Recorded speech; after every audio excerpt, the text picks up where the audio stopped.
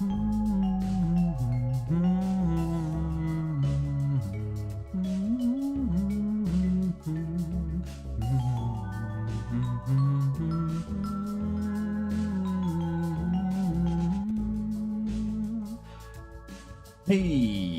chat.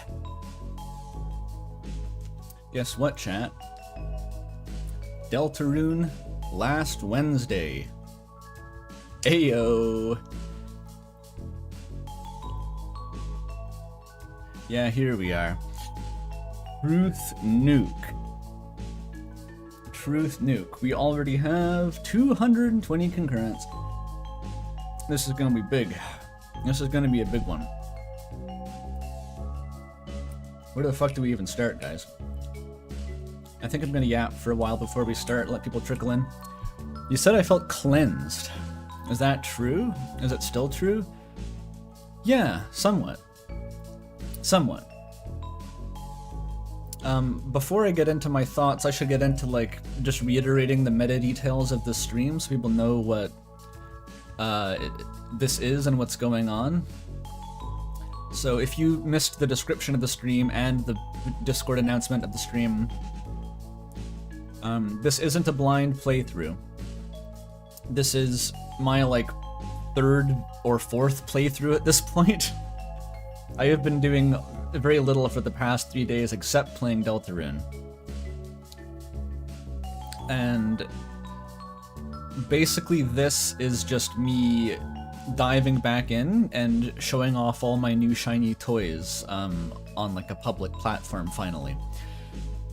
So it's a bit hard to picture exactly what this is going to look like.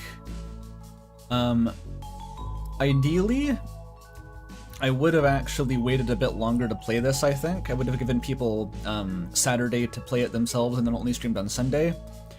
The reason I'm streaming both days this weekend, and it is going to be back-to-back streams this weekend, is a bit selfish. It's really just because this is sort of where it fits into my own post-launch schedule here. I'm on a pretty tight kind of timeline here because in order to actually process and respond to the launch of Deltarune, I'm actually effectively taking time off of developing my own game, which, like, I'm not the only person who works on that. So I have a month, basically. I have 1 month to get out a video in the wake of Deltarune, and I already have ideas about what this video could be, but, like,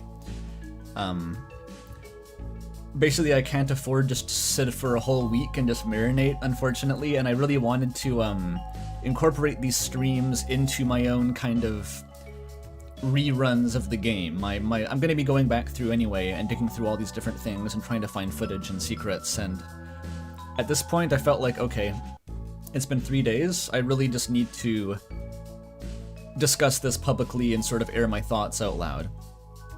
I will also say, obviously this is like a spoiler-enabled stream. No one's going to be cracking down on spoilers, but for the sake of people who have only had a chance to play Chapter 3 yet, I have played both, I've seen everything, but other people in chat may be tuning in after only playing Chapter 3 because they have, you know, jobs and stuff, devastatingly.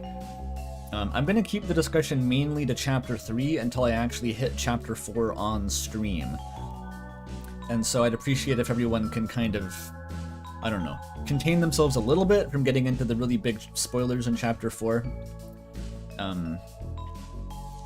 Some of the biggest reveals were, well, I guess in both, but there's giant reveals everywhere here. But especially, like, if you're coming to this without watching Chapter 3 or playing Chapter 3, why do they say watching first? You're fucked. Like, there's no way to avoid it. Like, we got a Roaring Night reveal. I warned you, but, like, you should not be here if you've not played Chapter 3. So, yeah, that's the level we're operating on. Everything in Chapter 3 should be considered, like, fair game to talk about right now. Including the secret bosses, including the Easter eggs. And so, while I go through this, I'm going to try to be pretty thorough and go through pretty much everything that I know exists right now. If there's stuff that I've missed, then I'm open to a little bit of backseating, because ultimately I want to use these streams to deepen my own understanding of the game and really scrape not the bottom of the barrel, scrape out the corners of the barrel. Imagine that barrels, if they had corners, it would be like that. It's like getting the last little bits of ketchup out of the ketchup bottle.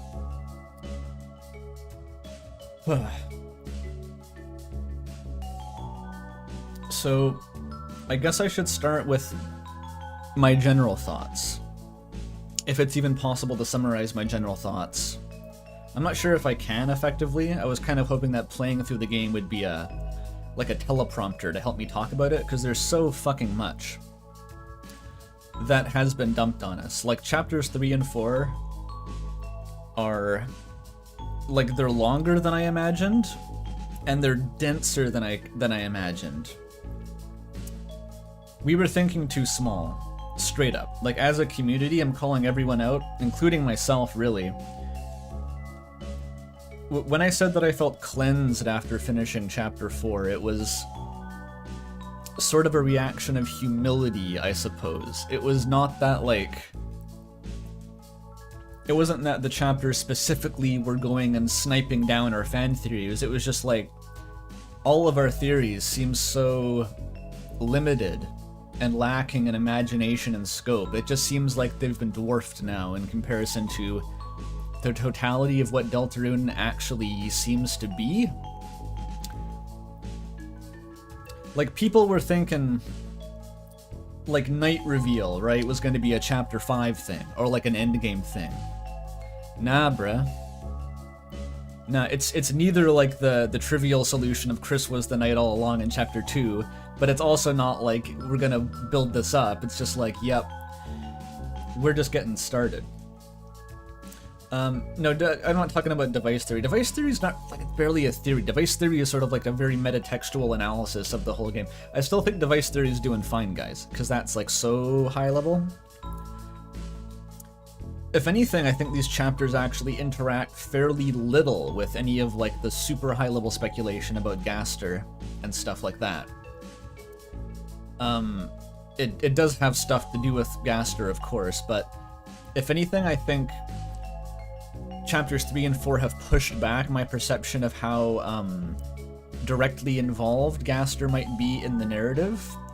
They've pushed him back into the distance a bit more. Like, I still think he's going to be a major factor in this, but for example, it seems like the secret bosses now.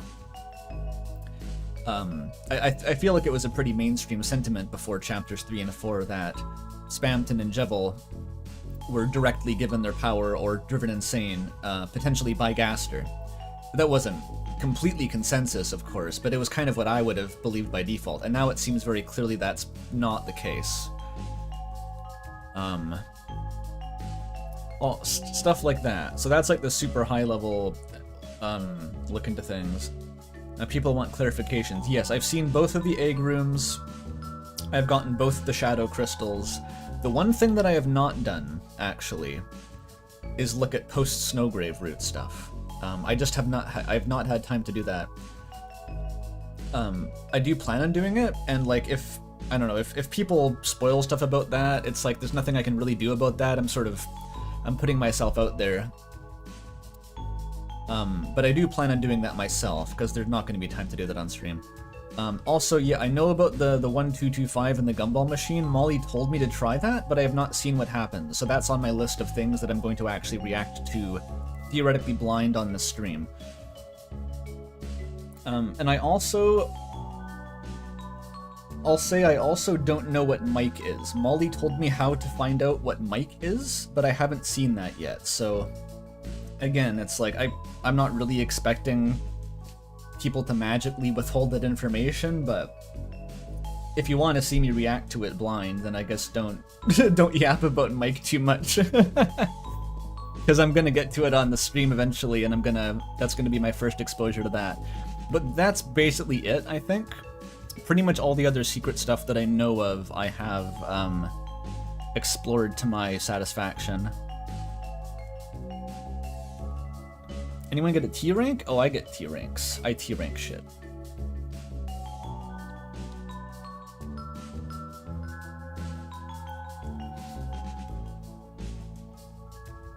Yeah, let's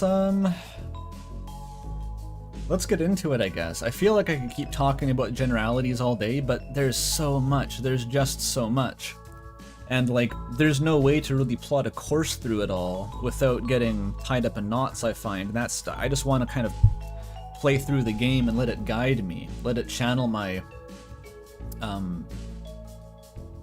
my discussion. You're taking too long. Yeah. I was glad to see the house-like carpet humor coming back in full force. Toby was training for that. Oh, but it's time to get locked down with donations now. Sweet.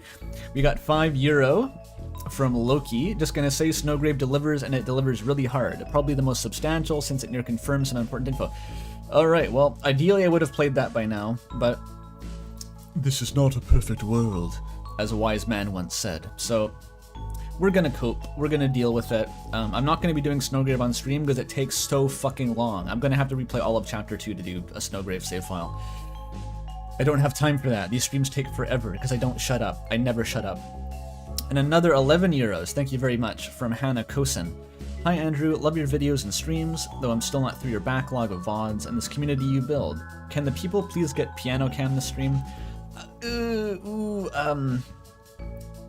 So the thing I said about trying to get like a new, better mic by this stream, I didn't end up doing that. I got too sidelined playing Deltarune. So if I do piano this stream, it's going to be with the horrible crusty clipping mic that I was using previously, and it's going to sound like dog shit. I also haven't learned any of the new songs. I had a thought to learn the diegetic piano medley. I think I'm going to have to learn that at some point. That could be pretty fun, but I haven't had a chance to actually learn anything new. Yes, chat, Mike.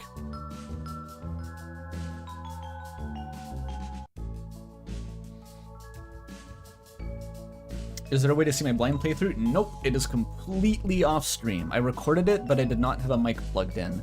And the reason I did that was, I don't regret this at all, having played it.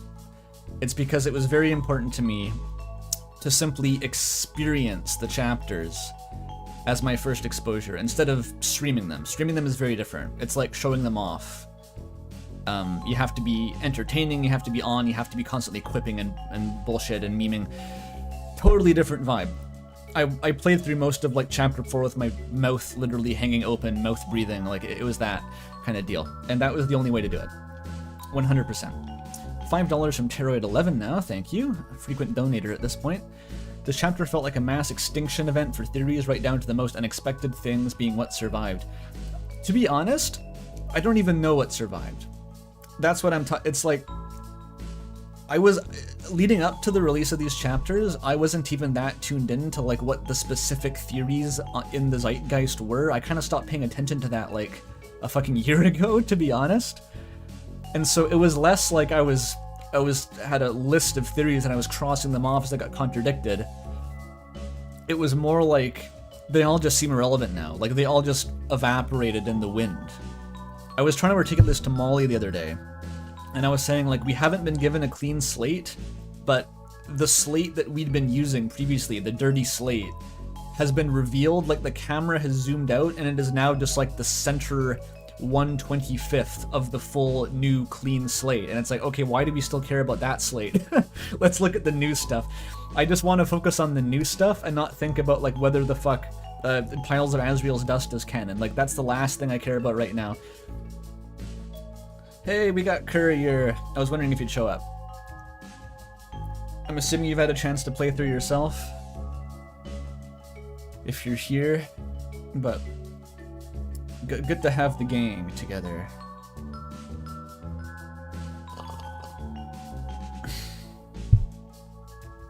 You already wrote a story? Wait, did you post it?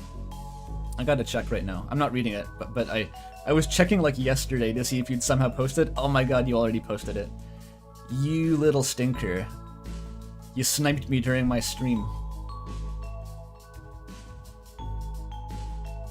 Ooh, it's that. Okay, this premise is exciting. It's chapter 4 spoilers though, so if you don't know chapter 4, then don't look at Career News New Fanfiction. I'm hyped for that though. I'm hyped for that. Holy shit.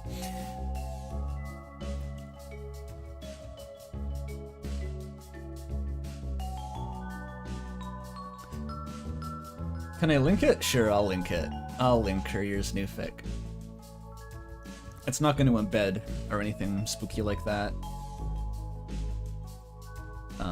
And again, like, you're not really going to avoid chapter 4 spoilers. I'm trying to encourage people not to yap too much about chapter 4, but like, if you really want to be safe, just please don't be on the stream. Okay, we got more donos. We got $5 from Nikaizo, thank you. Hi Andrew, haven't attended a stream in a while, but I wouldn't miss out for the world, lol. This one, you mean? You wouldn't miss this one. Interested to see your take on everything. I'm interested to hopefully be able to articulate my takes on everything. That's not a guarantee. I also missed $5 from Sawsib. Thanks for that. Favorite character from these new chapters? Well,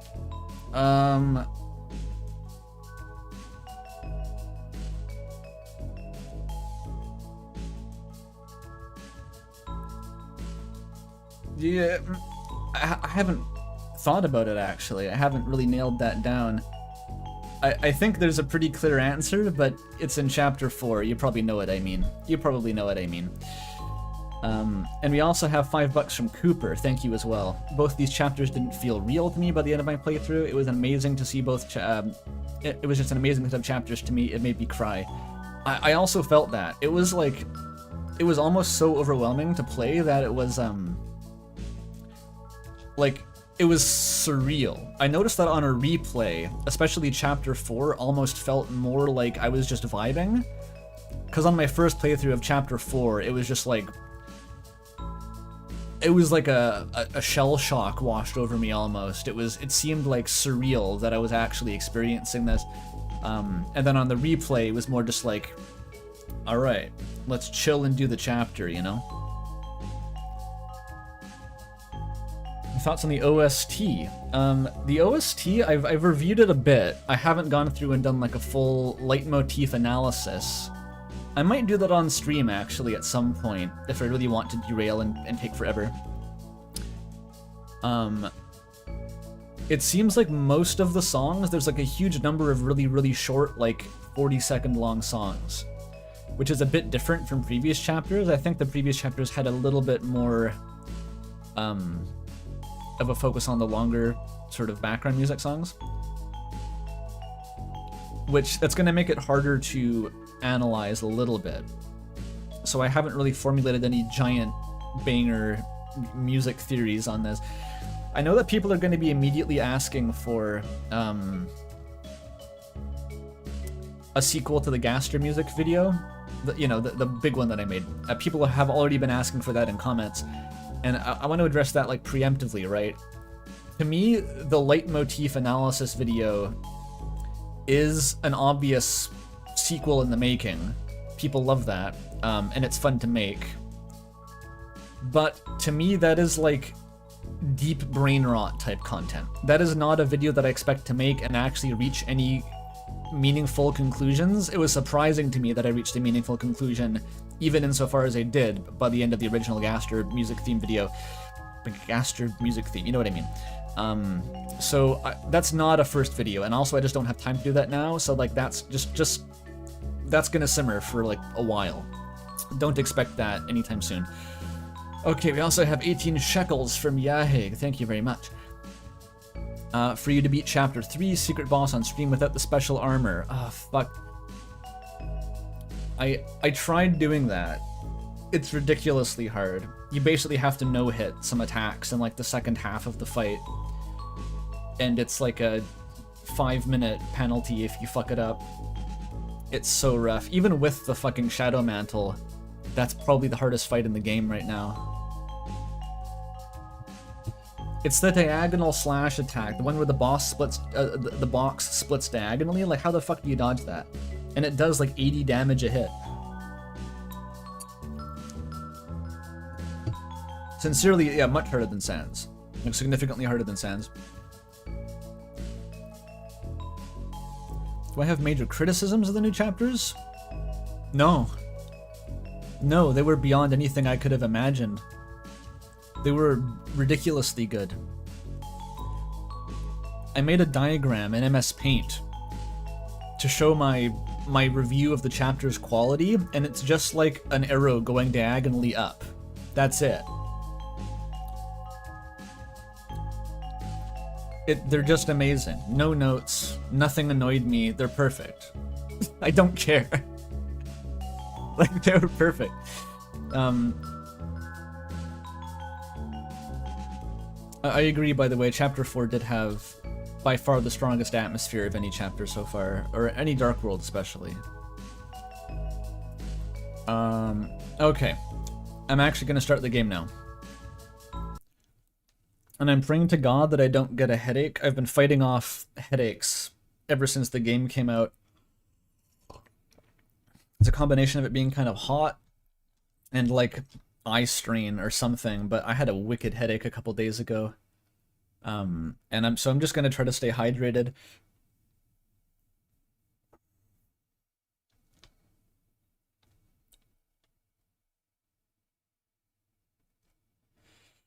Okay, another $5 to intercept me from Sheets. Did you notice the unexpectedly strange parallels with the super boss of Chapter 4 with that character?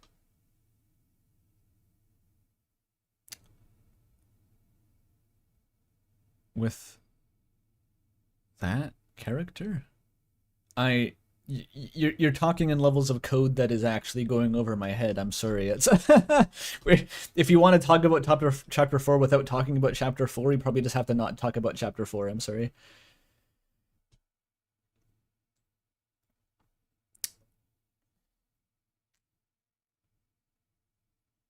With Gaster?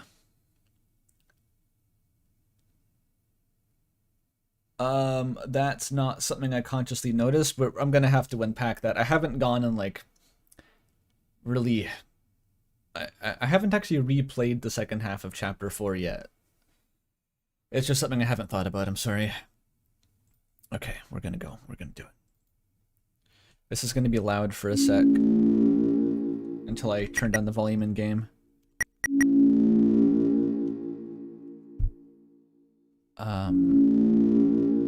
Actually, is there a settings menu on the, probably not. Okay, just bear with the loud noise. I'm gonna turn down my computer volume globally for a sec. There we go.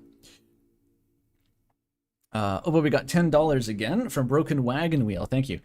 Toby did a really good job making us feel like we're getting tons of reveals while still keeping a lot of lore close to the chest. It's to kind of a maddening extent, actually. Like, we have the night narrowed down to one of 2 people, and somehow it still feels slightly ambiguous. Like, it's fucked up. It's so fucked up that he did that. Yeah, it's a combination of that, and also just as many questions, I think, have been raised as have been answered, if not more. So we're still fucking adrift at sea here. And £5 from a vast antivirus. Thank you as well.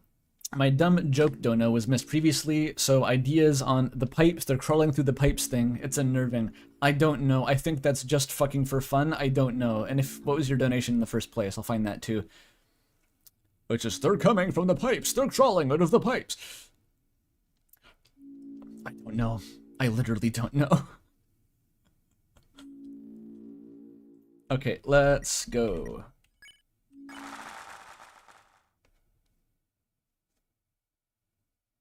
They had to go somewhere. Okay. Hang on. Do we have Deltarune? Yep.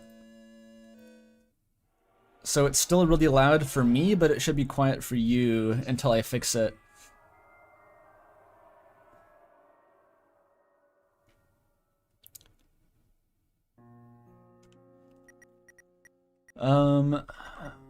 So I think file 3 was the one that I was using for replays mostly. 900 viewers? Yeah. Yeah, we chill like that. We're chill. We're chillin'. Oh, hey, Toby. Chapter 3 gamers, rise up.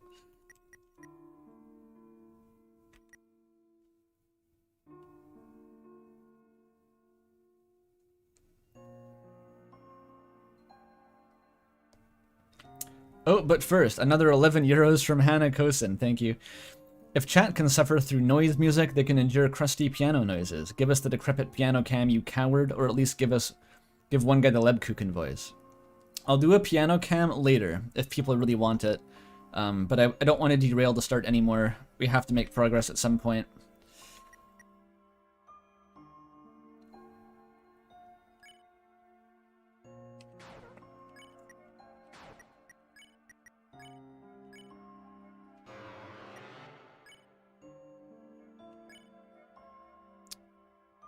Oh, but I should start from...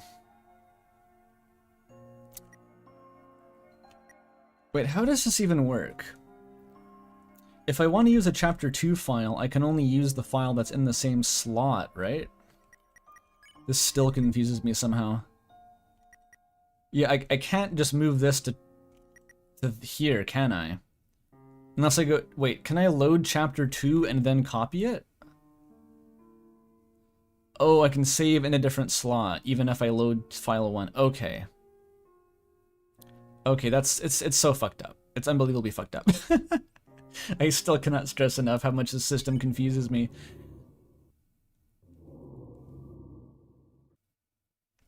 Here we go.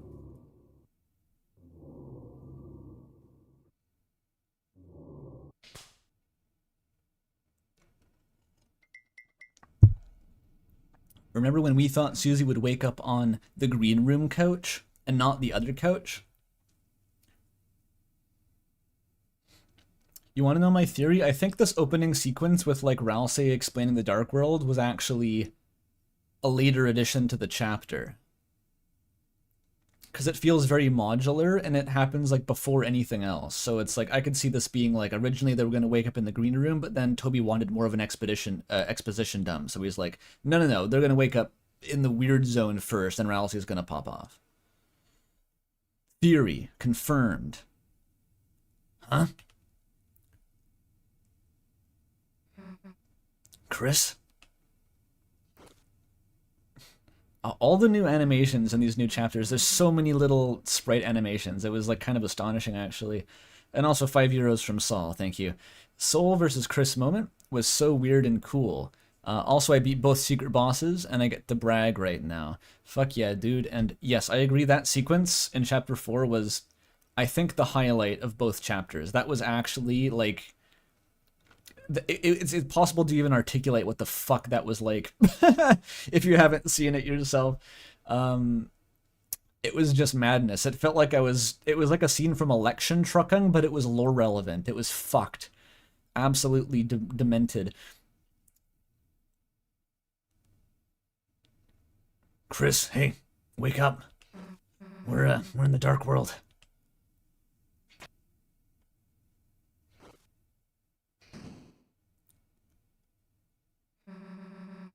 How the hell did this happen?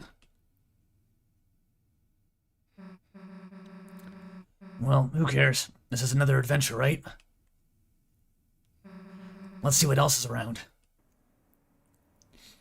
I love how Susie's character is perfectly calibrated to just skim over any kind of sticky questions that may be raised by this scenario. Because Ralsei is explicitly trying to get you to skim over the sticky questions, and Susie just by default does not give a shit. So it's like, why are we here? Let's not think too hard about it. Dude, you know we can run, right? The hell are you still walking everywhere for? Okay, you know what? People ask me if the new chapters I had any criticisms, and I said they were perfect. That's like literally my only criticism is the fact that Susie will not shut up about walking. It's like, I know Susie. I literally know. I like walking. She keeps saying it no matter what. It's a couch for sleeping. If you go back to sleep, you may miss a lot of important things. Will you go to sleep? Nah. Let me turn down the fucking volume.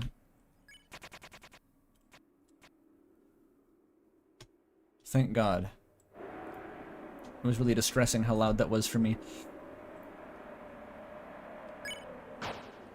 Okay. Let's go to the sneeze zone. Look at these goobers. Wait for it. Nice.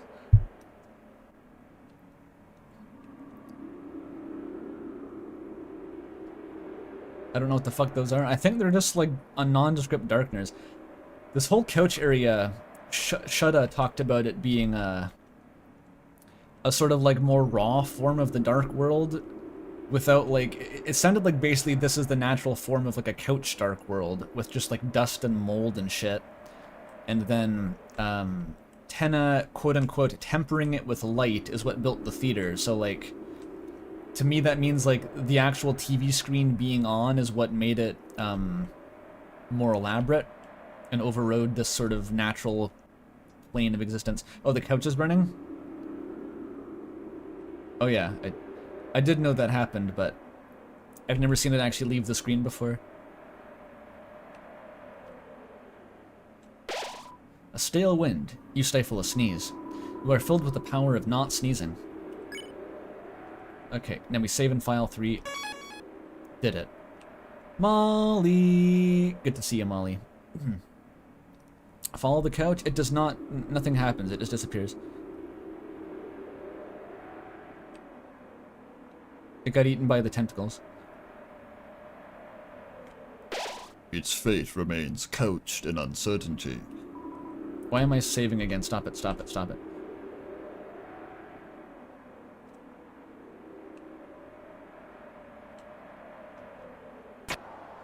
Okay. I know from experience that you can really afford to run through this opening section. It's a fucking gauntlet. It's like a racetrack.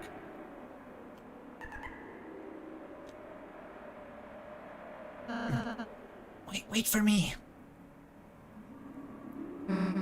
Ralsei. I felt the dark presence inherited here. If we keep going, the dark fountain should be... Hey, Ralsei. You're not gonna believe what I did after our adventure yesterday. After we saved the world, I went over to Chris's. Almost baked an entire pie. And then marathoned movies all night. Susie, it sounds like you had a wonderful time.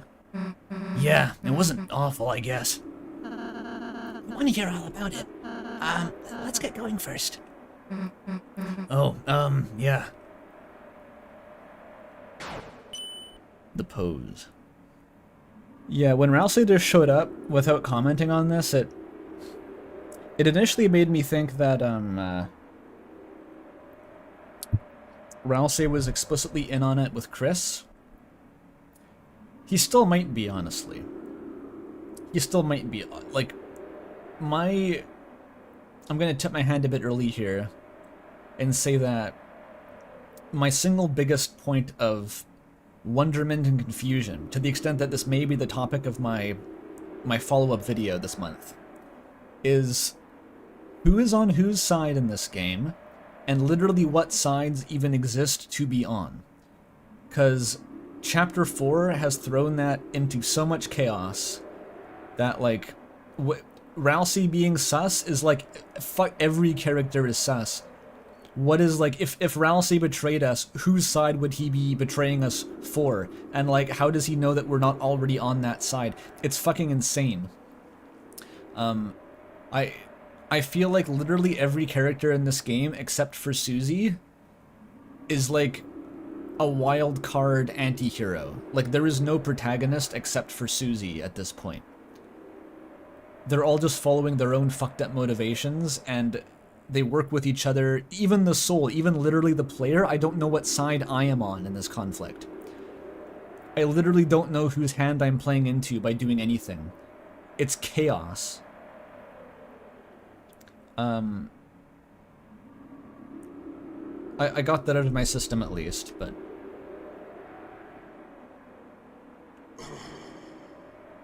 You always gotta pop the dust piles. The soul, well, the soul's motive is literally our motive. Like, the player is the soul. Straight up, I will accept no concessions or compromise. The motivation of the soul is your motivation while you're playing the game. So you know what the motivation is, which is usually to follow your nose and do what seems interesting. But fundamentally playing it, I don't know if I'm helping the prophecy, I don't know if I'm breaking the prophecy, I don't know if I'm actually working with the knight, or if I am working against the knight. I have a suspicion the soul is actually more of a benefit for the knight than it is for the fun gang, assuming the knight and the fun gang are even on different sides. Anyway, that's what I've been thinking. about some of those movies last night. Think you could survive Blood Crushers too, Ralsei? I don't know, I've never seen a movie. Huh, really?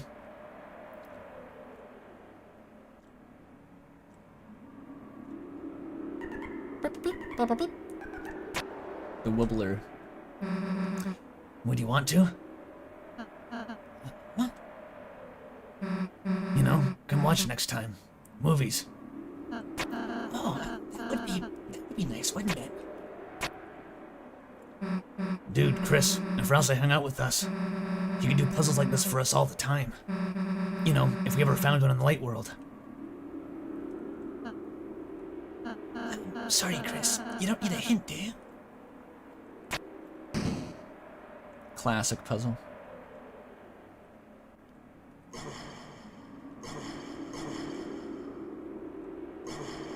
Oh, the chest is in a fixed location. You opened the chest. Inside was 10 points. Is my chat no longer scrolling? Hang on, let me refresh to make sure it's not crashing. We have 900 concurrents. Ooh, boy.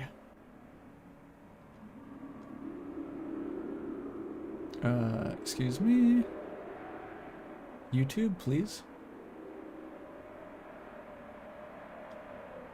Hello, YouTube. Oh, dear.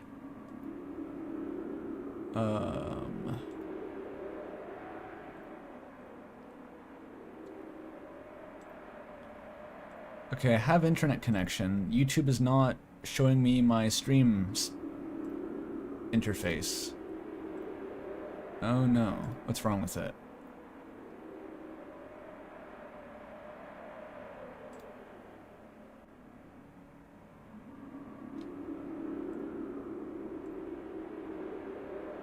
What is wrong with it?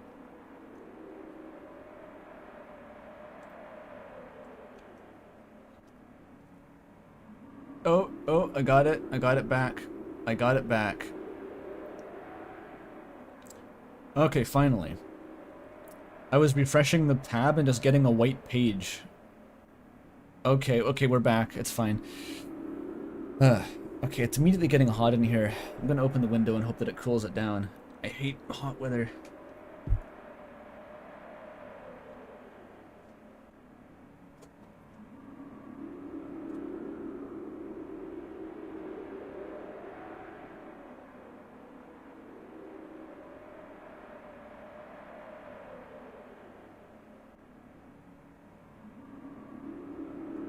How hot is it? It's not even that hot, but it's like, it's warm enough to make like, there's no air conditioning in this apartment, and so I'm kind of reliant on ambient airflow to keep the room cool.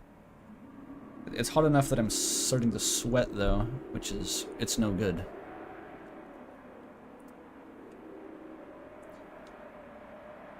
I was correct about there not being a third entity. Did anyone still think there was a third entity at that point? I thought if nothing else that video fucking just absolutely curb stomped that idea within the fandom consensus. Although I don't browse Reddit. And then, like, it doesn't have to just be movies, you know? You could even, like, go to school with us. Then we could get him to do our homework. Right, Chris? I'd love to do your homework, Susie. I feel like if anyone still believed in a third entity, they're going to keep believing it. Because it's like...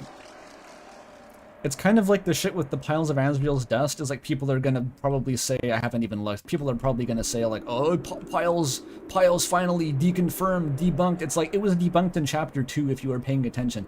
It's like, that didn't register as a reveal. It's like, what is specifically new about chapter 3 that's gonna convince you if chapter 2 didn't? Okay, best idea for last. So there's this festival in a few days, right? And, maybe it's stupid, but wouldn't that be kind of fun if we all went?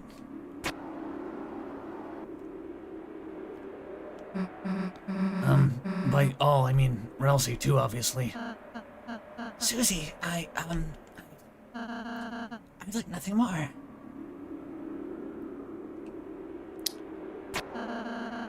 I'd like nothing more than to go, Susie. But But you... what? I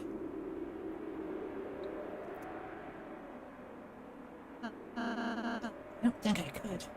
Yes, I did have to replay the chapter to get an S rank. I did.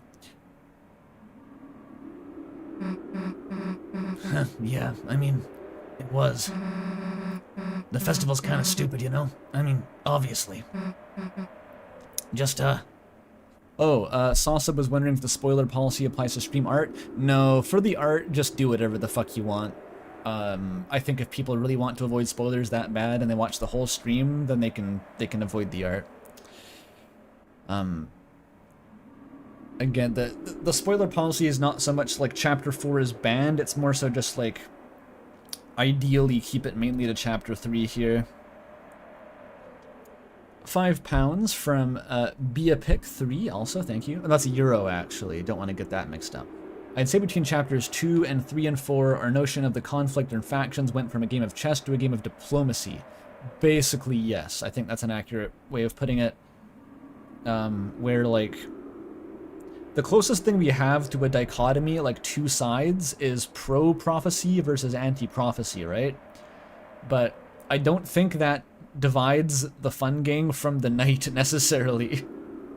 Or at least it doesn't divide, like, holistically the fun gang from the knight gang. Which is what makes it insane. Like,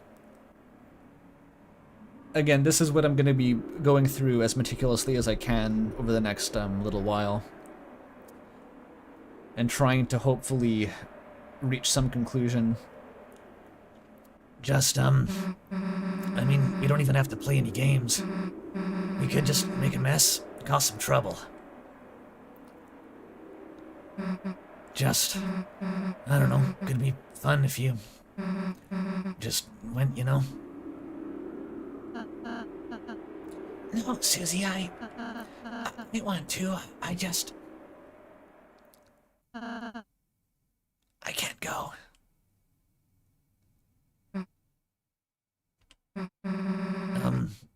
Did I say something weird? No, not at all, Susie. I'm happy to be invited by you, Susie. I am. It's just... I'm a Darkner.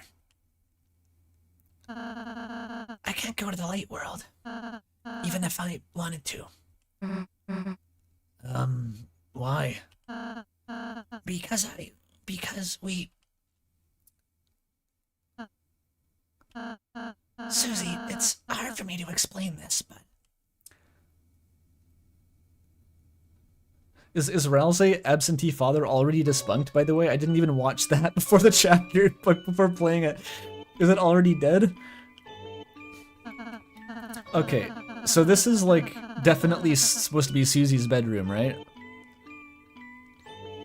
And I don't see what else this would be. It has the Susie Zilla poster, which I think at least it proves that she isn't homeless, but it does confirm everyone's suspicion that her home life is shit. You see, Susie, you and Chris live in the light world. Celebrity chair, by the way. Crazy chair reveal. It's insane how many moments in this chapter where, like, the most nonsensical, mundane thing appears, and if you will, like, follow the Spamton sweepstakes, you're like, oh, there it is, oh. Like the fucking white pixels drifting in if you keep going north in the Dragon Blazer game, like. Celebrity chair cameo, though. Also $5 from Pando, thank you. The terribly emotional moment got ruined by the ice cream truck outside. Unfortunate. You see, Susie, you and Chris live in the light world. A place where everything is as you see. That is, as long as there is light. You see, when it gets dark, things become more indistinct. A chair can look like a monster. A poster can look like it's moving. And your eyes can't see the truth anymore. And when the light runs out, you see nothing. Of course, your mind can't make anything out of nothing.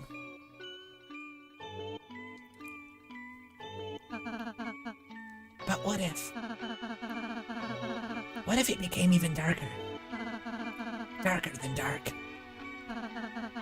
What if we could take away the light that wasn't there? Until we reached another side. If that were to happen... If that were to happen... We'd get the amalgamate from Undertale. You could start to see things again. This threw me for a loop, and it still does. Why is that endogeny? Why is it? Why is that there? $5 also from some dude Wilson. Thank you. My brain shouted out photons reading negative at this scene. I felt simultaneously like an idiot and a genius. Yeah, it's pretty much a direct reference to Entry 17, which, like, it is. It's kind of a reveal, but also, like, it was fairly evident, I think, that Gaster's Entry 17 was referring to a dark world by now. So this is more so just confirmation, I think, that that's actually what it was referring to. It also, I was slightly disappointed, not in like a Toby fucked up way, but like in a, oh no, my headcanon, that the chair being darker than dark in the sweepstakes wasn't referring to a state that was like even darker than a dark world. The dark worlds in general are darker than dark. So it's not explicitly like spooky shit happens if you get darker in a dark world. Although, I mean, it does, like the roaring and the titans and stuff, but, I don't know. The chair is just a dark world chair, it's fine.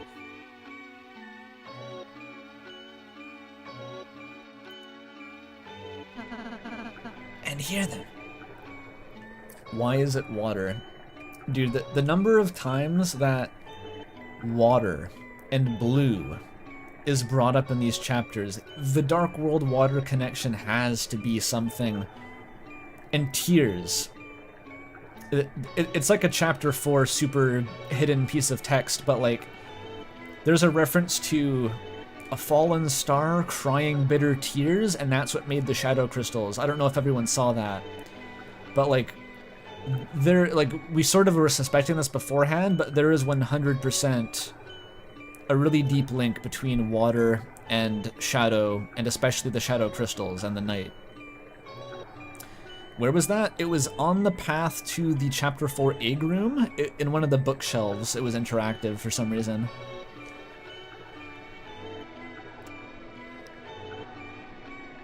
Very mysterious piece of the fallen star.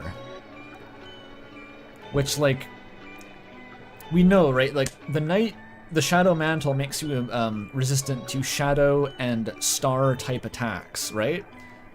Which is, I assume, what the knight uses in the knight boss fight. Some of the attacks look like stars. I think the knight has to do with stars. But I don't know what to make of that association yet. Because there's no obvious star imagery outside of, like, Tenna, mostly. It's kind of a new thing they've introduced, actually. Well, Starwalker, yeah. Relation between the depths of the ocean and the depths of space? Maybe? I mean, space is definitely dark.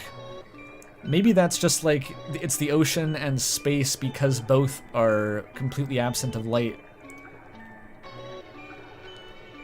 I don't know, but I don't really have much to go on yet regarding, like, what the fallen star refers to.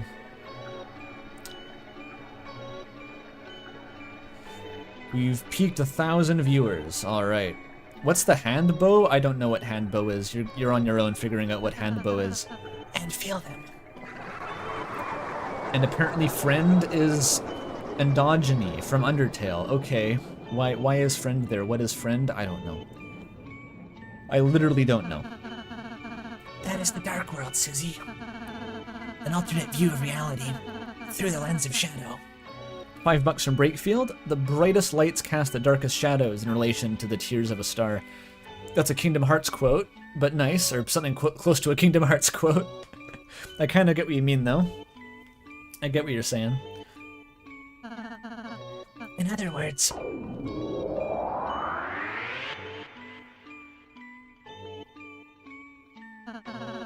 an illusion. Matt Pat was so close. The dark fountains change everything into a fantasy. So this is, of course, just everything we already knew. It's being spelled out for the sake of Susie, but also anyone who wasn't brain rotting in like lore videos for the last 4 years, in case they hadn't picked up on this. $5 again from Terroid11. From the makers of Annoying Dogs, it's the Unnerving Dog. But they're a cat. They're a cat dog. A dog cat? Friend is like a cat we know, somehow. Yeah, pink and yellow is like explicitly related to freedom. We know that now, which is like friend... If not for the context of the shadow crystals coming from the night, I would now be immediately jumping to the conclusion that friend was the thing that corrupted the secret bosses, but now it's pretty explicit that the shadow crystals are generated by the night, and that's like a direct relationship. I don't think there's a middleman. I still don't know what friend is. Also, it's on the controller you find. The odd controller has pink and yellow buttons. In the light world, in reality, Lancer is just an average playing card.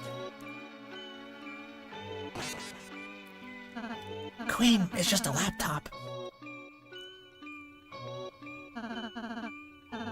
In other words, when the lights came back on, this world is no longer real. The places you go, the people that you meet, seem like fantasy. None of them are even I, the one telling you this. I, too, am the horned headband. Oh. Fuck you, Susie, for that. By the way, the horned headband is like, we're so back, it's so over, we're so back. It's the one thing that makes me doubt horned headband now. We're gonna see it later in the stream, of course. The fucking door you pass through to get to the ice maze, it has red horns. The door has red horns. What the fuck does that mean? Why does the door have red horns?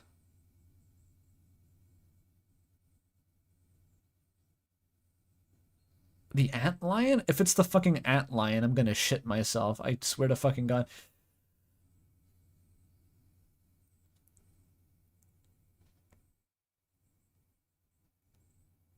The fucking antlion? Seriously, the antlion. I'm remembering it's when you photograph it, it does mention youth. It mentions youth. God fucking damn it.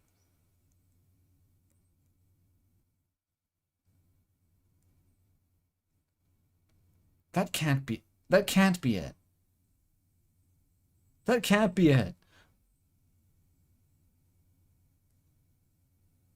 Why? Why the antlion? Oh, Jesus Christ.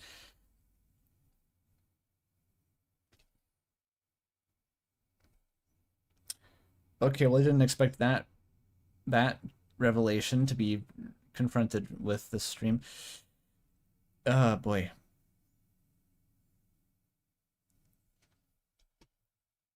Oh, look, we got 10 pounds from Jenny is Tyrio.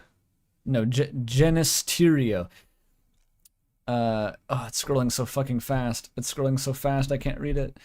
Hello, hope you've enjoyed the chapters. I've been watching over the last year while biking, and they're great to listen to. I was wondering what's going on with the Discord. Thanks. The Discord is just in lockdown right now because I decided to give it a 2-week window where people could still use the Discord without being bombarded by spoilers. And I didn't want anyone to come in and like try to Snape is Dumbledore it. You know what I mean? Because I did hear there was going to be like roving packs of trolls who were just going to be spoiling things intentionally. So it's in lockdown right now for 2 weeks. But thank you for the donation. We have 100 arsebucks from CIA for you. Money! Yeah, thank you for that.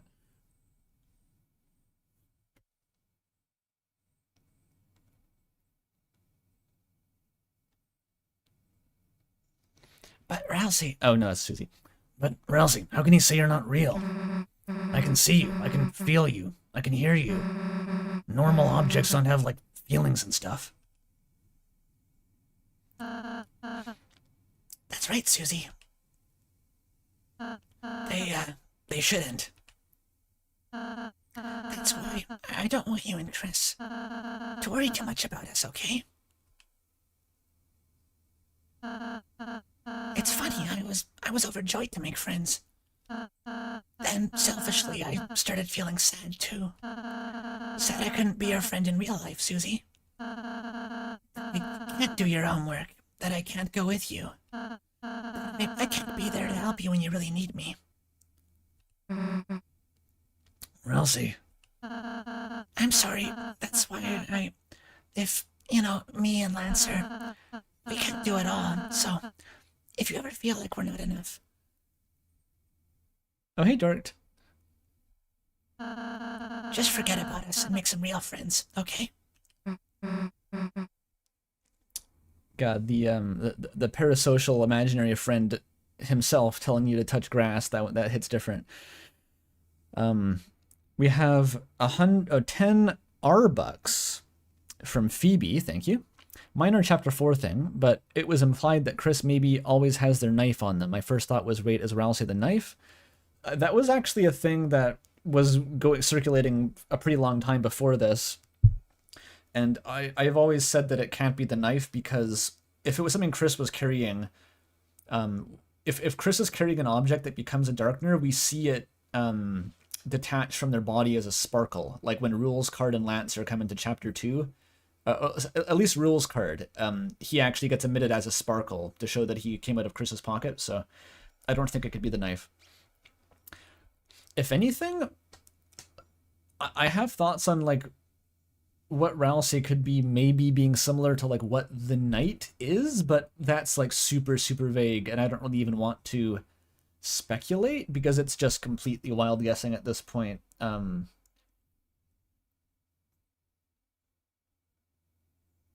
Because I guess I'll say for now, I'm not convinced that the Knight is actually a Lightener necessarily. Like they could be, they easily could be. But if the Knight is Des, I'll just go out and say it. The Knight is either Des or it's Carol, unless we're being very deliberately misled. It is very, very obviously forecast to be either Des or Carol. I'm honestly leaning toward it being Des still. Because of the bat and stuff. And if that was the case, like, we obviously know that Des isn't just hanging out in the light world. Even if Des was hiding in the light world, like, someone would have found her at some point. Like, she's not just hiding in a bunker. I don't believe that. My hunch, my gut reaction is somehow if Des has, like, become permanently absorbed into the dark world. Like, Des literally functions as a darkener for all intents and purposes. And if that was the case, though, like, you know, when a normal darkener, if you seal the fountain, they become a light world object. But the exception to that so far has always been Ralsei. Ralsei shows up in every dark fountain, but when you seal it, he doesn't pop out as like you know, the horn headband or anything like that. He always just seems to reappear back in the Grand Fountain. And so, like, that's the closest comparison I can draw. Like, what if the Knight is the same kind of thing as Ralsei, where it's like a special darkener that doesn't correspond to a specific light world object and can sort of just be anywhere in the dark worlds? That's so fucking vague, but that's like a hunch that I had, at least.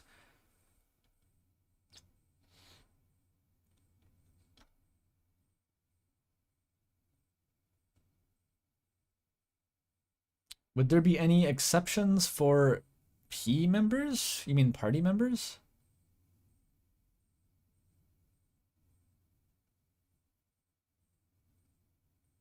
Patreon members? What is a P member?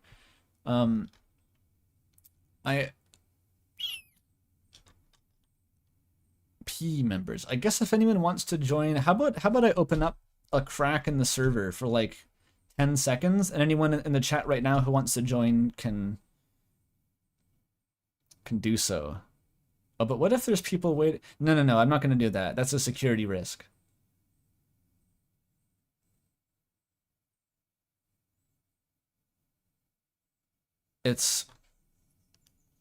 I feel like for the sake of the people not watching the stream right now, I don't want to do that. Yeah, we got 1,200 viewers. Okay. Ralsei, you idiot. How can you say that? You think I could just forget you? Forget Lancer? Forget everyone.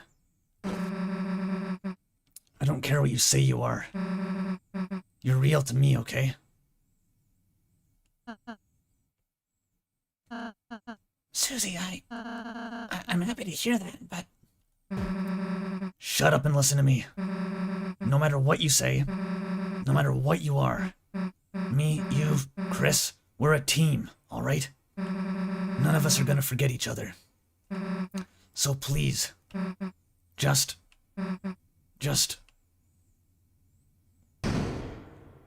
It's coming. Oh, another £2. Patreon members. Does Patreon not let you join the Discord still? I didn't think about that. I didn't think about that at all. I don't know. Like, if Patreon won't let you in still, then I don't know how to solve that without creating, like, a potential risk of trolls invading the server right now. I'm sorry.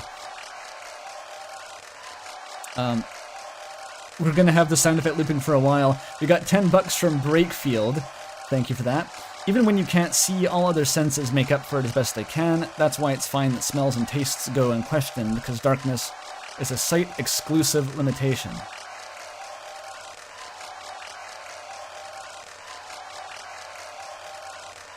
What is that in response to? I mean, it makes sense, but I don't know what that's replying to. And already another $5. Thanks, Tenna. $5 from Captain Hate Crime. That's a worrying name. Ness Night Des seems very skeleton-like. She's able to unhinge her jaw and open her ribcage. Maybe she's dead, but her corpse lives on. I don't know. I think the design is just whatever bullshit Toby wanted. That's my professional opinion, but thanks for that.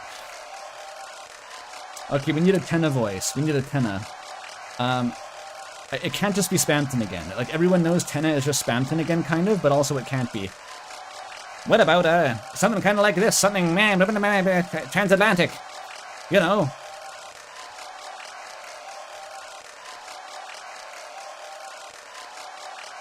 He has a canon voice. I can't do the canon voice.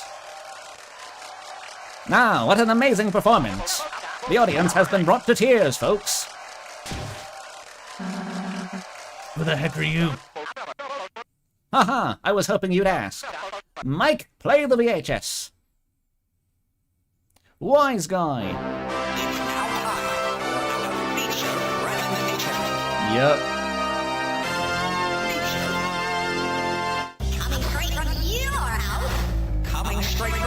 They just made the Spamton sweepstakes into the chapter. He's groovy and never gloomy. You can't get it from an egg. The sensation of your screen. The show that makes you scream. See it with it, folks. Mr. Antenna's TV Time.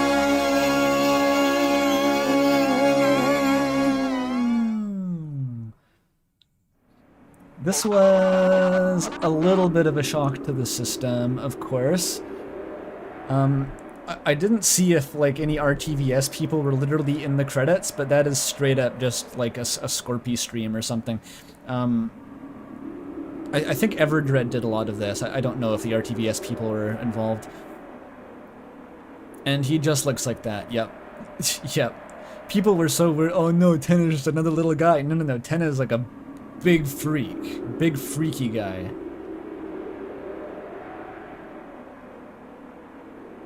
What lovely contestants we've got today, folks. Contestants? Yes, you three are the stars of today's show. Mr. Tenna's marvelous mystery board. TV time. What? What the hell are you doing? What am I doing? You should be wondering what you're doing. You're about to play the greatest game of your life. Answer crazy questions, pass physical challenges, and you'll win some TV-tastic prizes. Laurel Cowboy, brand new family car, Big Bros Talker Backer, kitchen sink fur guard, chocolate chewy rollums, a genuine Rousey plush. I didn't agree to that. And that's not all!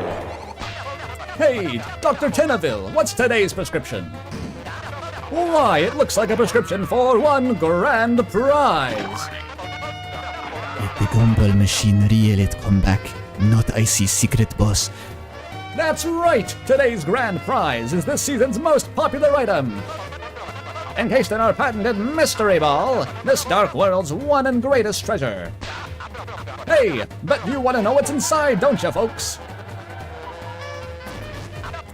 Well, great news, cadoos and cadets! Everything can be yours! All you have to do is win! Wow, I've never seen a funometer like this, folks! Now don't touch that dial, because tonight we are going to have one heck of a... Who the hell is we? Well, this is a game show, and you guys are the contestants, right? Let me be a little clearer. We aren't being on your stupid show. You aren't. That's a good chat message. Is it just me, or is Tenna literally the exact character people thought all the secret bosses would be? Pretty much. Pretty much all the ideas about like the witty secret boss, the fall of the Western, the fear of abandonment by newer media. Those are all just Tenna, yeah. I missed some donos, by the way. We got €2 from the 30-second system. Do you think the knight looks like a titan? Yes. Yes. I think that is actually in the roaring cutscene, like, you know, the central titan, or like the kind of pointy Evangelion looking one. That one kind of looks like the knight. So I think the knight is using the rock in like a pure darkness aesthetic. We're going to go with that. the rock in that darker than dark look. Also 5 Canadian buckaroonies from Artemis, thank you. I don't see how Des can be the knight. Given the setup Toby made with Des being lost in the code, Carol feels more likely to me. I don't think you can... That Des being the one lost in a code was always an assumption. First off, that was never... There was never evidence for that. That was people's best guess because we had no other candidates. As a second point, I don't think that that's mutually exclusive. I think the voice in the code could be a remnant from the past, for example. It could be a recording of something that once happened before Des became the knight. There's several scenarios that could still work. I think the fucking bat is just like... It's kind of overwhelming. I was taking some notes on pros and cons, Des versus Carol. There are points in Carol's favor, but it is also difficult in Chapter 4 to line up Carol's like physical location and like position and timeline with the knight being in the Dark Fountain too. So there's actually... Carol being the knight makes less sense than I originally thought.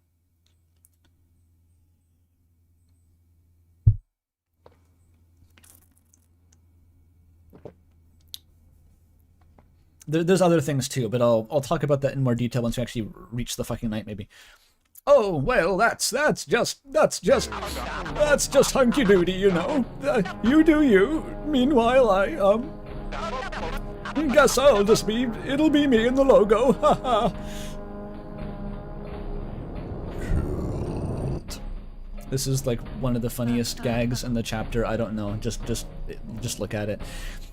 $2 from Phoenix to say unused Shadow Crystal Chapter 3 dialogue gives Carol IMO. What do you mean unused? Did you already data mine it? Did you already data mine the unused dialogue and you're telling me about the unused dialogue? It's not used though. It's not used. They didn't use it.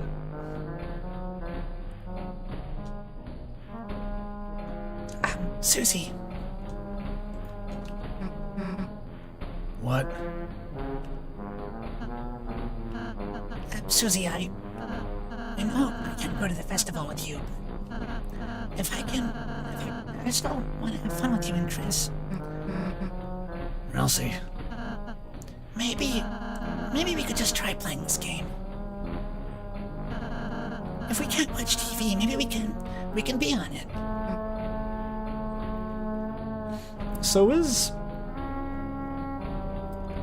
I'm of the opinion that Ralsei is genuine here. I don't think that Ralsei has... Because Ralsei wanting them to play along with Tenna, obviously Chris wants that, because Chris is working literally directly with the Knight to do whatever this plan is. Ralsei encouraging Susie to do this is also playing into the Knight's hand here. I can't quite bring myself to think that that's intentional yet. I can't quite jump to the conclusion that literally everyone except Susie, including the Knight and Carol and Chris, literally everyone except for Susie is all in a conspiracy together. And yeah, Ralsei usually rushes to seal the fountain, which is like, I think this is just a genuine kind of out of character moment for him because Susie made him sad. But it still remains to be seen, like, what exactly Ralsei wants. What is Ralsei's objective if it's not the same as the Knight's? Alright, fine. We'll give it a shot. You'll give it a shot. My game? I guess. Oh, you will! You thrill! Mike, the lights, the sounds, the what's it, the do's it's! Turn them on! And get me a cup of coffee. Right over here, ladies and germs.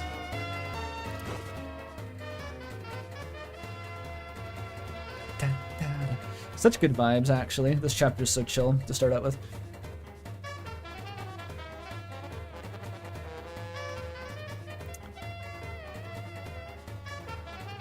Well, not out of character, I mean off script is more accurate. Ralsei usually follows a pretty strict code of conduct for like keeping the heroes on the prophecy.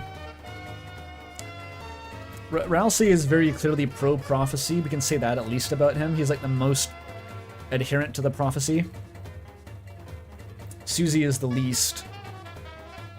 The question is if whether Chris is. That's sort of the big million-dollar question is... Despite the Knight working against these guys in some way, I think that the Knight is still pro-prophecy in some way. Or at least that Carol and Chris are.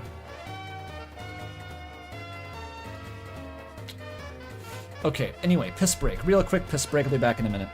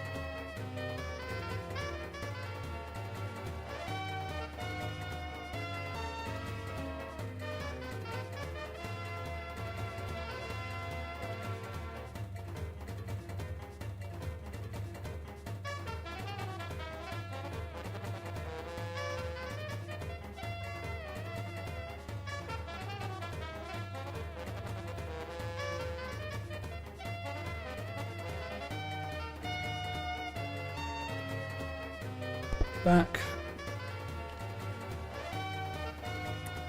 Oh, the whole chat's just in chaos about the night. Oh man, I knew this would happen. It's kind of hard to keep the discussion contained when it's like people want to know who the fucking knight is still. Okay, 7 Canadian buckaroons from Fred Flintstone. Yabba dabba doo! Thank you. Andrew, can I get a tennis dancing gif? I think you mean a tennis dancing gif in the corner with Gaster. Thanks for reminding me, actually. I will do that if one exists. I also wanted to move Akazet out of the way of the actual, the game here. Because I want to be able to use, stream footage without having the Gasters visible. Akazet, move over. Oh fuck, that's not right.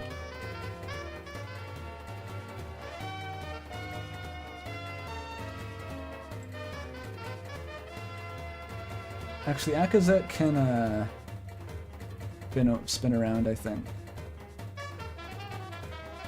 There we go.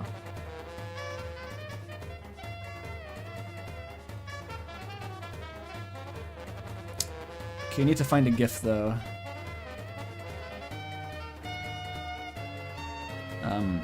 My vessel name is still Akazet, by the way. That hasn't changed.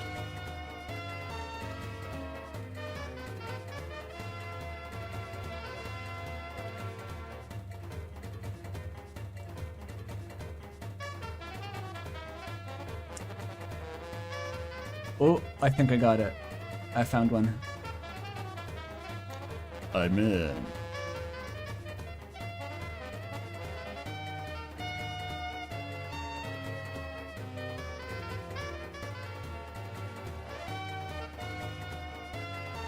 Okay, bear with me.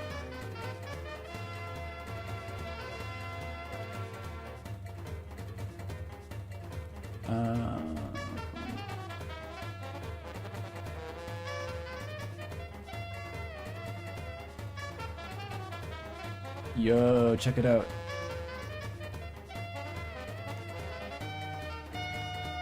I think he has to come out from here. I think that's good. Although he has to be behind the original Gaster.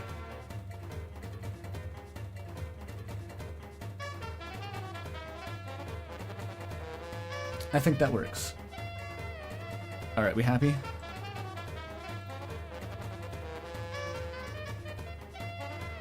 Can he be sped up? I actually don't know. Let me see.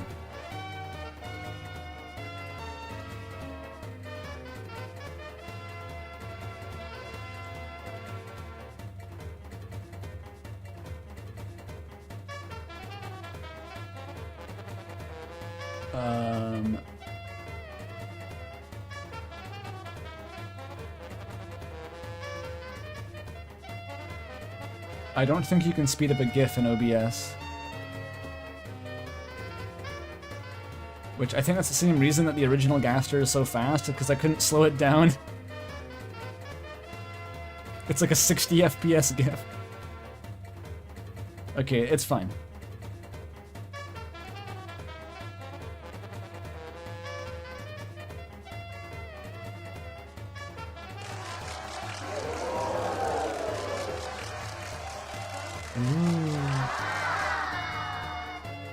This is literally just like a tutorial. I love this guy. With a filter? What filter do you add to a GIF?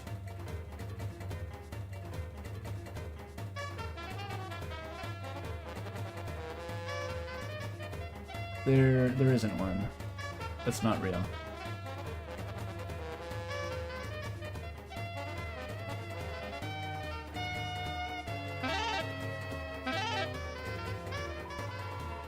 Wants an autograph. Knock him dead. Get fucking wrecked, mate. Deja vu. Deja vu, mate.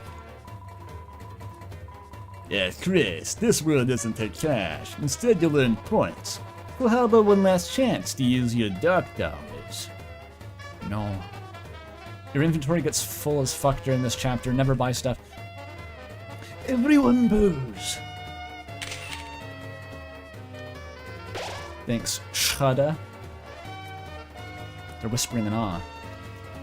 So am I crazy, or like did I make a big deal about in the narrator video about all the save points not using brackets, and now like all the save points use brackets for no reason? Chalk one up. For the brackets have meaning truthers. They meant something by this, surely. Surely they meant something by this. Crazy. Insane lore. You are filled with the power of undeserved fame. I live in fear of being a, you know, like a game creator, a creator of any sort who has a following that literally keeps track of when he uses brackets around text or not. Like, isn't that a nightmare? Like, if you want to start just putting brackets around save points halfway through a game, who's gonna notice that? Everyone noticed it, Toby. Literally everyone noticed it. Your performance will be graded at S rank, A rank, that sort of thing. There ain't no shame in having a low rank, so just have fun. This guy is like finally an appropriate use of the batter voice, basically. What do I do for these fuckers? Ah, the stars, charmed. We'll be your boss encounter. Here's a little romantic forecast for you. The weather always sticks together. Good enough. Leb voice? This is... I have watched Joel play through the first half of Chapter 3. That's kind of the same voices that he was doing. This fucking guy. What is this guy's deal? Chris, love, let's catch up in the green room. British. Chris, love, let's catch up in the green room, yeah? Green room, innit, love? Tesco, Siggy Tesco. Bummer Siggy. Chris, love, let's catch up in the green room. Good enough. So, any ideas on how I can be TV guy's second in command? Rules? Oh, buddy. Rules card? More like fucks hard. Am I right? The things I now know about your character. Toby woke up one day in the last 4 years and just decided, you know what Chapter 3 needs? We need the audience to know that rules card fucks. And now we know. Now we know. Yo, 20 bucks from Witchbird. Thank you very much. Every time a cutscene ends with Chris facing the camera, it feels much more... Hang on. It feels much more awkward and judgmental after these chapters. We got so much hashtag Chris not player. It's we got so much fuel on that fire. Not that we didn't have it before, it was obvious before, but it's just like so much more palpable after Chapter 4 where you stand in relation to Chris. It's so much more palpable. I can't wait to get to Chapter 4 and talk about that scene. It's so funny, the fucking vibe that scene has. Everyone got their snacks and drinks. Once the show starts, there will be no bathroom breaks. Are we all ready to begin the show? Yeah, let's do it. Great! Mike, hit it! I'm a little nervous. Quit messing with your ears, we're about to be on. Will everyone please give a warm welcome to today's star contestants. Everyone, please cheer their names. The fucking Okadaska sample from Earthbound. Hilarious. Toby has actual programmers on stuff. Toby has the production values have risen so steeply. It's actually dizzying. I was talking to Molly about this. No, I think I was talking to Marcy about that. I forget who I was talking to about it, but like I'm imagining in 10 years when this game is like out and it's old and like 2040, the old Deltarune heads are going to be trying to convince people to play it and like, yeah, just get best chapter 1. It's better after chapter 1, okay? Like how could you describe to someone the difference between if they've just played chapter 1 and like we're going to get to here in chapter 4? It's bizarre. I don't think any other game is really like this. It's not like Homestuck. Act 1 is one of the peaks of Homestuck. Oh, right. All right. Contestants. Your names, please. So I tried a few different combinations for this. I'd give you 4, but the censors would kill me. Most of them didn't do anything. I tried entering the vessel's name, like Aki, that doesn't work. I tried entering my own name, and doesn't work. If you do AAA, he says you're screaming with joy. Chris has unique dialogue, yeah.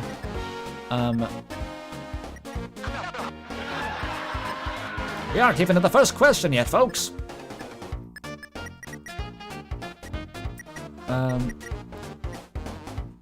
WDG. Does that actually do something? I didn't think to try his initials. I thought like gas would be too generic. I'll try WDG. This is finding secrets after all.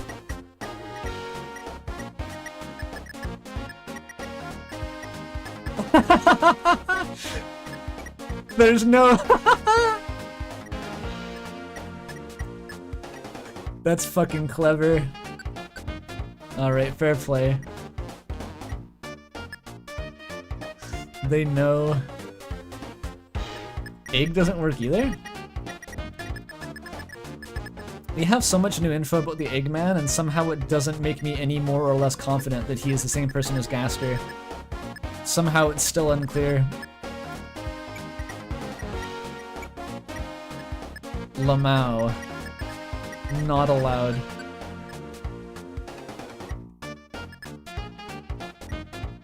What about, Des? That probably doesn't do anything, right? Pooh is pretty funny. I think Pooh is quite funny.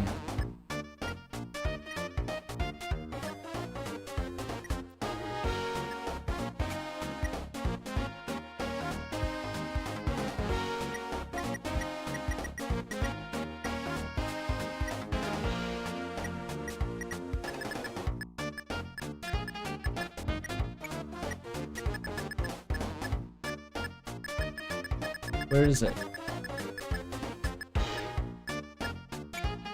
Okay, let's see if it gives you a G on any of the last ones. It doesn't.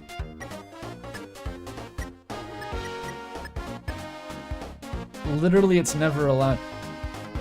Someone in chat said it might just be to stop you from saying the F slur. That might actually be true. You'd think they could detect if you had the first 2 letters, though.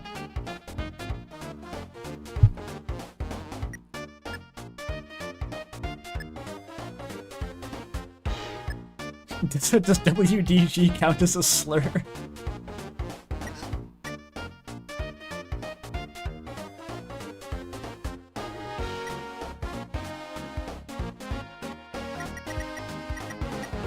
Ooh. Oh, a no word. Good thing our parental controls are installed. Wait, why didn't Susie have parental controls? Fine, Des. Wait, I want to do it with C. Tenna does know about Des.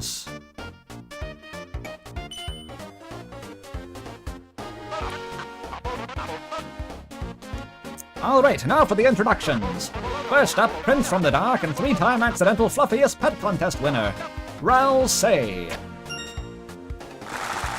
What a good boy. Next up, Chris's friend Monster Maniac, and where did you wreck those pants? Susie! Susie! Hey folks, looks like the censors are gonna kill me. Only on this show because they went blue enough for the blurfs. Chris! Hey, hopefully someday you can learn to spell your own name too. Nah, this is the generic, I don't know what the fuck you typed, Chris message.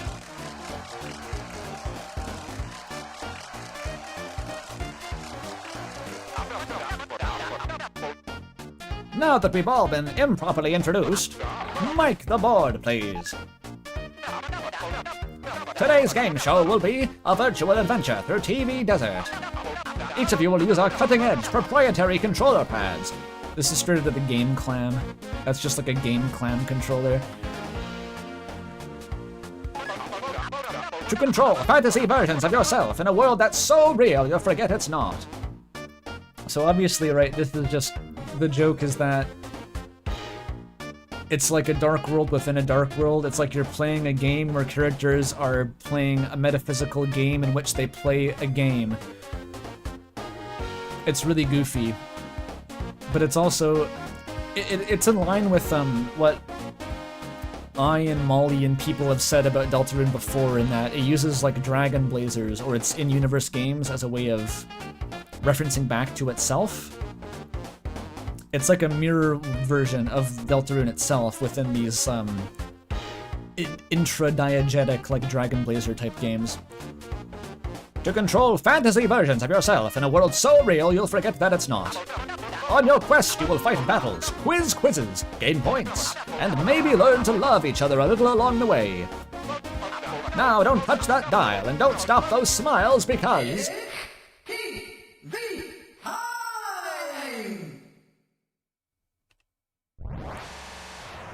Let's go. What is this title, by the way? It's not Dragon Blazers. What is that title? It looks like it starts with an A or an M. It can't be Dragon Blazers. Don't be blown away by the graphics, kids! I'll try not to. Mantle! Mantle! Oh! That would actually make a lot of sense. Alright. I'm glad someone thought about that. Hey, cool, I can move.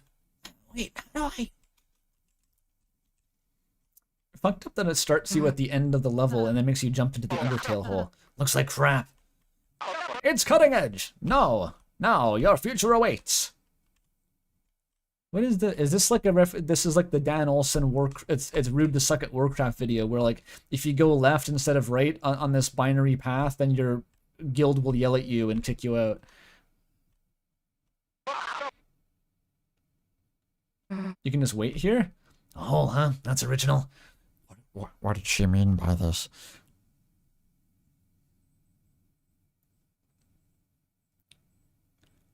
Joel's chat was saying that Susie was hinting to press Z. It's a hint.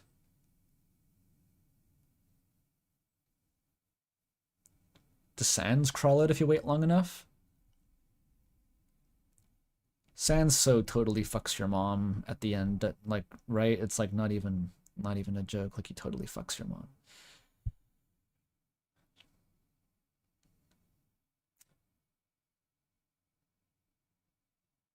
Something happens? Someone said to wait here.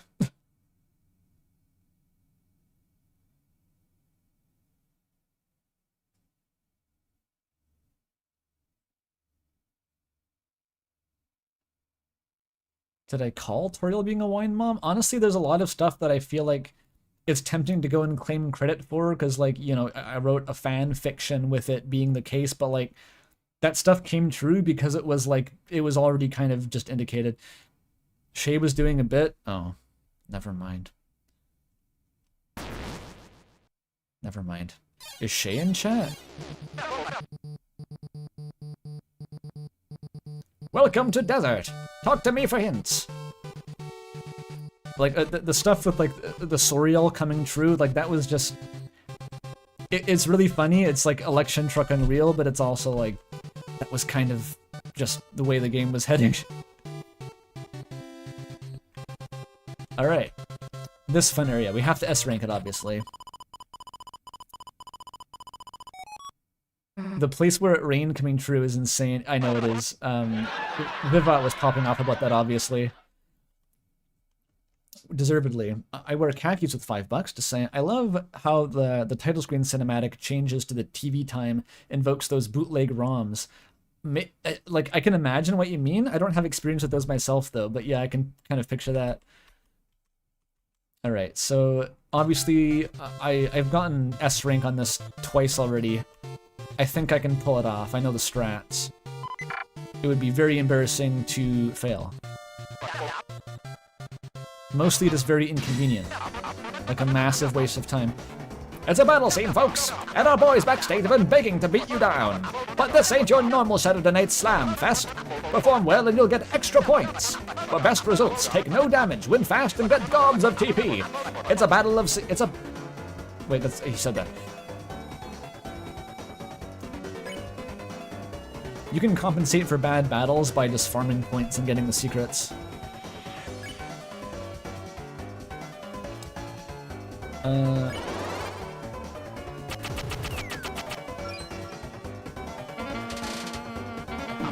Ah, shit. That's fine, that's fine, that's fine.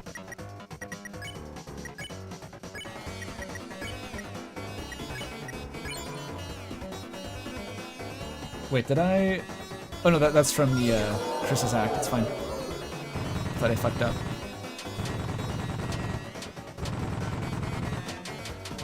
Oh! That's probably still good enough for like an A rank at least. Maybe an S rank.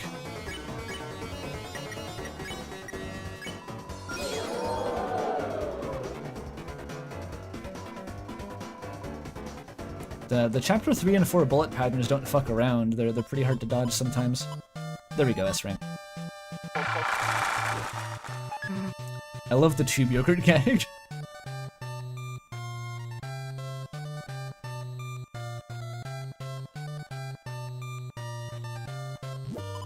See that line on the tension bar in battle? Win the fight with TP above that line to get an S rank. By the way, I heard you can defend to gain TP.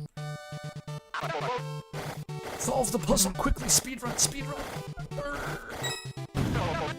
Wow, a 5-second time. Impressive. I knocked it out of the park. We got so much cactus. I know the cactus levers are popping off. Wait, there's tube yogurt dialogue if I don't solve the puzzle? Oh no, yeah, I got that one. So it's like Susie says, I can't help I'm eating yogurt right now. Watch it, falling rocks. T rank just unlocks like a shit post room. Whoa, what is that?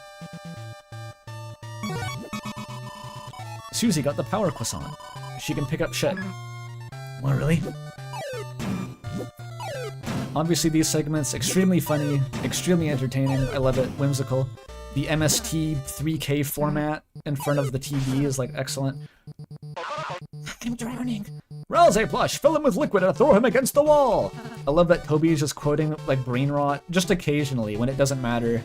Toby will just quote brain rot. Hey kid, let's keep this show rolling. He's becoming Spamton. Oh no. Another puzzle, child's play for our heroes.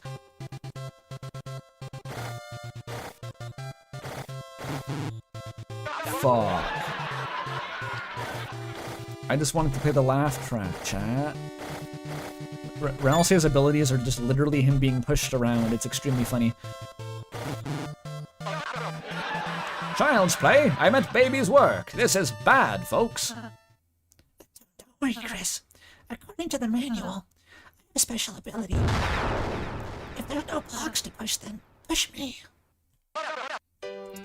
Oh, it's beautiful, folks. Oh, wait, what the? Just ignore that and push me, Chris. The fucking sound it makes.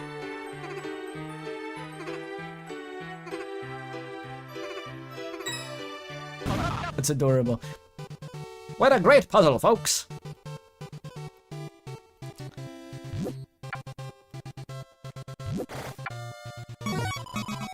Delicious key.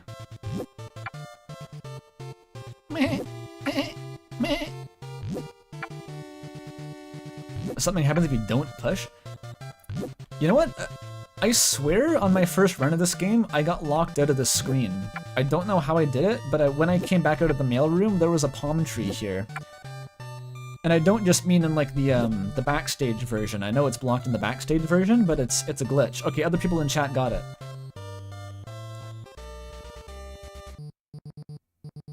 Huh. Well, I'll do it first to be safe.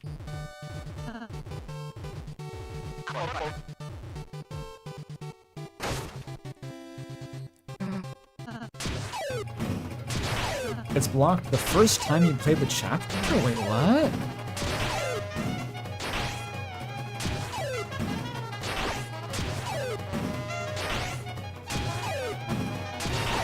When it changes? I didn't know that. Okay, because... Hang on, let them finish this shit first.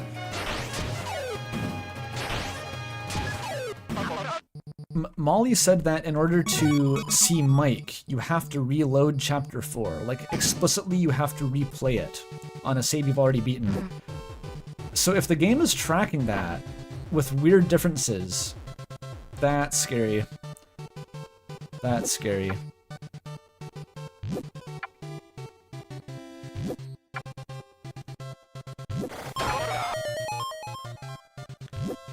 Let's wait for Susie to farm her points here.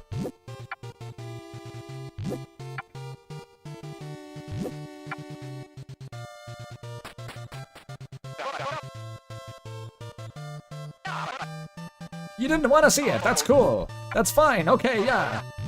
You'll never be able to see that again. Someone said there was unique dialogue for that. That's funny. Reloading a save, you don't have to actually do the full chapter. That's actually helpful. But I'm going to be reloading the full chapter regardless to play Chapter 4 on stream, so no.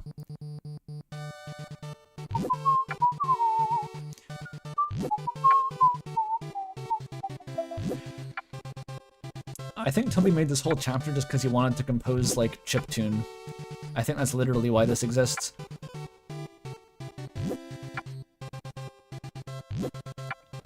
Yeah, I know about the Oasis, you can drink it.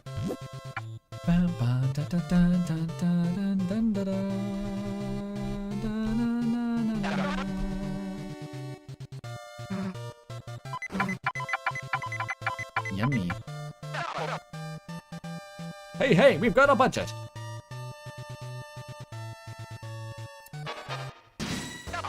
Let's ace these guys.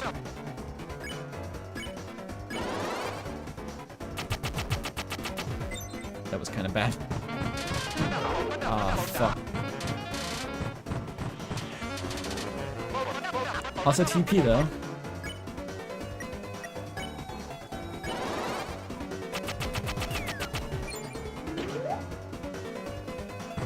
Not quite. This is gonna be bad. Actually...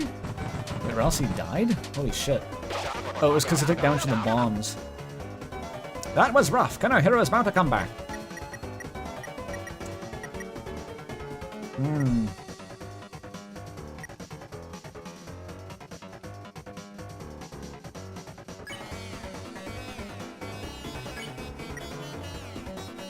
I think it's faster without Ralsei.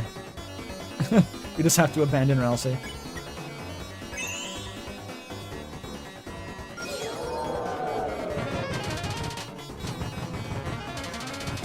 Ah, fuck me.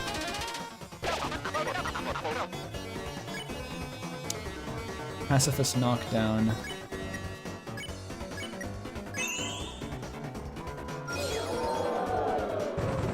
I might regret not reviving Ralsei. I can't do it. These bullets have big hitboxes.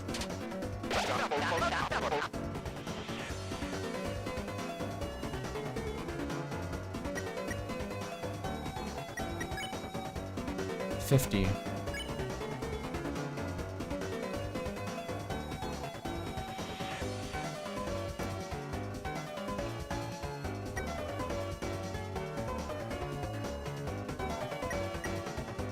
I don't think I can spare this turn. I can spare next turn regardless, I might as well try.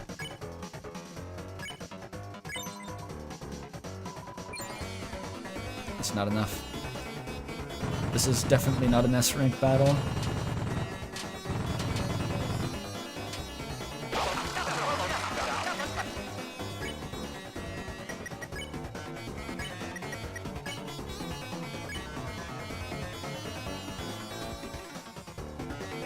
Arelsi revived himself. Nice, good job, Arelsi.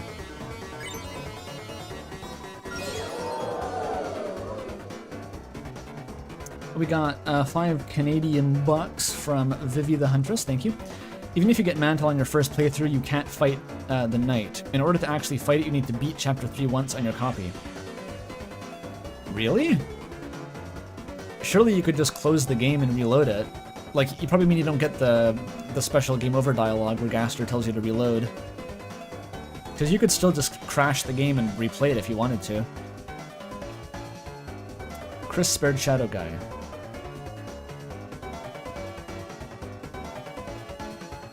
And if you reloaded it to fight the boss, and that would meet that condition anyway, right? So I think it's kind of almost moot. It's weird that it doesn't give you the retry if you actually equip the Shadow Mantle, though. I assume that was the condition. We can deal with an A rank.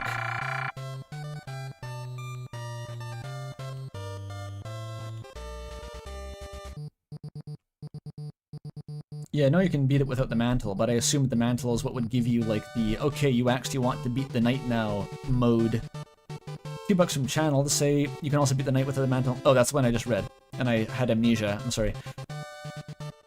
Suspicious cactus. Man, it'd be cool to, like, have a weapon. Susie, stop foreshadowing. Quiz Vortex, watch out! Give me that quiz. What time is it right now? I picked Thursday, the only wrong answer, just to see if it was Thursday. I needed to know. It's not Thursday, it's actually Friday, I believe. It's Friday night. Which is actually really important to know.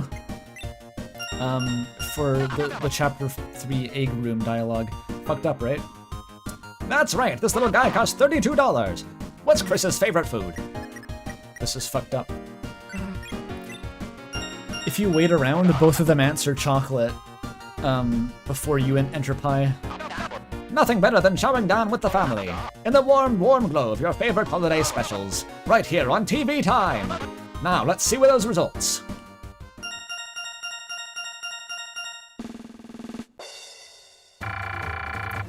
Hooray. We know that Chris does like chocolate, but apparently they just like pie even more. You got a Q.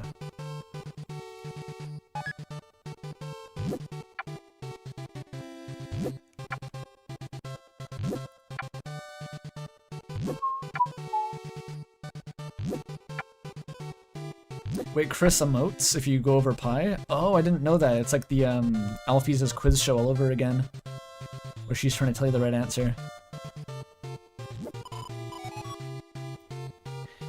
Hey folks, it's Sphinx Tenor. Answer my riddle and I'll give you 1 key.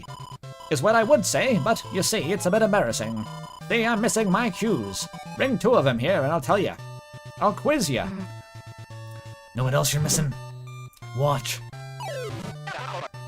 Hey, that's croissant misuse.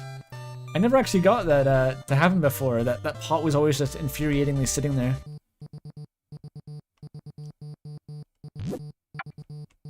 My opinions on Pippins having a big role suddenly. No opinion. It's chill. Pippins can do whatever they want. What's my favorite song? Good question. I think it's the Chapter 4, the first Dark World background music. I think that has to be it. It's so fucking hype. Let's revive what I'll say here. The Chapter 4 secret boss is also very good, obviously.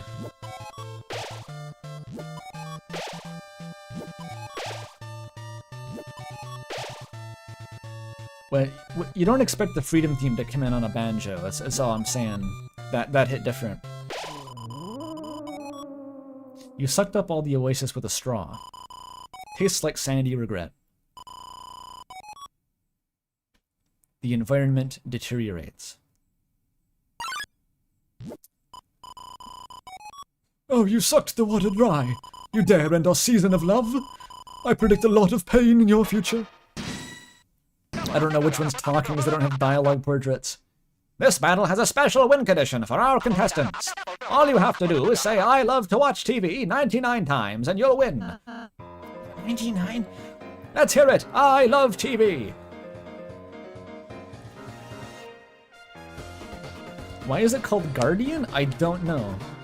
Also, I don't think I'm sleeping on Guardian. I have listened to Guardian. It's cool, but it doesn't have quite the charisma of some of the other more melody-driven boss tracks, I think. I've noticed that a lot of like the super scary boss tracks in the new chapters, they're more rhythm-driven. Toby usually, like, he has crazy melodies and stuff, but he slacks kind of on the percussion. And like the Black Knife and Guardian, it's all percussion, which makes them sound really unique. Let's try using the act on El Nina this time. I still don't know what this does if you select her. Everyone said, I love TV. Tonight's weather is moon, crystals. I find these patterns unreasonably hard to dodge. I don't know why. I can't process them.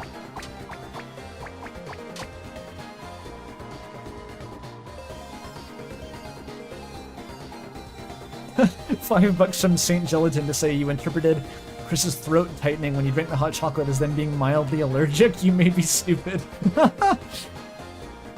I don't think they're allergic to chocolate, considering the dialogue that Sans tells us about Toriel having to lock the cupboard to stop Chris eating all the chocolates. These two are a professional power couple. Nothing can stop the weather. Oh, they don't even know. They don't know, chat. They don't know. Da, da, da. Good Rude Buster remixes, yeah. Chris would eat something they're allergic to, it's true. Just tank it. I eat avocado, I'm allergic to that.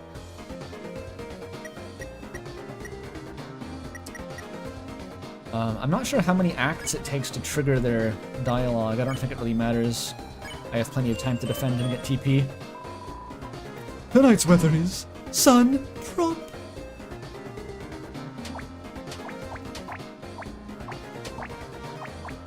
Oh, I'm beginning to see the code. Never mind. I think I took 12 hits last playthrough on this fight.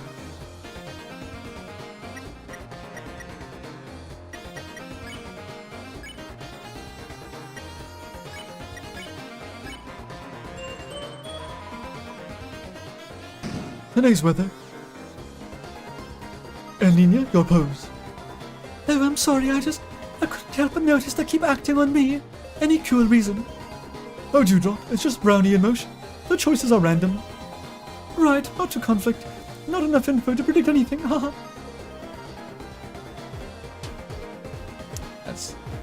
That's me constantly harping on about not enough evidence. So, whose attack did you like better just now? Don't ask that. Sorry. Obviously it was mine anyway, right, Pick? Right, Pick? I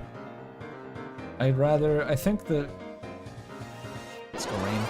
Huh, like I thought, who wants more sun on the desert level? Can someone mess with the humidity?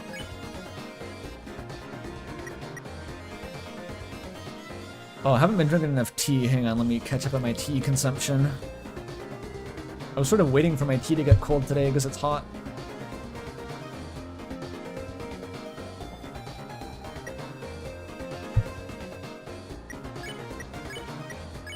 Now it's an auto-scroller, basically.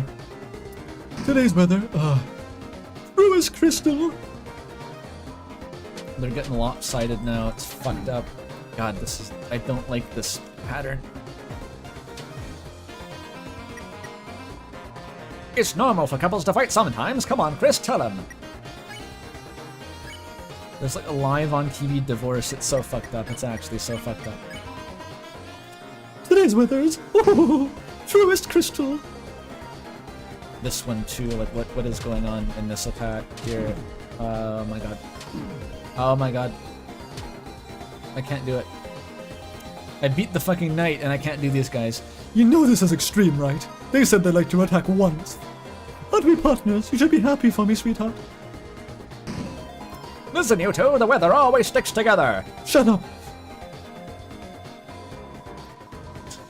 Sorry, I just wandered in here. Are those two single? When this popped up before I knew it was gonna happen, I just laughed my ass off at this rules card. It's like, what the fuck?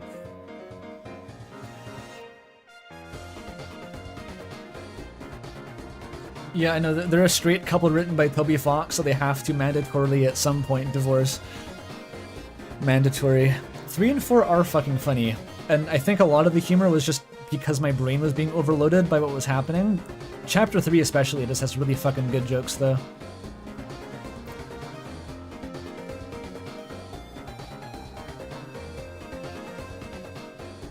Tenna bringing up Dessa's whack? Kind of, but also it does make sense. Like, Tenna actually had seen Des before, that's why, so it checks out. I wasn't expecting all the Des lore dump for sure though in Chapter 3. Kind of, I mean, makes sense considering she probably has a good chance of being the Knight, and the Knight appears in Chapter 3, so... Did they explain how Rules gets in here? I think you're still carrying him around, basically. He's just in your pocket forever now, for some reason.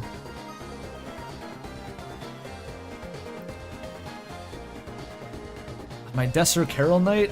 Dude, this is the fucking dichotomy, isn't it? I hate that this is still an argument, I hate it. It's unclear somewhat. I'm leaning toward Des though. I think the bat is just too hard to surmount, plus a few other details which I'll get into when we actually get to the Knight boss fight. I still think it's probably Des. Hurry, I just wandered in here.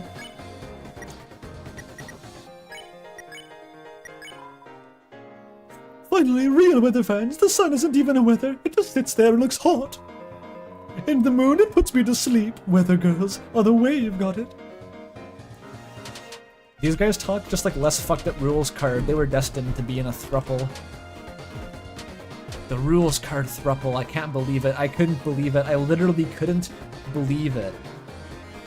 The fact that that was the direction. I was like, okay. Do you really think that about the moon? Like, it almost, like, clearly regardless of which one is the Knight, they're totally in cahoots. Like, they're working together. One is working for the other, regardless.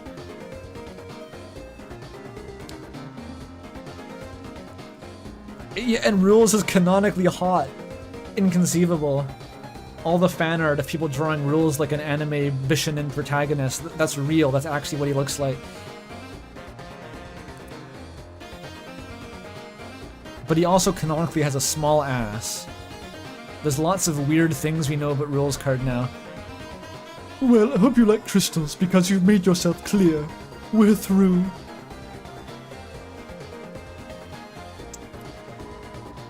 Who needs a dry biscuit like him anyway? One mother's better than two. Haha, less confusing for the kids.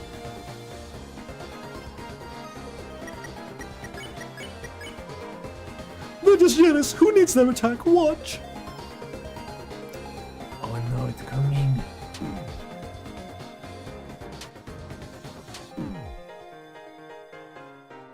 Stop it. It goes on for too long. Nice move, huh, La Niño? Oh. I wasn't looking, I was trying to read the donation. You're gonna make me Zed rank the fight. Oh. There's 2 donations I missed now. Okay, $5 from Pando. Interesting that basically all the Darkners don't petrify in the TV world. I don't believe Lancers, it just hasn't happened yet explanation. Unfortunately, it does eventually happen. If you go back and find Lancer at the final screen, he does turn to stone, so...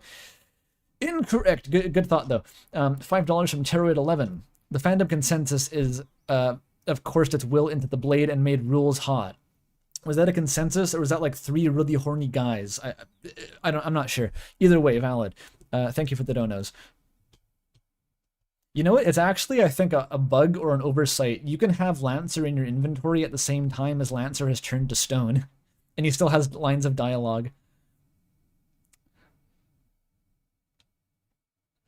Which I think is just the game being programmed wrong. I don't want to think about it otherwise.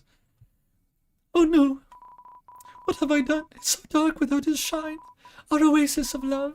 It froze over. You can have 2 Lancers. Wow, looks like we're out of time. I mean, theoretically, if you had more than one deck of cards, you could just duplicate Lancers.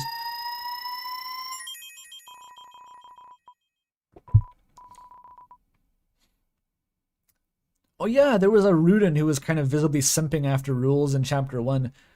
Was he hot the whole time? Okay, I forgot about this. I knew I said I wouldn't, like, pretend to take credit for, like, oh, my fanfic came true, but, like, I have to call this out. Literally one of the first fanfics I ever read on stream. Back in the same stream as Umris, I think. I think before Umris, even. Was, like, this... some weird fanfic where Rules Card, Sham, and Jevil were together as college roommates. Literally in a thruple. The Rules polycule was foreshadowed across space and time by my first fanfic stream. And it became real. The Rules Card thruple. Yeah, it's the one where he got roofied and I had to stop reading it because it was... Poly rules. The poly rule. Toby Fox is watching that stream. I can only hope. I have to massage that into being the new, like, Umris foreshadowed Chapter 2 that I'm gonna have to, like, pull a psyop on the community and convince them that my fanfic stream made Toby Fox make Rules Card bisexual and polyamorous. It was all me. I did this. $5 from Emerald to say, the worst part of Lancer Bug is that there's heavy themes of Lancer duplication in this chapter. Heavy themes? Oh yeah, that's true. It seems like it's almost intended, yeah, with the Lancer controllers. Toby Fox is watching right now. He could be any one of us.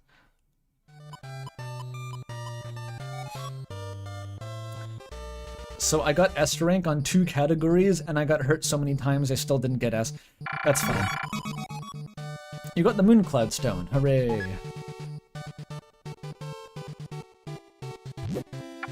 Yeah, I've gotten a couple Lancers from the Gumball machine.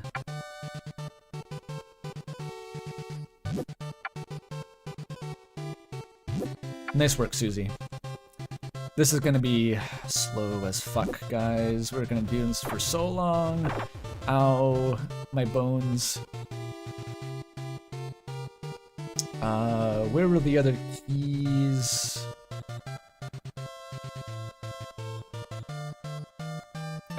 Read the description if you're wondering if this is a blind playthrough. Just read the description, please.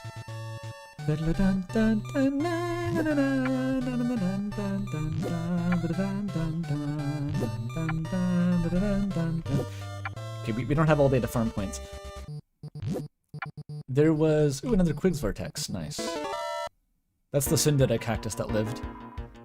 What's the name of this show's TV host? I mean, this show's host, the TV show's host. Mr. Email.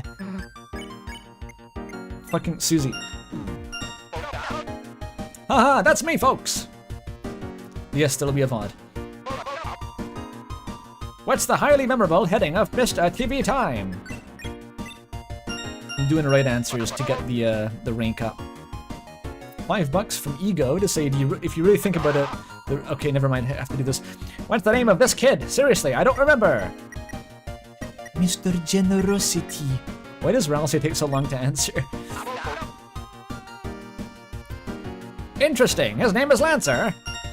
Okay, $5 from you to say, if you really think about it, the Rules thruple joke is an elaborate 3-soul debunk from Toby. Just really think about it. I'm sure it is. The Rules thruple is actually Toby Fox saying he hates polyamory as a concept, and he is a hateful person. That's what he meant by it. Incredible. I can't believe it, Mr. Fox. $10 from Witchbird.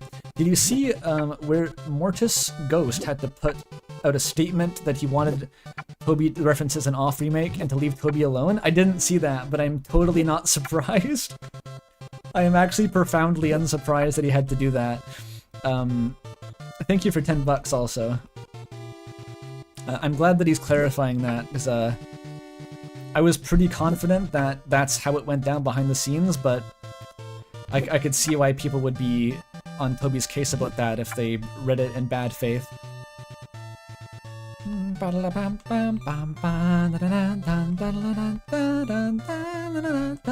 We still don't have Lancer. The off remake, a demo came out. It was just the first couple zones, I think. Help, I'm stuck in the spiny sea of green. Wait, I turned it to the Joel voice again.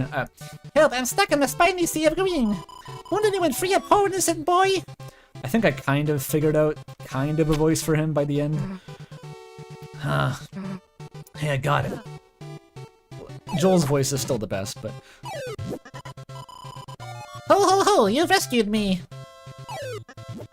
There was another dono? I'll give you everything I have. And all I have is myself. Thanks, Lancer. There's so many donations. Okay, I missed this one. Wait, that's not what I meant to do. Fuck, help. Aga.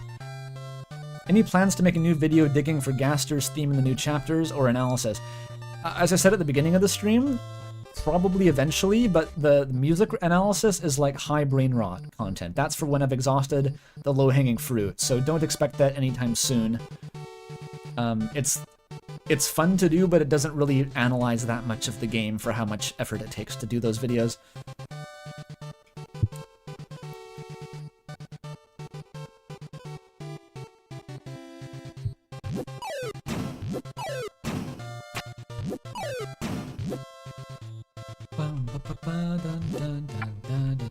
No, this is it. Ho ho ho, El Max the Spa. I'll pick up a treasure for you. No, I can't do his voice anymore. It's gone. It's gone. It's fucking gone. Analyze the time signatures in the third sanctuary. I'm way ahead of you. Second sanctuary is in 5-4. Third sanctuary is in 11-8, I believe. Unless there's multiple changes within the song that I didn't notice. Pretty cool, though. It's like the prog rock bangers from Toby. Look, a key was squeezed from the fragrant mud. The pioneers used this to make key lime pie. Wait, that's Lancer talking. Well, he can talk like that sometimes if he wants. Bye now. It uses limping beats? I don't even know what that means. It means, is that what 11/8 is? 11/8 means it's, well, there's 11/8 notes. It's like a 12/8 feel, but it cuts off the last 8th notes.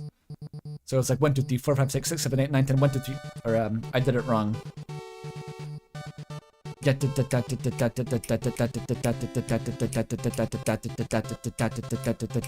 like that. 1, 2, 3, 1, 2, 3, 1, 2, 3, 1, 2, 1, 2, 3, 1, 2, 3, 1, 2, 3, 1, 2.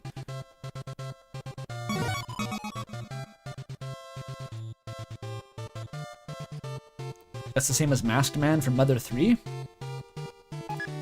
Minus the time, the tempo changes, yes. Hey Lancer, can you dig these up too? I guess not. Hey wait, how was Lancer in the game? Don't worry, he's backstage with the controller just like everyone else. Okay, I have 3 keys, I need to get 5. Where the fuck was the 5th key? Did I get the one by the Sphinx ever? Wait, it didn't. Hang on, excuse me?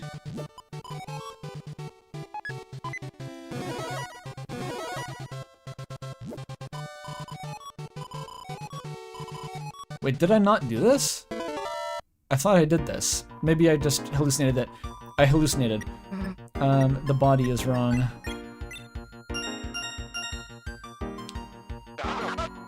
I've replayed this chapter 3 times already, cut me some slack. Peeper, pee-pee, toilet. What was Azrael's favorite character in Smashing Fighters? This is so fucked up. Unbelievably fucked up how it leads you on here. That's right, Chris. He got embarrassed about liking the green dinosaur and switched to being a big fan of the fiery magician girl. Which is... Pyra? Which is maybe its own type of embarrassing. Anyway, on to the results. Oh, Robin? I don't know. Dude, I don't know. Well done. For you that knows a nose. I feel like that's a joke I would get if I was tuned into competitive Smash Bros. Watch Toffee's stream for a reaction to that joke. Key 1. And 5 pounds from Krabbies. Haribes? Thank you. The rules later Starwalker Thruple is foreshadowing for how the shipping wars like Suzel versus Cruzy will end with them all hooking up with Birdly. Fucking Birdly in Chapter 4 foreshadowing the grand polycule that I don't even know, that's like inconceivable non-Euclidean emotions. What do I even do with that? Like, what is Birdly? What level is he on? Like, everyone hates him, but he also is flirting with everyone. He hates you, but he also is flirting with you. It's like, I don't know. I don't know what Birdly is. I don't know how he thinks. He's an enigma. Why, yes, there is 5 keys. Susie, do the gag. Oops, you didn't see that.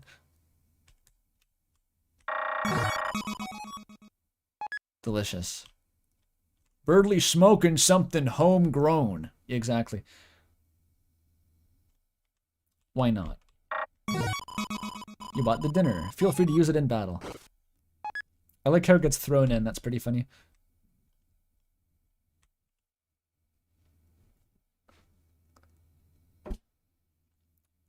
It's disgusting how much this is Link's Awakening. Ironically, that's like one of the only Zeldas that I haven't played. I was definitely getting Zelda 1 vibes from this. I think it's a mishmash of several Zeldas, but yeah, Link's Awakening I can see. Especially the backstage games are very Zelda 1.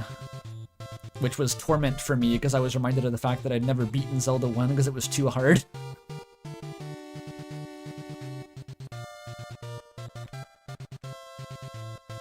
The secret key. Okay, am I missing anything? I don't think so. 5 keys is all the different secrets and shit.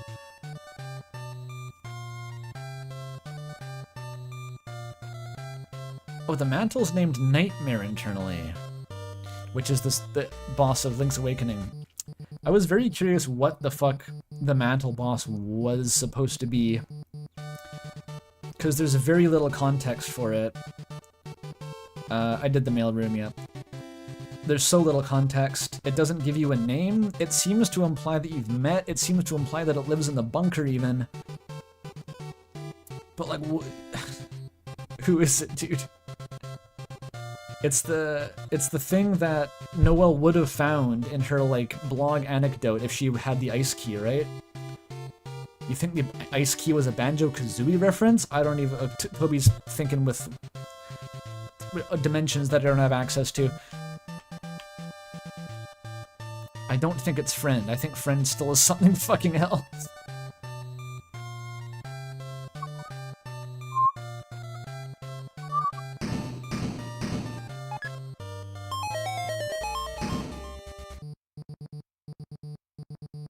There's a friend secret to the left and the right of the pyramid. I didn't know about that. I'll try to find it. No, in the backstage game, not this one, obviously.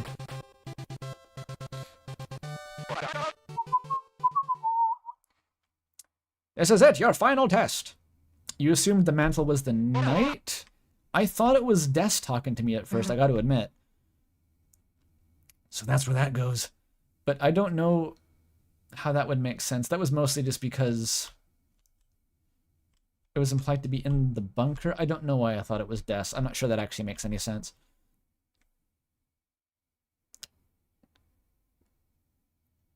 Ice Key in Banjo-Kazooie was an unreachable item that spawned a huge amount of online rumor mongering.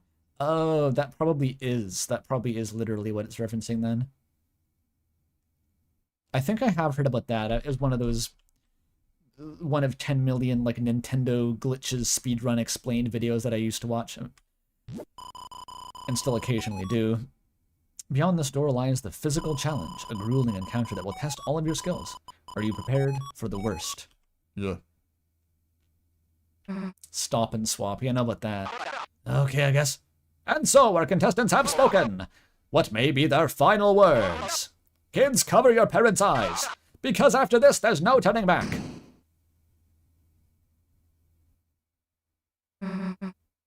What the hell did you do to us? I hope that I can do this. I've managed to usually get like T ranks on this before, but it's easy to fuck it up big time. You have to do high risk strats. If worse comes to worse, I can bribe the guy, right, for 1,500 points.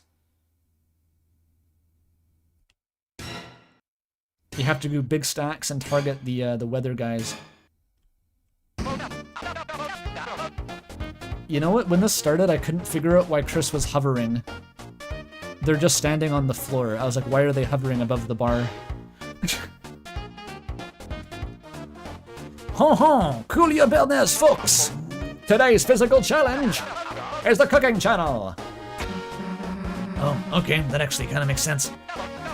Chris, your mother used to love cooking shows, didn't she?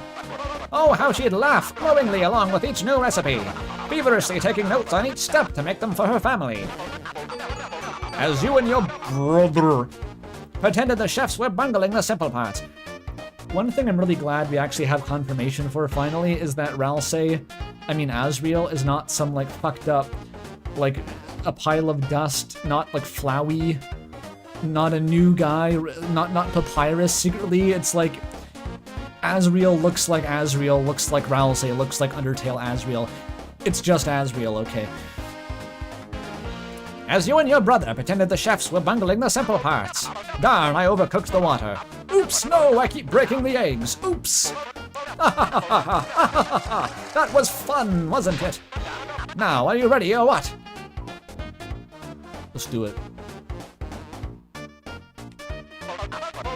Yeah, when it played his theme, it was there's so much to process in these chapters, dude. Okay, $5 from Gary Gears. Do you think that Tenna had the broadcast Des Amber Alert / missing broadcast? I don't think TVs tend to broadcast things, but I wouldn't be surprised if that... Oh, you mean like receive the broadcast? I see. That is actually kind of hilarious to think about. Thanks for that. That's what I like to hear. Now get those pans over easy, or those eggs are gonna be tough. What eggs? What did you say about eggs? What the fuck is submarine theory? I've never even heard of that. You made that up. Kiss my ass. Susie's huffing that miasma. Okay, okay. Got him. That's how you win big.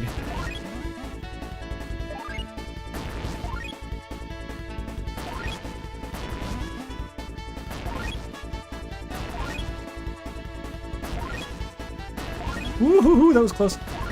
Alright, I need an El Nino. La Nina, come on, come on. Yeah! Okay, I think we got it in the bag now. But we're on track at least.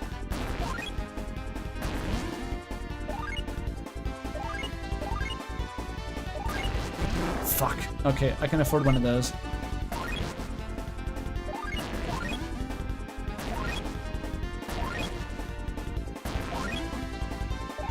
Come on, I need a weather guy. Oh, that guy blocked it. That's fine, I still got to use the stack.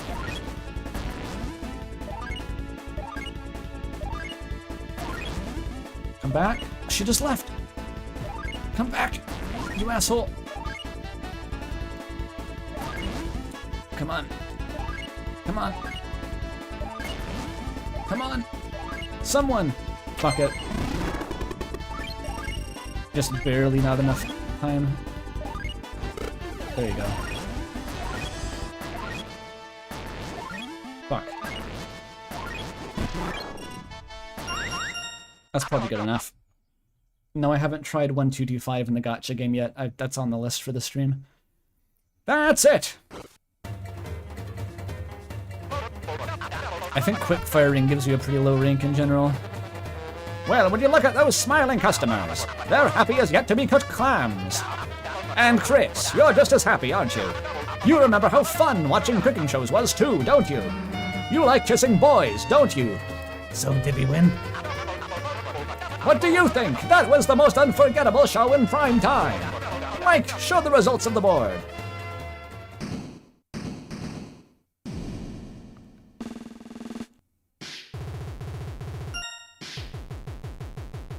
We're gonna T-rank the points easily. That's good enough. Probably an S rank. Yeah.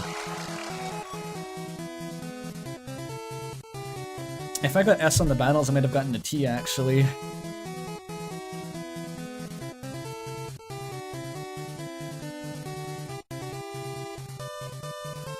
Henna's abandonment complex or whatever is profound.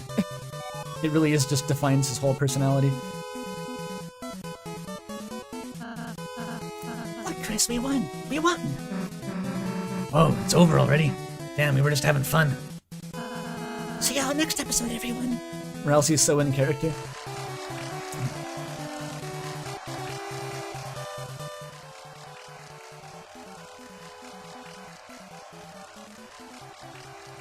Mr. Antenna.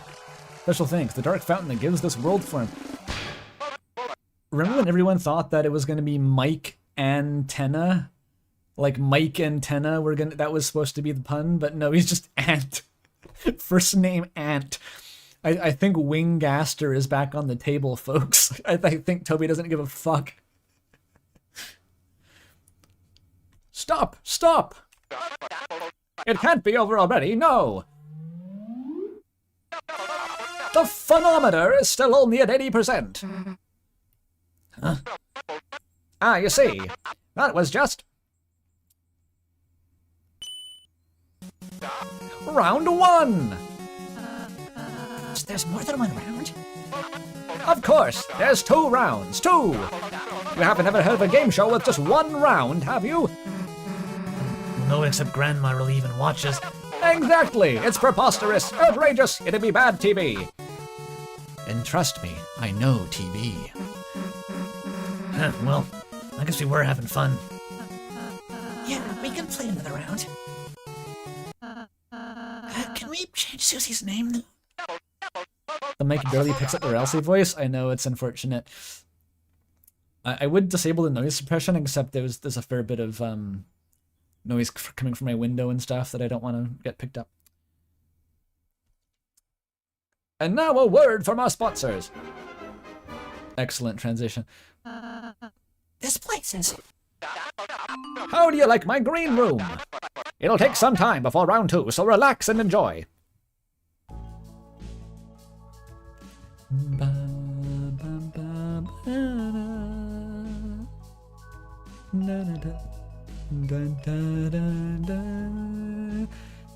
For T-Rank, you get access to like a shitpost scrolling GIF room of just like Tenna T-posing. It's awesome.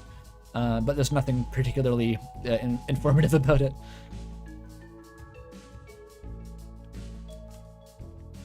People had pace and complaint.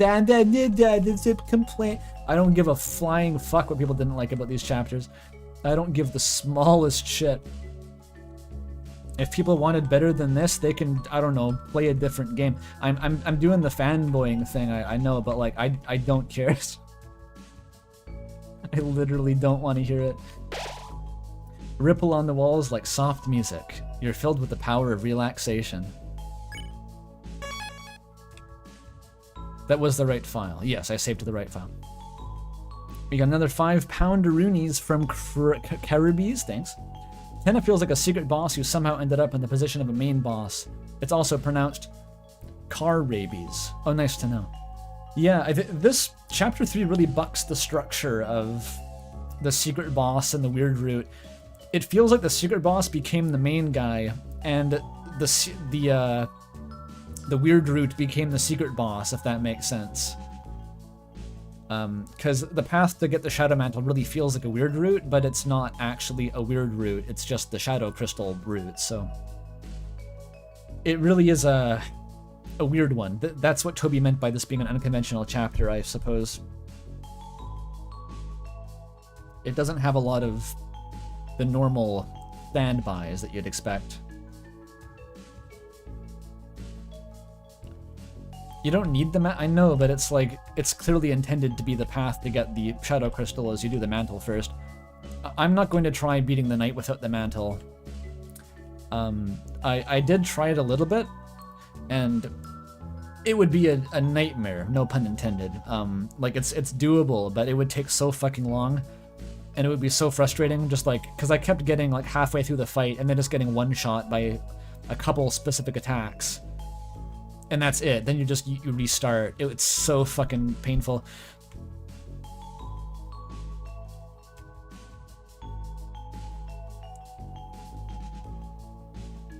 Is Nightmare Knight actually in Black Knife?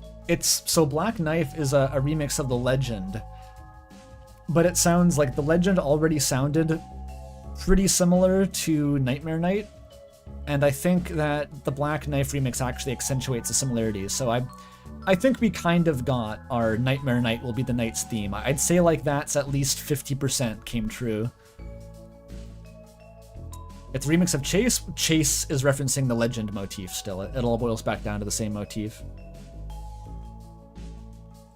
I hear Nightmare Knight in it. I think it's similar enough. It's not the same as Nightmare Knight, but I think it's comparable.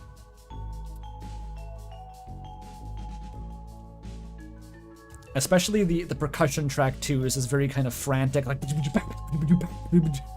that kind of reminded me a bit of Nightmare Knight. What's Nightmare Knight? It is a Cucumber Quest fan song that Toby made. Hilariously, the creator of Cucumber Quest is now a Deltarune developer, so it's all full circle.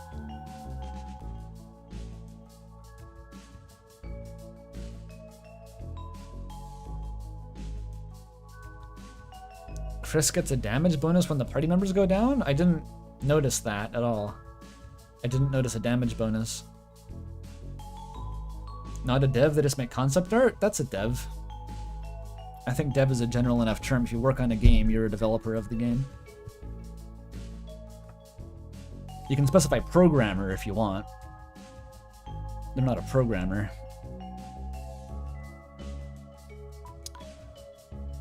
Oh, you three, it's me, El Nina. I've never felt more moisturized. The single life's never felt this cool and collected. Ask me about anything. So how about that La Nina? Oh, La Nina, well... My sunshine is gone. My brilliant sunshine. Just beating it. Toby really loved this like sneeze sound he managed to record for this chapter. It's used like 4 times. Everything reminds me of him. Everything. The nighttime, the daytime. I saw a big wheel of cheese and I thought it was his face. Without him to balance me, my only forecast is rain running down my face. Why do they sneeze? I don't get the joke. I don't either. They just sneeze sometimes. They have a cold. Your forecast is love. That's right, weather girls are the wave, aren't they? A cool cloud never stays alone in the sky for long. Thanks, Chris. You're a real cucumber, you know. Not a cucumber quest. And not a cool one, but... The joke's about pollen forecasts? Sure, we'll go with that. Joel said that she looked like a Simpsons character. I kind of see it. She kind of looks like a Simpsons character. I will say, like, it's kind of a Deltarune tradition to have contrasting art styles just lying around, but, like, seeing Rule's card sitting next to El Nina and La Nino,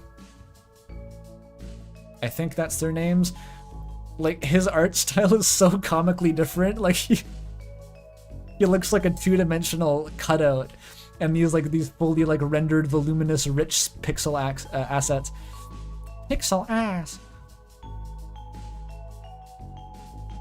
His head is like 1/5 of the size of their heads. This whole chapter's a visual clusterfuck, though. It's great. Don't do anything funny. Mr. Tennis orders. Don't do anything funny now. This guy's funny because, like, the only thing preventing you from going through this door is, like, a dialogue option that appears later. It's like the same guy, but... Okay, what do we do here? First things first, we have to test out the secret. insert 100 points to play. I think I'm going to insert actually a different number of points. I don't know what happens. I'm blind. I don't know what's going to happen. What's going to happen, chat? What's going to happen? 1, 2, 2, 5. 3, 2. Was save before I do it? Okay. Good call, chat. Yeah, almost went over the brink there.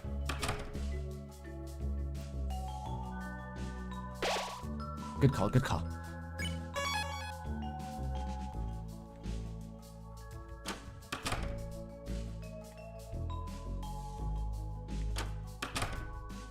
Find her dodge girl. I can't believe Nightmare became real, by the way. Real-ish. Half real, moderately real. Wait. 20, 25. There it is. 1, 2, 2, 5. Go. Uh-oh. Oh, dear.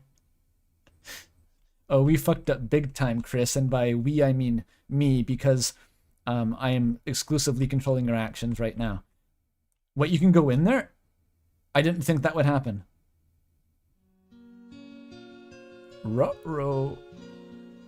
I hope there was nothing outside the machine. I didn't know about this either. Molly had to tell me to try this.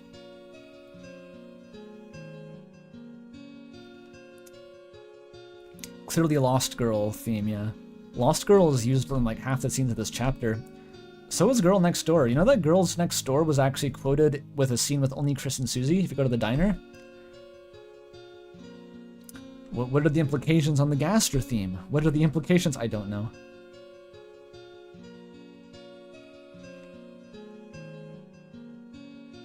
What is this room? Oh my god.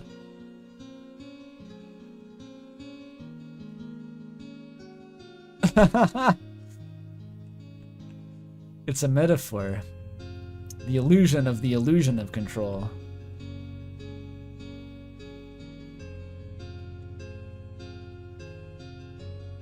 Alright. No one tell me what the punchline is here. I'm actually blind to this, so just let me explore. Ooh. Okay, that's a thing. I'll interact with that in a sec. I want to see if there's more things before I commit to one thing, you know? If it's anything like that chapter 4 sequence in the holiday house, then it's so easy to miss stuff in that segment. I have to replay it like 5 times.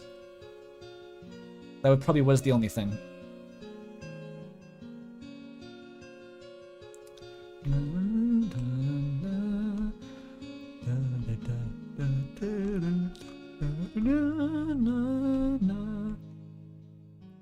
I'm actually so much more sold on Lost Girl since I heard it in the Raise Your Bat remix. Like, I think it works a lot better as a melody in the context of that song.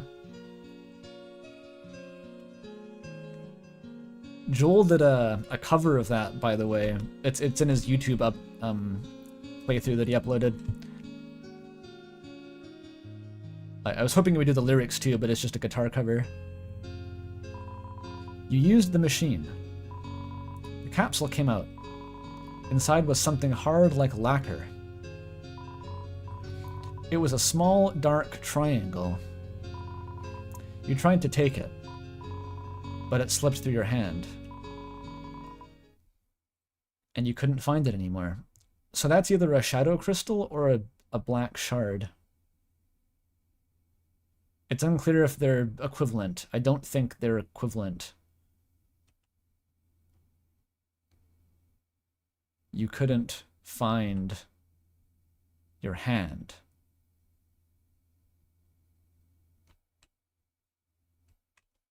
Oh dear.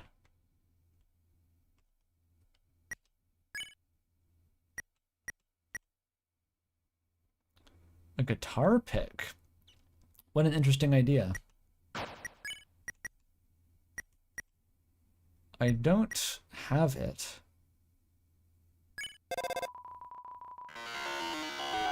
My viewer count is elite. You're right. I saw it. It was elite. That's very hype. It's nothing but garbage noise. That's because I dropped it. Yeah. A black... that could be a guitar pick.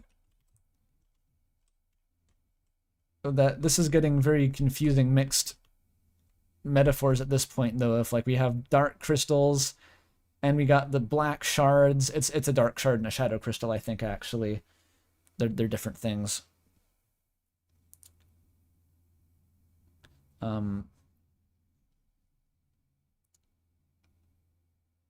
What does that imply? It's about Des, obviously. It's like you can't find. Des is a thing that you can't find. Clearly.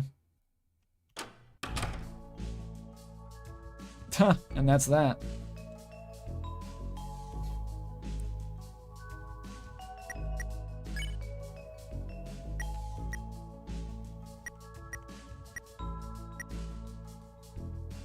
Status looks the same.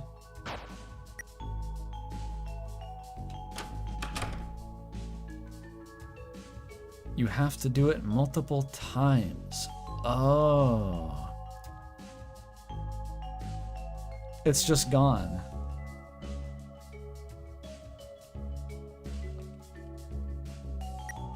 Hang on. I don't want to dive into writing Des fanfiction until we can look into this a little bit more.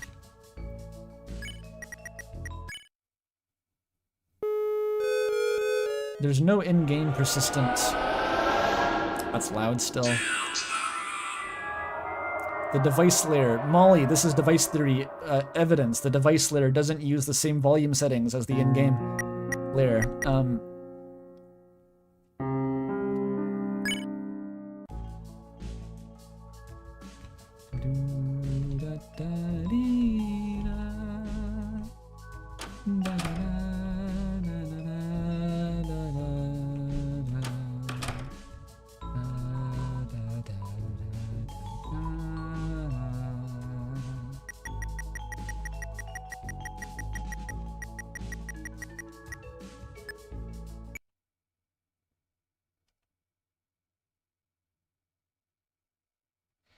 Each chapter also resets your keybinds. Fucking ideal.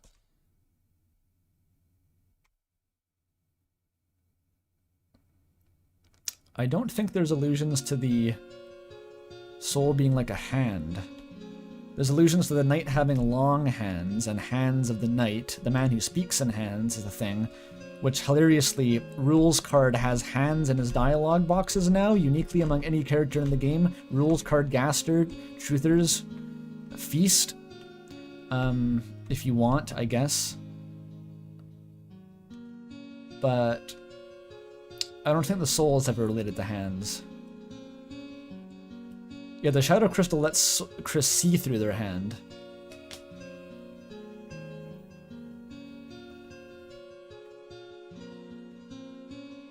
The Severed Hand in the Holiday House? If that's thematic, I'm gonna be surprised. I noticed the knight has the fucking Gaster hole hands. Everyone noticed that, I'm sure.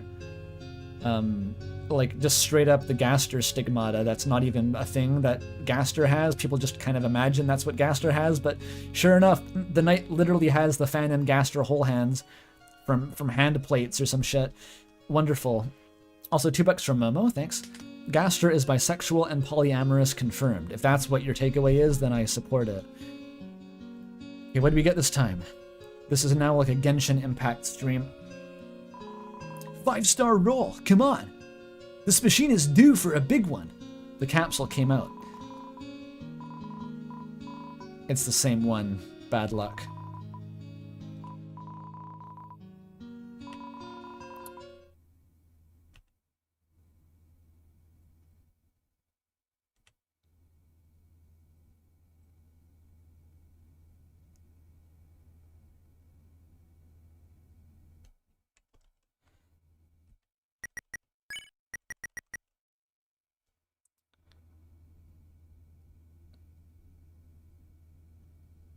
Let's go gambling. I'll try it one more time, and if I don't get a new one by then, I'll assume that this is actually only one object. And people were just telling me to reload because the machine is gone.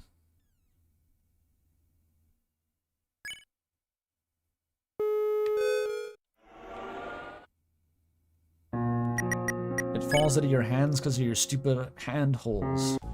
Clearly this is it.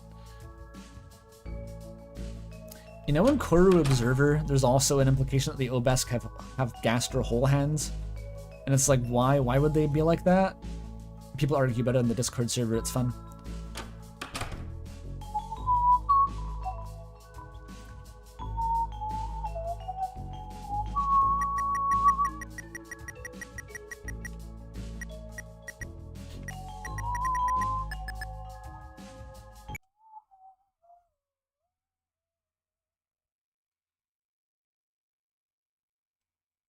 The knight looks so much like a quo. You're not wrong.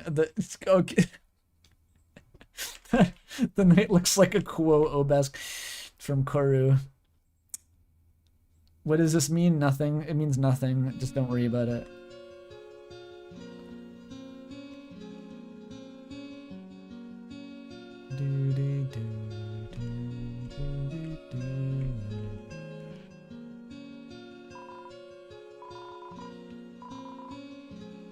Yeah, this is all it has. Actually, I should have been recording this clip. Oh well, I'll clip it from the stream later. The knight is a tear. Stop it, stop it, stop it.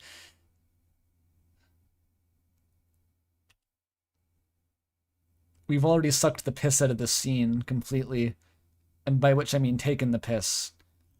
That was kind of a strange way to word it.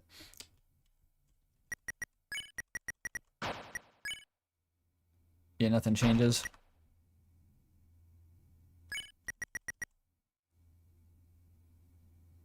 I was doing it multiple times because someone in chat implied that the machine may have had multiple items in it. That's all. And $2 for Momo again. Thanks. The knight is bisexual and polyamorous confirmed. I mean, if the knight's a quo Obesk, that mostly implies that it's a lesbian at this point, to be honest. Just statistically.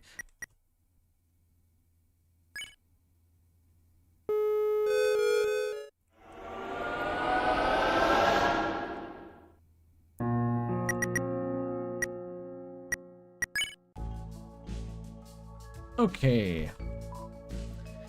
Chris, bang up job, and this is the same voice. Chris, bang up job getting an S rank, love, for that little prize. This voice sucks. Doing an English accent that isn't like the Asriel voice is a challenge.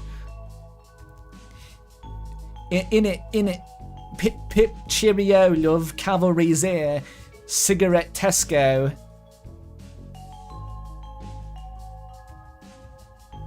Make him Scottish?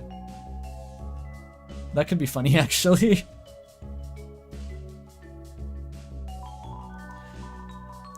Wait, let me Chris, love, it's me, Ram. You and the brother took me here from the library.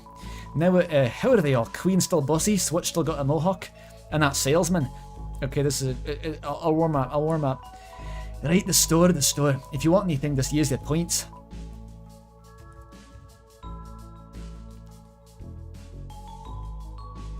Tuesday. He's not supposed to be Irish.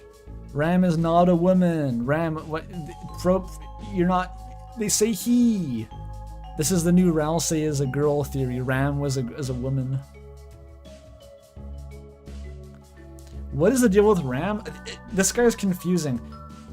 I think Ram is literally just the same guy as the little power outlet darkeners from chapter 2. But Chris and Asriel made it their imaginary friend when they were kids. They brought it back from the library and played with it like a toy. And so now Ram is like a souped up version. Ram does not look like Germa. I don't think Ram is evil. Ram seems to have a weird, slightly weird level of assumed familiarity with Chris. Yeah, like he's a power strip in the light world.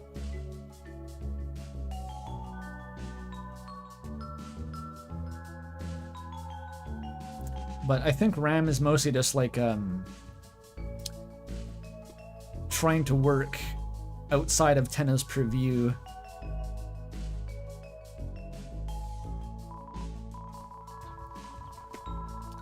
I don't know what the name means either. I actually have no idea. Time flies. Seems like just yesterday you and that girl had everyone lined up here. Queen on her side, king on your side, Tenny in the back. Oh, it was chaos, chaos. The only kids like you two would take a laptop home just to play make-believe. So that's Chris and Noelle, I'm pretty sure. How is she, Chris? Are you two? Well, it's alright. Everyone changes, except us. Same smile as Mystery Man. Just vaguely similar.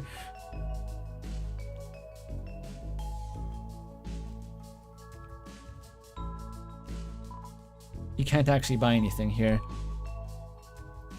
Why is he Irish? She's not Irish, she's Scottish.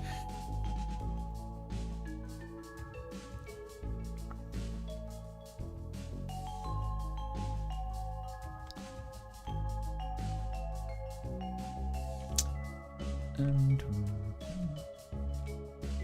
Susie bleeds. What are my opinions? My opinions are that Susie bleeds, I guess, and I don't know why. I didn't think anything would get me to subscribe to the Susie half-human crack theory, but like, I literally don't know how to explain otherwise. Because Chapter 4 simultaneously confirms that Monster's dust. Like, it finally just literally for sure confirms that, and then it tells us that Susie bleeds.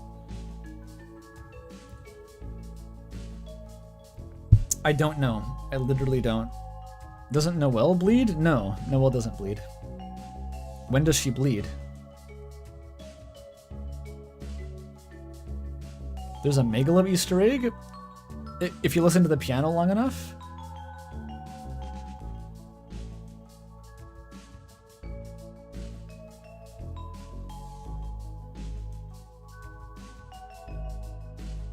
Okay, chat's really going nuts. I think that's probably a post-Weird Root thing. Okay, if Noelle starts bleeding in the Weird Root, I guess then I'll know. I guess I'll know to be even more confused than I was before. Because monsters do turn to dust for sure. And they also bleed? They're made of blood dust? Like what? I don't know. Everyone's half-human until proven otherwise. The only pure monster in the whole town is the rabbit in the window. It's Blust.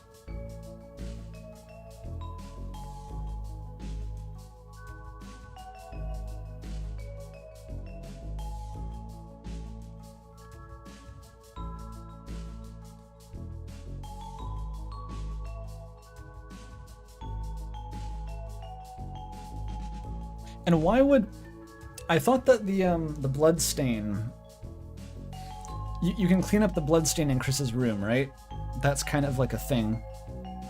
I thought that was implying that Susie had human parents or something, which was like another theory that seemed more plausible than Susie literally being part human.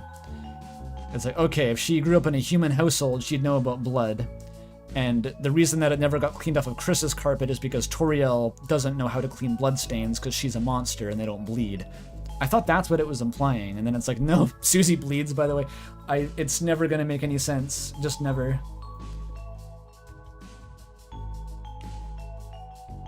It's because it's a dark world? Maybe?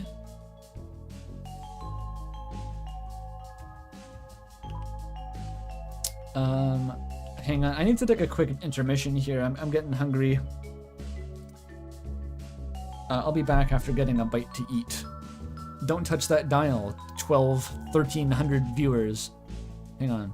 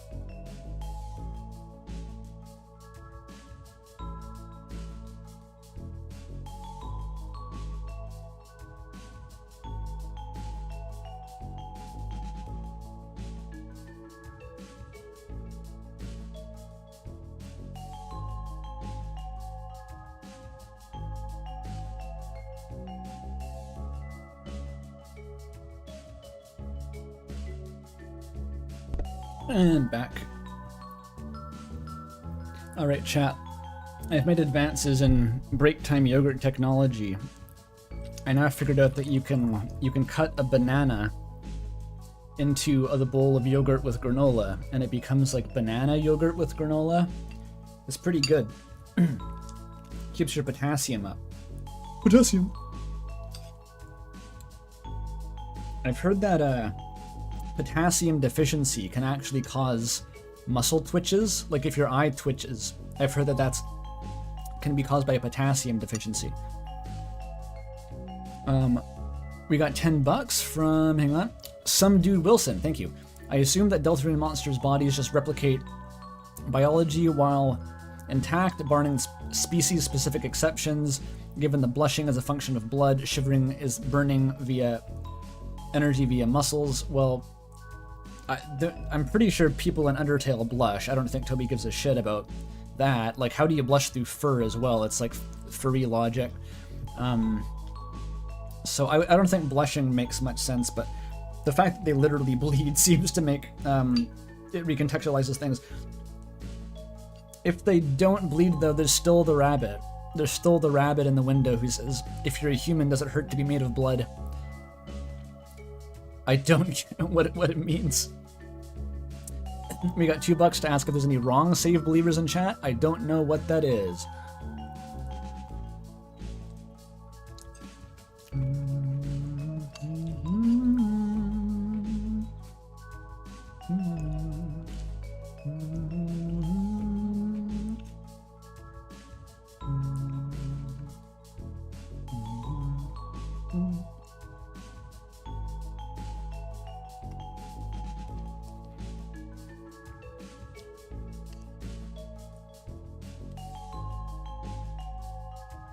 Whoa, the donos.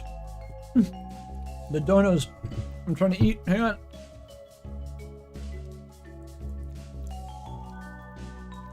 We got $20, a big one. Thank you. From I Wear Khakis. Ram feels like a stand-in for Chapter 3's secret boss, but as a non-antagonist role. He talks a lot about letting Chris play games they want to play, but feels more just projecting things the player might want onto Chris.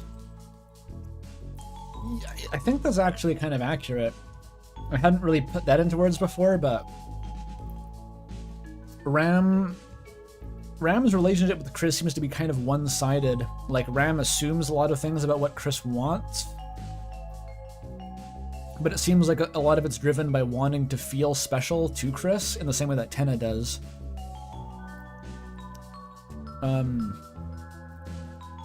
And so giving you access to this freedom, what he thinks that you want, but actually Chris probably is not really happy with it.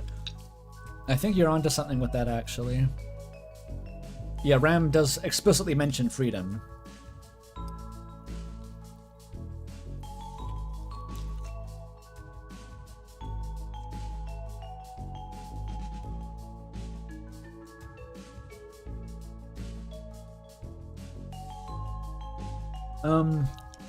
I'm not planning a direct follow-up to like the Who is Chris video. I don't think I need to explain that third entity is dead or whatever anymore. That's ancient at this point. But I do think that my video this month is going to be tangentially about that. I want to break down the different sides of the conflict. Who's working with who. That kind of thing. And the central figure in that is Chris, so we may get more on that.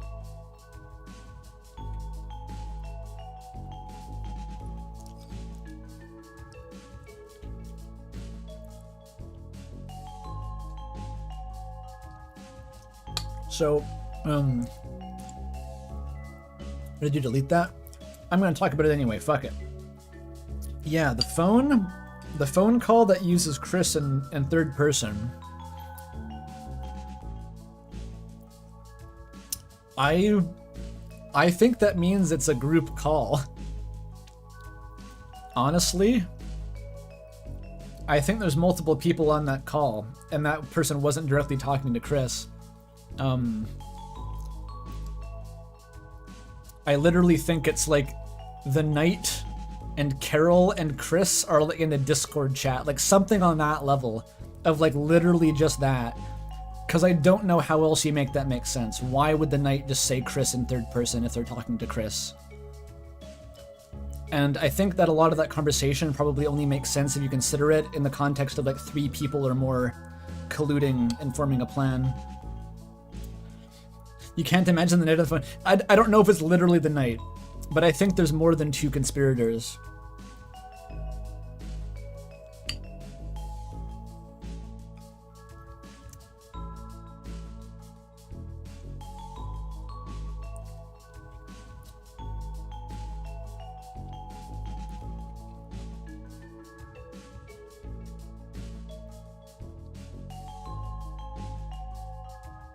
I also don't think it's impossible for it to literally be the knight.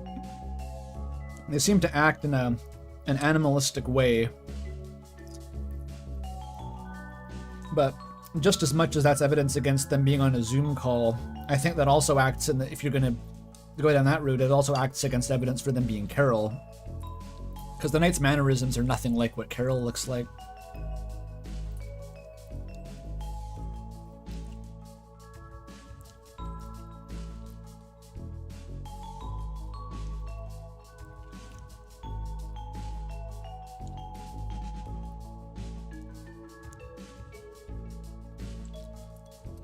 Wouldn't the knight be in a dark world? What am I talking about? Wait a minute, what am I talking about? Literally the one defining trait that we know about the knight with this new context is that they talk to Spamton on the phone. Like, that's probably the knight. Because we know that the knight generates the shadow crystals now. We know that the secret bosses are given shadow crystals. And we know that Spamton was being colluded with a secret someone.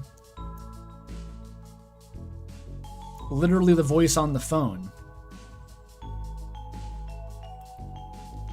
So, like, even if it's not literally the knight talking to Spamton, I think phones do work in the dark world. It's just that Chris has done something to theirs that renders it inoperable. Like, if you're the knight, you can call people in the dark world. Or maybe it's literally Carol. Again, they're so interchangeable now. It's like, as long as they're working in cahoots, you can almost swap out names for other names, and it doesn't really change the effect.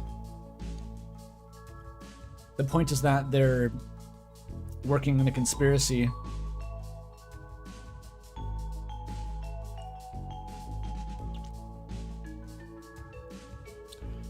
Yeah, and we don't get to look at Chris's call history, too, so Chris is clearly keeping stuff in their phone secret.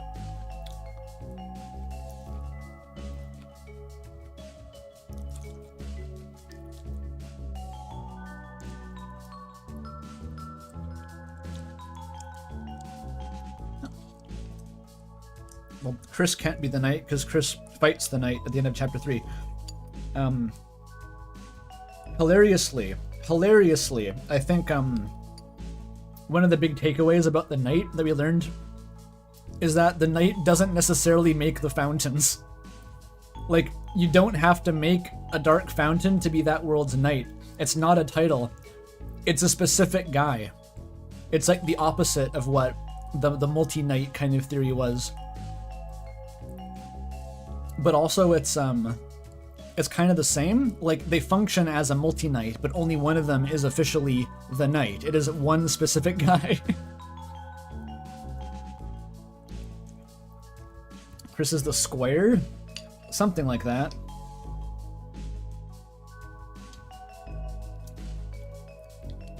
I said we wouldn't talk that much about chapter 4, but like... Fuck, never mind. A naive thought.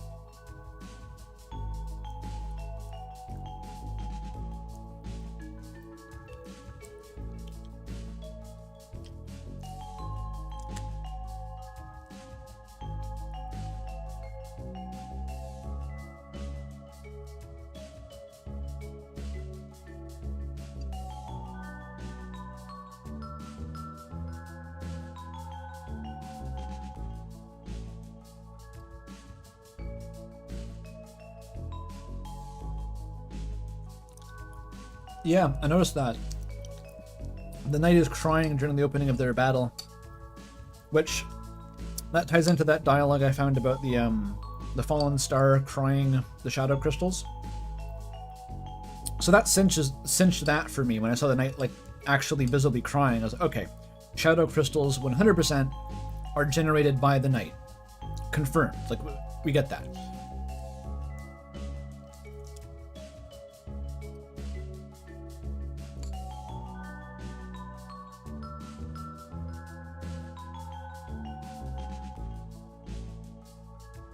Yeah, they very clearly cry.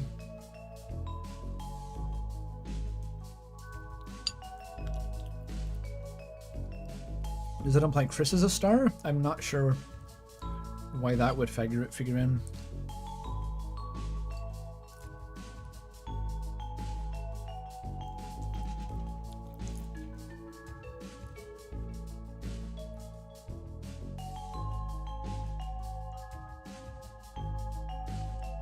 Yeah, like the fact that the knight doesn't slash Chris. If you win the fight, the knight insta-kills Chris, Rousey and Susie. But once they're down, it's just Chris, and they're like, alright. You play your role, and Chris just sits down and pretends to be defeated.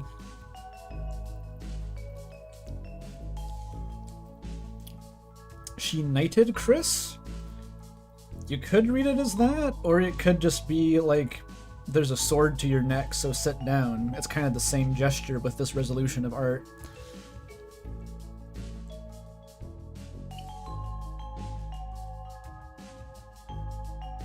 Oh, it's called Chris Knighting? The sprite? Alright then.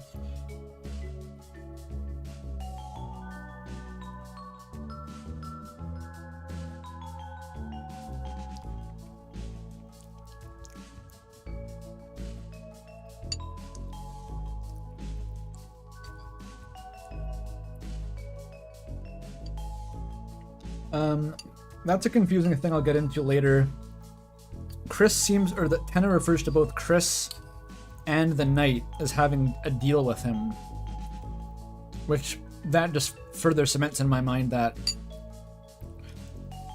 the plan that Chris was giving Tenna was the same plan that the knight was giving Tenna, because the reason Chris made this whole dark world in the first place was because they were taking orders either from the knight or from the thing that was colluding with the knight, if there's three of them. Like, it's all the same plan, I think.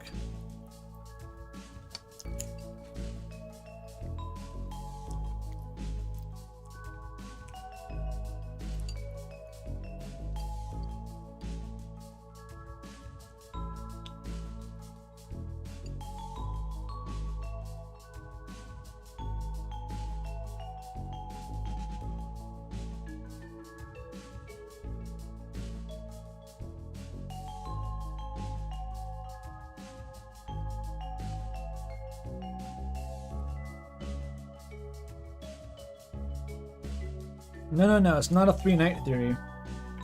There's still just one knight. I think the knight is on a team of three conspirators, though. There's at least two. It's at least the knight and Chris. But I think that Carol is separate from the knight.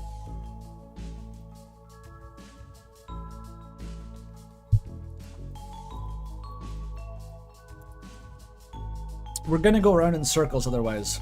I have to keep moving on here. I finished the yogurt, so we can keep going. We're just gonna keep yapping on. People are gonna keep joining the chat and raising the same points again.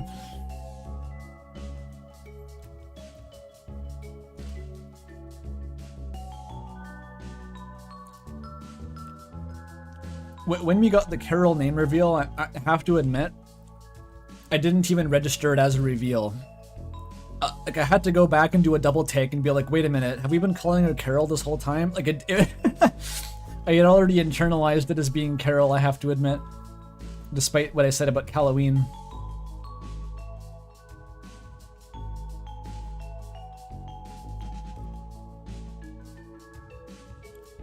Carol is short for Halloween.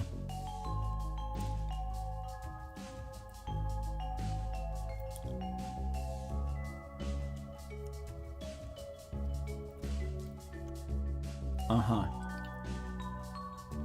Okay. There's still a bunch of shit to do.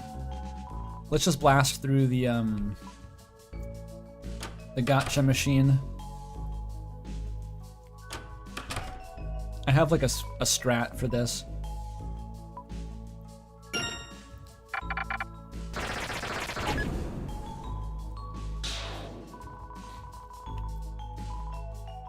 You just do 100 and then bump it up to 200 until you get gold. No, I already did 1225 like 100 times. Just like a couple of minutes ago. Anyone call dibs?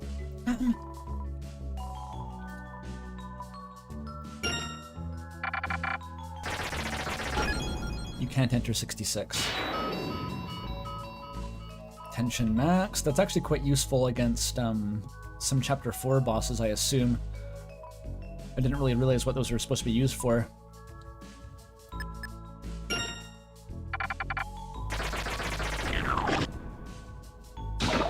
Yo. Ho ho ho! I'm an item! Lancer was added to your key items. Hang on. There's a funny thing with this Lancer. It says enjoy my presence for one room only. I think this is bugged, because you can just take him anywhere. Like, he stays for the rest of the chapter. He's just still here.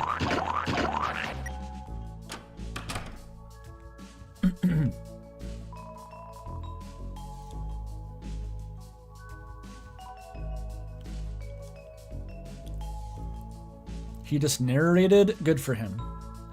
We're never talking about narrator lore again. That was such a stupid fucking video. Like, why did I make that? God damn it. Ho ho ho! I'm an item! This is not his voice. I don't know. I don't know what I'm doing.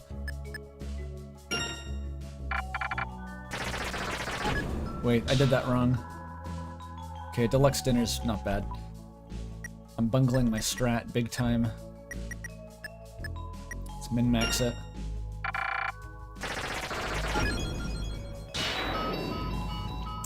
Okay, the Tenatai. I think that's kind of useful.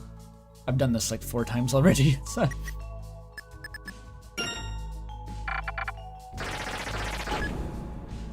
Oh yeah, the narrator video is it's entertaining, but like it tells you fucking nothing about the game. That's like, out of all my videos, that one's the most like a response to the state of the fandom kind of deal, where I was more talking about the nature of theory videos themselves, and like I don't really want to do that again if possible. It's just not as fulfilling.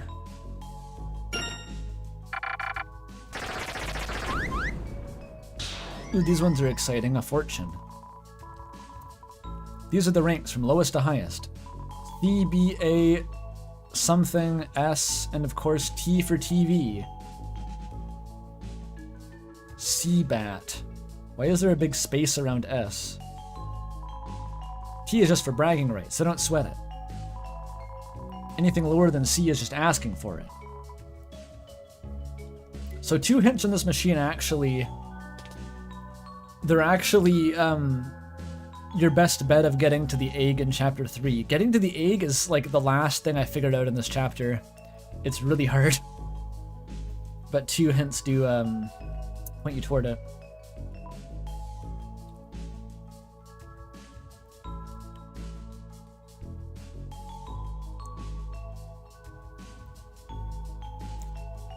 You can get a Z rank?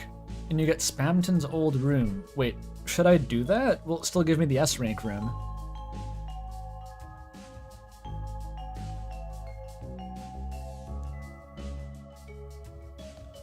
It does. So I guess I'll just throw as hard as possible?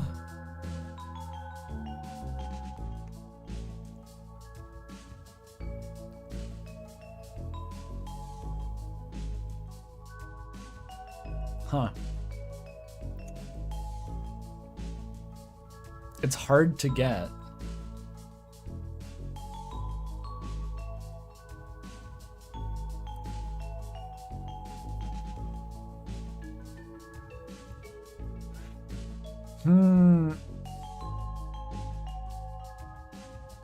What would you have to do? You have to throw every battle. You'd have to get no points, like a minimalist run. And no bonuses. And fail every quiz. That sounds like it would take a long time.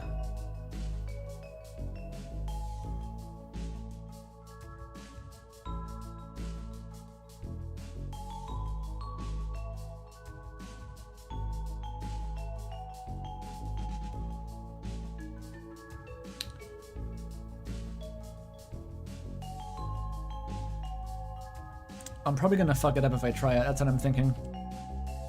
I'm probably gonna fuck it up.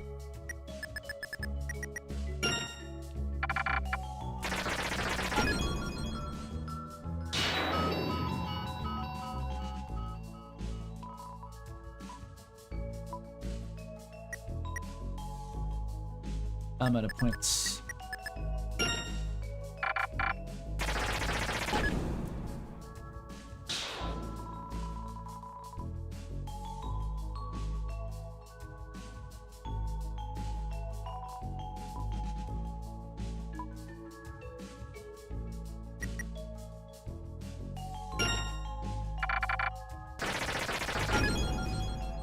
You can get a lot of revivements this chapter.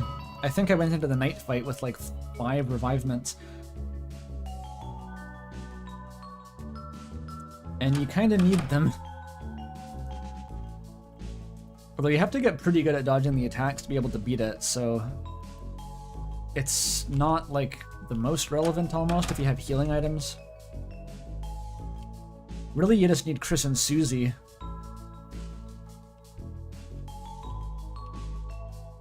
It's one of the fights I found, like, by the time I was good enough to beat it, I didn't really need to rely on that many healing items. Because, like, there's such a big danger of getting just one shot in that fight.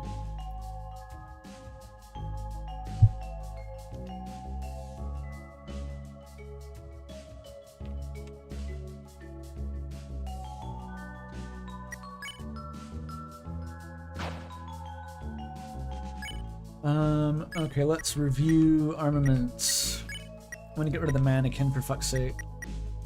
Tenetai is good on Chris.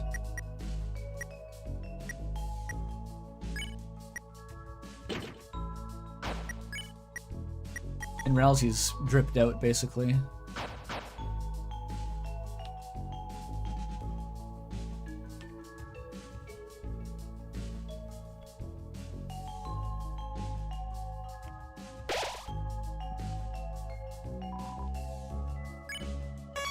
Alright, and now we have... This is gonna take a year. We have to do our exclusive secret creepypasta game. Be back in a sec, Susie. I have to go take a really long shit in my gamer palace. Oh, Steve, let me check if you're on the guest list. Steve, S-Rank on board 1. Please enjoy luxury facilities. Earthbound room. Oh yeah.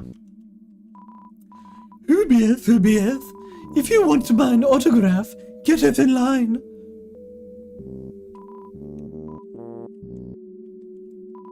I hope I can get an autograph.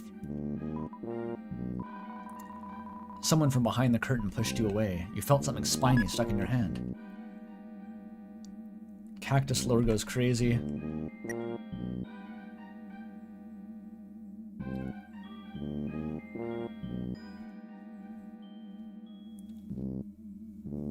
Left and right of the start area. Someone said there was an Easter egg. I'll check that.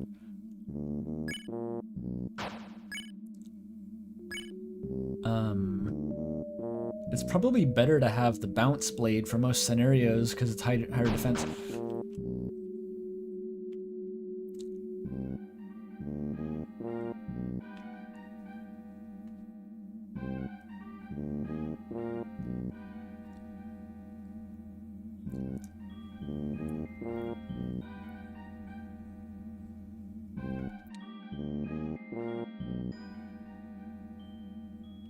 Did I do round 1? No, this is the first time. Ah, Chris, look at you, addressing the room, big shot. Cheers, cheers. So how do you fancy the game then? Righto, ain't much in it, love. Doing this in a Scottish accent is extremely perverse, but I don't know, it's funny. Now, I knew you wouldn't like it, I knew, so listen up. You see that game you've been playing? It's not exactly the original. Old Tin has done a little something here, a little something there. And made the whole adventure into some big old blasted line from A to B.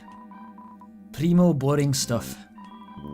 But if I know Chris, and boy do I know Chris, that's not what you want, innit? Freedom, that's what you want, chum, freedom. Well, if I can go hush-hush for a minute here. Chris, love, that's what we got backstage. The original game, the original Star Walker, where you decide what to do. Alright, enough explaining, more gaming. I'll keep an eye out for a tenner, you gotta have some real fun, right, love? Freedom, Scotland forever. And there you go, and I'm sure you know, but secret to tenner, right, love? There's a secret path down from where you're standing? What? Chris, stick around here long enough and you'll learn. Freedom's just a thing for big shots. I'm being pranked.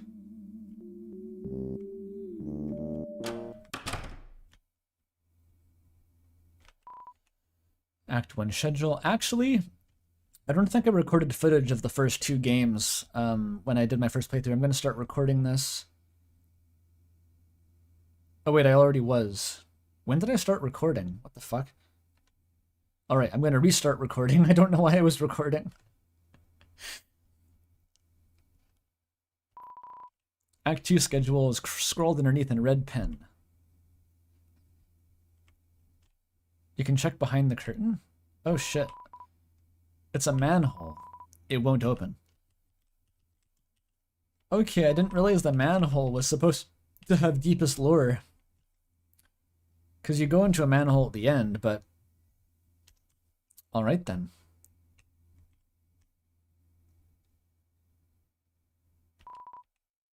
They're locked down dentist office style. I've never seen a dentist office with a game system in it.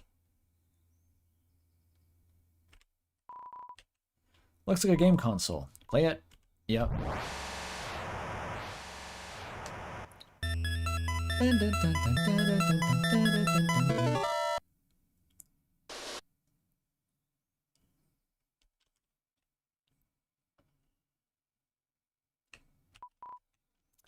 You literally can't leave until you pick it up. Seems there's a controller fallen on the ground. Odd controller was added to your key items. The reference to Odd Taxi, a really cool anime that you should watch.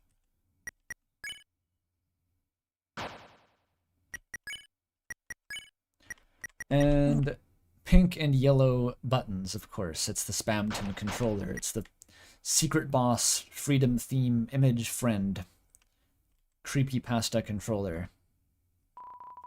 What do the colors mean? Ah.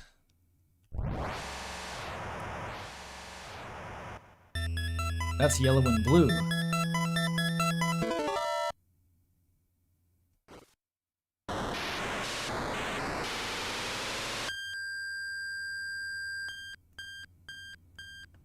Is it called manhole just because it sounds like mantle? Is that it? What the fuck else would a manhole mean? There's no manholes in Hometown.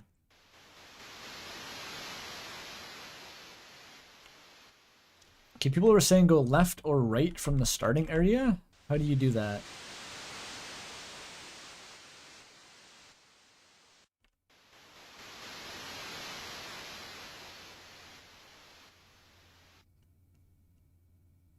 Oh, max level first? Okay.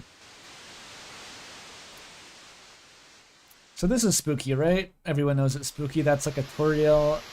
I'm assuming everyone's noticed that the monsters are like Undertale themed. It's like there's like a tutorial one, there's an Alfie's one, an Undyne Fish. Flowey, you kill Birdly. Everyone knows that. Okay, good, good, good. They don't actually hurt you until you get the sword. So this is peculiar. It's like It's like giving you a simulation of a weird route, basically. What this is, which maps to the teaser on the Deltarune website when it had the chapter numbers and different font sizes and colors. It indicated that chapter 3 would not have a weird route, but it would have something that was like a replacement or akin to a weird route. Which is this, obviously. This feels exactly like a weird route, but it's a simulation. It's another layer of abstraction down. Because I am controlling a soul, controlling Chris to control an in-game Chris. It's called the sword route in the code. I see. Yeah, here it's blocked off.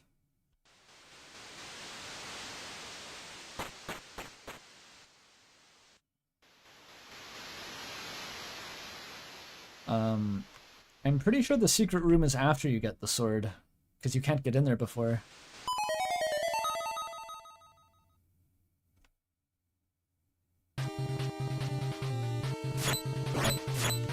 I've been in here. I'll show you. I'll show it off.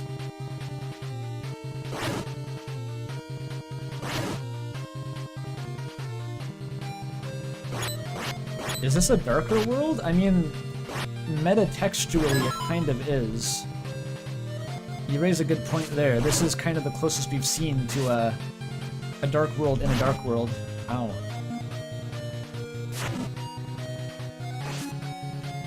These guys have a similar moveset to Lionel's from Zelda 1. You'd think I'd be good at this game after beating the fucking mantle boss, but I feel like this isn't the type of game that you can get good at. You just sort of, like, eventually win by beating your head against it. I'm not the biggest fan of Zelda 1. Okay, we gotta chime in. The game is called Mantle, and also they don't attack until you reach level 2. Also, what's up with Little and Big Chris? What do you mean? Like, there's Little Chris and Big Chris down here? Is that what you're asking? And also, thank you for $5 from some dude Wilson. Maybe your soul is controlling the in-game Chris directly.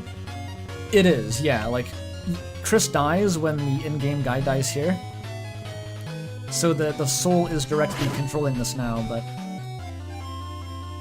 it's still like, look at the visual, right? It's just a stack of screens going back, receding further into fiction.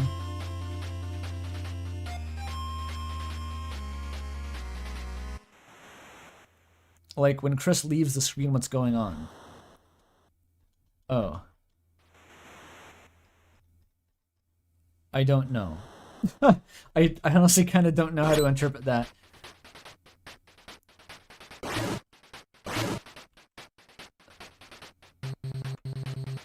It's spooky.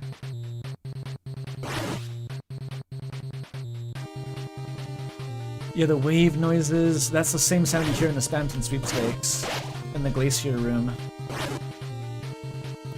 Also the fucking line in Raise Your Bat, that your heart as my mark, which will guide you the way through the waves? Like what? Why is that the final line in the song? What kind of waves? What do you mean the waves? Dun, dun, dun, dun, dun, dun, dun, dun, dun.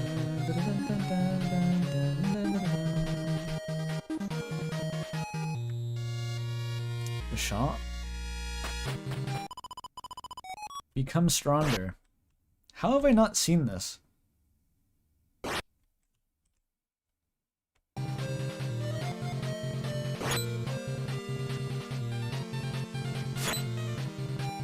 You had a bad feeling about this one when you saw the basic enemies look like Azrael? Yeah. I kind of got that sense at some point too. Fucking Flowey as well here. There's a weird number of Undertale references in these chapters, like more so than even in previous chapters. It's really not shy about just like referencing Undertale music and stuff like that.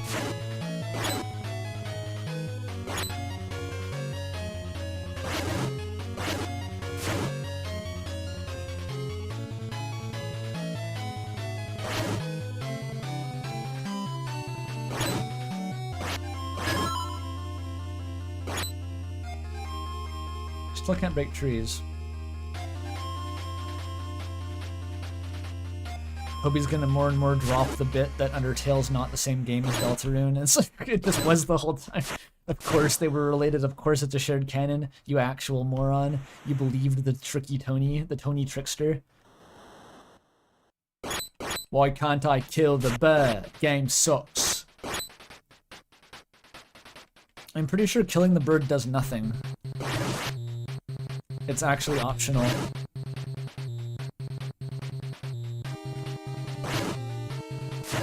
Yeah, and like it's raining somewhere else is referenced too. Spear of Justice comes back, yep. There's more stuff too, but there's so much stuff in these new chapters. Isn't that insane? Like, we have more in these 2 chapters than we've had in the previous 2 chapters for 4 years. And now we have more than double it. It's like, how long is this going to take to actually fully parse through? It's almost a nightmare in a way.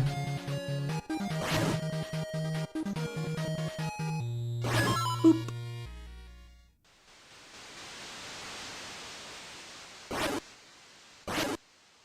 Yeah, fuck trees. Chris hates trees now. Yeah, will chapter 5 take long enough to make before we can unpack all of this? That's a good question, Molly. Because, yeah, of course I want chapter 5 to come, 2026. Woo, goody. But also it's like, Toby, we need time to figure out what's going on here. Okay, do I kill the bird? Vote, chat. Decide its fate.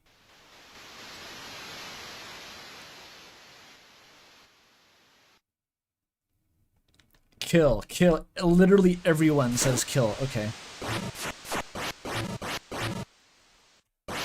I'm wasting health doing this. Oh. Nailed it. Worth it. I thought you'd be, no, don't kill the bird. I like these characters and I'm immersed in this world and I don't like seeing Chris suffer arbitrarily.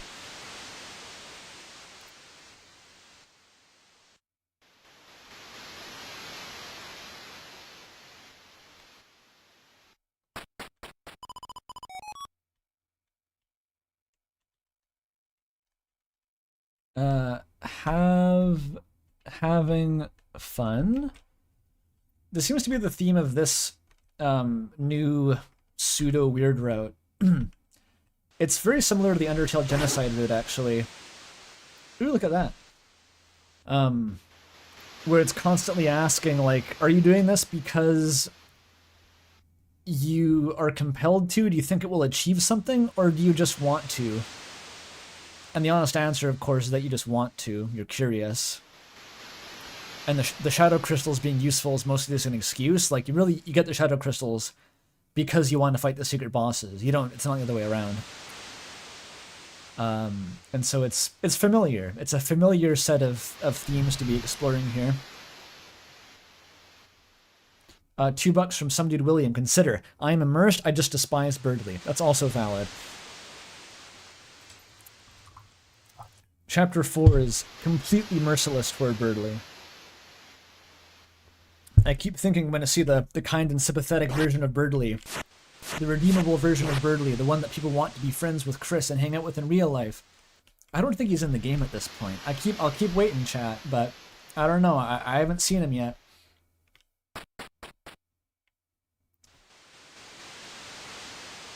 Mandatory Birdly hater moment there.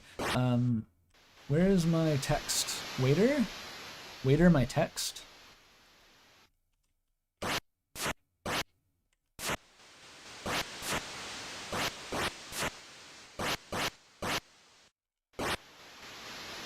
Did it glitch out? Ah, I fucked it up big time. Well, $5 from Terroid11. We got all the shadow crystals and Sean crafts a voucher for 2 spin cakes from Top Chef. That was the moral of the story in chapter 4, wasn't it? It actually glitched? Try the other cave. Okay, I'll try the other cave. It gave me a backup. Thanks, Toby. That's chill. Very chill. Okay, eyes peeled. Friend. I'm not leaving this room till I see something funny happen. Hyperlight drifter strats. Leave no wall unbonked.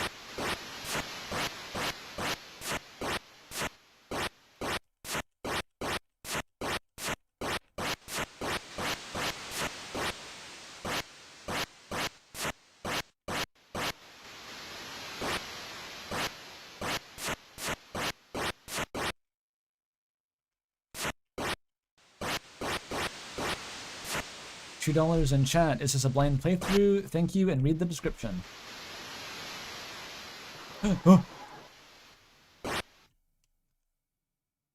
Sick.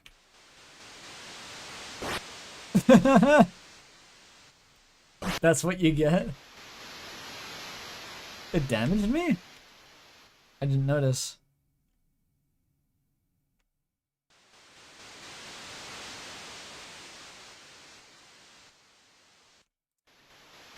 We still don't know what the fuck friend is, dude.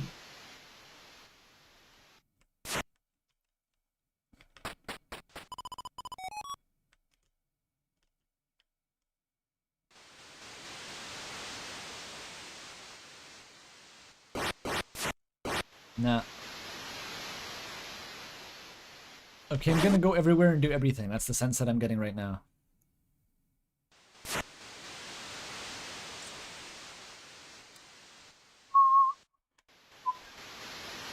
But there is text? I didn't see any text. This is not where you get the sword, is it?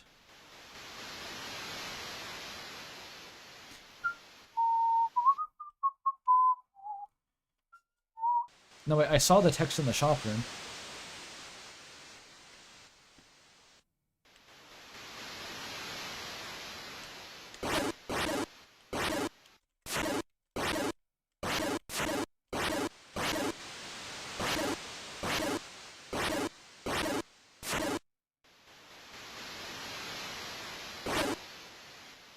Here we go.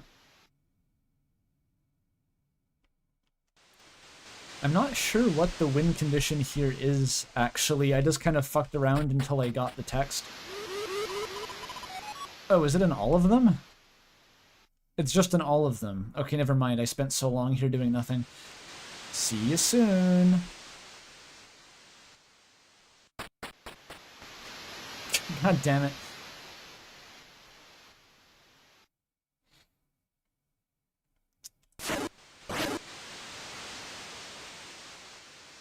And to think you don't even have bombs to blow up the walls here. Imagine how many more secrets there could be. Zelda 1 is so fucked up for that. Like, almost every room in Zelda 1 has a bomb, it feels like.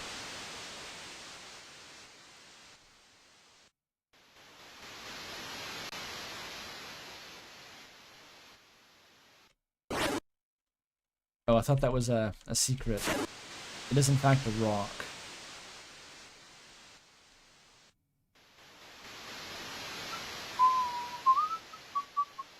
I know what to do, guys. I'm just trying to find... Someone said to go back to the room where you get the sword. I don't remember where that was, actually.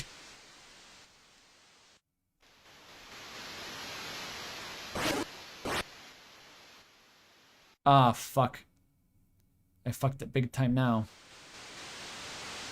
Oh, you just can't do that? Okay, well, great advice.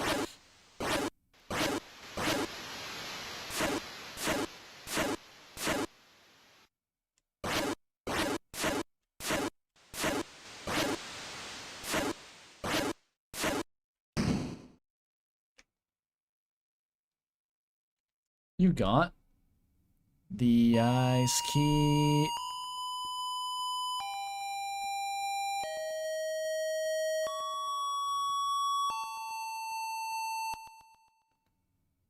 I'm assuming that's the mystery jingle, but just really slow. I haven't analyzed it.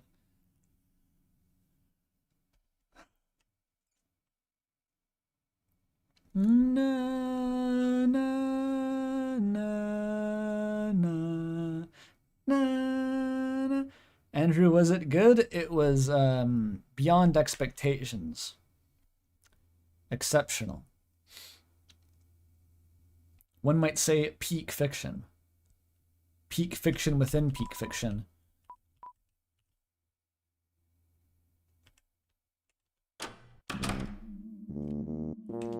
$2 from channel, thanks. I missed my damn key on my first playthrough. So did I.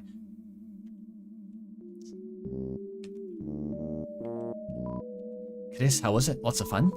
Maybe I had a little extra taste of that, you know. You know. Well, regardless, 10 almost came in. Got to be extra careful next time. Come again next time, Chris, if you fancy. All I want to do is make sure you can play the games you want, Chris. Yep, that's definitely Chris. Chris who was wanting to do that. That's Chris, alright. Favorite protagonist, Chris. $5 again from Teroid11. Oh my god. Pink and yellow fiction. Yes. Oh, I'm getting the early stream sleepies. I've been Deltaruning a bit too hard recently, I think. I might get a second wind if I push through it, though. But I'm feeling a bit fatigued right now. I think this happened during my last Deltarune stream as well, actually. Have a stretch? Not a bad idea.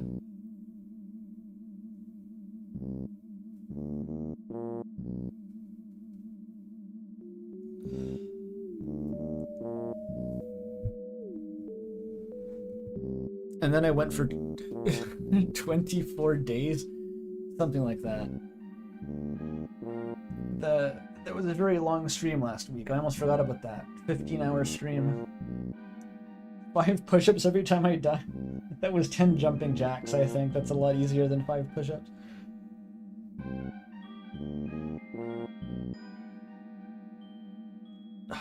You think the 30 FPS causes eye strain? I wouldn't be too surprised.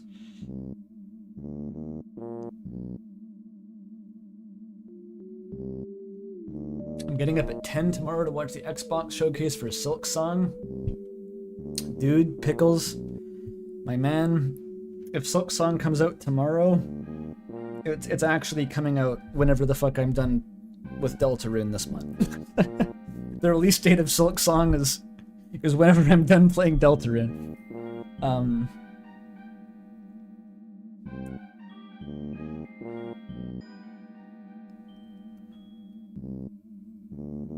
Who's gonna tell him?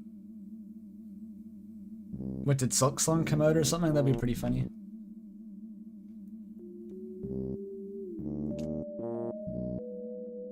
They've been updating the Steam page a bunch. Oh, okay. Okay.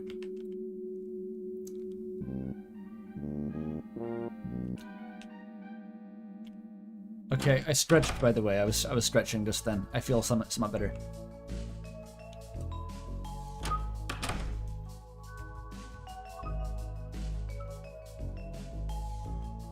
Okay. Welcome back, Chris. I forgot this game had characters in it. Holy shit. What the hell took you so long? I was shitting. Games. Really? Hey, maybe we should play 2 next time. It's okay. I'm not really good at games. Anyway, let's hurry up and get the hell out of here.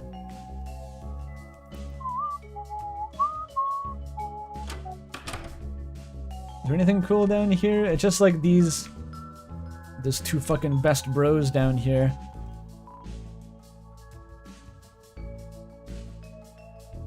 Yeah. The unlikely couple. I don't know why this guy turns to stone. That didn't really make any sense to me, but it seemed kind of inconsequential also. Oh yeah, the curtain's got the big lore actually, hang on.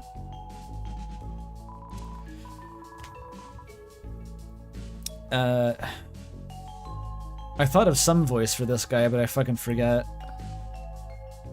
The Couch Cliffs, how purple and majestic they were. The dusty, the empty, such are the worlds, such as those. This guy speaks in like bad English, it's quite funny. Ooh la la, the purple worlds. You think they give the creeps. You have seen naught but that tempered by light. You should thank Tenna for brightening everything up. It's kind of hard to parse meaning from those actually, but I'm pretty sure what it's saying is like, the natural state of the dark world is the weird spooky cliffs that the couch made. Curtain bow is Shudda. For some reason, Shudda has eldritch knowledge.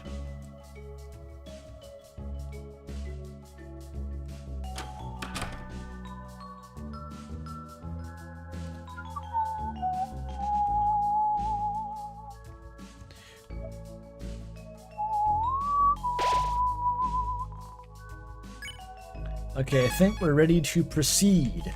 Haha, Snowgrave reference. Ralsei's facing the wrong way, poor guy. Okay, can I do a fucking voice? Can I do it?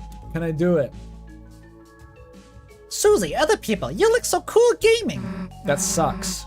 God, I can't do it. I can't do it. Lancer, you're here for real. Not real. Hey, wait. If you're in this dark world, aren't you gonna... Don't worry, I've still got some time before I petrify. Meanwhile, I got a job at the gaming factory. I got my own gamepad and I've only broken it 4 times. Now I gotta go press buttons for pennies. See you in the funny stages. Good enough.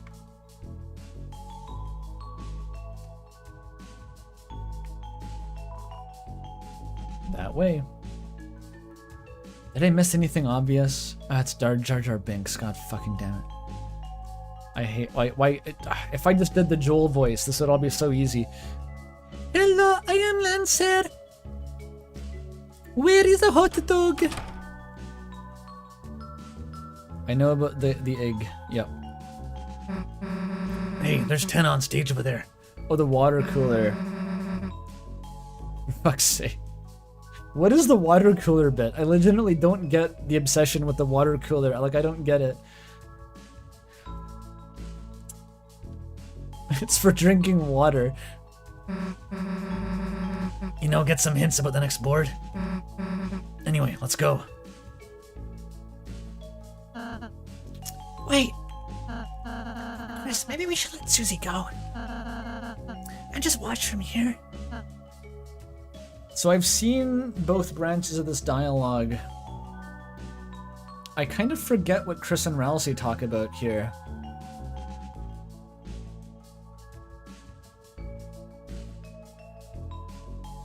It's for Booby, yeah.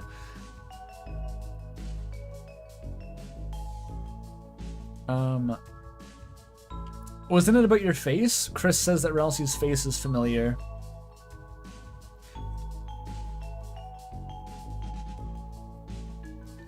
Because I think what Tenna goes on about, Tenna is talking to Ram, because I think Ram is the one who's keeping Toriel in the ball. What exactly is Tenna's plan? That's probably worth reviewing here, because it's a bit unclear. Obviously, on a high level, it is to keep Toriel in stasis for the Knight to ostensibly kidnap and keep the Lighteners busy in the meantime. But why does it take so fucking long? Why does like, where is the Knight? Speed your ass up, the Knight. Like, why are we stalling for 7 hours? It's strange. And it makes it a bit hard to extrapolate motivation because it's such like a long span of time. The Knight got distracted, trying to get an S rank. But if the Knight was the mayor, it doesn't even take this long to walk across hometown. They're neighbors. Like, they're literally neighbors. Was it for both Toriel and Undyne? If that was the case, then the Knight would have taken both at the end. Like, all the heroes were defeated at that point anyway. I think Undyne throwing up was actually a complication. Not throwing up, showing up. You know what I meant.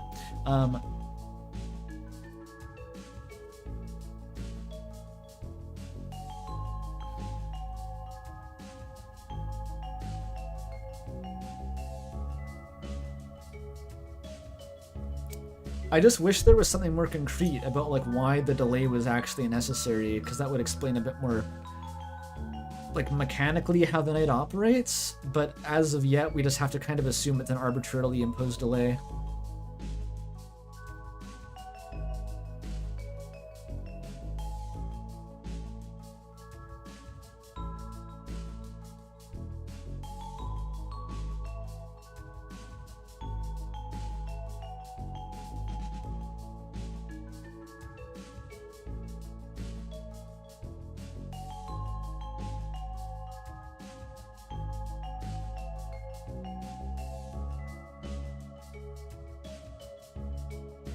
Chris knew about Toriel, but they set up Undyne to get captured and ordered Tenna to stall. That, like, just barely works?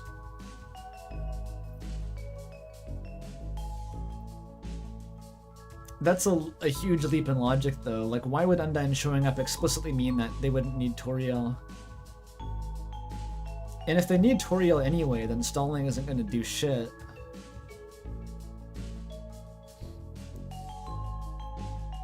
Yeah, and I think the knight directly told Tenna to stall. I think it sounds like both Chris and Tenna independently. No, Chris and the knight independently talked to Tenna, which is kind of fucked. But Tenna definitely mentions both Chris and the knight giving him orders.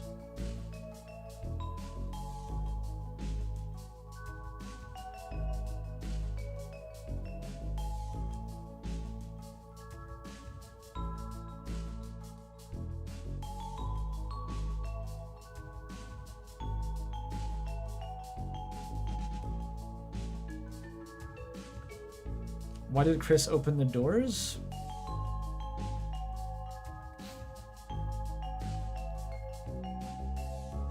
Oh, you know what I think that is? That just occurred to me. I think the open door is the area on the outskirts of this dark world. When you go to the far right and go through the big locked door, you come out to this sort of snowy, cold night landscape with open sky.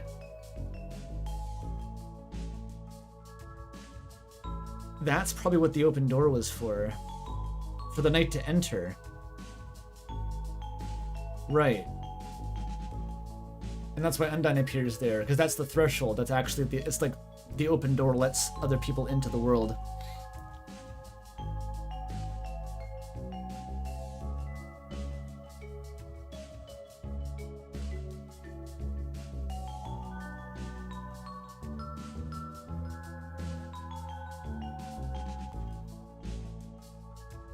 That would imply the knight can't open the door, but if it was locked, I guess that would be enough of an impediment to stop a light world person from coming in. The mirror or whatever can't just literally batter the door down. Assuming it is the mayor, I don't think it's necessarily the mayor, though. Like...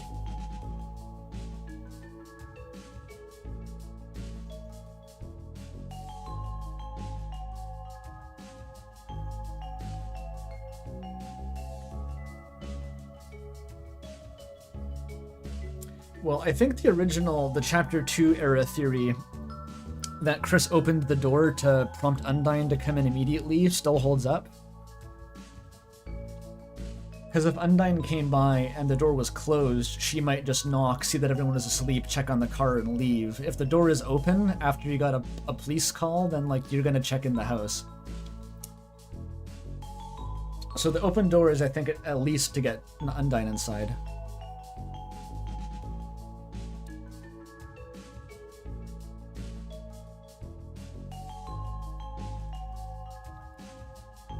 But I don't really buy, like, Chris wanted the knight to take Undyne instead.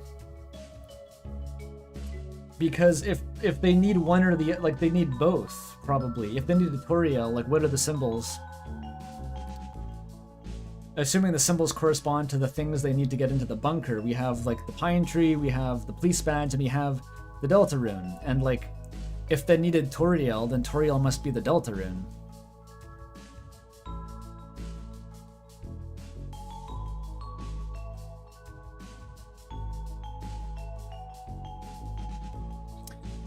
And besides, the knight didn't grab Toriel. The knight literally abducted Undyne, like, swooped out of there with Undyne. And it was casting some sort of, like, Kamehameha wave at Toriel. Like, what even was that? What was it trying to even do?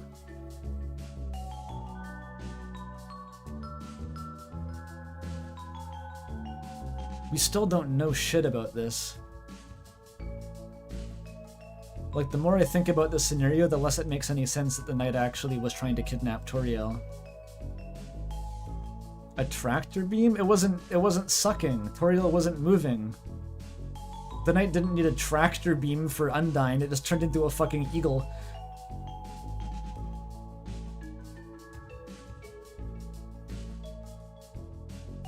She was vibrating?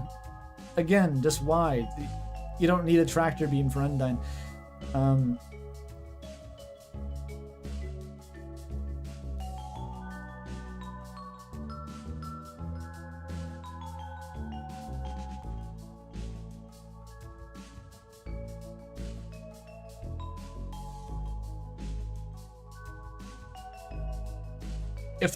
If Toriel was literally irrelevant and they were just stalling,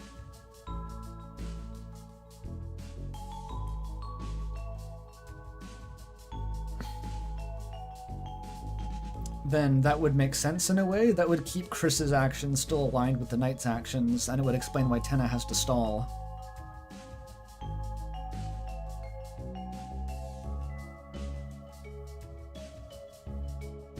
It may be the case that Toriel is irrelevant to the prophecy, or whatever, to the bunker.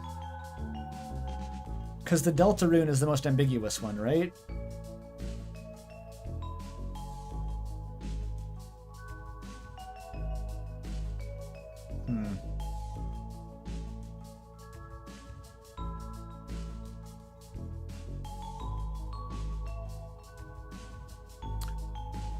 Toriel couldn't wake up. Why was that? So Toriel wouldn't know about the Dark Worlds. I think that's the only answer, right? Toriel couldn't be allowed to know about the Dark Worlds. And if they were going to kidnap Toriel, then why would they care whether Toriel knew or not? So I think the more I talk this through, the less it seems like the knight even cared about Toriel in the first place, in terms of actually wanting to kidnap her. She would be in danger if she woke up, because she would know too much, potentially.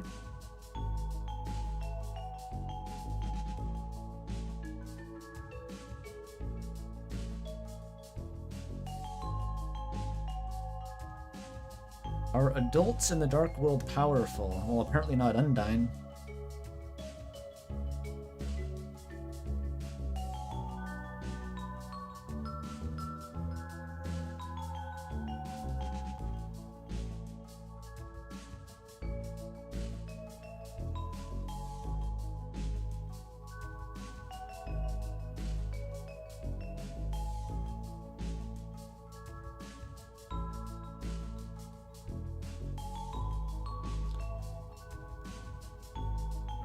Also, I have to wonder, the whole premise of kidnapping Undyne, that takes place in the light world. That's an actual, like, abduction.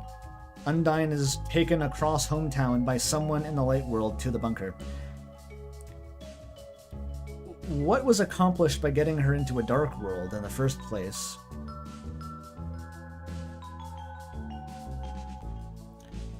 Like, if we're assuming that the knight popped out of the fountain with Undyne in tow, why was it necessary for her to go into the Dark World in the first place if the knight was already independently capable of carrying Undyne into the bunker in the Light World? 5 pounds from Avast, thanks. Toriel is a community member and trusted, so if she woke up and got out, she could genuinely alert the town. That's actually a pretty accurate assessment. We see Chris keep trying to tell Undyne and she doesn't really give a shit, but Toriel would probably be able to actually make something happen.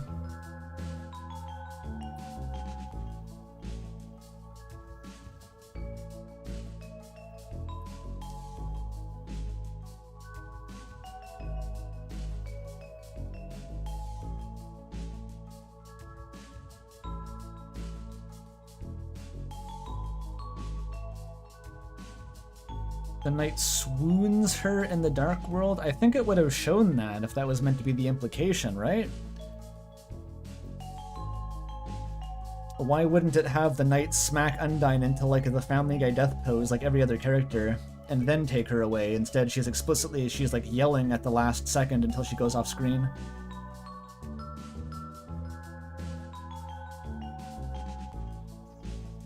It would have been really easy to show her unconscious. What's the swoon? I don't know. It's just like a really strong KO, I guess.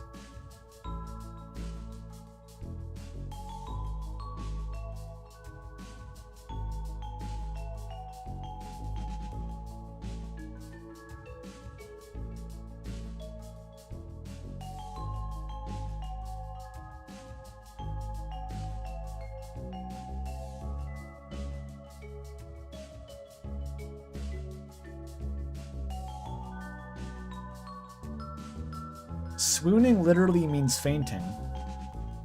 It's used in the context of like you're overwhelmed with love to the point where you pass out. Like that's a context where it's used, but it literally just means to faint.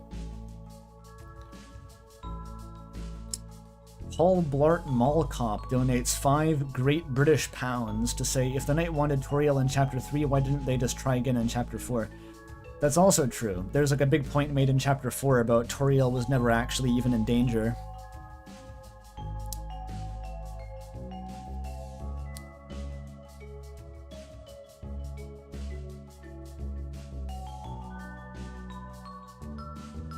Was anything accomplished in Chapter 4? What was the knight even doing?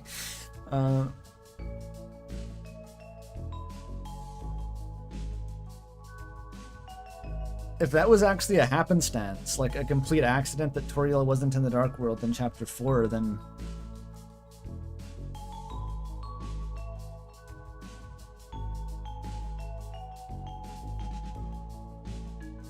it's unclear what they wanted to accomplish.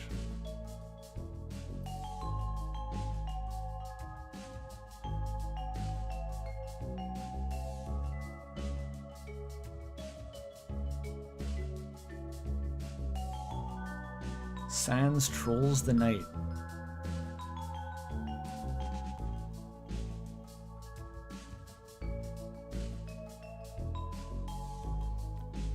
I think we are supposed to guess what the knight's doing now. I think this is the time we're supposed to guess that, because before we were trying to and we had no chance. We knew nothing about the knight. I think at this point we know enough to be confused, which is progress. And that's why I'm so stuck on this. Like, we know enough to reasonably reach conclusions, or at least to make educated guesses. But I really should move on now.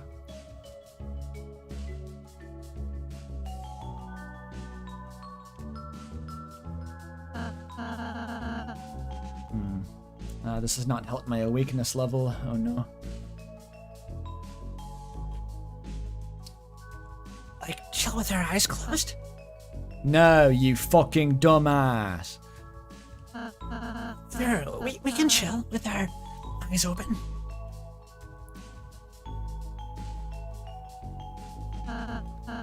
Would you like to talk about something? Your face. My face. I've seen it. Huh? I'm not quite sure what you... Well, Chris, I'm sorry, but this is my face. And if there's one thing I like about myself, it's this. Fascinating Ralsailor. Enjoys his own appearance. The only thing he does not have cripplingly low self-esteem about. $2 from Cooper. Gotta leave for a friend, here's some extra cash. Thank you, Cooper. I love cash. Yeah, they added in Ralsei sprites with like extra sad lines under his eyes just for this chapter.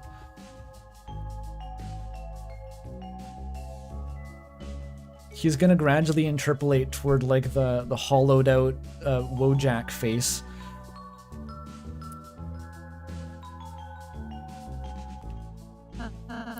So, even if you think it's boring or too similar to... Don't laugh, Chris. If you think it's the same as... okay, I get it. You don't think it's too similar, but... Chris... So they were straight up talking about Asriel there. And Ralsei's like, yeah, I know I look kind of like Asriel. Don't make a big deal out of it. It's embarrassing, Chris. It's like, okay. I don't know what the fuck that means. Like, obviously, clearly Ralsei knows, but doesn't seem to think it's a big deal.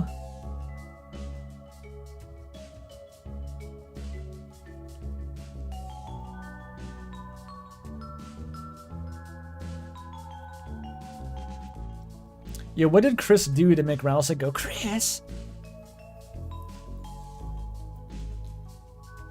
Maybe Chris said that, hey, the deer monsters are go crazy for guys like you, eh? I know me a few tomboy deer monsters who would be lining up, Ralsei.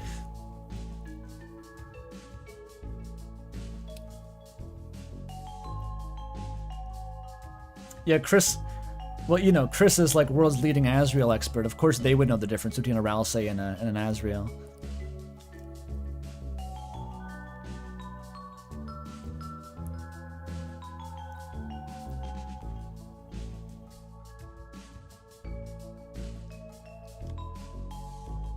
So, what the hell were you two doing?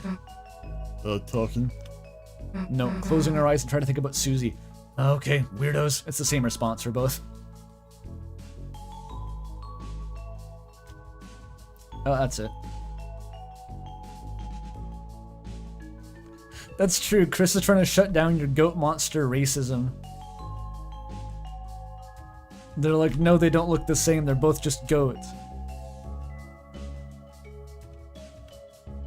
Can I go over here? No.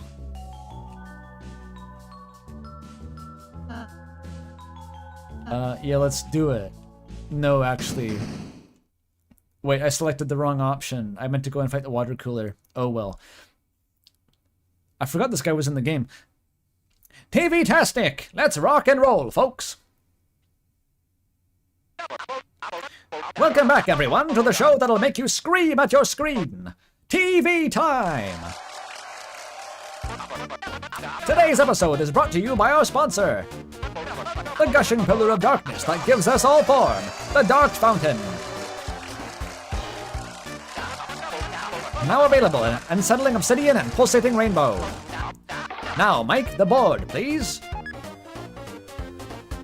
Why does the castle look like the most evil thing you've ever seen in your life? Gather on that sunscreen, everyone, because today's second and final board will be an aquatic adventure to a desert island. That's right, an all-expenses-paid trip to a beautiful tropical paradise. Haha, I wish I could go, but I'm just a big electric box attached to the wall. Ha ha ha ha. Well, I would look good with a tan. For this board's goal, you'll be aiming to enter the floating Atlantis Stadium. Legend has it, the best way there is our super high-budget Rainbow Bridge. However, the rainbow only appears if two lovers meet at Lover's Cliff. By the way, don't forget to take lots of photos while on vacation. Now we're gonna have some real fun in the sun today, so don't touch that dial. Well, okay, you can touch it, just be gentle. Don't forget. I don't know if there's different content for Post Snowgrave because I haven't tried it yet, actually. I still have to do it. There's so many things to do. There's so much. I love the music for this segment. Do do do do do do. Do do do do do do. Do do do do do.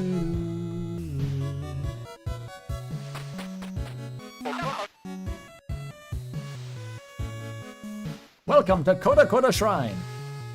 Oh, isn't the bitter tear item from chapter 4? I thought that was only in chapter 4. Oh, camera. You got it. Cute selfie, Chris. Can't you even pose? I guess it's okay if it's in a game. Susie does not like photos taken of her, confirmed.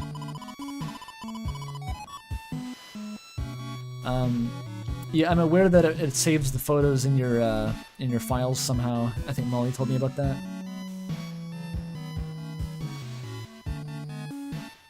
The circumstances of Ralsei's creation might be a bigger mystery than the object he's based on at this point. He doesn't know anything about the light world except Chris, unlike most Darkners. He does actually know. In Chapter 1, he knows the layout of the school.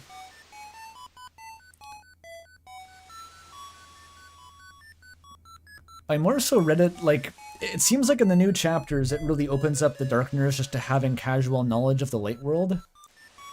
Previously, in Chapters 1 and 2, it was actually pretty tacit about that. Like, it seemed actually for a while like Ralsei had unique knowledge about the light world compared to the other Darkners. To the point where that was part of, like, fucking Jaru's big theory, the piles of Asriel's dust. Hinged partly on the fact that Ralsei, knew more about the light world than Darkner should. But since Chapter 3, it seems like everyone just kind of knows. It's now common knowledge. So I don't know. I'd lean toward assuming that Ralsei's knowledge of the light world is comparable to the others. It's just... I guess it's because... Okay, how about we look at it this way, actually. The other Darkners, they seem to know things based on what their light world objects were used for in the past. But maybe Ralsei is in the out of the loop about so many things just because his light world form has, like, been stuck in a closet for years and wasn't actually doing anything. For example. Because Tenna has all this knowledge about, like, the whole Dreamer family, all their dynamics. He knows that he's a TV and a wall, and that's because, like, he saw it all happen, he was there.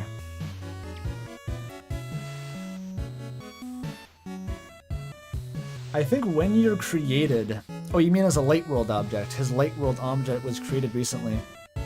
I think it's either that, or it's just the fact that nothing's really happened to his light world object. Besides, apparently knowing about Chris?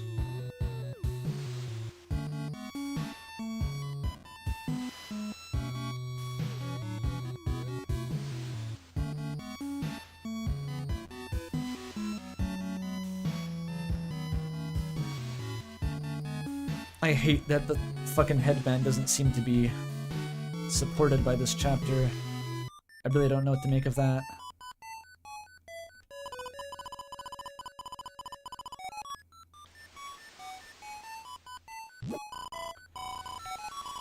Green Geyser. The red outline underground. Fangs of Youth. I hate that so much. Because it looks like red horns. Why does this work so well as an explanation for the headband?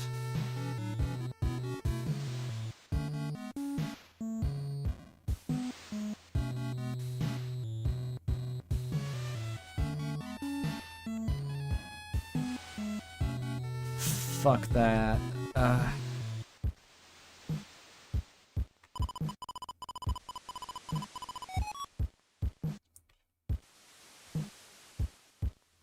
Why would Toriel drop the headband lore for it to become an antlion? I don't know. But, like, what else is the antlion? It says Fangs of Youth. What does that mean? If it's not a literal red herring, then what? You can't read that as not supposed to be referencing the headband.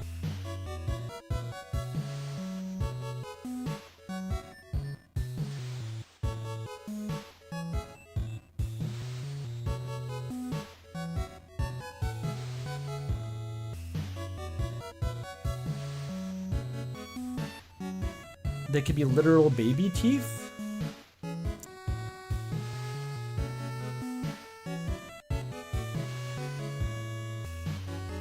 Oh, fair point, I guess.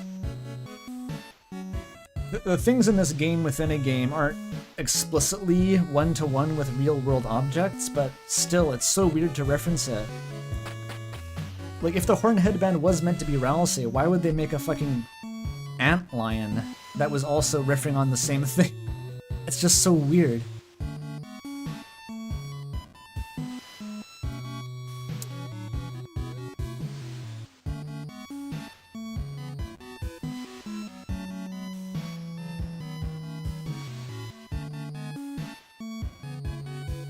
The antlion may be a way to get across displaying horns moving that you have to take a picture of, as in the granddad photos. Things you have to take a photo of that aren't one-to-one. What do you mean the granddad? Granddad? What about granddad? Oh, the message cut off. Flintstone? Granddad? Wait. Oh, my hand is misaligned on the keyboard.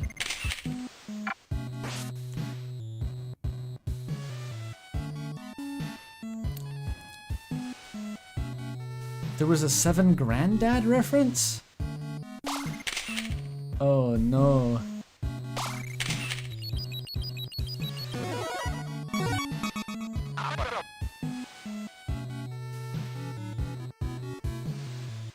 I'm now lost. I'm completely lost.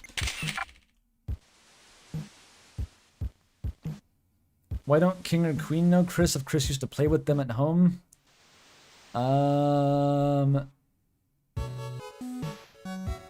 That's a good question. It seems like Queen acts a bit familiar toward Chris. Queen acts familiar with Noelle in a way that doesn't directly imply that they've met before. And Noelle used to play pretend with Queen. Why doesn't Noelle know Queen? Well, because she doesn't look like a laptop. I think that's kind of obvious. I don't think that would be my first assumption. It's like I woke up in a strange, dark world. Oh, this scary woman must be the laptop that he used to play with at Chris's house. It's not really a normal thing to think.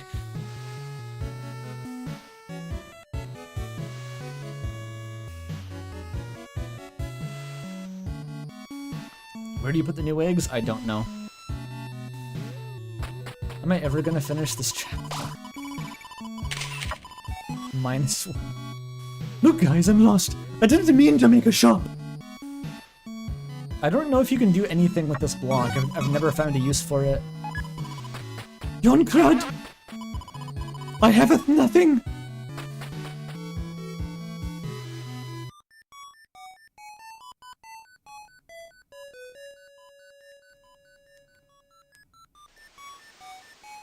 Yeah, the eggs go to Birdie's desk. I don't know if that's... I don't know how the eggs work.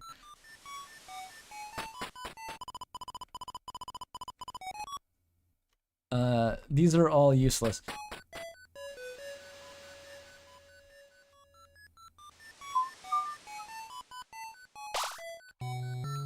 Let's fight. Let's do it. Don't adjust your seat yet. Don't adjust your set. Chris is blue and fighting again. These guys are actually some of the hardest fucking enemies in the game, I think.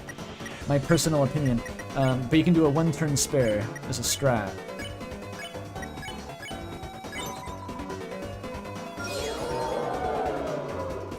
Raise the stakes and roll, roll, roll. Okay, we're good. A brutal pacifist beat down.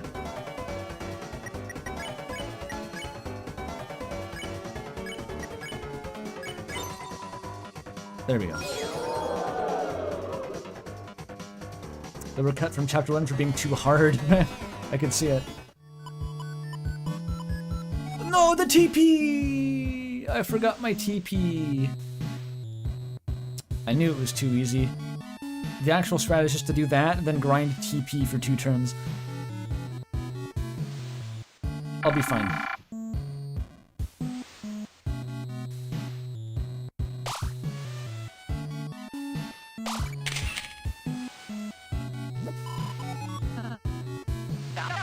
Alright, let's see.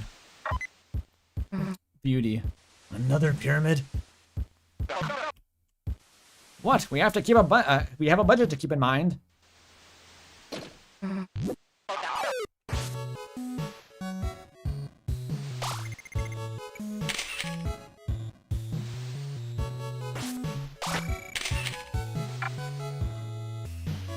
And we're back.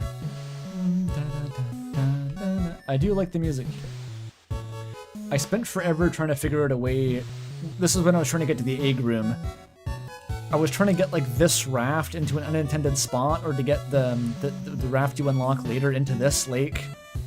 It's not what you do. It doesn't work.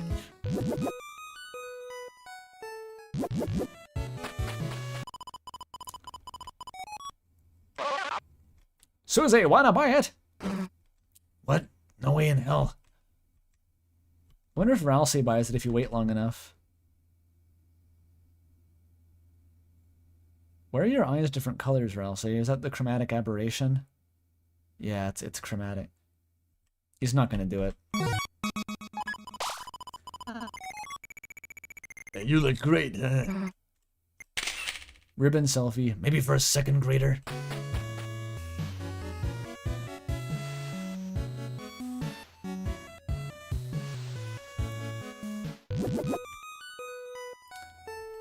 There's an Easter egg here if you just refuse to go back.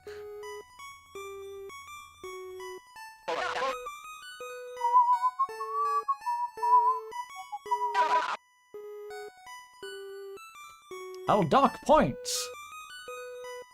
You actually do lose points if you stay on the screen.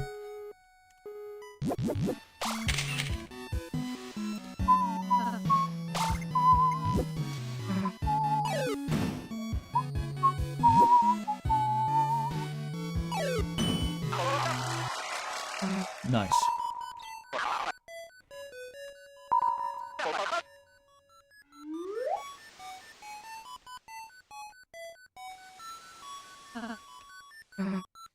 This section is really funny. Hey, look over there. Let's go, easy puzzle.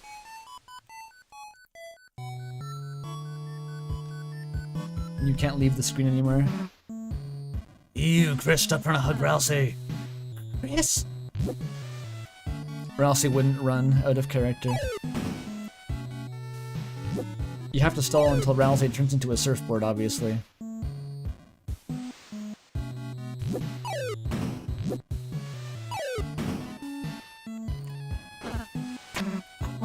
I knew you could turn it into a surfboard.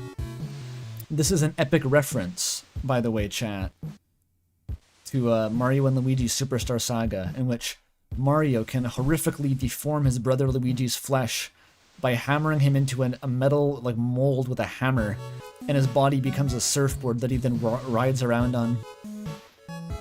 He doesn't look like a surfboard, he looks like a fucking seal. Plah, plah, plah. Some theorize Ralsei wasn't part of the original prophecy, and now he's the only one who 100% we know belongs there. True, actually. That's something that I didn't pick up on at all, I have to admit. In Chapter 4, I did not pick up at all on the fact that it may have been casting doubt on whether Susie was the one in the prophecy. I'm gonna have to pay attention when I replay that, because I was just like, yep, Susie, yep, it's Susie. It's Plowsy. Susie, that's amazing. You doubted my genius?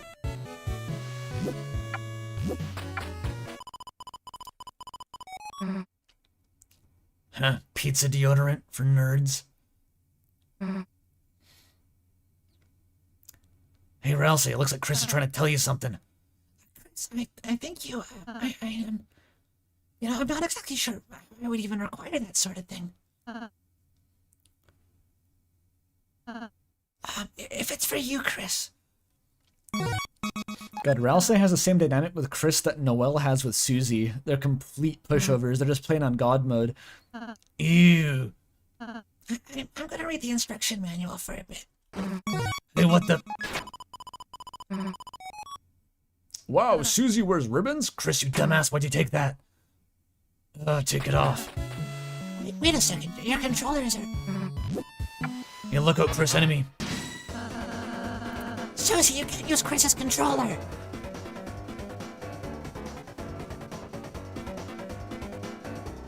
Oh boy. Okay, let's talk about the prophecy now for an hour. We're listening to Rude Buster. People are theorizing that Noel is actually part of the prophecy, given that Ralsei says, oh, that's the trick. That's the key. The girl is supposed to wear ribbons. I didn't even notice that. I didn't even think about it. Yeah, it sounds like Noel. And also, yeah, Chris potentially just being a cage, so the vessel would have been just as much of part of the prophecy as Chris. I think this is gonna derail immediately into like fucking Death's Knight second voice bullshit if I keep talking about this now.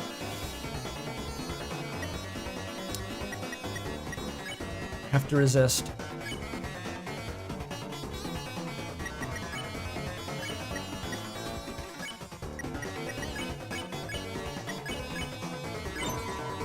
Save it for chapter 4. I know, we're gonna spend like 12 hours playing chapter 3 and have discussed all of chapter 4 by then. It's very hard not to. Ooh! Chris likes playing as me better anyway. Dun, dun, dun.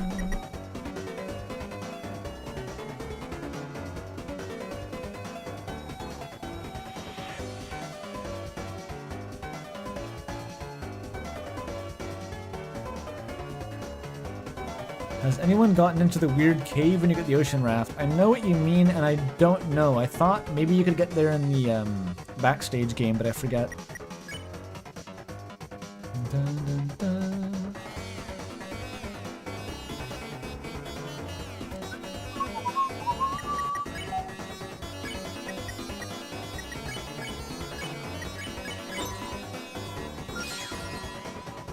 I'll get TP this time, don't worry. Okay, this is a different strat now. Check this out.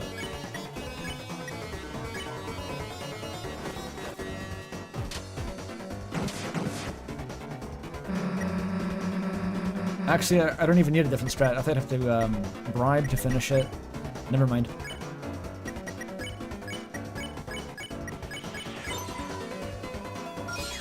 I think that was flawless.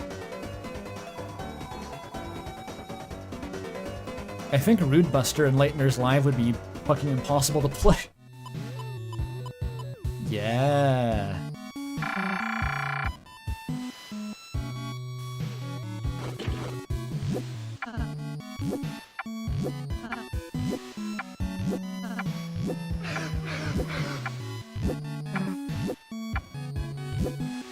You gotta farm the points. This is my whole job, is to pick grass.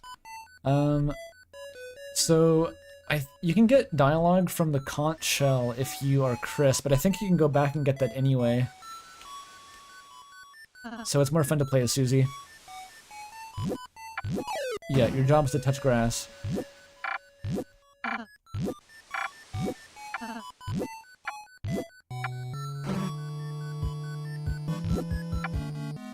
Chapter 3 works as a tonal recalibration between shenanigans the first two and the fourth.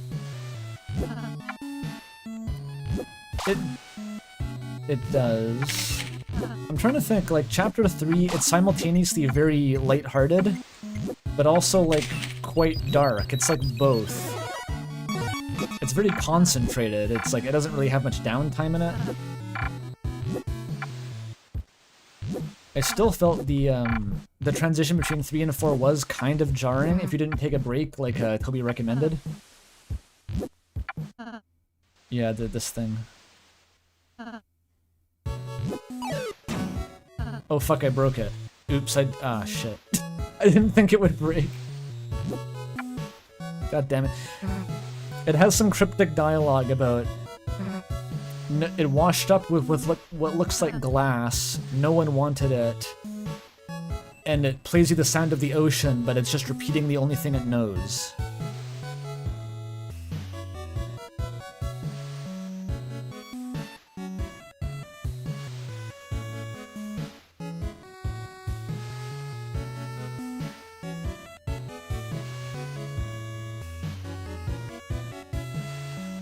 It doesn't seem to mean anything in particular.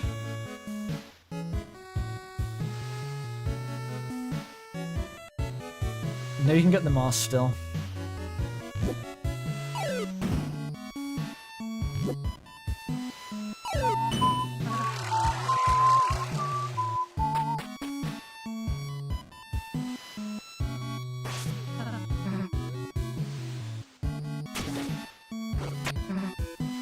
I'm pretty sure Susie never says I wouldn't let that happen to you. I don't think that's not the phrase.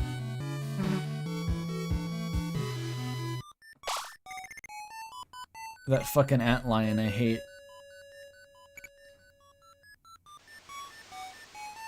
Where is it?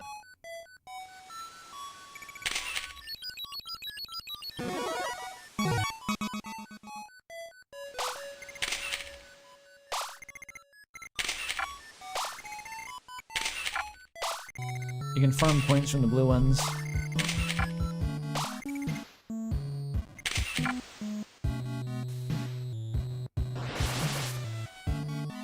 Did anything stop me in my tracks the first time? Probably a lot of things. The trick is that I don't necessarily remember though. Definitely seeing Tenna bring up, December, like full name December, was like a slap in the face. That was crazy. There was like just a glut of giant reveals and weird shit.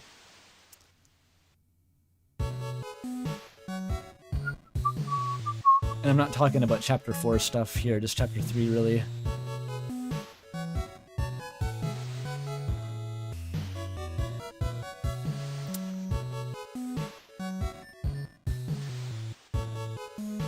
Well, no, I don't think people are saying the red antlion is physically representing the literal horns, but it just seems very strange to have an object that represents the horns in any way and not have it be Ralsei if Ralsei is the horns.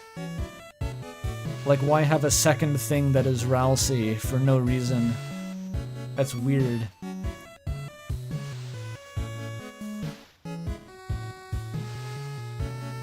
Tenna mentioning deaths was when you realized you fundamentally misunderstood the game. Kind of, yeah. It was... I've been trying to articulate it like... People were thinking that the night would be a chapter 5 thing, and that you'd fight like God in chapter 7 or something. And that was like, that's as far as we could imagine into the future. That's all we had access to. Those are like the biggest puzzle pieces we had, so we put them at the end. But in reality, those puzzle pieces were like the next 2.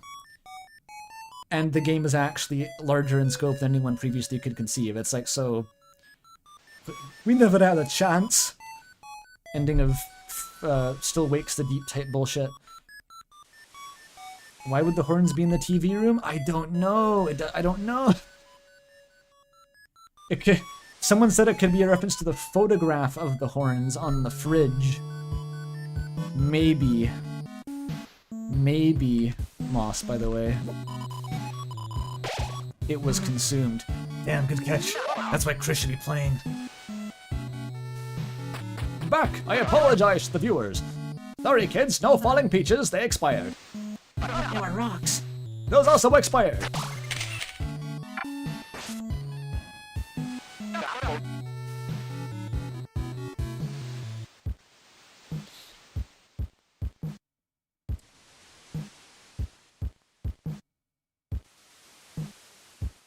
Well, I think Angel being endgame is accurate.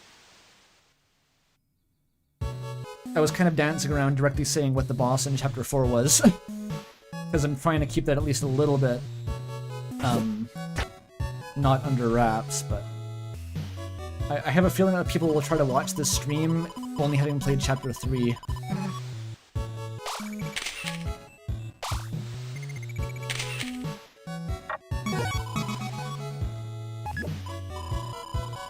Ho, friendship shouldn't be bought. That's not how he talks, that's not how he talks.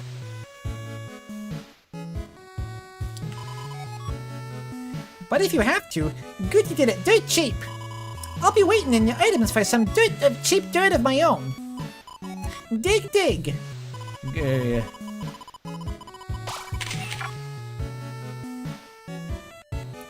You bought him at 999? I need those points for my S rank.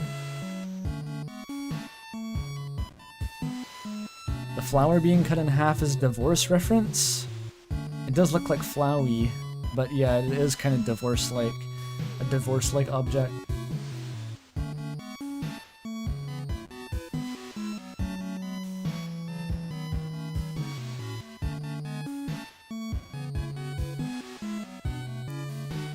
They took half the kids. Mike, rebuild my kids!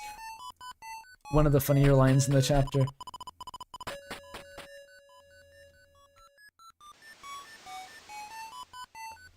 What are the Shadowmen in the Light World? I'm pretty sure they're the figurines in the windowsill, because those are gone in Chapter 4.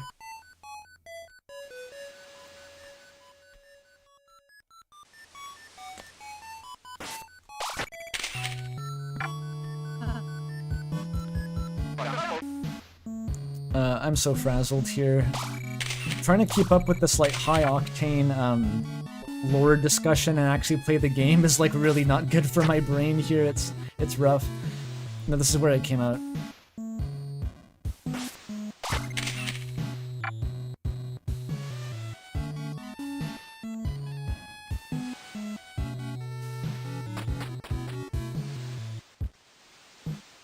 What are the weather people? I think they're just personifications of the Weather Channel. They're not physical objects. Is that a green bath? Leave it to me to get it free. Dig, dig, dig.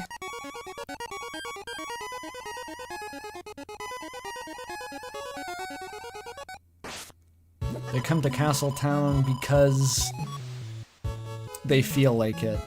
I don't know. Looks like I struck green gold. Take a picture for the ages. Drinking it. What does the green liquid mean? I literally don't know.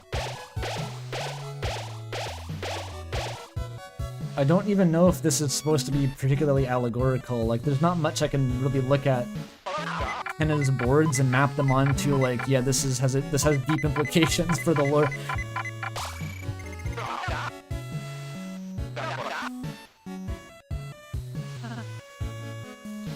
If you leave this screen, by the way, Susie never does this, and those are unobtainable. That happened to Joel. He told me digital currency was secure! Confirmed that Spamton is a Bitcoin grifter.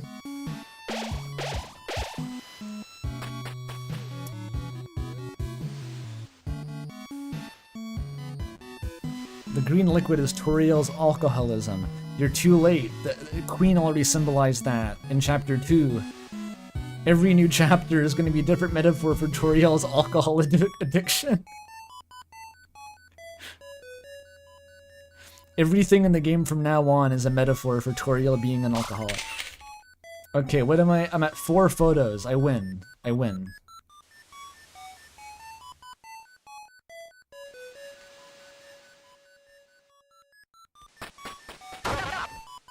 With 3 photos, a path opens! Oh, it's a magic raft! Where does this lead, by the way? It just teleports you, and it's like, okay. With the magic raft, the ocean is your oyster! Raft forth! Unknown mysteries await you! Let's go right. Even I don't know it's this way! Hey, you two aren't supposed to be here? Hey Chris, wanna play money-making game? What the fuck? Who said you could do that on the job? Hello, gigs up. That's a Zelda 1 reference. Yeah, this is Tenna's ROM hack of a game that isn't Dragon Blazers, but resembles Noel's description of Dragon Blazers. It's very confusing what the fuck this game is.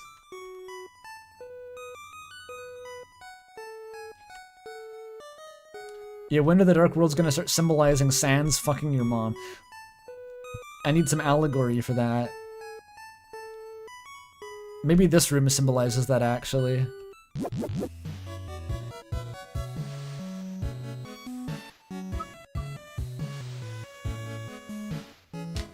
It's a Dragon Blazers demake for NES, clearly. Yeah, but like Noel describes the ice maze, like that you see in the original version of this.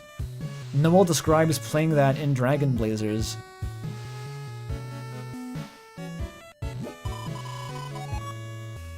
You found the Tropic of Love.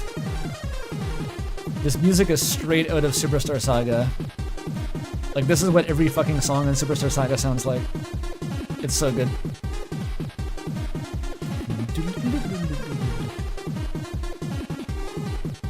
Fuck yeah.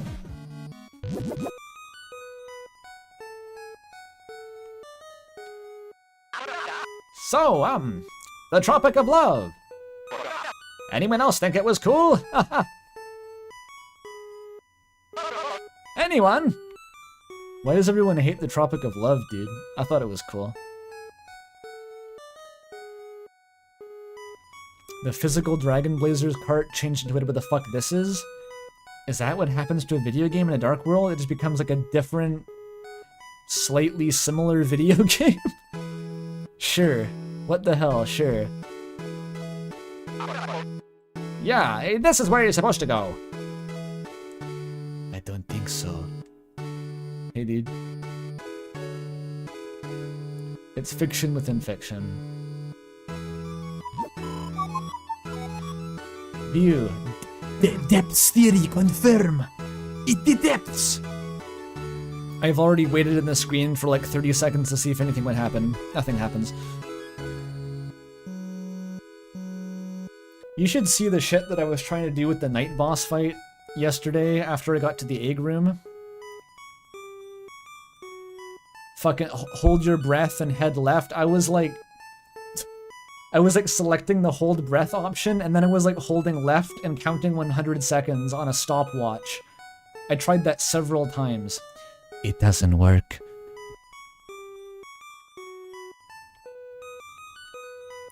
Wait, does Tenna leave again? I thought that... When does Tenna leave?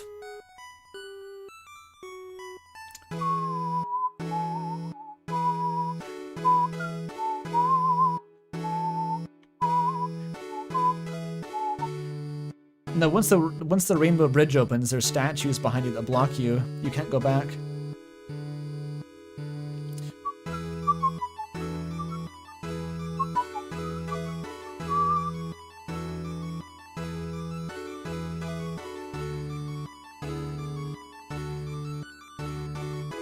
What, you can do it?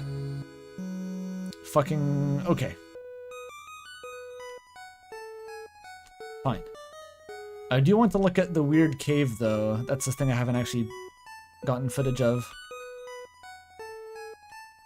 And the lawnmower game, don't forget. Don't forget.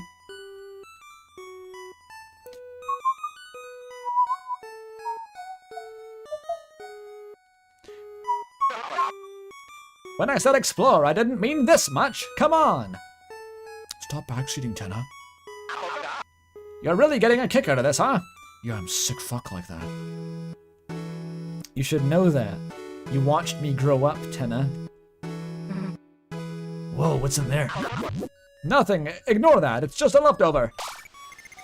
You're getting a photograph of your unused assets. Data mined. Data mined. Posted to spreader's resource. Leftover? So that text box that it skips over in one frame, it says, nothing, it just leads back to... Which... I'm not sure. What was in it? Nothing, it just goes back to... Oh no, wait, it does say that. I think that's a glitch, actually. That text box appears for like a frame. It doesn't matter, let's go back to the game. What's up with the lawnmower game? It's just for fun.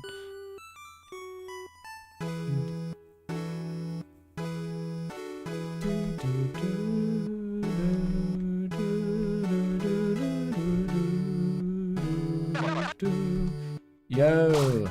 Atlantis sure is beautiful this time of year!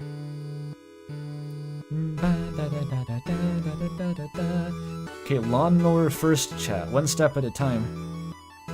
This is, I'm not familiar with having a stream with 1,300 viewers. It feels like a new person joins like literally every 5 seconds and asks the same thing. it's kind of maddening. It's just part of the deal, but it's... Oh shit. Oh no. I bungled it. I thought that was where the lawnmower was.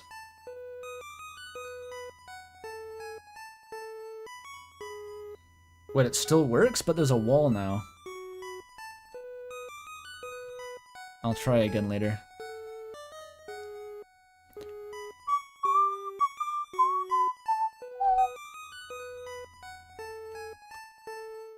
Oh, it's just here.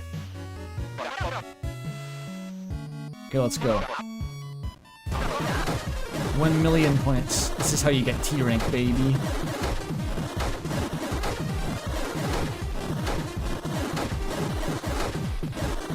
Unprecedented efficiency. Oops, never mind.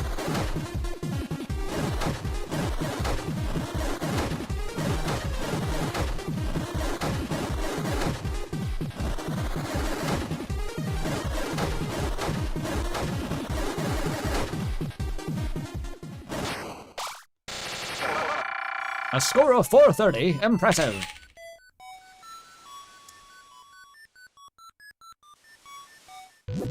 Alright. What does mowing the lawn symbolize? Oh, it's a reference to chapter 5.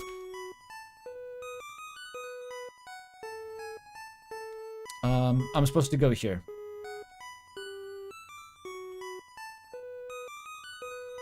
Without Tenna, it doesn't trigger and it's just eerie and confusing. Fascinating.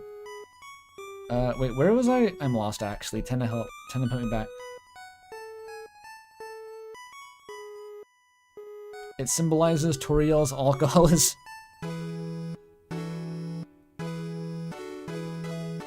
Noelle's gonna shave her head and go goth. It's required to be in the prophecy, Noelle. Bish, boosh, boosh, boosh, bish. Without the rain of love to nourish me, my life is lost at sea, burning in the hot sun.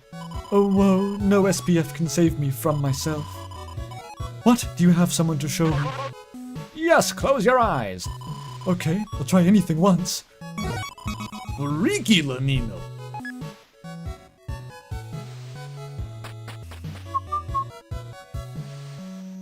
What is SPF? Genuine question. Sun protection factor.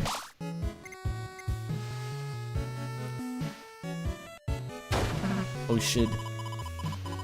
The final photo, the 3 heroes. Oh, it's not. There we go. Everyone smile.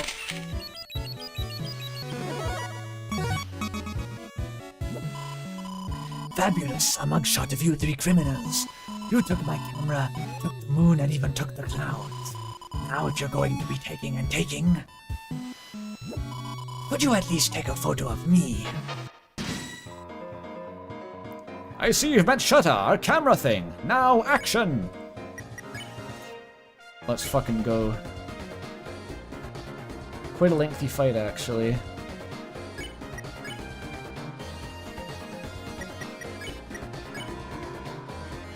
This one's easy.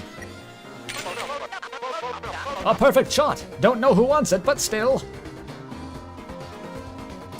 The brilliant photo. I can't believe it's your first shoot. How about I shoot you? Ow. Fuck. Don't throw. I think the strat here is to spam power photo.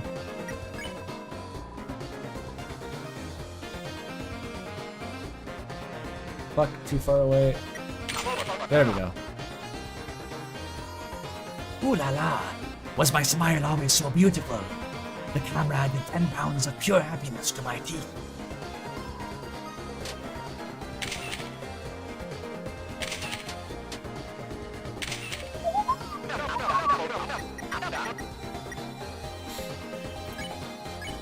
Okay, we're getting progress done now. This is the hardest one, but I know the pattern.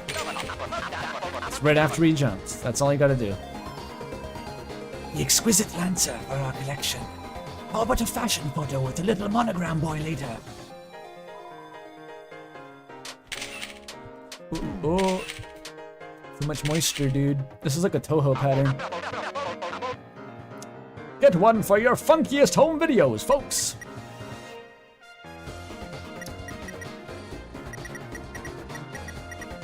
Shredder can't have the stereotypical gay voice because that's Mettaton's voice. Only one character can have that. Opinions on Rooter Buster? Goes hard.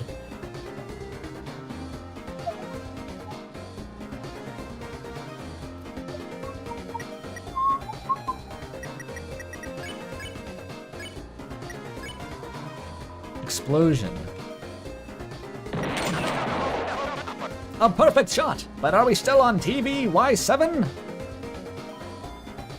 The beautiful wildlife photo of the Susie in her natural environment. Destruction, destruction. It lights my smile. I'm kind of doing a merchant palais. I just realized that's kind of what I'm going for here. I can see you're not after my throat.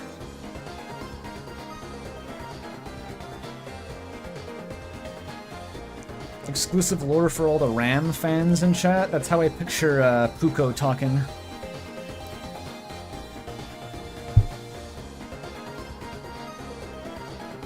Take a photo of Blythe.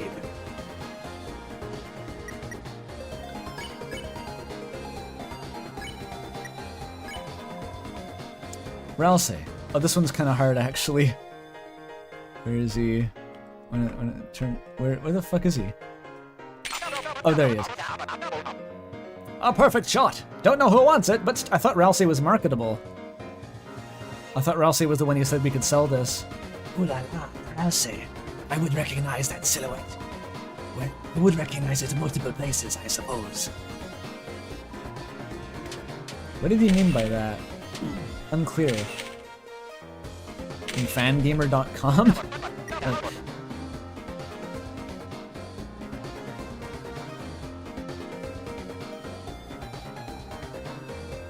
You picture Cuckoo talking in my video essay voice? That's because... maybe it's because I wrote them. There's a resemblance. Yes, I got the 4th key. I got the 5th key. I got 5 fucking keys. I found a 6th key. My dad told me how to find a 6th key. He works at Toby Fox. Can anyone explain what this means? I'm still fighting Papyrus in Snowden Town. I'd recommend starting with my determination video.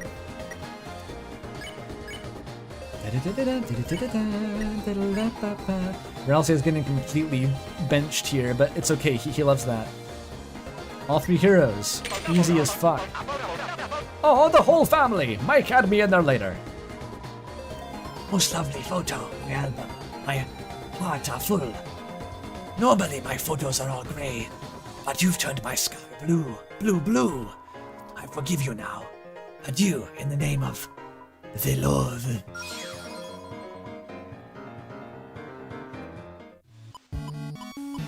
I believe in skies forever blue. Why shouldn't I believe the same in you? Oh, I forgot my TP. I can't do it. I'm throwing.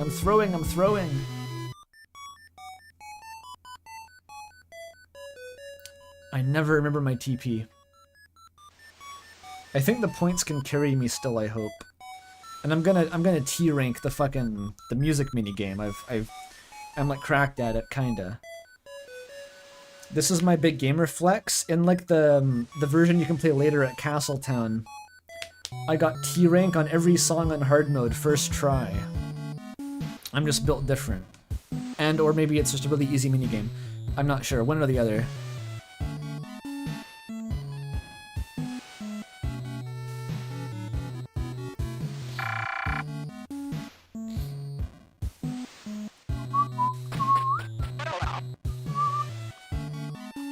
Okay, we've gotten the 4 photo bonus, I got the moss. I have to go back and check on the Easter egg though, don't forget. Don't forget to check on the Northern Glacier when Tana isn't looking.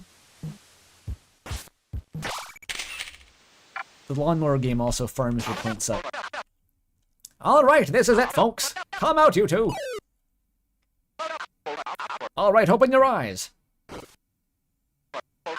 Wow, looks like your game characters are just about to meet. At Lover's Peak. Elnina, I'm sorry. Lanino, I'm sorry too, It's okay, we still love each other, right? And then that was him. Of course, I'm sorry, Oops, duty calls. Gotta go, kids. I'll give them a little alone time.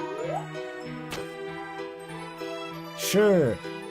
I can't wait. I'm going to the next room. Oh, Lanino,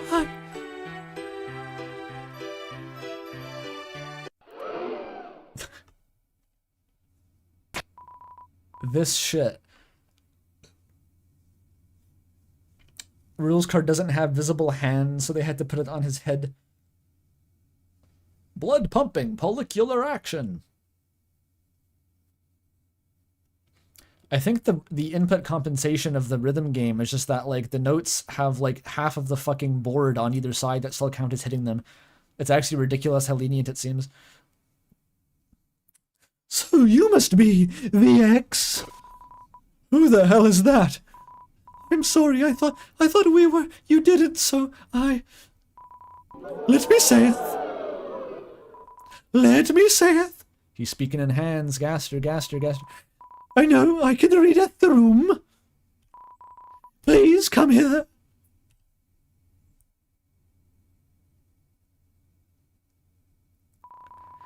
I don't think as thou two shouldst be apart. Instead, thou shouldst be together with me, because 3 are stronger than 1. But there's 2 of, because sure, 3 are stronger than 2, and many other such numbers, etc., etc. Everyone in agreement? You'll be with me again if I... You'll be with me again if I... Yes, okay, we get it. We're good, let's go. Cue rainbow. Those worms aren't the only battle thruple in town now. What did you say? What? He's busting out that fucking lingo. Susie doesn't even know what the fuck just happened.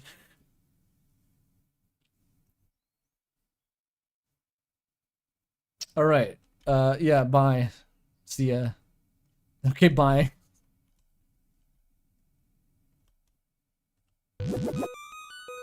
The fact that Rules Card just assumes, like, he ships, Cruzia... Is there a fucking ship name for all of them? What is it? People must have thought of a name for that. No, not Noel. Kick Noel out. Just the 3. Kral Susie. That's disgusting. All the ship names are disgusting in this game. That's fine. Under construction. Keep out.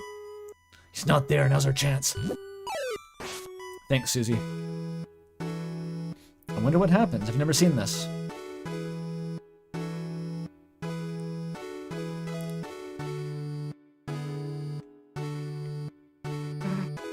That's weird. There's something up here.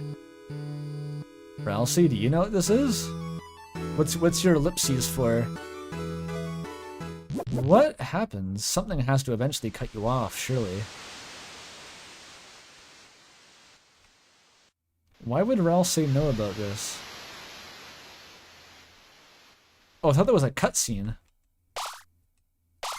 Selfie! A tree? Oh, that's why that's there.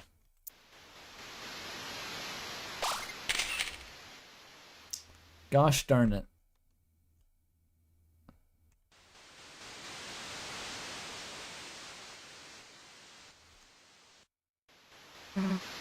Damn, I wish something was there. I don't know. Ralsei doesn't know if he wishes something was there. Ralsei seems spooked.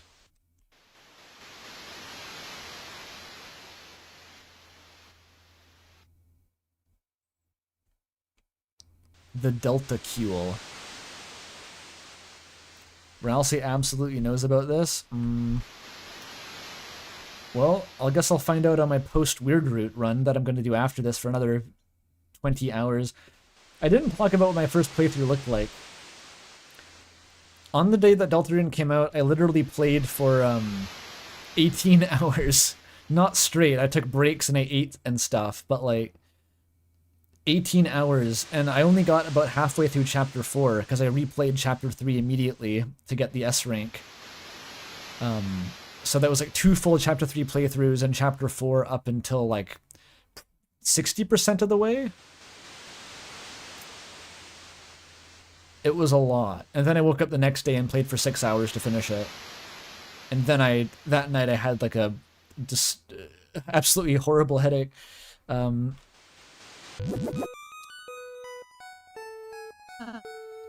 feel kind of glad we're going back. What, don't like cold? I guess not. Just cool thinking thinking what might have been there. A little past what we could see. Were you scared? I just didn't know what was over there. It could have been trouble. Like if Tenna caught us? Well, we're headed back now, okay? Right, let's finish the game. Ralsei is really spooked by whatever that could be up there. That's interesting. But yeah, like I was saying, it's gonna be a long fucking time before I can get back to test Weird Root stuff. It's gonna take a while. I guess the Weird Root's your excuse to kind of ignore a lot of the passive or optional dialogue though. Damn, I forgot to clip that. I'll have to go and harvest it from the VOD later. Oh, you can just go underneath that, huh? Look, I'm photographing the double rainbow.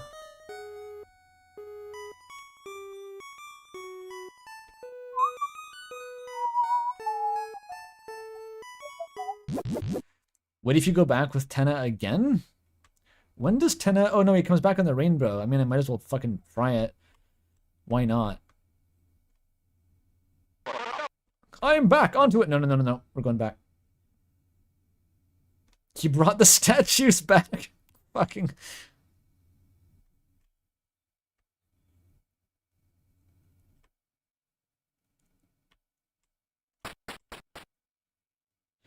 I never would have thought those statues just disappear. Alright, ready for the banger? I actually like this song a lot. I'm almost tempted to try doing a vocal sing-along cover, but I'm pretty sure I would completely botch the minigame if I tried singing along to it.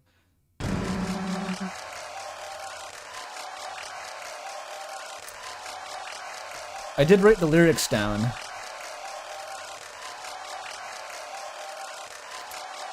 Okay, how about later I'll do a sing-along version when I don't have to play it.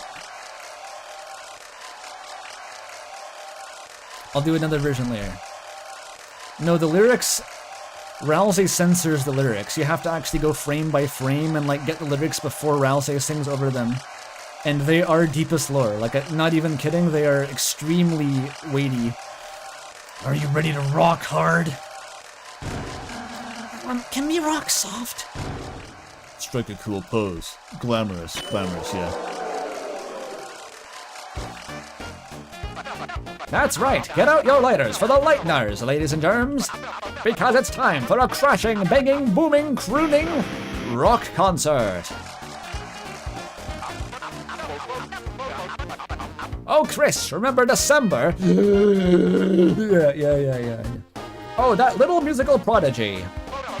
Remember when she'd grab the remote and swap it from cartoons to that wild music video channel Toriel forbid you to see? Guess your mother never been a fan of alligators in bikinis, eh? Yes, rocking her guitar and singing along with those nasty, nasty songs. Didn't you all think she was just so cool? Cooled, even. December lore. We love you for that, Tenna. Toriel no longer homophobic, she just hates alligators. It's okay, Brady's also racist. This is in chapter 4, but like the fucking when Snowy hits Chris with like, damn, do humans even have a sense of humor? And Monster Kid's like, dude, don't say that. I fucking cracked up. That's so funny.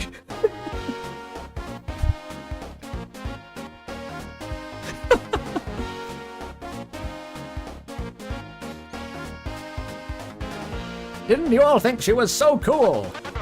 Heck, maybe you could get her to come back and watch again sometime. Good one, Tenna. Haha, just kidding. Anyway, are you ready to rock? Is it just me or is this music really fucking loud?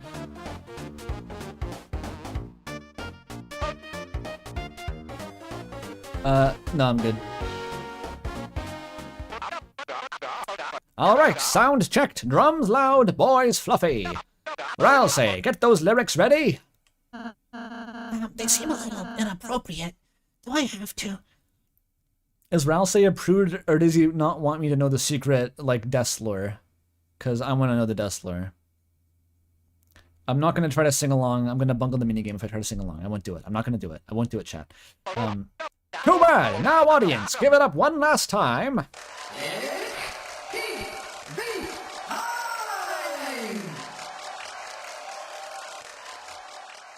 I think playing guitar is probably something that Chris can only do in the light, the dark world. So it's not as in, like, piano is an actual thing they learned how to do and it's personal to them.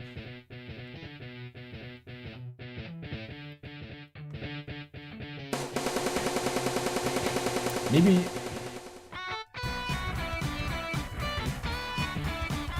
I can't talk. Fuck, 1,000 arsebucks. I can't. I need to, like, tier rank this.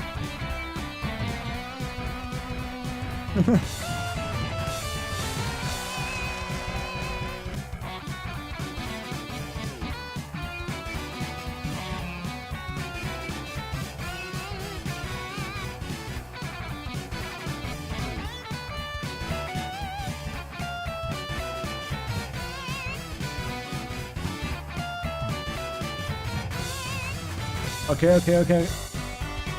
The banger part. Resisting the urge to sing. I wanna...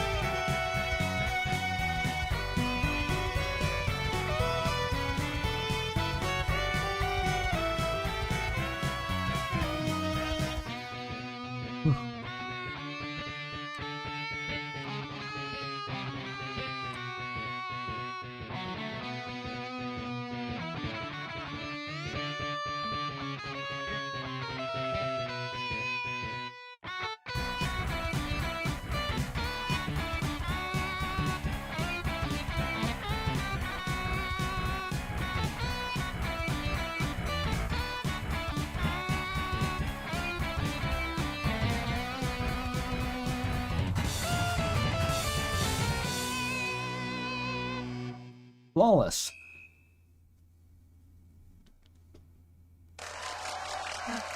Nice.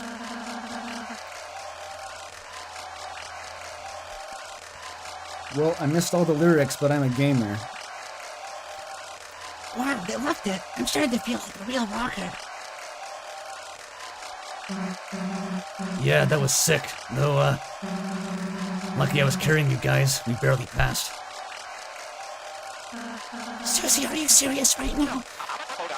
I think that's the most angry Ralsei has ever been in his entire life. Wow, looks like the band's already splitting up due to drama. That's how you know we've got a real winner on our hands, folks. Anyway, board's over. Without further ado, let's see those results.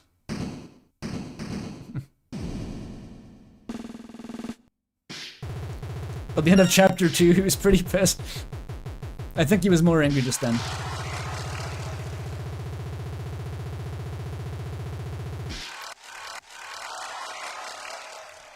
I don't think it's...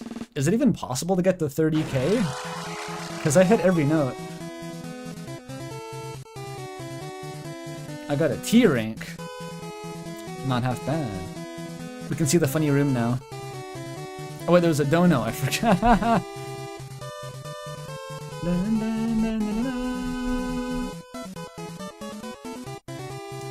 You might have already answered this, but which new chapter do you like more? Also, hi. Hi, Aku. They're both really good. I prefer Chapter 4 because of how insanely unpredictable it felt. Chapter 3 is really, really, really good. It's very dense, but Chapter 4 was just like a roller coaster. In terms of like the fucking holiday house sequence was just insane. And also like the Dark World in Chapter 4 was really, really cool.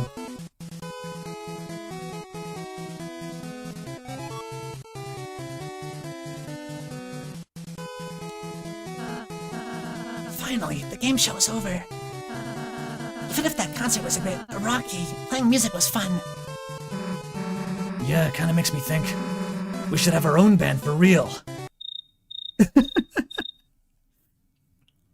That feels like a statement of personal angst from Toby Fox, just like, that's how it goes, doesn't it? Anyone who's ever proposed forming a band at this age is just like, yeah, good luck. Good luck, buddy. Okay. Wow, folks, looks like they've reached the end of your final board. It's sad to say goodbye, but when you gotta go, you gotta go. Mike, roll credits.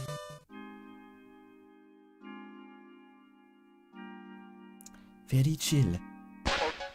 I did do the lawnmower minigame. Stop breaking news!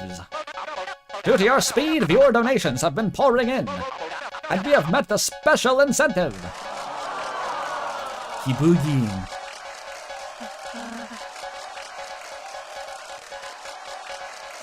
Incentive? Yes, the phenometer doesn't lie. The viewers' voices are in. You've qualified for the bonus round. There's another round? I mean, yeah, it was fun, but we do kind of have an adventure to get back to. The dark fountain still needs to be sealed, too. Yeah, can we just pass on the bonus round? Pass? You mean stop playing? Yeah. Well, I mean, if you want to. I mean, it was gonna be a special board, but all right. Mike, tear down the board, tear down the set, tear down my house, tear down my kids. Audience, you're gonna have to go home. Please, make sure to check out our gift shop. It's got funny whirly gigs.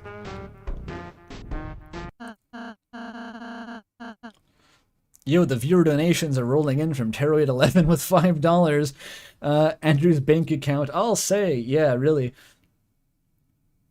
I really, I'm glad for all the donations we're getting out of these streams.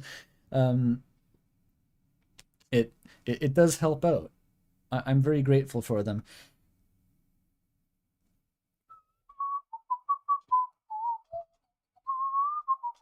It's kind of like harvest season if I was a farmer.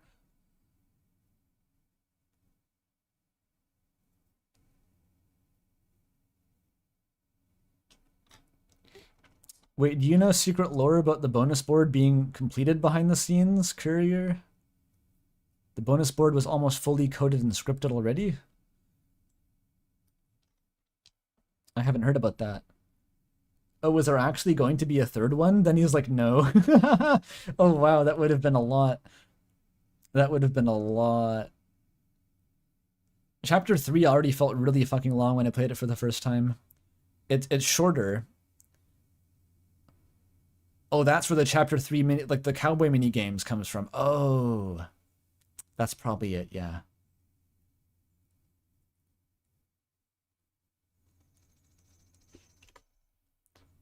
Lieutenant, we're sorry to depress you. Look, I guess if you really want us to play it, You'll play. maybe just for a little bit. Marvelous! Mike, rebuild the set, rebuild my kids! You're gonna have a great show for you folks, the best ever! Have we changed Susie's name yet? No! And now a worm from our sponsors. I laughed so fucking hard at that. It only works once. The surprise is what makes it funny, but I laughed so fucking hard.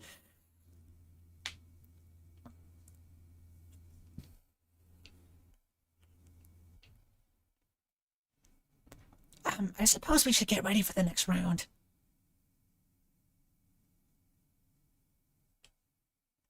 I'm fine as long as you want to keep playing, Susie.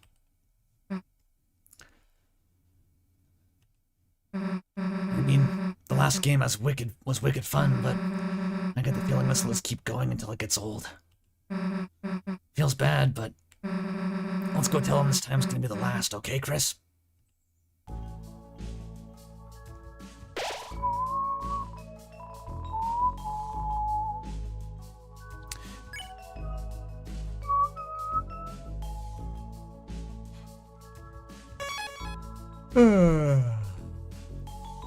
You know what I'm feeling right now? I'm feeling an espresso shot. We're gonna take a brief recess and I'm gonna caffeinate my bloodstream. You all do the same. If you want. BRB.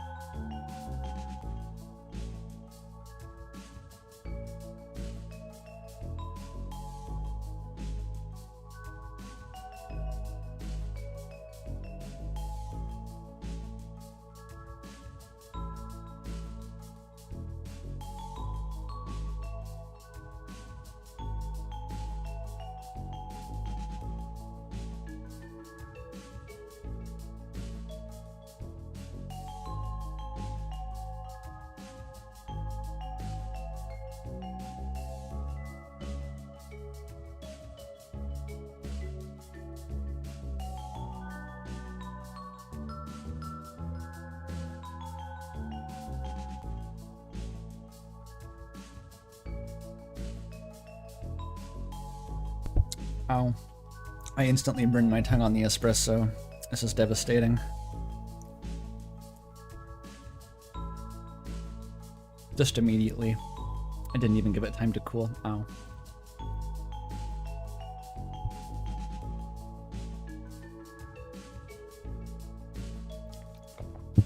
We're talking about Razor Bat lyrics. I said we'd do a funny sing-along. I still want to try that. This may be stupid, but I also feel like it's genuinely one of the only ways you can actually hear the lyrics. Is if I just sing them from my like Google Doc that I denoted them into.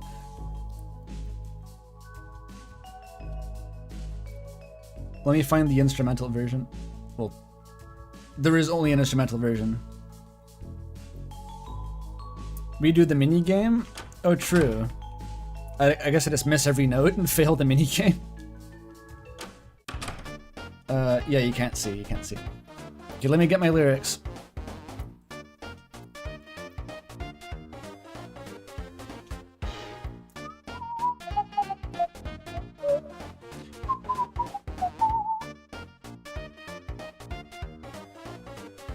Alright, so I'm gonna be completely flailing at the minigame, but it's for science.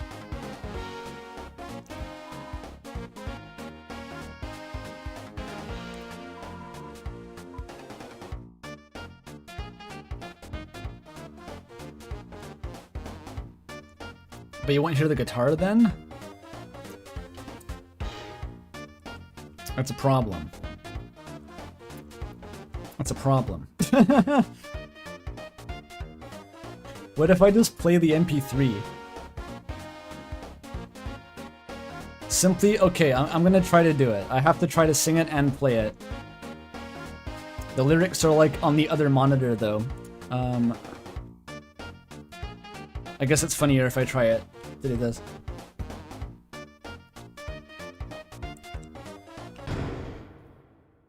I can't see the screen though. When the demon heart is crying and your blood. Okay, just fucking do it. Okay, I'll move it really close to the monitor. I can't see chat though. When the demon heart is crying and the blood is gushing bright, raise up your bat for the burning fight, yeah. When your hope is slowly dying and your future's lost its rights, raise up your bat and face the fright. Let's knock him dead into the night.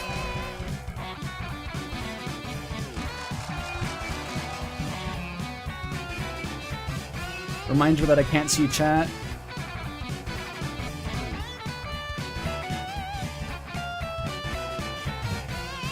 Okay, banger, banger, bear. Come follow me into the dark with your heart as the arc which will shine you the way. Because I'm with you in the dark with your heart as my mark which will shine you the way through the waves. Me into the dark with your heart as the mark which will shine you the way. Okay. Because I'm with you in the dark with your heart as my mark which will guide you the way through the waves.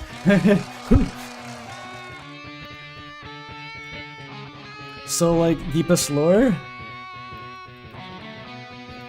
Des knows about the soul, probably. Des maybe second voice even. Second voice Des has been real all along. I hope you all know what I'm talking about.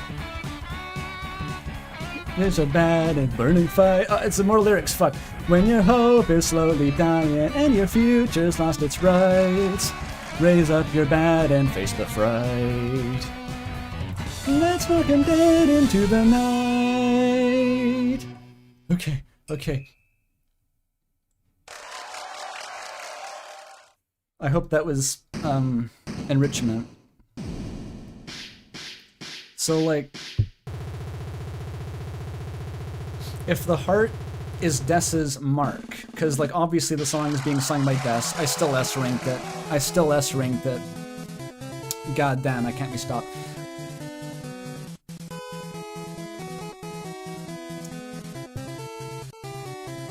Yeah, one, it's like Lost Girl is the name of the theme that the song is.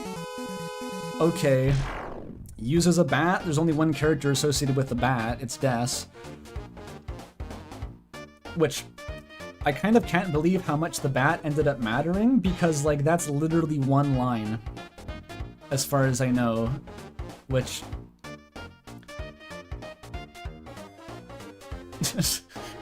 I almost feel bad for getting on Courier's case for focusing on that so much in his fix, because, like, apparently the bat is actually crucial, massive plot object. $5 from Amara. Not the piano this time, but appreciate the enrichment regardless. Thank you, Amara. Thank you. So yeah, Des uses bat. That's like the main thing. Song Lost Girl is Des's theme, ostensibly. The baseball moon, yep, that's like a Des type thing. In chapter 2, I don't know exactly how that ties in yet, but I'm assuming that's because Des made the fountain, because maybe she's the knight.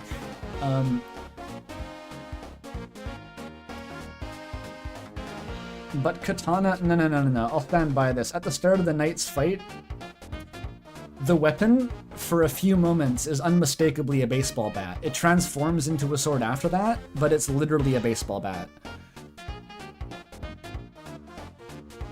The song is also called Raise Your Bat.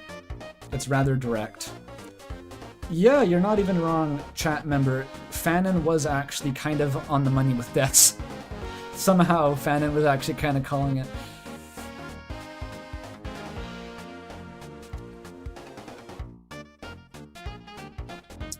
Alright, so what does the song tell us? Well, we know that Des is into rock. That's also just a parallel. The song has rebellious themes, which that could either come from just it being punk rock. It's not punk rock, but like pretend it's punk rock. Or it could be related to Des as an entity being anti-fate, anti-prophecy, in a sort of like, when hope is dying, raise your bat and fight regardless, kind of how Susie is. It seems like it's Des to Chris. And so if the heart is her mark, if the heart is the arc, that implies that she had a hand in the situation, which implies to me that Des is in fact the voice that derails the Goner Maker and causes the heart to be put into Chris. Also consider the main theme of the game. Don't forget. Can I shut the game up for a second here? I need to think about the song. Stop it. Fuck. Okay. You know, like, when the light is running low and the places that... No, I got it wrong. What? Fuck, how does the song go? There's a... The promise in our hearts, don't forget, I'm with you in the dark. And in this song, in the Bat song, it uses the same lyric, I'm with you in the dark, follow me into the dark. Don't forget the promise in our hearts. In chapter 4, there's a reference to Chris making a promise. It all seems to knot together into a big mass. Like, it all seems connected to Des. The ball that the knight turns into to fly around looks like a baseball? It kind of does. I never actually thought about that. I never thought about what the ball was, but the knight is like fucking baseball themed. It's the batter from Off. It's the batter from the game with Papyrus's theme, you know? A marble? It also could be a marble. Fair. I'm not sure. I'm not sure what the marble has to do with anything, though.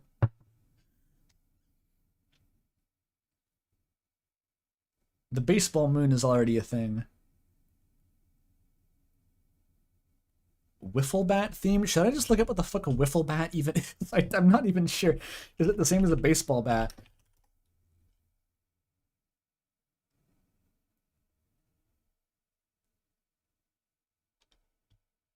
Where's Google Images? Show me an image, Google. Why is it not giving me an image page? Oh, there it is.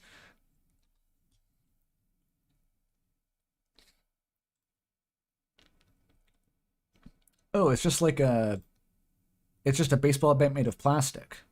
That's all it is. It looks exactly like a baseball bat. Okay.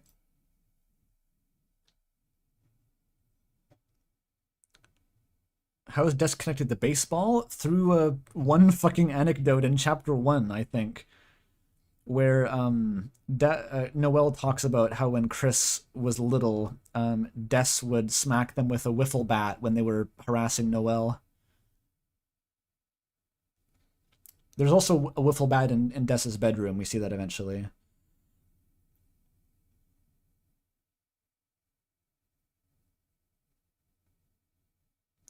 Wait, you can see Des's screensaver?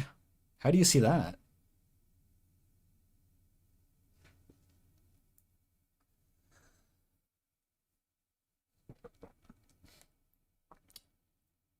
Does anyone know how you see Des's screensaver? I want to know. But in her room, her computer is turned off. You can't look at it. Is there a way to turn it on? Is that like a weird root thing?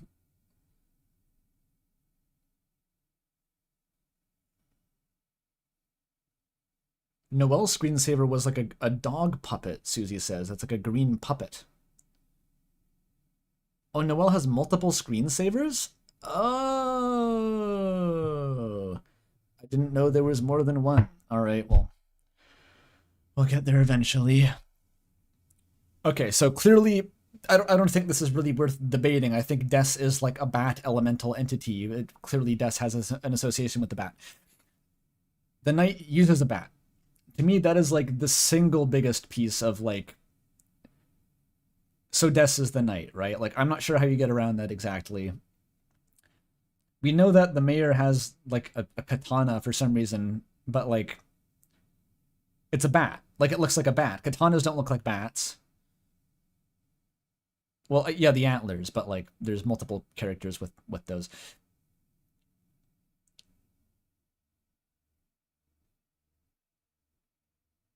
I think a large number of people would disagree with you that Carol Knight makes no sense narratively. One chat member who just scrolled up. I don't know what they are, but I know that there was like a very large contingent of Mayor Knight truthers long before chapters 3 and 4. Well, yeah, it has to be Des or Carol. That's the thing. We've been left with a dichotomy instead of an open question, but it's still not completely clear-cut.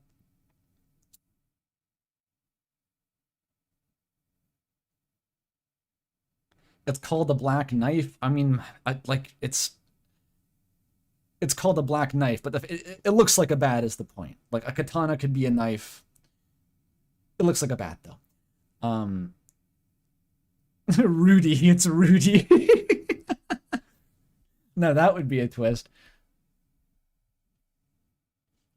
Let's briefly consider the implications of Rudy Knight, where he has to scuttle out of the hospital.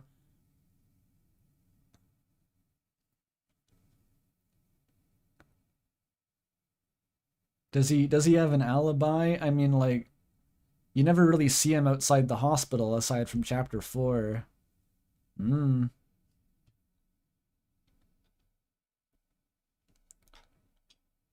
way the black shards don't change shape between worlds implies the night is so steeped in darkness that it doesn't have a lightener form. That's the impression I get. So this is like, I'm going to go into sort of my own kind of gut theory, my own impression, which isn't really evidenced for what the night is.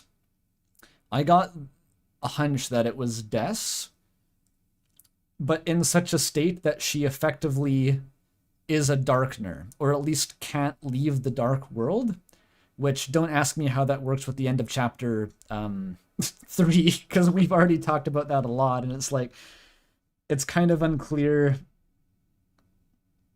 how that works, even if the knight can leave the dark world. Like, why did the knight just take Undyne back out of the dark world if that was the plan to get her into the dark world in the first place?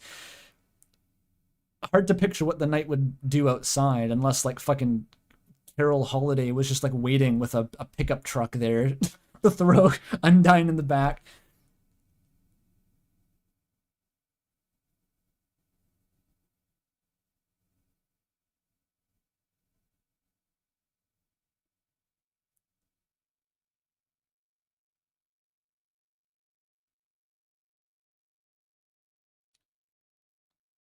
That said, we know the knight can make fountains, that's not a Darkner thing. It's implied that only Lightners can make fountains. So it's like, I don't know if the knight necessarily functions as either a Lightner or a Darkner. They might just be a separate fucking thing. Which, I mean, if it is Des, that tracks. We know that Des was in some sort of like ungodly metaphysical state at this point. Or at least we suspected it strongly. The secret third thing, yeah.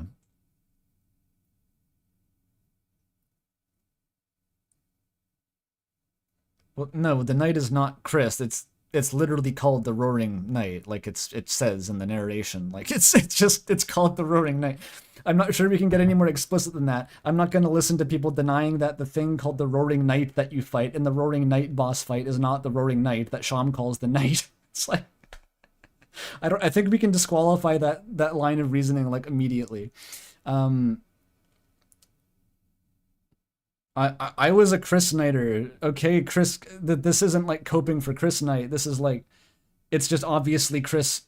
The thing that previously the Knight economy, it was all about showing that characters had the ability and motivation to make dark fountains. Because all we knew about the Knight was they were the thing that made the dark fountains. And now what we've been revealed in this chapter is that the Knight is not a title for the guy who makes the fountain. Unrelated, the Knight simply happens to make fountains a lot. Sometimes. But it's not the same. Like, making the fountains doesn't make the Knight the Knight. They just are a Knight. And maybe someone else makes the fountains. It's like, it's not equivalent. Also, I missed a dono, $5 from Hunter Bunter. Thank you. Sans giving Toriel bony back shots is the Knight. I think that's my cue to move on.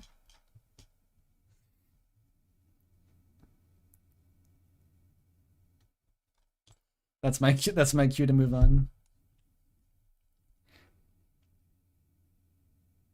What does it cope for? What is cope? What am I coping about? I said that Chris isn't the Knight. I didn't even have any very strong opinions about who the Knight was. And I'll pull receipts. I'll pull receipts on you. I recorded it in the Indigo Prophecy stream, where I repeatedly met the Knight theories with resolute ambivalence and just kind of realizing I didn't care that much. But all of that belongs to a pre-Chapter 3 world right now.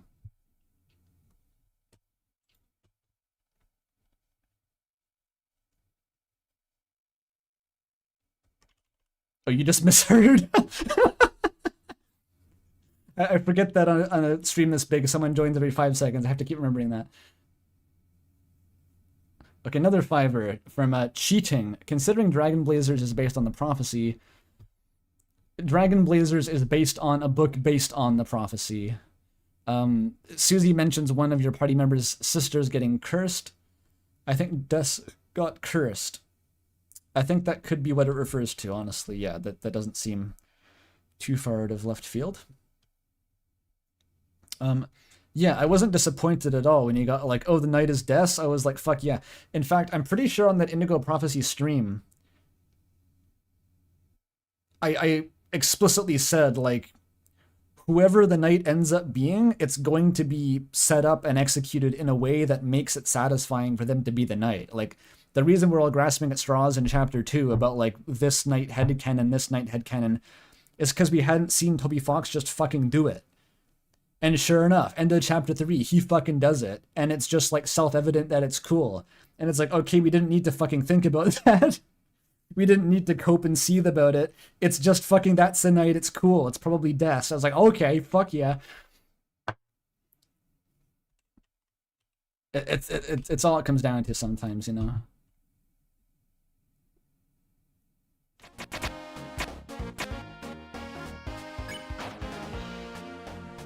Boom, boom, boom.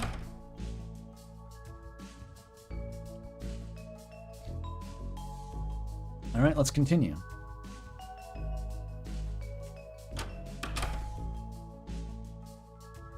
I love Lancer, by the way. Susie, Blue Chris, I'm doing my hurricane attack. Wanna help? Absolutely.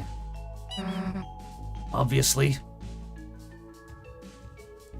Let's fucking go. Oh yeah, the water cooler. Okay.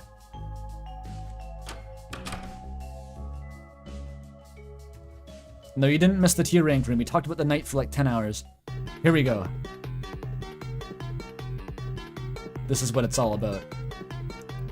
Who needs a night when you have the TV pose?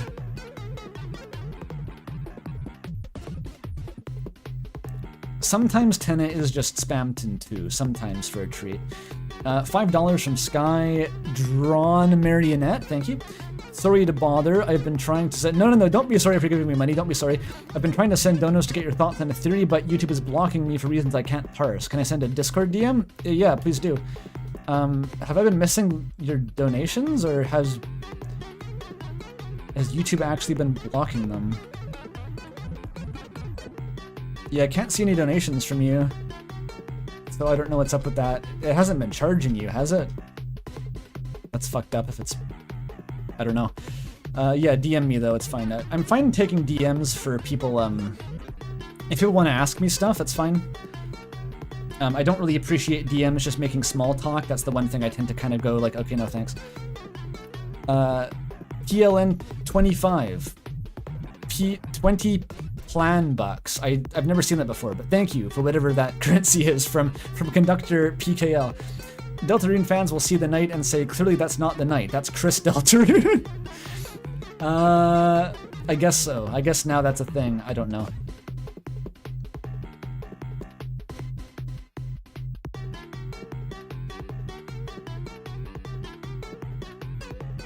It's Plabucks.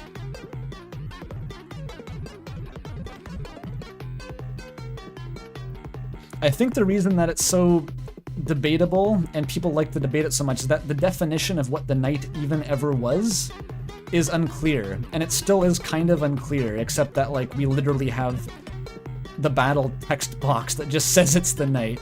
I think if you're gonna argue with that at that point, you'd have to go to your own little hermit island and just like make a corkboard and stuff. Like, I don't know. I don't know. Like, you have to go somewhere else to talk about that, because I don't really want to. Oh, 20 buckaroonies. Big one from faked. Hang on. Fakadefed. I don't know how you pronounce that, but thank you. Undertale music fella? What about it? What about Undertale music fella? What about Undertale music though? I'm not sure what you mean.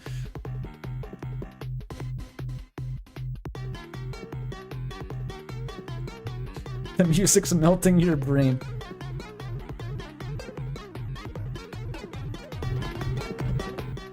TV pose. Have you ever seen such a...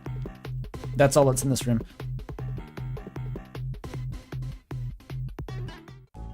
I am the Undertale music fella. I thought it was the Deltarune music fella.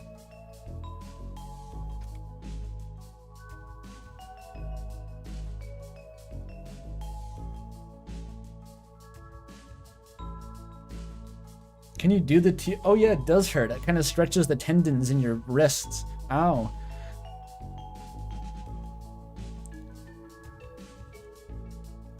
Does Chris actually do more damage on the night? I swear they didn't. Like, cause most of the night attempts I was doing, Chris was solo, but like I didn't really notice the damage increase.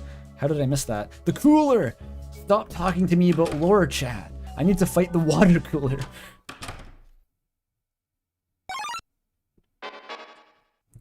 This guy's harder than the fucking knight. This guy is like ridiculously hard to dodge.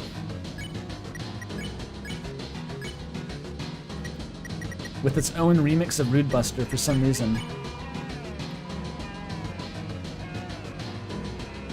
Booble.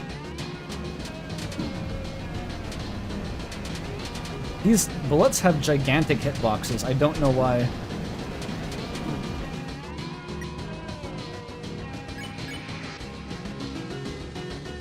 Gotta act cool.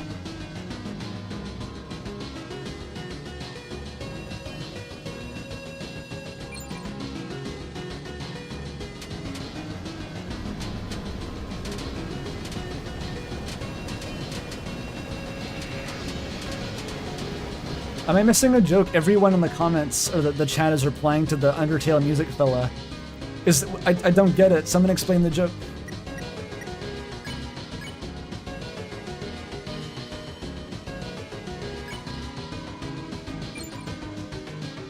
Burble. Burble. I want to see Shay like no-hit this.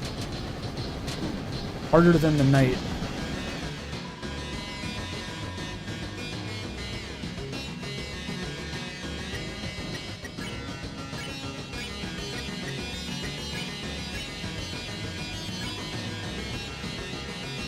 It's Story of Undertale.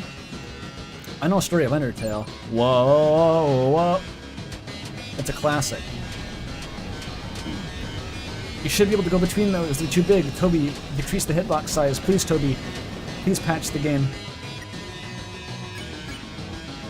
Second flaw in Chapter 3. Hitbox too large.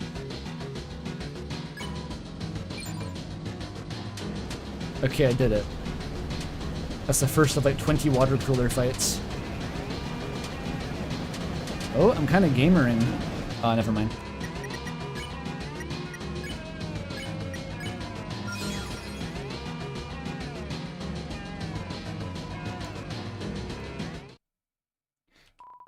It's a crater.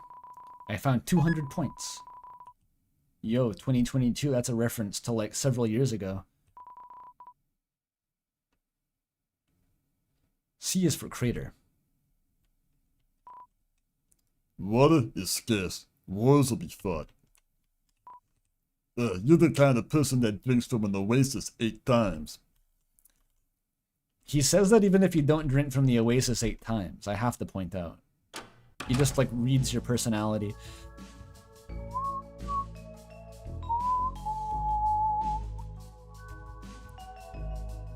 You think that Chris losing the damage buff when they're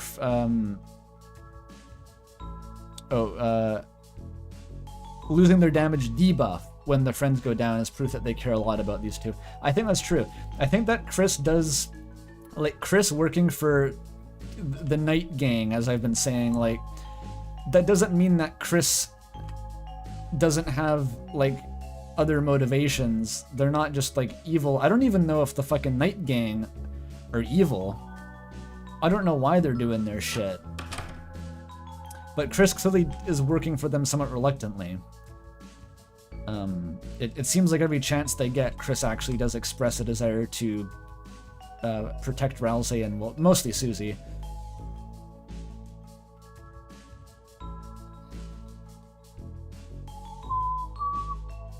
The knight pays Chris to eat the moss.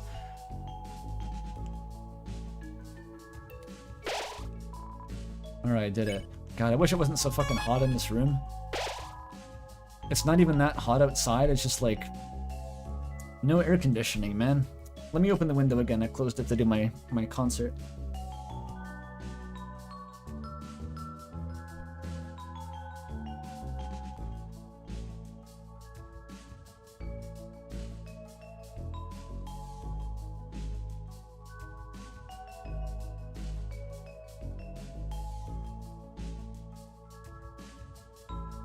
Like, doing voices actually builds up a little bit of body heat. It accumulates if the room isn't chilly. We got $2 from Momo. Thank you. I think Chris is being blackmailed with something. If I want to jump to conclusions about that, I think it's less blackmail and more so that whatever happened to Des, Chris feels or even was responsible for. This is well into the realm of just like, because it feels right territory, but like I could picture a scenario where Des gets sucked into the fucking void or some shit, and then it becomes like Carol Holiday's conspiracy quest to get her back somehow, and Chris gets roped in for being one of the only people who knows.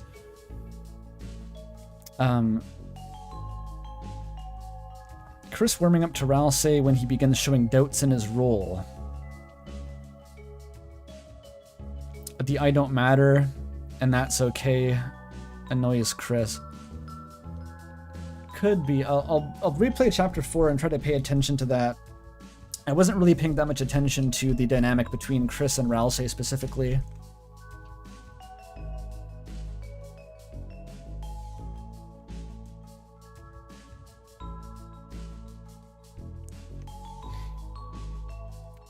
Noelle's the only one looking for Des because Carol stopped because she already found her. I think that's kind of what we're dealing with here.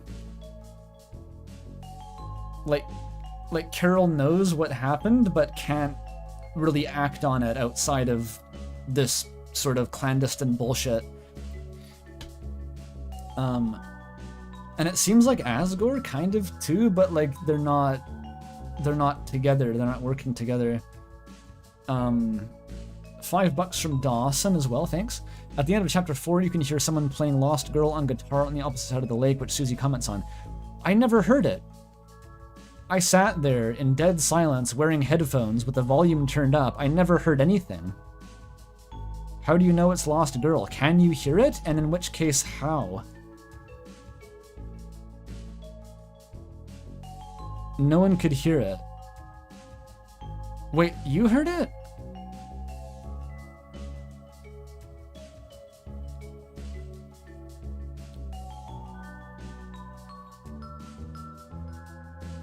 I legitimately think people are hallucinating, because, like, I just sat there in silence with headphones. There was no other noise. Nothing.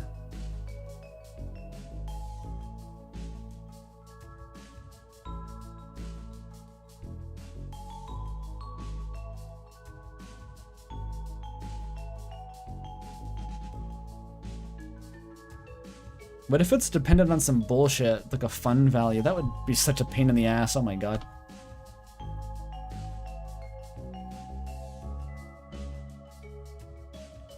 I didn't think that Deltarune had a fun value system.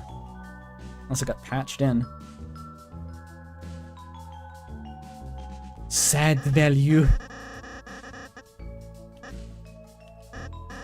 Ooh, carry me, carry me!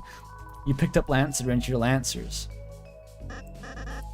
Now put me down! Put me down! You dropped Lancer from your Lancers.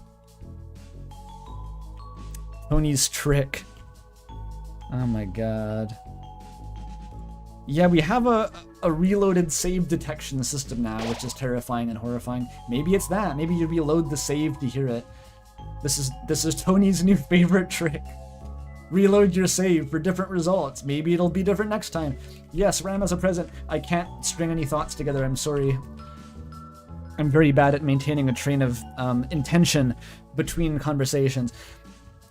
Chris, big up job getting tier rank, love. For that, a little prize. White ribbon. I got so many fucking ribbons. I'm girl maxing.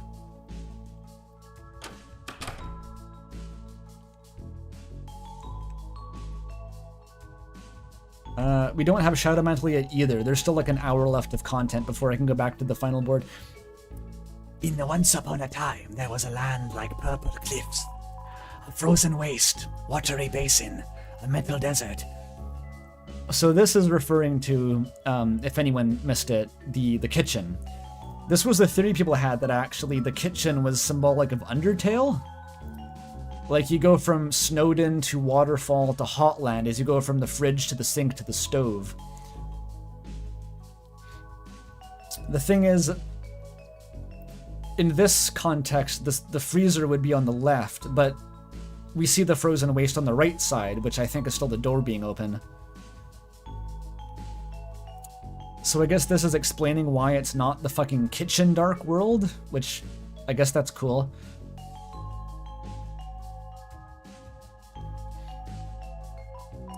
But this theta was built upon that, and it grew. Not everyone liked the change. Some people left. Of course, that was in the days of the black and white. I think this is a reference somehow in a way that I don't understand yet, to Nowhere, the Nowhere Island.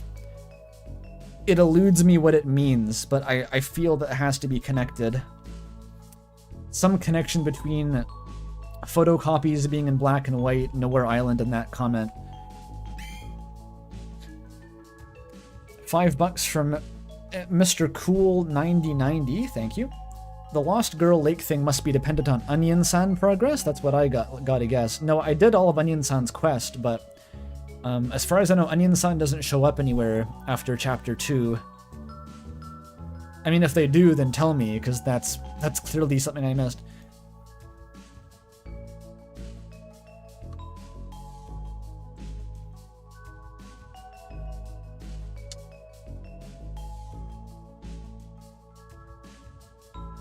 You think Onion is dead after investigating the sound? You never talked to Onion and you heard it. So it's either like a reloaded save thing, or it's literally random. Or it's something even more esoteric than that. That's really distressing. I'll eventually investigate that. One day. Onion San's a secret boss. Des killed Onion San for getting too close to the truth.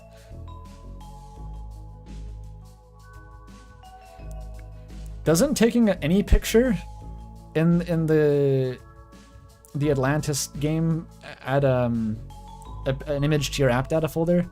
Isn't that every image?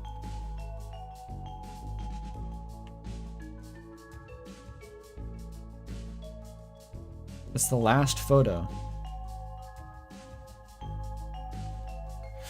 Anyway, let's do our creepypasta before I get even more derailed.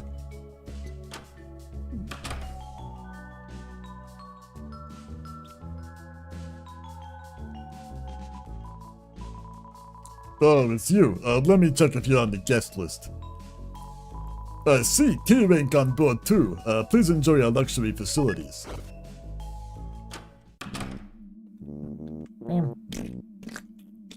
Fart type music.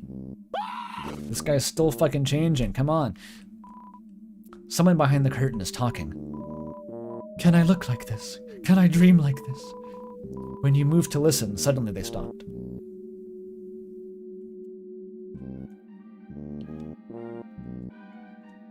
Chris, I think you should wait patiently to become of the age of majority and then fuck that cactus. That's my advice. It's just what I would do, Chris. I'm glad you're having a real... excuse me. I'm glad you're having real fun, Chris. That's the least I could do. Not often a dark world pops up in your own house, you know? Though it could, if you ever wanted it to. This guy's just desperate for attention. It would hurt, but what if the cactus really loved you, though? It would be worth it. Some people are into it. Sorry, Chris, I don't know what I was saying there. Just go and enjoy the games, eh? Cheers.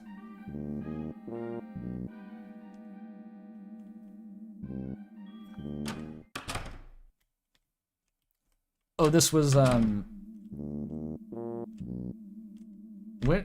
what is the secret? Like, does it ever actually work? People keep saying I can go, like, down here, and it just doesn't. Maybe it's even later? It's the last time. Everyone's like, okay, this time. Okay, this time for sure. Okay, this time. We'll get it eventually. It's still the manhole.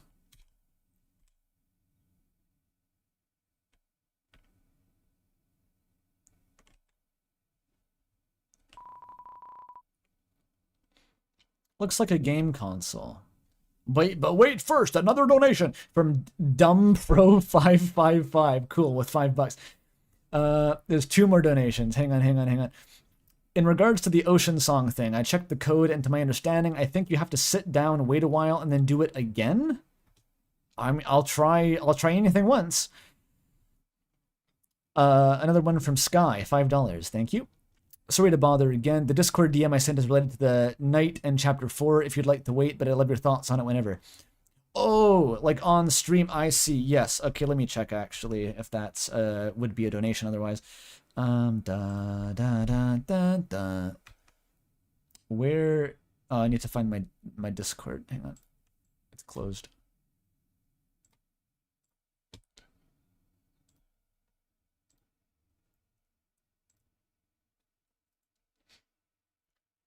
Okay, what we got? Oh yeah, I might save this till chapter 4. I've been trying to avoid talking too specifically about what happens in chapter 4.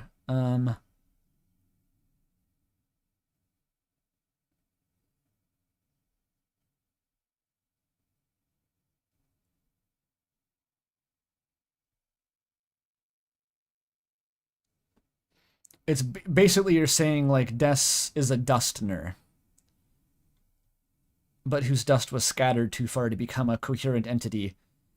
I guess I don't really see much value in speculating on the specifics of how Des got fucking gastered or whatever, or whether she died, or if she fell into the dark world, or if she got sucked into the bunker, or if she touched the evil crystal in her hand, disappeared, or... I think that's not for us to know for now. We have to kind of work with just like something happened and she got fucking messed up big time. I think that's more what we're working with right now. $2 from Momo to say, fuck that power outlet, just like Wolfgang, loud zap. Oh dear, I just realized what you were referencing. Oh man, oh dear, oh man. Yikes.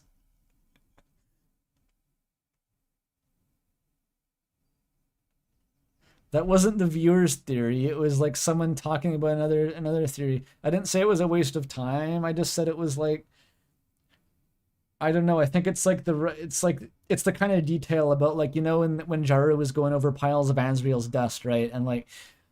And he spent so long about like the specific setup of like the crime scene of how Chris stabbed Asriel to death and like a play-by-play. And I was like, dude, this theory would make more sense if you just skimmed over all of this and assumed that it happened somehow. That's what I'm saying here. It's like, whatever you want to say about Des, I think you can just skip the part where you explain or try to explain exactly what the fuck happened to her and just work with like, okay, clearly she's in some sort of weird state now. And we can roll with that. Because we don't really have a lot to go on regarding these specifics.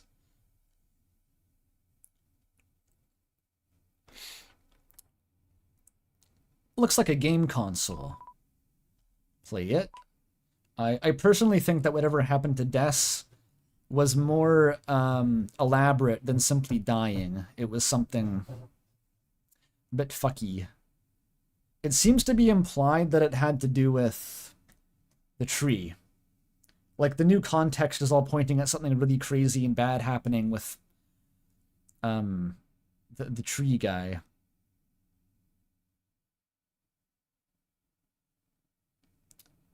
Who might be Gaster still.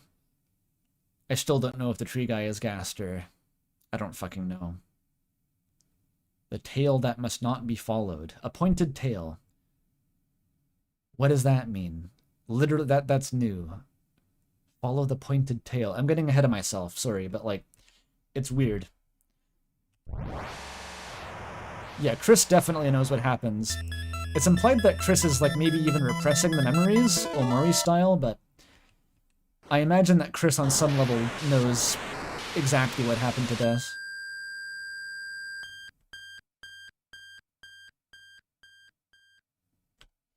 Here we go.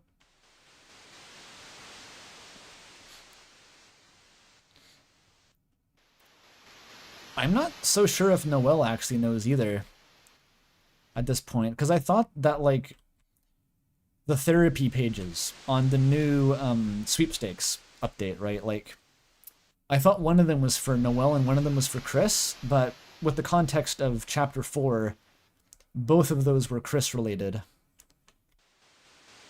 So maybe Noelle implies that she was there on that scary adventure to the woods. So maybe she does know, but she has it even more locked down than Chris does. I did the 1225 thing at the start of the stream.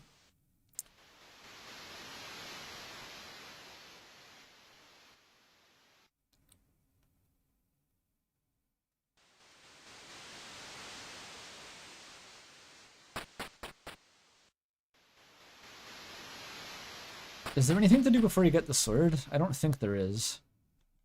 You can pet the Alphieses. Ow! Alright, now you drew blood first, so now my genocide route is justified. Thank you, Story of Undertale. Or actually, no, that's not part of Story of Undertale. That's a thing people say. I'm pretty sure that's like the classic stinky take about Undertale. Is like, well, actually, Frisk was completely justified in killing all those monsters because it was a life or death situation. It's just like, okay. They basically had no choice. And you would have done it too if you were Frisk. Oh, was that the Underlab video? That must have been it. That must be Underlab.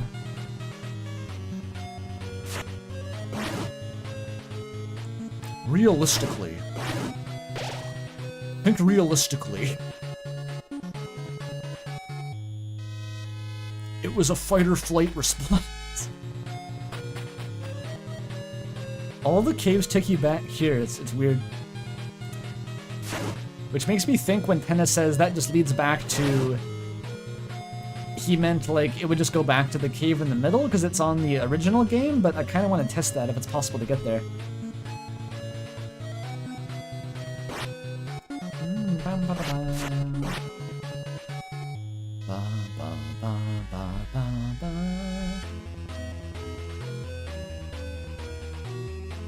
I can't fucking navigate. Oh,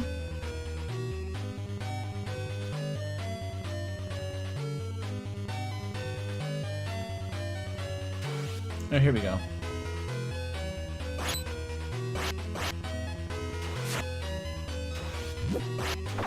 Ow. Stop it, flowers. Stop. Oh wait, this just... Fuck. The weird route has a wrong warp. Interesting. Was a wrong warp ever alluded to in Noel's blog? I don't recall if there was specifically a wrong warp. Ow. Ouchie. Flabby with fire magic. Did I hallucinate it? Ralsa uses fire magic in chapter 4, right? It's part of an act, but he definitely uses fire magic. Oh. Oh no, the raft. It's funny how casually that was confirmed. Like, it doesn't really matter that he does, but apparently he just does. If anything, yeah, it seemed like a joke about smoking weed. Like, that... He also has a line about being chuffed by something, like a dart was chuffing him, and that feels like a reference to that fucking meme about, like, a centipede smoking a cigarette. Like, what is Toby even doing? I was chuffed by that dart. Don't know what the fuck this cunt even is, but he's chuffing the back of fat dart, and that's all that matters. That one.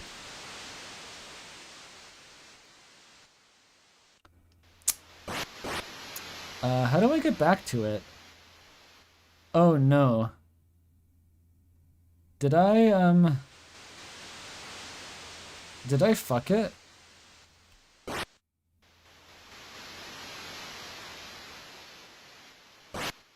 I don't think you quite realize.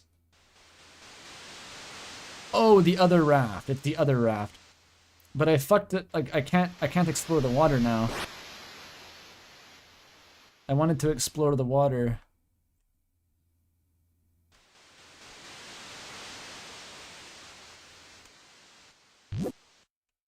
Like there's this raft.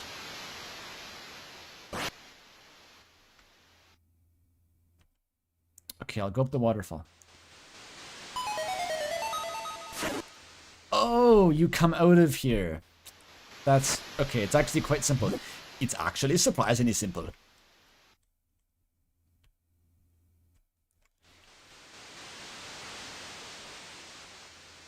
Your question is, where is Chris's soul?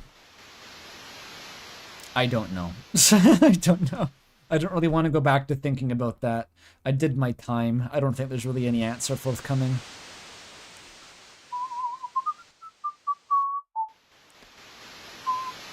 Try to find Love Island? Look for it.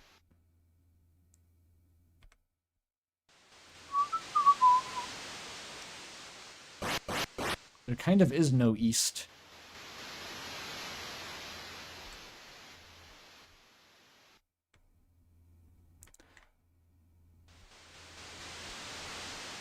Oh, it's west. Sorry. I'll just look everywhere. That'll fix it.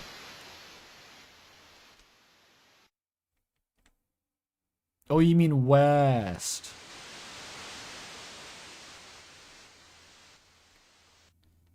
Yes, humans are confirmed to have souls in Deltarune. Even more so in chapter 4 now. There's a few references to human soul type things. Human soul shaped pillows, in fact.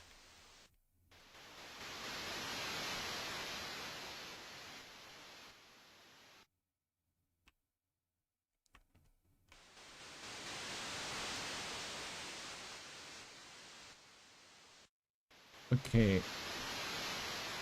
Is this progression? That probably is progression. Hang on.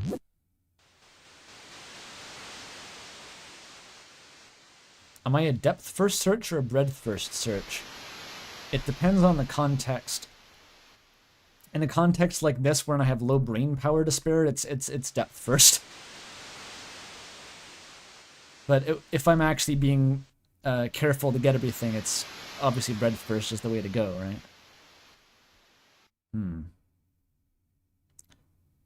Oh, it's not progress. All right. I'll try anything once. If I go in there, it might soft lock me, actually. Wait, but it's 10 A-bucks, Australian bucks, maybe? From I Smell Pennies. Thank you. What's your opinion on Undertale's meta-narrative? I like it, but I wish they just kept it as Frisk is controlled by the player. As soon as Kara, it becomes convoluted without adding anything. I kind of agree. Kara, the reason that Kara is so fascinating in Undertale is because they don't fully quite seem to fit. And like, I know that's a cop-out. You kind of want to interpret like the whole work that's put down in front of you, but like I've spent years and years and years and years thinking about Undertale, and like it all comes together so well, except Kara. And you can kind of make Kara fit, but like there's always a little bit that sticks out. You like hammer down all the floorboards and like another corner pops up on the far side of the room with Kara. And so like I've always had a very vague headcanon say that like Kara was like kind of a prototype character in Undertale, and that Chris is like the realization of that prototype. Like Chris is the full version of the demo that was Kara, that never quite seemed to fit into Undertale completely. Because it's a similar kind of theme being explored here as to like which one of you was actually the player, which one of you was actually the protagonist. And obviously Deltarune is exploring that like way, way more thoroughly than Undertale ever did. So that's kind of where I'm at with Kara these days. I think that Kara you can interpret Undertale with Kara. It's just much, much harder. Yeah, and then again a reminder that Kara is supposed to be named after you. Kara is a placeholder name. So what the fuck is here? Ooh. Go to Northern Light. Localized entirely in your kitchen? Dun, dun, dun, da, da, da. This is flashback. Flashback gets used a lot. It's like a generic suspense theme at this point. It doesn't seem Weird Root exclusive anymore, but yeah, flashback is like, it does sound pretty similar to Gaster's theme. I'll give it that. It isn't the same intervals if you look at it closely, but qualitatively, it's pretty easy to mix this up with Gaster's theme. The Northern Light. Does anyone who knows about, like, fucking stars, like, is that a name for the North Star? I'm looking for star connections. Well, I guess, no, the Northern Light is just, like, the Northern Lights. That's its own thing. Aurora Borealis.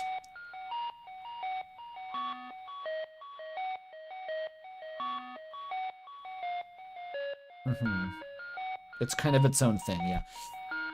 Well, so this is where the song plays. This song is on the soundtrack. It's called Northlight, but I didn't know where it played until now. So go north. Yeah, I will do that.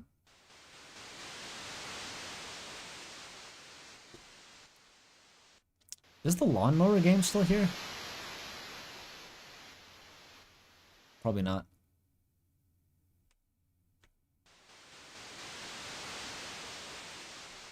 Don't go north? Is there something else I have to do first?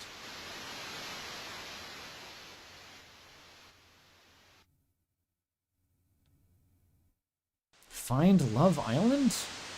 Alright, I'll do it. I'll do it. It's for the lore. It's for the footage. Oh wait, I forgot to get footage of that room. God damn it. I'm never gonna remember. I have to know preemptively there's gonna be new things and then record it. It just saves me having to open the VOD and record it from the VOD later, basically.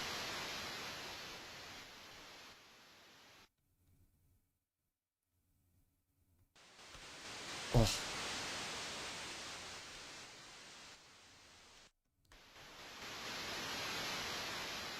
I have not seen The Secret. Well, not the Love Island. I've done the game, like the fucking Ice Palace, or whatever. Who could have seen that coming? Oh, wait, I'm recording this one. I'm gonna record it. It's him. Phew, finally, some peace and quiet. I wonder if they even like the game. I'm trying my best to make it fun, but here and there, strange things are showing through. Oh, why did I base it on this stupid old thing? Chris, oh Chris, if you could just smile, laugh. Tell me I'm doing something right, please. What the? I hear footsteps. No good. I need to make a getaway. I hope he was done talking.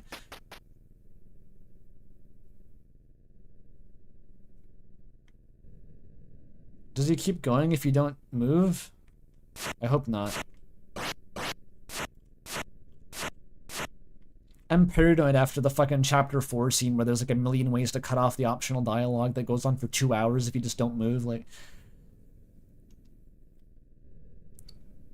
Okay, he doesn't keep going. That's good. That's good. You hear garbage noise? Hang on. I can't turn the volume up from here, fuck.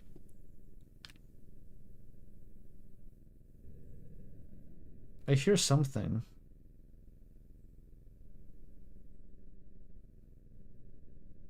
It's an extremely quiet rumbling. I can't tell what it is.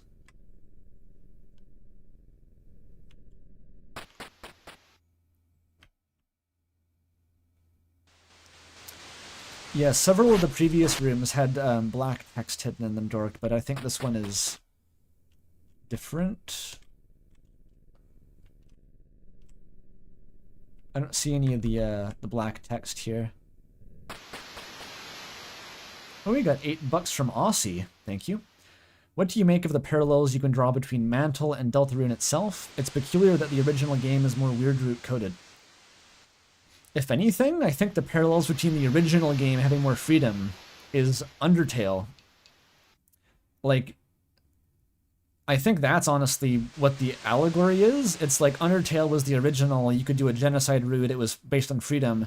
There's like a new version of it that was switched around to give you no choice, like Tenemate everything into a blasted line from A to B. And you have to go out of your way to get freedom. That seems to be what it's alluding to. Oh yeah, it does start with the Undertale hole. It's funny, I never, like, I'm not surprised having said that out loud, but, like, I never consciously really thought of that. Maybe I did it first and I forgot, but, like... That seems to be what the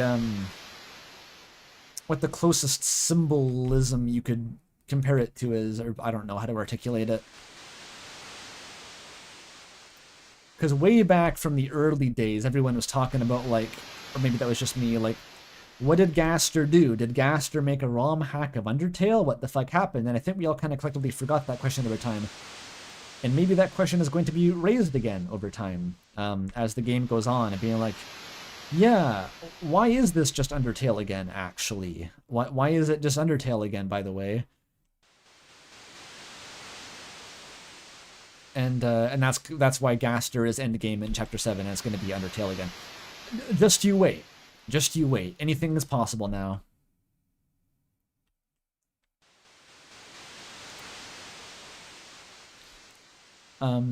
Yeah, the fact that all the enemies look like Undertale characters is pretty on the nose.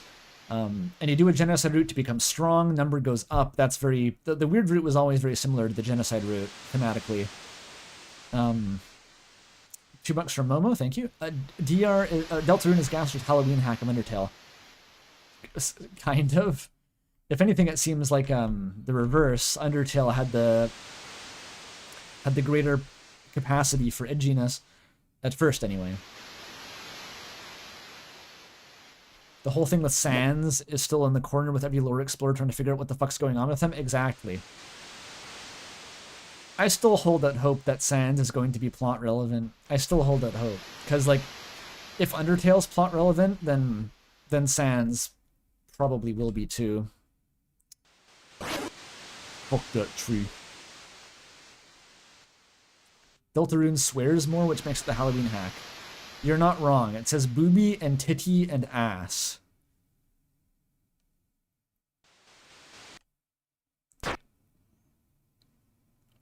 Unlocked with the ice key. Do. This track is called Glacier. Obviously, it was very hype going in here for the first time. I didn't think we'd be seeing the sweepstakes stuff pay off immediately. I think we all kind of assumed that was like ambiguously late game stuff that we may or may not ever see, but no, it's like, it's just right now, by the way. Just do the creepypasta. Another $5 from Saint Gelatin, thanks. Sans prevents your mom from going back to the church in chapter 4. If that's intentional, that would be really funny. That's all I'm going to say on that for now, because I don't know what to make of that. I don't really want to start immediately speculating on Sans being the 40th person who's in on the conspiracy. I don't think we really need more people to be in on the conspiracy right now. Like, it's enough as it is. It's a lot. Fucking bird. Everyone is in on it. No one is not. Asriel has actually been the voice on the phone the whole time. Honestly, I was starting to entertain the fucking demon thoughts like that. I was like, what if Asriel's in on it? What if Asriel is neither at college nor dead in the closet? Asriel is actually the knight all along. It's like, I don't know. I really want confirmation that Asriel's just at college, please. I just want to not have to think about that. Because if everyone is on that trip together when Des got sucked into hell, Asriel is there. Like, what does Asriel think about it? Like, what do you mean? What's Asriel doing? You know the most fucked up thing? There was an Azzy Pants fic with a premise that I'd never really seen before, where it was Asgore and Asriel like driving somewhere, and they were the ones in on it. Only Asgore and Asriel knew what happened to Des, and Asgore took the fall for Asriel. And I was playing chapter 4, and I'm like, oh my god, was that real? Was that actually the key? Did Azzy Pants guide us the way all along? Like, that seems more viable than ever right now. It's fucked up.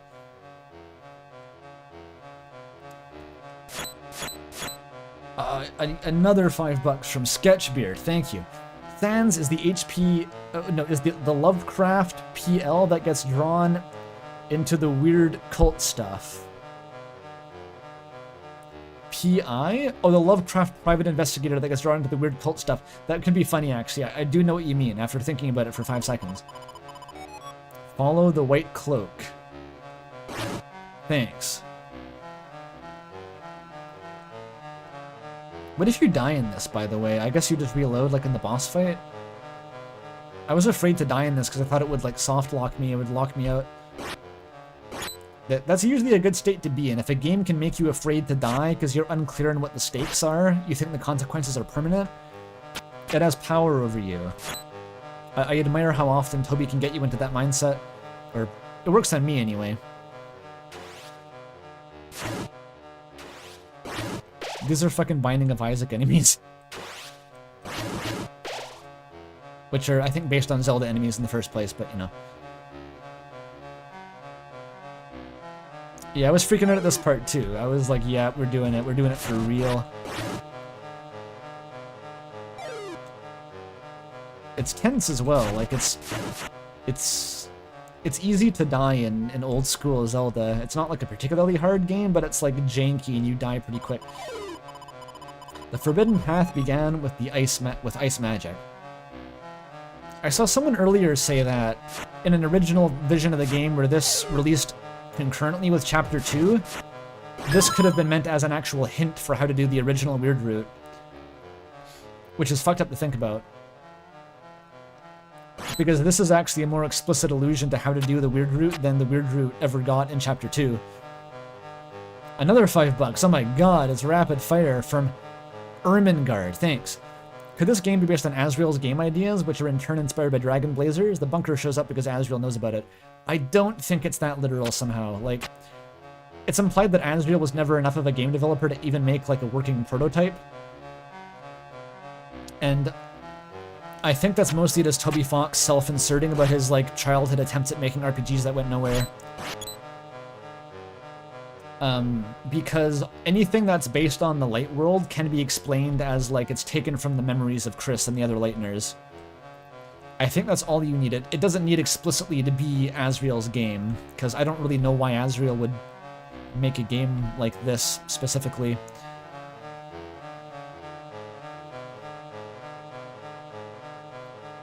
Can I... okay. Lancer, like that's only a hint in like the very depths of retrospective thinking though. Like, can he make her a bad guy? Like, that's not a hint. That's just like a little Easter egg if you already know. Okay, so interesting fact in this room. I don't know if everyone else did this. When I saw this character, I'm like, well, obviously you have to kill it.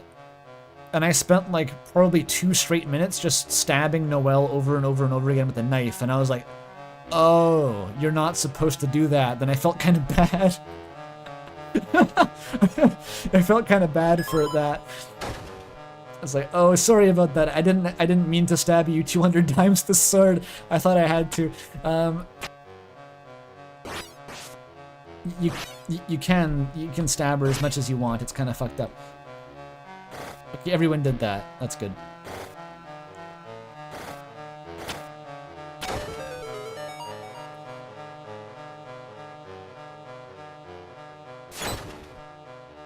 Because I was afraid, like, okay, what if I leave and it's like, you didn't show enough commitment to your murder spree. You hesitated. And I was like, no, no, no.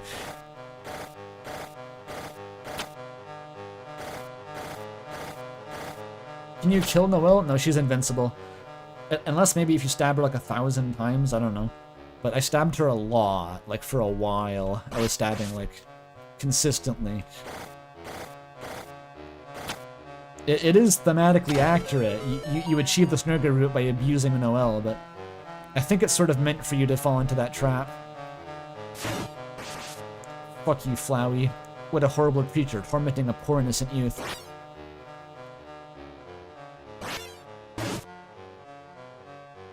I never unlocked the magic cane in Zelda 1. I've always... it's like a childhood fucking bucket list thing almost, like... I never got far enough in Zelda 1 to get the magic wand that let you shoot projectiles.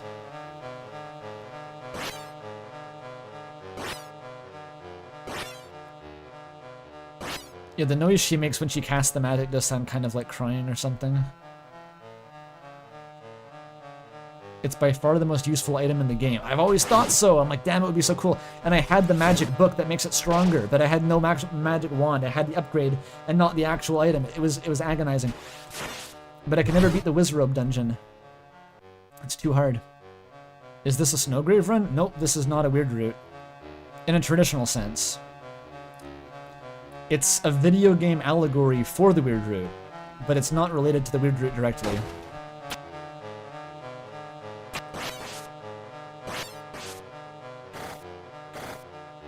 That's gonna take me so fucking long to beat the boss. I think the fucking Zelda boss is harder than the Knight in some ways. Like, I learned the Knight's attack patterns and I got better at it. I don't think I ever got better at fighting the fucking robe. I just kept doing it until it worked eventually. Yeah, it's not applicable, but... I don't... oh no, it does block you. Birdly blocks the way. I wonder what this could mean. Can a theory channel explain what this means? There we go.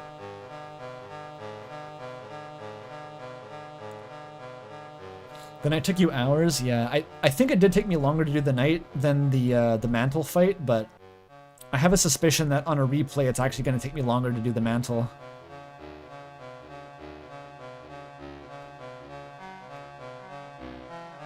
Oh, I forgot how to do this part. You follow the cloak. There we go. And it's crazy to think that you get a hint from this from keeping up with the fucking Spamton ARG. Isn't that demented? Isn't that deranged? Like, if you played the shitpost ARG, you literally know what to do here. The song is creepy. It just kind of sounds like Zelda 1 dungeon music, to be honest, but yeah. It is creepy.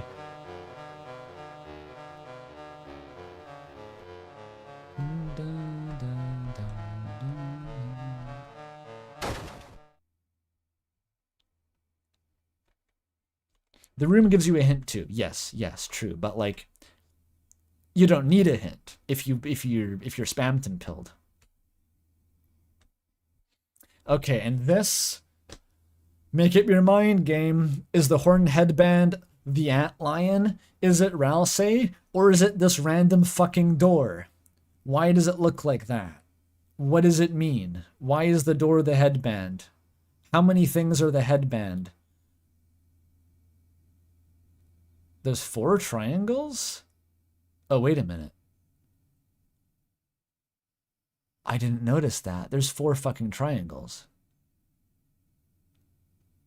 I also forgot to record the fucking game. God damn it. Oh well. It's just supposed to be a keyhole? I don't buy it. That's the fucking Deltarune, my dude, with 4 triangles in it. Even if it's a keyhole, that's like... That's not what it usually looks like. And there is evidence in chapter 3 that there's like another person that was supposed to be in the prophecy. I don't know. Also, the exterior door didn't have a keyhole, I'm pretty sure.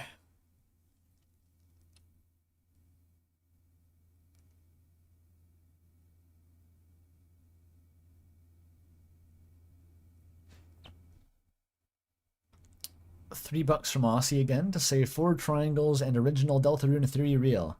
I don't know what that is, but yes, it's real. This is so funny, like any possible thought you can have is going to be someone's like theory for 3 years. It's like, oh yeah, that's Screaming Ape theory. Screaming Ape theory is confirmed. It's like, oh, that's what Screaming Ape theory is. Oh yeah, I guess so. Angel keyhole. All right. I'm honestly more bothered by the fucking horned headband. Like, what does it mean? What does the horned headband represent? How many things does it represent? Why is it the spooky door? The door is locked. And this is the door that Noelle said that she got to, but she couldn't get into. So Noelle never saw this far. And Noelle was used up. Spooky. It's like the weird route. Another $5 from I Wear Khakis. Thanks for that. Donating again, I had thoughts about the Shadow Mantle game. That's so long, I hope it's okay with sending a Discord DM. For $5? What the hell? Sure. Let me check. Like, this is the new meta. It's like, give a dono to say check DMs. Oh, I don't have the DM that. There it is. Okay. With how much Toby's thing with meta-narrative about the player's relation to video games, the moral choices they make and the consequences of those choices, or the perceived lack thereof, the whole Shadow Mantle game segment is the closest to a creepypasta-esque game breaks the fourth wall enough that it exits the confines of the game world to directly affect the player's world without feeling too cheesy by abstracting it through you playing a game where you control Chris, who is in turn controlling another character in the game. That is a way to look at it. I mean, I ranted at length in my Undertale video about how Undertale goes as far out of its way as possible to make it feel like it's entering your reality without doing a literal, like, the Tales door was behind me in real life. Undertale tries to wrestle you into its level of reality, basically, so you can't distance yourself from it. And we see at the end of these mini games that, like, the character literally comes out of the screen at Chris. I guess that's a pretty direct representation of the game crossing over into, like, affecting you.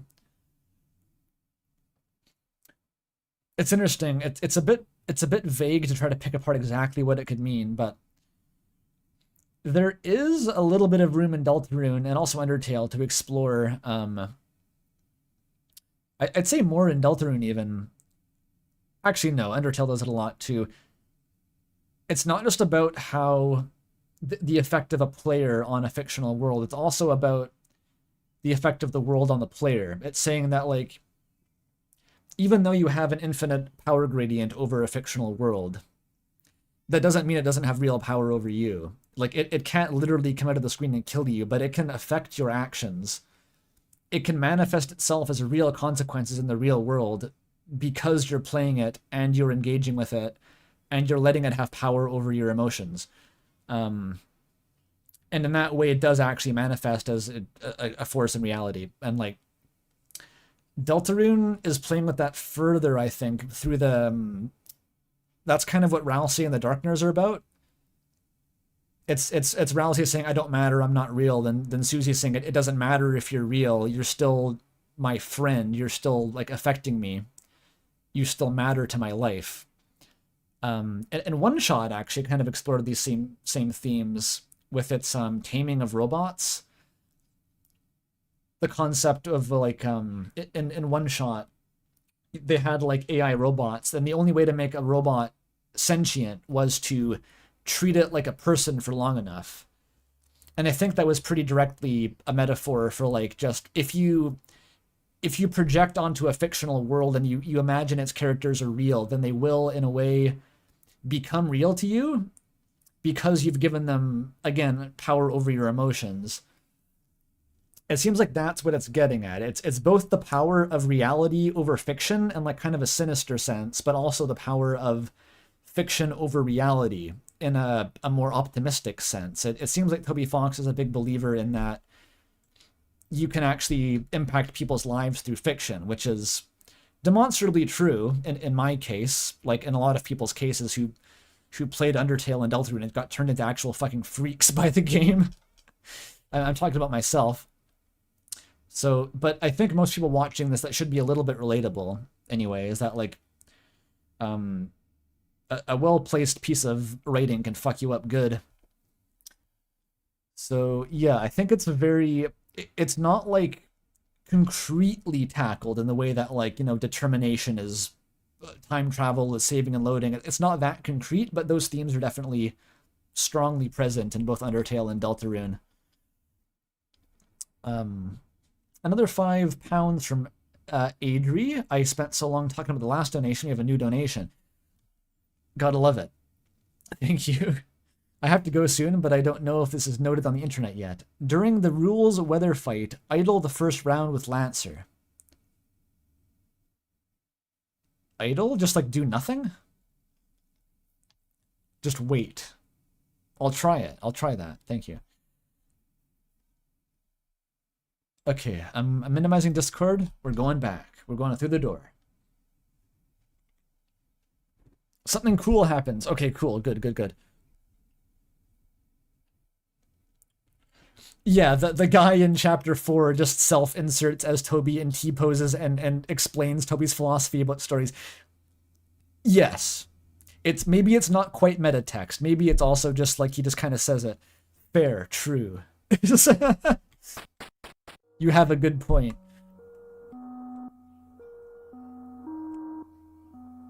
Okay, this is spooky.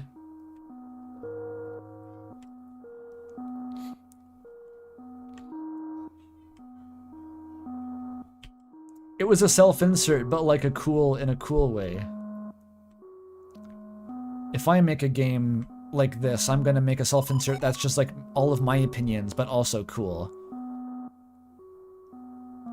I say that as if it's a hypothetical. There's been a game I want to make that's... I probably would do that.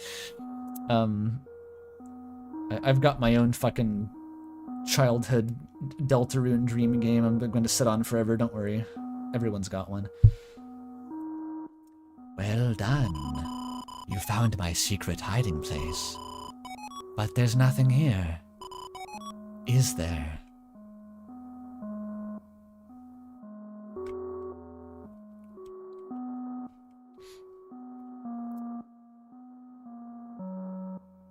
Why does this music sound like one-shot music? It sounded like Nico and the World Machine for a sec.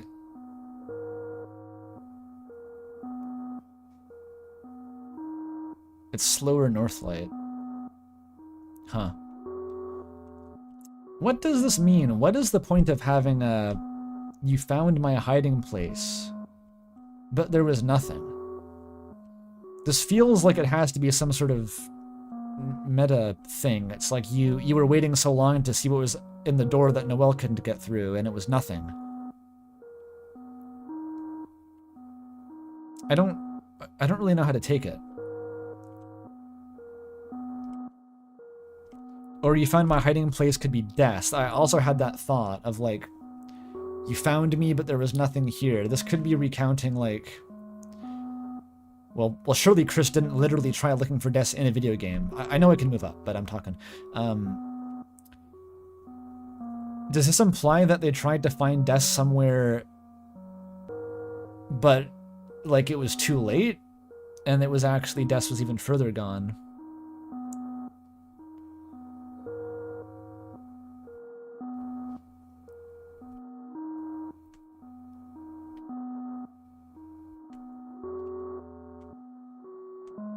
I wonder what that is. She was hyper gone. Damn. You got the shelter key. Oh, you found that too. Perfect, just perfect. Thanks for all your hard work, Chris. You were used up.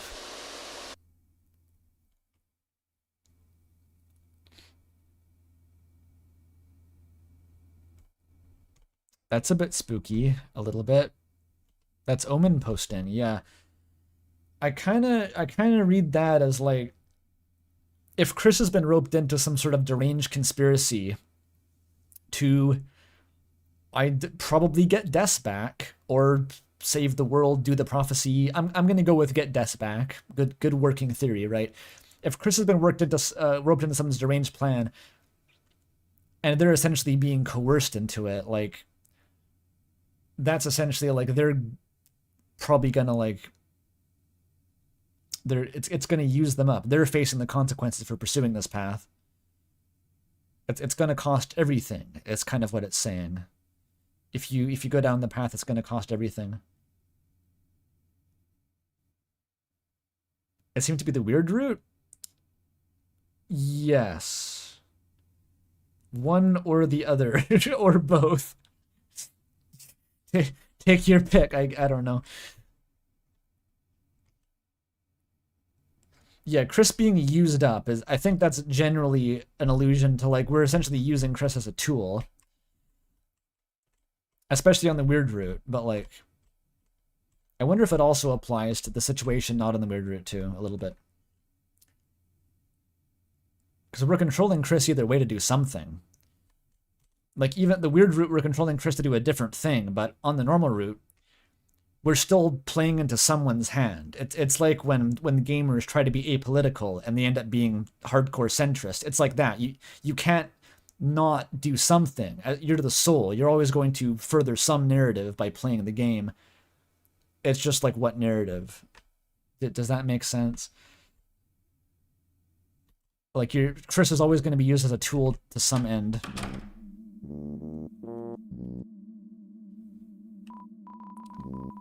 Chris, how are the games? Just to your liking? Oh, this voice is getting fucked up now. What? Someone's backstage with you? No, Chris, I was back here on security the whole time. Tin is really starting to stick that nose of his around now. Sorry, but I think we're gonna have to make this next one the last one. Chris, you sure you're feeling normal? Well, you're talking to a power step, so maybe not.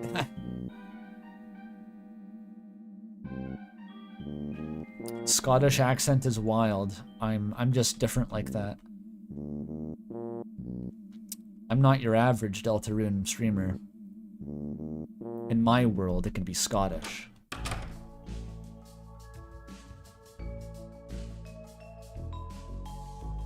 Decent Scottish, can listen without ramming spoons into my ears? What is that? Well, I guess that's good. You're expecting this. If you could change your fate, would ya? That's the dark side of the Scottish accent. That's the weird root Scottish.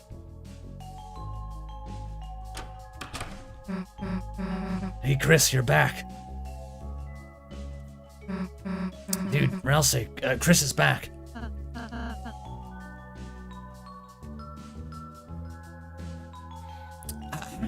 Oops. Sorry, I got wrapped up in playing an RPG. Yeah, just walking around and not fighting anything. Yeah, that's totally what I do too when I play games. Sorry, we can get going now. Ralsei getting lost in fiction within fiction within fiction. Oh, it keeps going. By the way, the whole idea of the roaring being getting lost in fiction, I'm not sure that's what the metaphor is supposed to be. I think the Dark Worlds as creativity, as imagination, still holds up 100%. If anything, it holds up more than ever. But like, specifically the extreme of like, maybe the roaring is becoming completely like hikikomoring out and losing your touch with reality. I don't know if that's what it specifically means. It's probably like kind of something different. Not totally sure about that.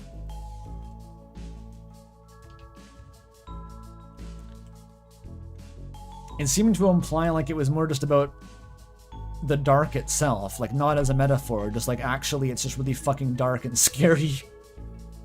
Fear of the dark. It's weird to go from like darkness as an allegory for creation to like literally actually just darkness. But I guess, I don't know, it's a kind of a wait and see thing. I don't think we have the full story of what the roaring is exactly yet.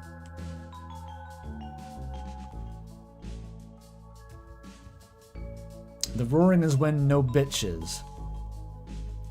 Well, Chris has got a whole battle polycule, so clearly that's not going to be their issue.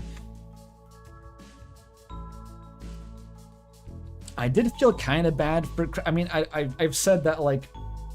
I don't think going all in on, like, you know, Chris and Susie are going to be a couple is, like, really a great idea, considering most of Chris's actions are being controlled by, like, an extra-dimensional entity and not really under their control. But, like, I don't know, if Chris did hypothetically have a crush on Susie, Chapter 4 is... That's rough. Like, that was some hardcore third-wheeling. Ooh.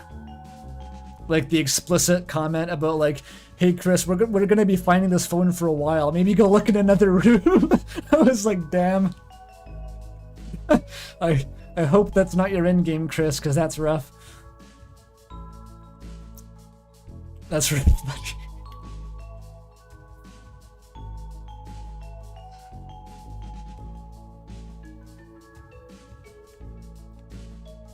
There's a little bit of hints that, like, at very least, Chris seems to like Susie a lot. It may stop at that. There's nothing to say they necessarily have to be angling for something romantic, but I hope it doesn't bother them, is what I'm saying, for their sake. I hope it's not a problem. Speaking of which... Oh, you three still aren't ready for the chef game? We already did that. What?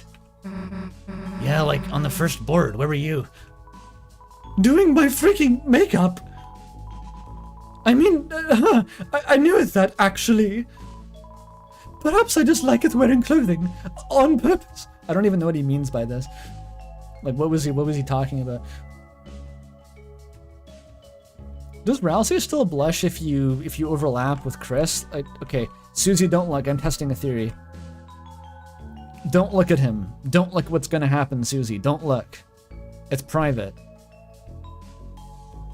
Wait, is he permanently blushing now? Was that only for Hat Ralsei? That may only have been for Hat Ralsei. He's perma blushing now. It's like you can't see me crying in the rain. I'm just gonna look flustered and gay at all times now, so you can't tell when I'm actually being flustered.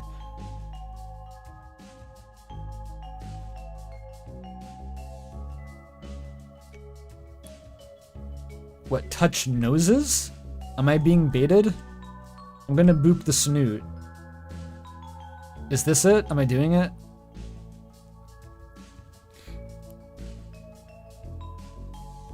Chris, why are you pressing your lips into my lips? What does this mean? Why are you just standing there with your face against mine, Chris? Someone said it was touch noses. I was doing the soul overlapping before.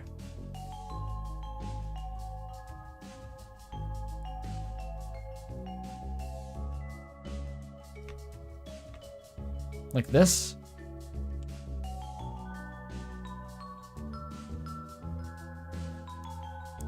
Chris, you're too close. Oh my god, it's pixel perfect. Susie, don't, whatever we're doing right now, don't pay attention to it. Okay, pixel perfect nose touching. Somehow the fact that it's just the tips of our noses is actually way steamier than I thought it could be. Like, this is actually really weird. Chris, can we stop?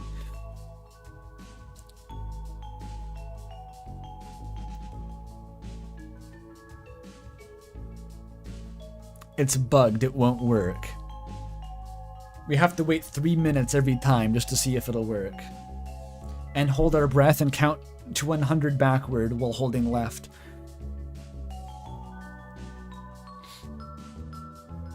It's happening? Wait.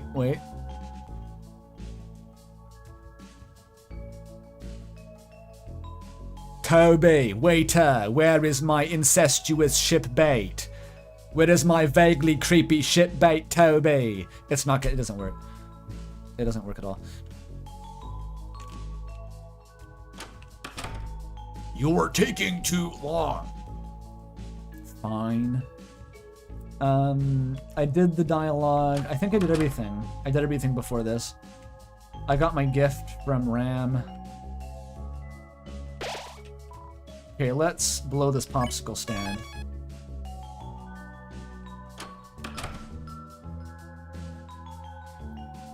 Yeah, why is Chris so hung up on Ralsei not looking like Asriel? It may just be the fact that you're being goat monster racist. Or maybe Chris doesn't want Ralsei's like weird crush on them to be like implicitly incest. Maybe it's that. I don't know. It doesn't seem like Chris is interested in Ralsei, but Ralsei definitely has something going on for Chris. $10 from Bryce Campbell. Thank you. Hanging out in stream while I finish up my last few Vampire Survivors achievements. Great stream, great vibes. Thanks everyone. I'm glad you like it. Let's go.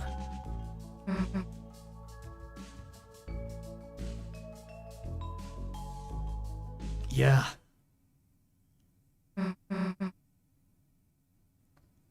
Ralsei likes the player, not Chris. I mean, that maybe.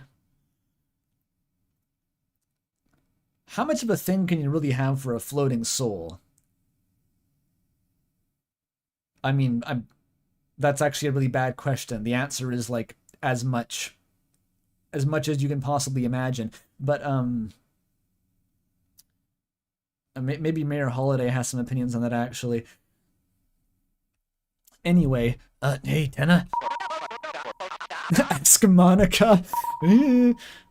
What do you mean? Then make air holes bigger. What do you think I'm paying your electricity bill for? And how are they not here yet? The lighteners are gonna get bored. They must be the knight here, right?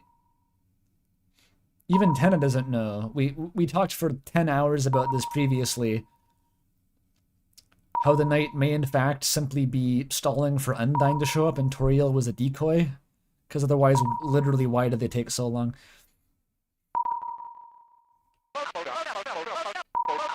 If that purple girl finds out about this, it's all over. Specifically the purple girl. The knight got he-himmed at some point? When?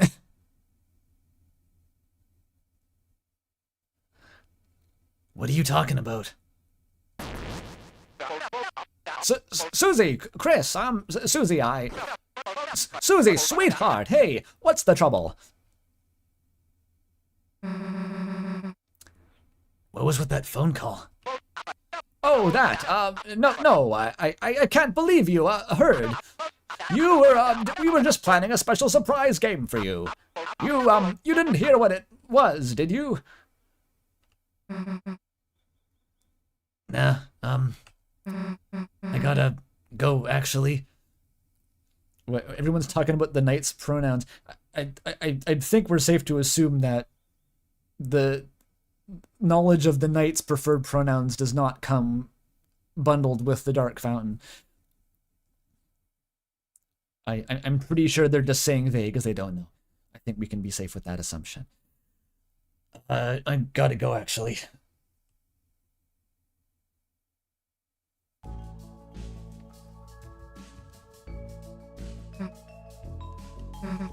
Man. There's nothing that pisses me off more. Other than quiet people. Than people who don't tell you the whole deal. Ralsei immediately goes, you mean the guy who's not me? You don't mean me, right? You mean Tenna, right? You mean Tenna? And she was like, yeah, I don't know why you piped up so quickly. Yeah, I don't know what, but he's hiding something. Let's go take a look around, Chris.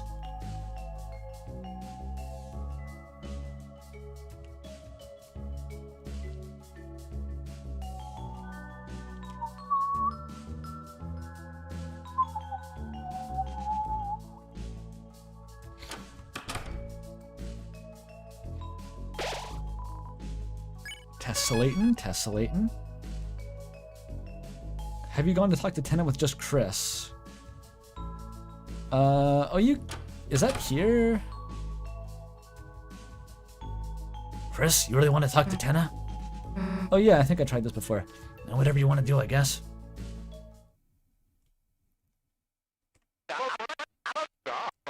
Keep it together, Tenna. They're still loving it. They have to be.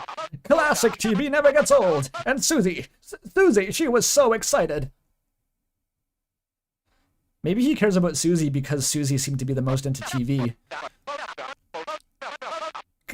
Chris, hey, Chris, old buddy, old pal, old chum, old friend, old pal. Everyone remember that fucking meme? Hey buddy, friend, chum, pal, friend, child, buddy. How's it going?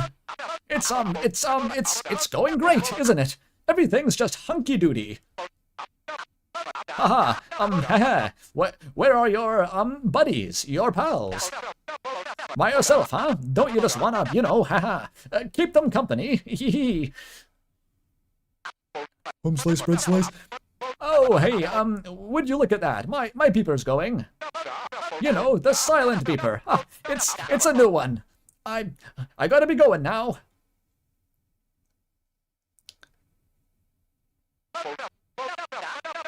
By the way, seen your father recently, your brother.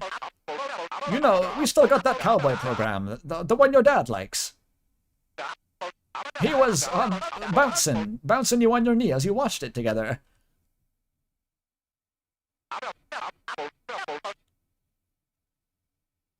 Sorry, Chris, sorry, I gotta go. I have to go. Tenna's too sad to be truly sus. Oh wait, we got courier facts. So this is interesting. One of the unique monsters in the third special board, the shadow creature that copies your movements, has a unique placeholder sprite of a black deer. Adding a certain variable turns the black deer sprite into a shadow monster. The variable's name is Toriel. What? Is this from like a video that you watched? This sounds very specific. I know the shadow monster you're talking about, but a unique placeholder sprite. Adding a certain variable turns the black deer sprite into a shadow monster. The variable's name is Toriel. I have no idea what the fuck that means. The shadow monster, man. Dork saw the video too. I'm gonna look at that later. Mr. Dono? Shit, the chat's moving fast. Oh, $2 from Sourdough. It should say roaring/night pronouns. Yeah. Now it's Petscott.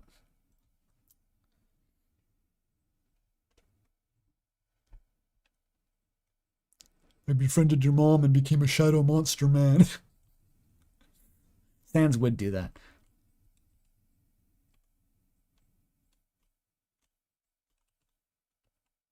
And these don't do anything. Knight's pronouns are Dark Star.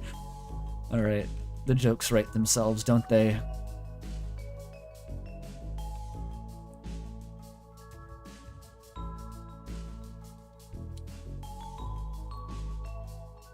There's a variable named Toriel in all caps. And what if it's like a Boolean? If you change it to true, something happens?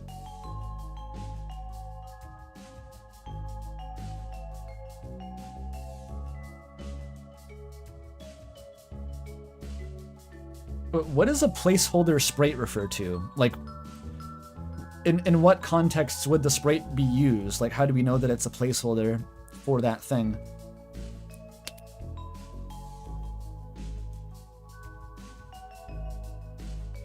Oh, if you change Toriel to false, it reverts to a deer. Oh, that's what it is. The Toriel variable is making it into a shadow. What the fuck does that mean? Like, literally, what the fuck?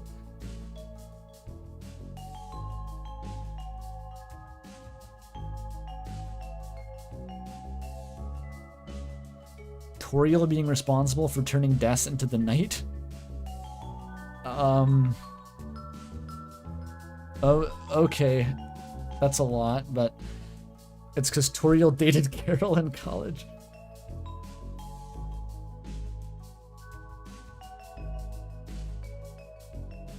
I don't know if I want to go all in on forming like an insane theory about Toriel being responsible for Des's disappearance based on a data mined variable. Like, I know that, like, I'm not against data mining categorically, but it's also like, I don't really like to base stuff entirely on data mined content so much. It seems just a bit dangerous to get too hung up on that.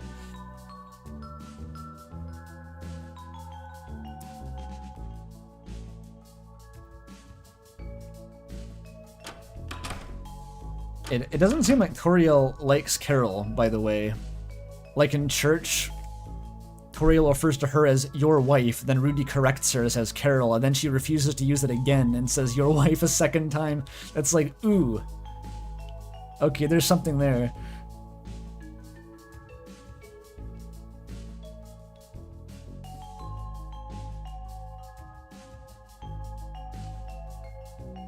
No one likes Carol? Apparently Asgore and Rudy do.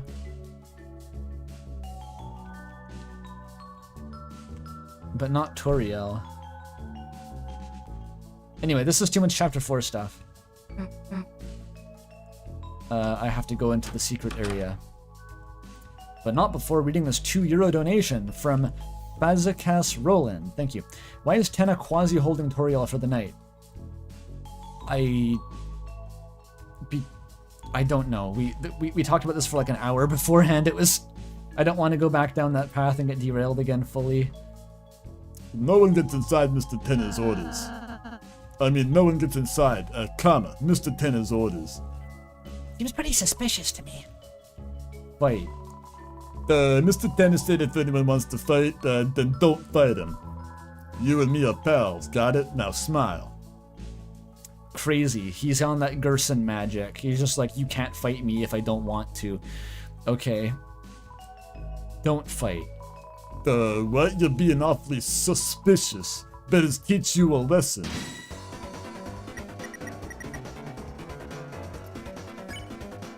ba.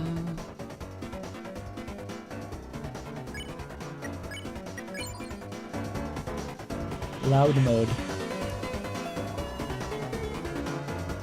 Did someone turn that back down?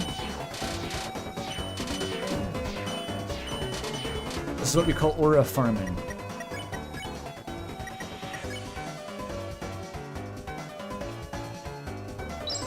Louder! Louder! Why am I grazing? I have full TP.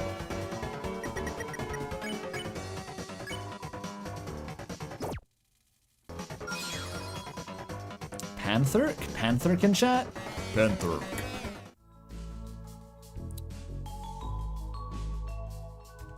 Alright, you stay entertained, Lancer. Do I have to go max up my gumball machine first, actually? I think I probably have to do that now.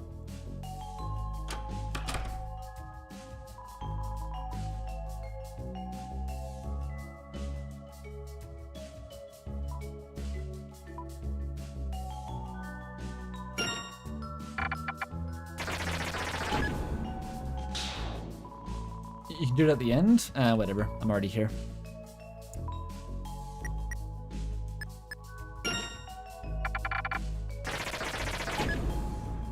It did 1225. I did do that. To the relief of everyone in chat. Oh my god, 1,300 viewers now. It's going up again, holy shit.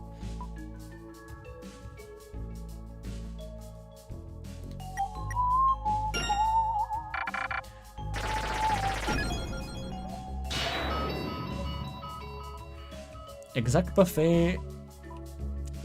Group healing items are they're kind of a double-edged sword with the night fight. I find with the night fight is like you keep everyone alive as long as you can, but once they're down, you just solo with Chris at that point. Or if possible, keep Susie alive. I think actually having Chris and Susie seems to work the best. But that requires some pretty good dodging. I'm out of gold prizes. Let's farm fortunes.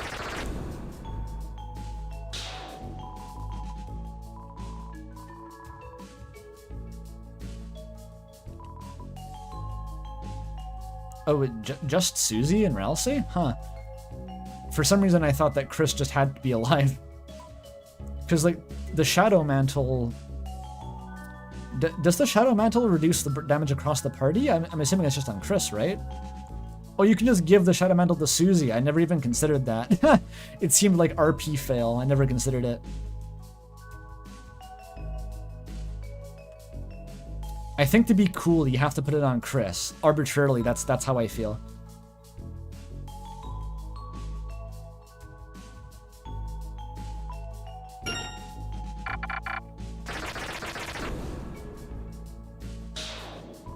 Susie has the dialogue? I mean, you're right.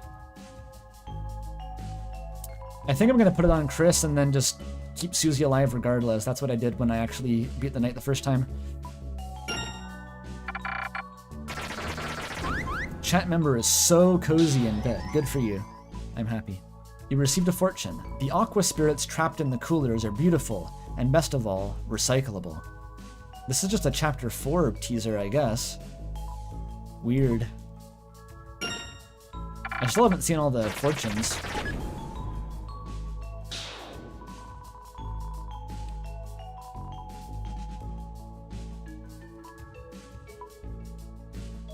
Yeah, I think, like, for optimal RP, you have to have, like, Ralsei wearing all the fucking, like, puppet Joker bullshit, the puppet clown outfit.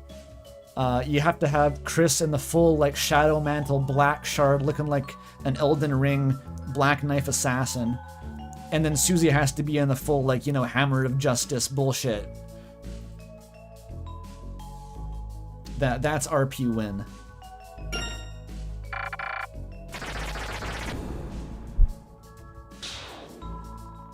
Oh my god, who's that? You have too many items to take the dog dollar. Wait, that gives you an item? I didn't think that actually gave you anything. Okay, bye.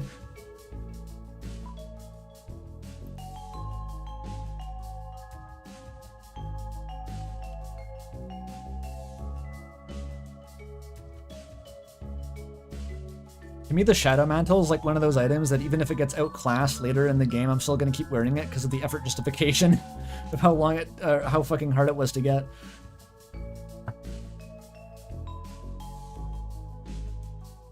But if you put it on Susie, you get higher EHP.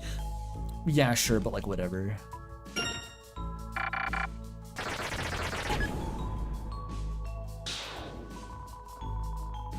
I don't know what happens if you beat the knight with no Shadow Mantle, like, because that's kind of like you could claim a moral high ground there. You didn't have to do a fake weird route to get it. You didn't have to do violence to get it, even in a second layer of fiction, but like, oh, Sham just calls you insane? That's worth it. That's worth it. I kind of want to do it now, actually. It's gonna take, the stream's already gonna go on for 10 years. I can't, I'm not doing it, I'm not doing it.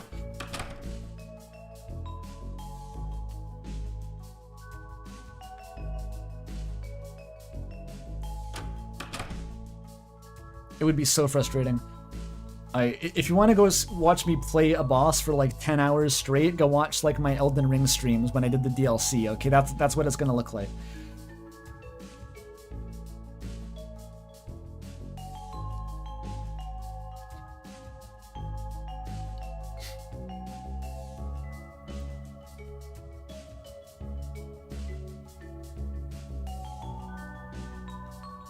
It's a 66% reduction? That feels about right. Without the mantle, the biggest difference is that, like, if you really botch an attack, with the mantle, like, Suzy and Ralsei die, but Chris is always left standing. It's very hard to get completely one-shot from full health. Whereas with no mantle, if you botch an attack, you wipe in, like, 3 hits. Your whole party is just dead. And from full health, like, you can just get completely obliterated. And so it's like you can dodge the easy attacks, but as long as there's one attack that you're really bad at dodging, you just get fucked.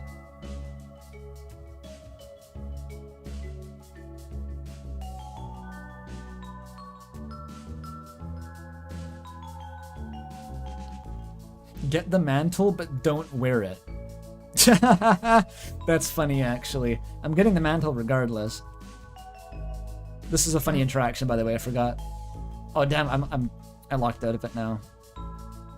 If you do this at first, like, you try to play a racing game, but Chris can't see the screen.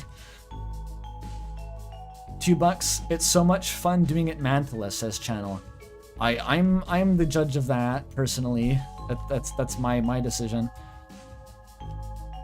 Another $5 from Zachary Johnson to say, what will you do in if Chapter 5 drops on the 1st of January 2026? And dumps another pile of lore on us. I'll play it. I'll play the chapter.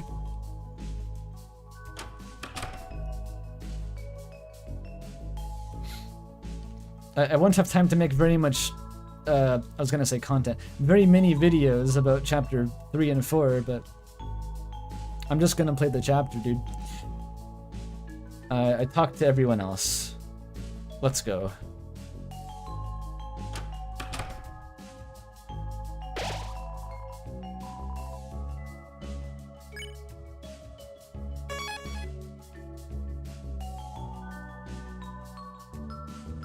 I'm trying to read chat while moving. Oops.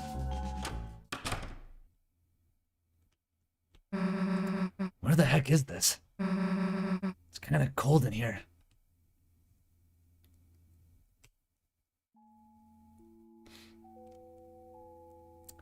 This music is straight from Undertale, by the way. It's ooh-ah, so temperate, cold, or hot. Which was like a weird... Not a sound check, it was like a weird menu that played this.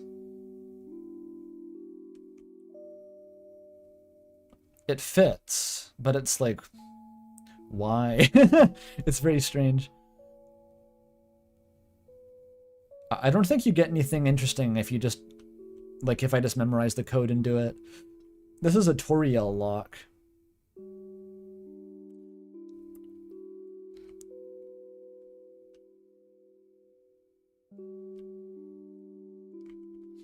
But yeah, if you skip doing the mini game, it just says you entered it knowingly and nothing happens. So it's kind of better just to do this and at least get to play the funny game.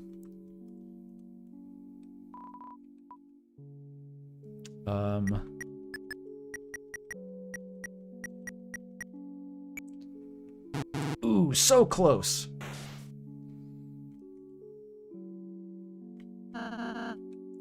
It's a game console, but there's no... What, Chris, where'd you get that controller? This is a fun Easter egg.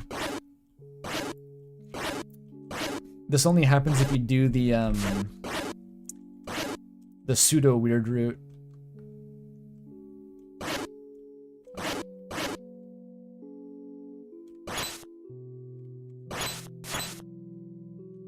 This, like, Zelda Switch doesn't appear anywhere else in the game, does it? If you don't have the controller, you use, Susie's. Where'd you get that sword? That's badass. I have done the egg. Not yet, but I've done it on a previous playthrough. I'll do it. I'll do it. Just wait. I'm an ice blazer now, by the way. You become a blazer, then an ice blazer, which is like, it's Dragon Blazers. Do you get it? I appreciate that. I would have been slightly more doubtful if not for that.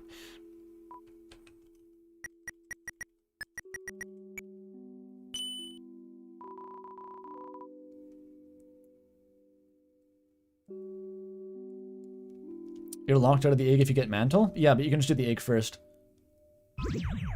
I don't have the mantle yet.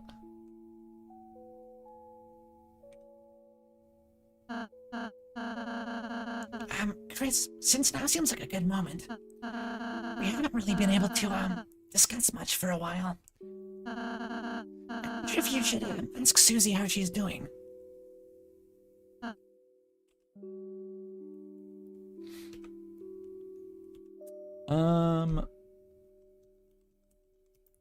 Forget again what these options are. No, I think if you talk to Ral, say it's about just whether... No, if you talk to Susie, is that about how she's having a good time? Fuck, I'm getting them mixed up. I talked to Ralsei before. Let's go to Susie.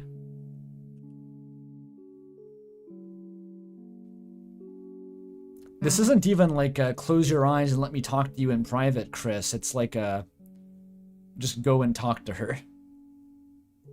Oh yeah, the ice cream conversation, that's it. What? You want to say something? Ask Susie how she's doing. What a sarcastic little asshole. Good, I guess. Honestly, playing with Ralsei and you has been great. Just... we kinda skipped over the whole Dark World's not real thing. I mean, I kinda knew it. Like, it couldn't be, you know... like, going on adventures, making friends. It already all sounds like a dream. So the fact that it kind of is... doesn't mess me up so much. You want the top dialogue option? Why? I chose I'm Not a Dream at the first time because it reminded me of like...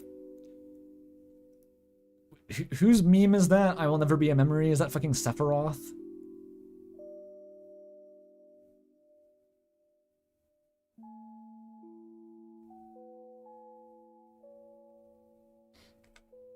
Alright, people are vouching for the top option.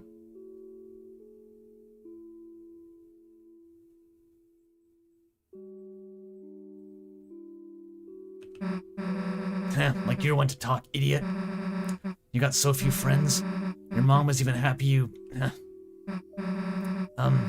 made friends with me, I guess. Man, we could have been friends way before. Isn't that stupid? But yeah, maybe it's not real, the Dark World. I just wish Ralsei would realize that doesn't matter to me so much. Top option for the win. It seems like everything went all right.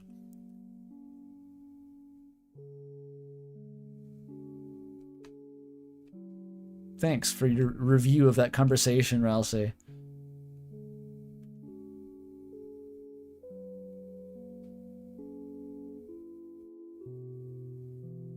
The big one.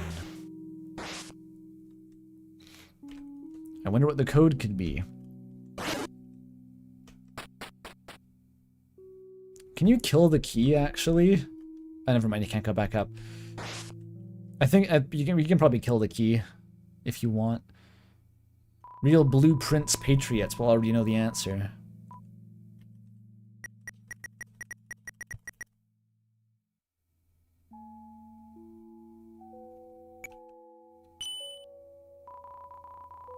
You entered the numbers knowingly. Boudoir reference.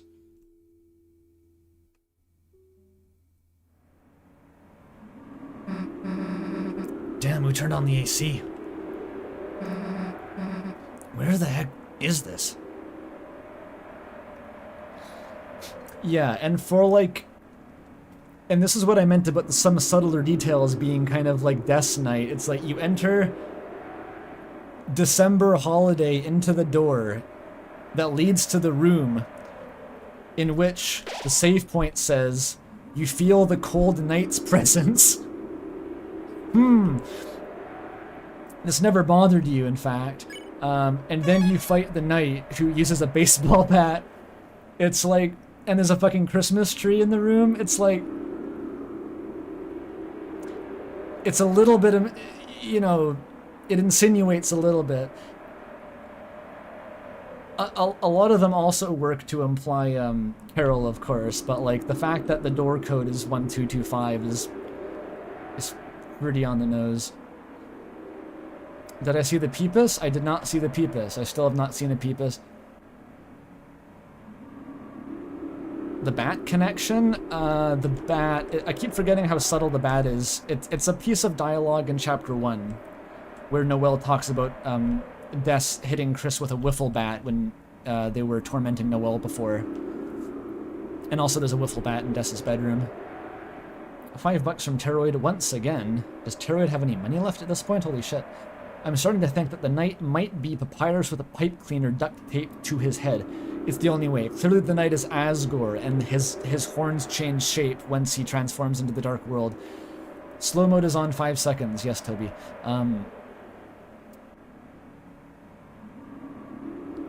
Yeah, and apparently there's a Noelle screensaver that I haven't gotten to yet, which actually has Des with a bat. In case you didn't catch it the first or third time.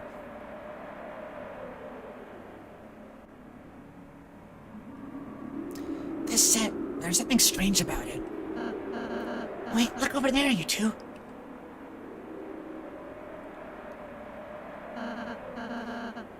There it is, the dark fountain. What are we talking about? Baseball bat bisexuals? What does that mean? Is that like a butch lesbian? A baseball bat bisexual? Is it a subcategory? If you know, you know. Softballs are lesbian. I've heard of that. But like, what about if you're bisexual? Then you could use a baseball bat? Batsexual. Okay. Sorry for derailing this scene with bisexual baseball bats. They swing both ways. Hey, yeah, I heard that girl next door is a real switch hitter, if you know what I mean. Hey, swings the bat both ways, if you know what I mean. Nice. Nice. Anyway, what the heck is that? Enough, says chat. I read that in the voice of the King of Spades. Enough. It's like a giant gotchi ball thing. What's inside it?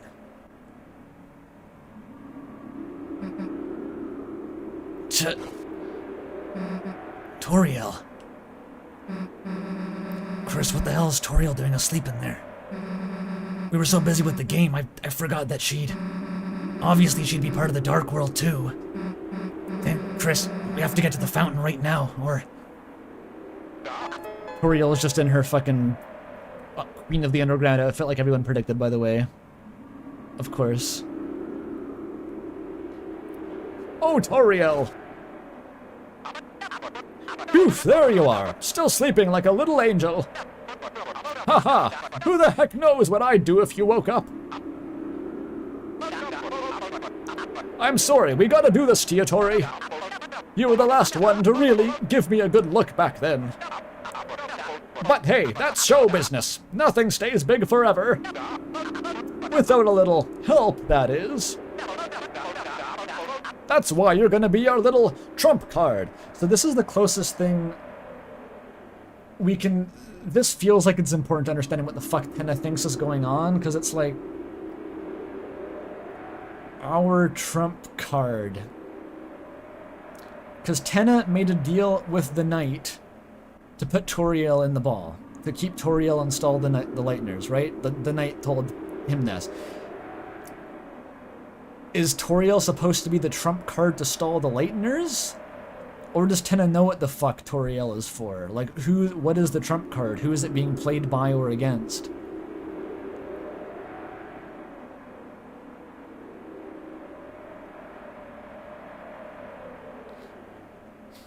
That's politics. Because I just... Does its leverage over both? Yeah, because it seems like to the knight, Toriel is kind of a diversion? But if Toriel was meant to be their trump card, then the Lighteners don't even know about Toriel. It's confusing. Ha ha ha! Waha! I'm glad this guy does monologues, by the way.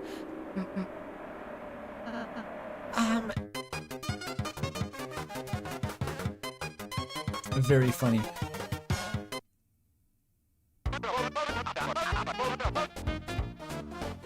Welcome back to another electrifying episode of TV Time! Wait a second. Today's board will take place in the beautiful TV city. But don't ask why the cars don't have any feet. Collect 2 cues from each corner of the city and... Enough already. The game's over. Give us back Toriel and let us go home, now. Toriel's what the grand prize would be if they tried to quit playing earlier.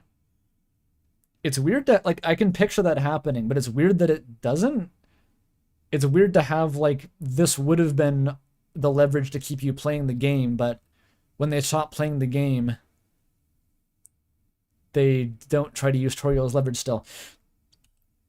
He just crashes out completely. Game over!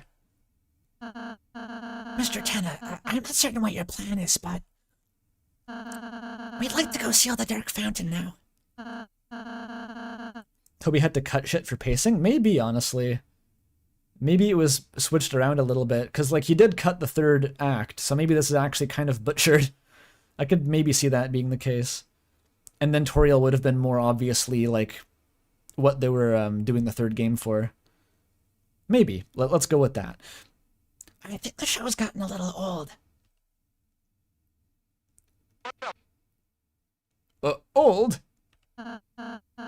Sorry, Tenna, No, haha, Ralsei, buddy boy, that's fine, I get it, look, I get it. Classic TV sometimes just takes a little time to appreciate. So how about this? We'll all do one more little game, one last encore, and this time we'll play Until You Like It. Pyrocynical, by the way. It's just pyrocynical. Hey, what the heck are you... Game over! The game's never over!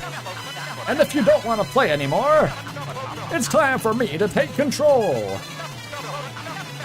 Pyrocynical, do not put me in the ball. Mike, crank it all the way up to max!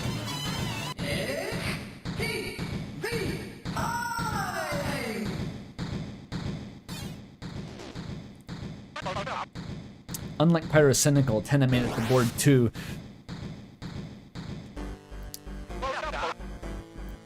Hey, isn't this fun? I'm not broken, I don't have burn-in, I'm fun! Come on, say it, I'm fun! Fine, you don't want to say it? Maybe a quiz will help your answer. I want to get off Mr. Tenna's wild ride. Ralsei, come on. Ralsei almost fucking threw that. That's what I thought. Wasn't that quiz just oodles of fun, folks? Just look at that phenomenon, haha! He has lost it. I wonder what's next. Looks like a battle.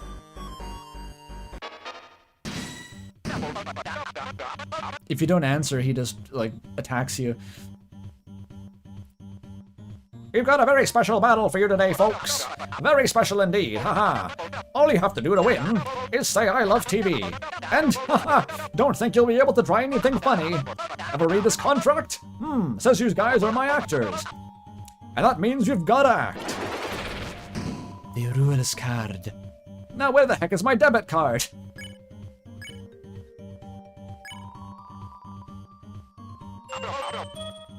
That's right. Now spell, you love TV, don't you?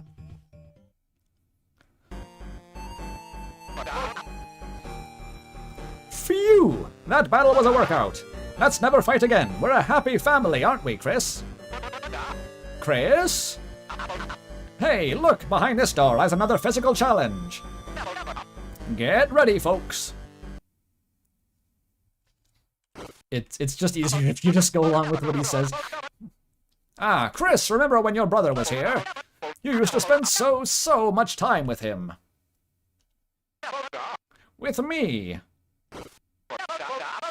Watching cartoons, playing games, smiling, laughing, crying.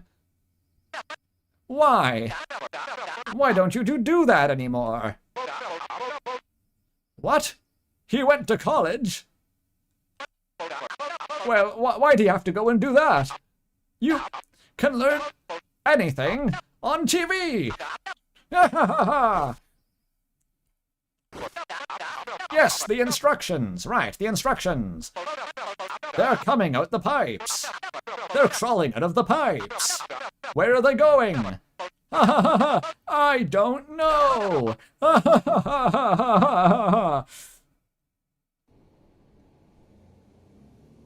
Oh, mamma mia.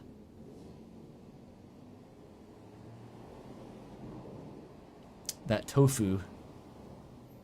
I don't think this part can be understood. It's just kind of like this.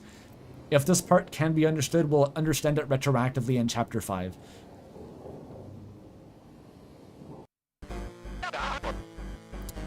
Phew, what a challenge, folks. Yatenna is excellent at casually bringing up family trauma. He's one of the best at it. Come on, Susie, what happened to our late night TV marathon? Let's wake up those noggins with a little quiz. What's another word for television? Good stuff.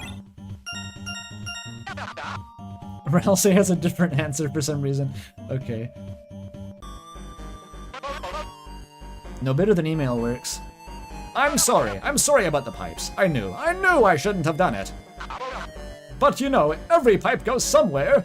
They had to go somewhere. Wait, no, not another battle, please. The family's fighting again. Tenna's like a parasocial family member. Like, he has all the trauma of the Dreamer family divorce, but he was never actually part of the family. It's fucked.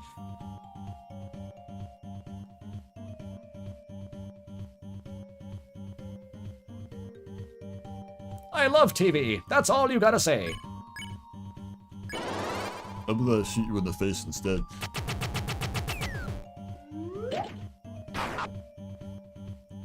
Hey! How could you let them use that attack? You're fired! Alright, no more of that guy.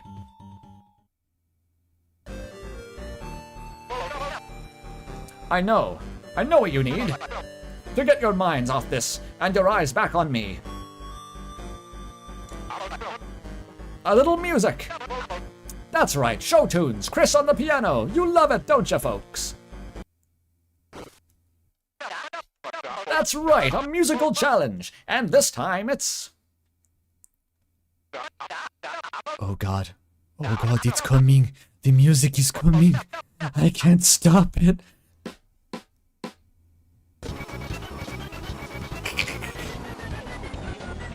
This is really funny, actually. Nailed it. 100%. Hey, so, what the heck was that? Ah, I'm with you guys, that was weird. Let's get back to normal. Just like Asgore wants.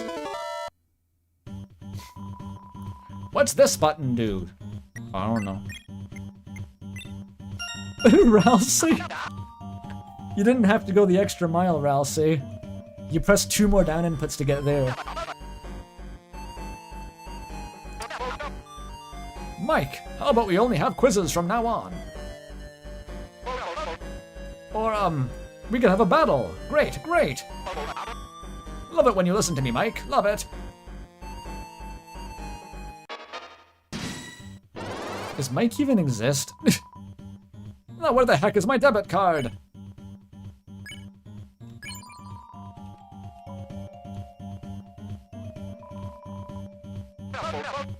It's TV time! Oh. Why is this so weirdly hard to do sometimes? Fuck. God damn it.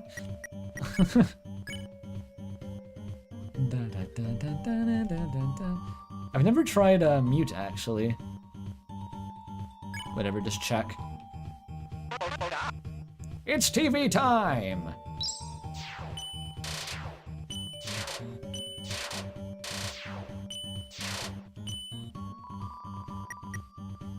Look me in the nose and say it! How would I use that button?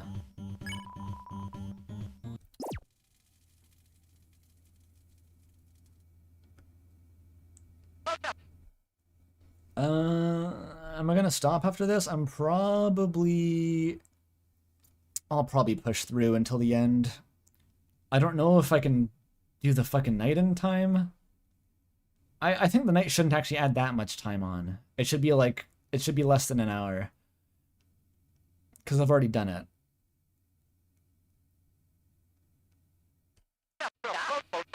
Susie, Chris, hey, hey! Don't tell me you didn't like your custom-made toy balls! Hey, Mike! Can you cancel the 4 AM shock therapy session? Because it looks like it's already happening right now. All hands on deck! Everyone find the lighteners!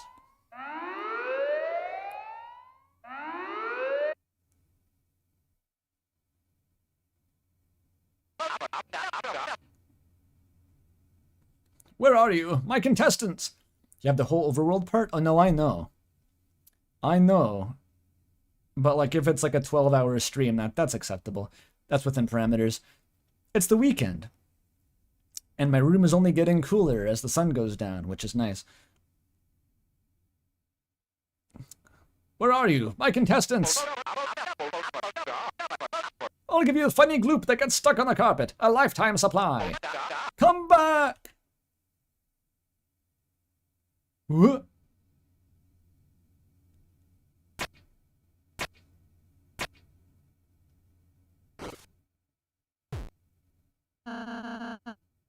Looks like he's gone. Now's our chance. Let's get out of here. He's never glooby. Non-glooby slime. I had like a dementia moment. I couldn't figure out what these shadows were. I thought it was a fish. It's just a stage light. I was like, why does he have fish?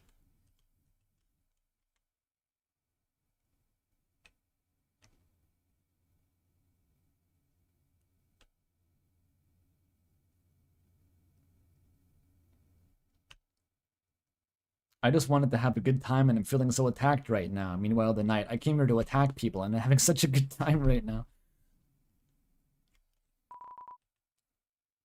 A pile of portable prisons for prizes. Ball. I need food. You can listen to the funky tunes while I heat up some tofu, because I need some like real food now. Oh wait, I had a cookie next to me this whole time that I forgot to eat. Fuck. Let me take a bite of that first. Yummy cookie.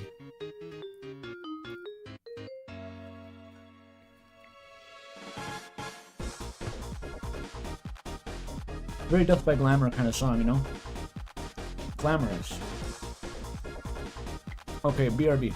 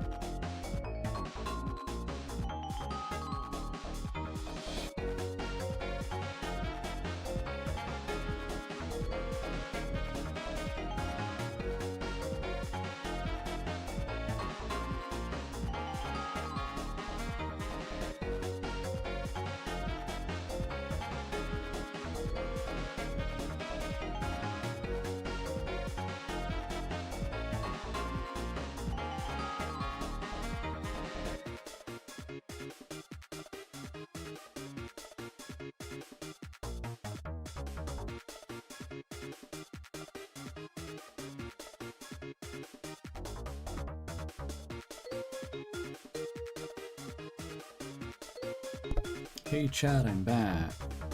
Hope you all didn't leave. We still have 1,000 viewers, not bad. I'm slightly further away now. I'm speaking to you over my bowl of Mapo tofu, so I'm gonna be eating that for a minute if I want to keep streaming for another several hours at this rate. Oh.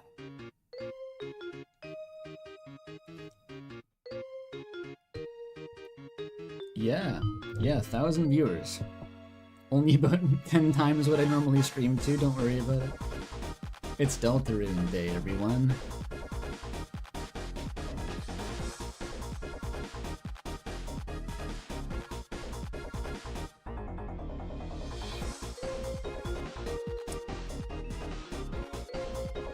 I'm excited to dive into the new music. I kind of am. I've also said on stream a few times that I'm not gonna immediately do like a follow-up to the Gaster motif video because I just don't think of soundtrack analysis being like a very efficient way of getting lore out of the game.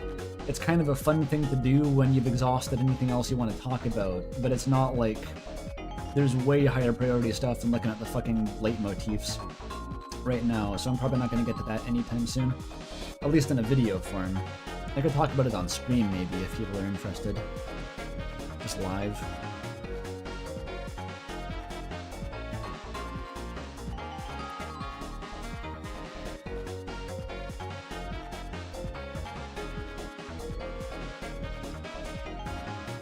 Yep, I did the 1225 ball machine.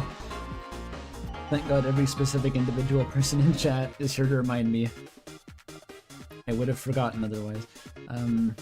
Well, actually, I didn't know about that until Molly told me, so fair play.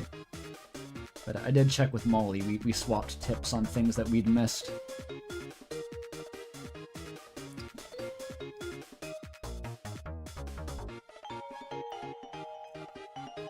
I'm not analyzing the narrator again. Not at all. Not even a little bit. Not a chance. That's such an uninteresting facet of lore to look at this point. As far as I'm concerned, any narrator theories are dead forever. And if you want to revive them, then do it yourself.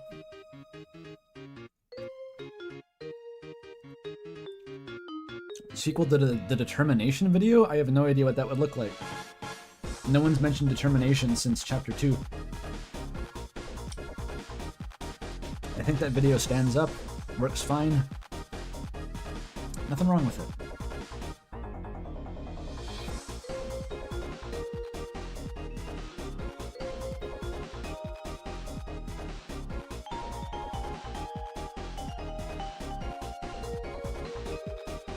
Courage video?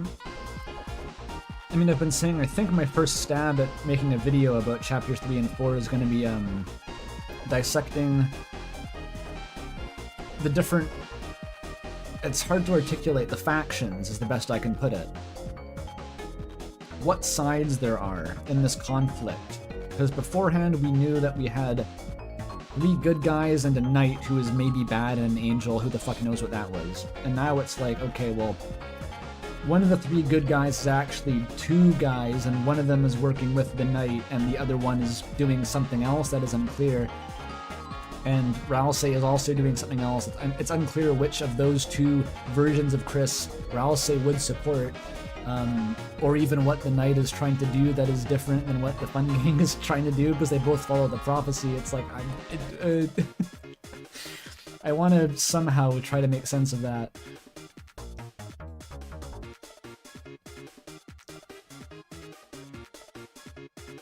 Long story short, I'm not going to be revisiting any of my videos, because they all said what they needed to say. We are long past a time where those arguments are irrelevant, right? Like, this is a new era. Who cares if Chris has 3 souls? That's like nonsense now. No one cares about that anymore.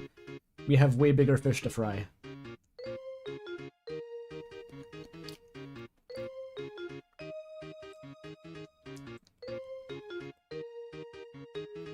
We'll have 5 more years to theorize?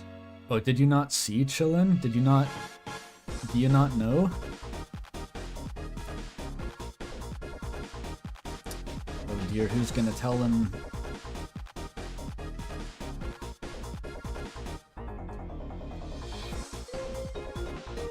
It's confirmed for 2026.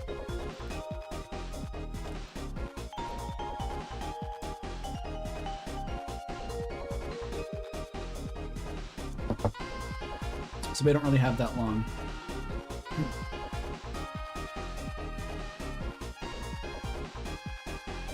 But anyway.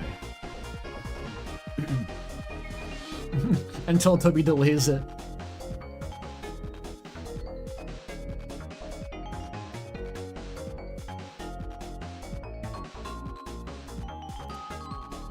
But all of Jaru's top comments are nobody tell. I'm not keeping up with Jaru. And I won't be keeping up with Jaru.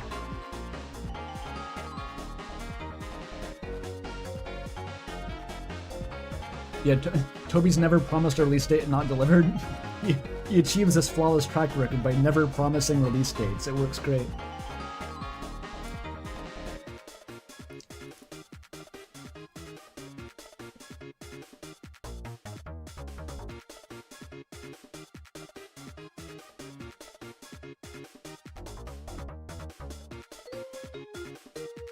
Wait, was Undertale supposed to be 2014? That's like prehistory, dude. I don't know that.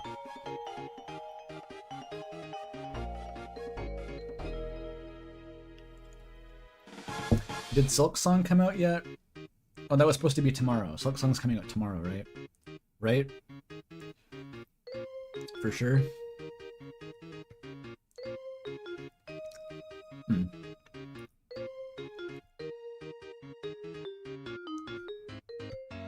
Silk Song tomorrow.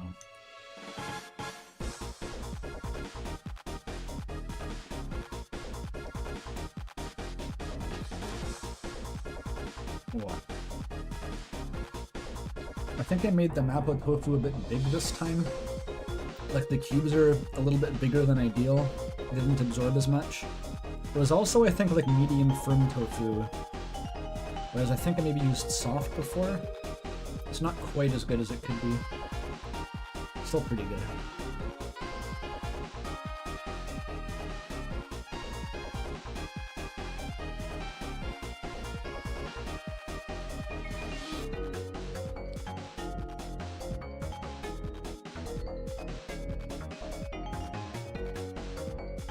I've already been seeing memes about everyone stopping playing 100 Line to play Deltarune instead.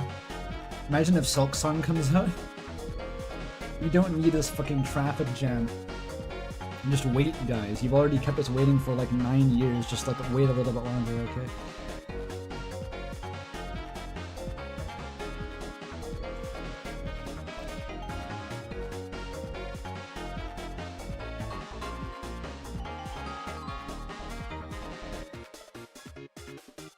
You think the Chapter 4 Sanctuary song sounds like something Hakita would compose? I don't really hear it, to be honest. I don't really see the resemblance.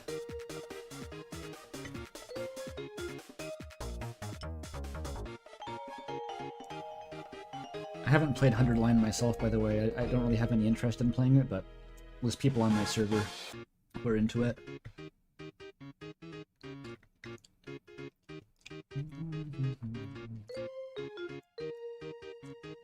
Play any Night Rain? Nope. I played so much Elden Ring, I don't really have that much interest in playing more Elden Ring. Even if it wasn't Deltarune right now, like, I wasn't really following Night Rain's development at all.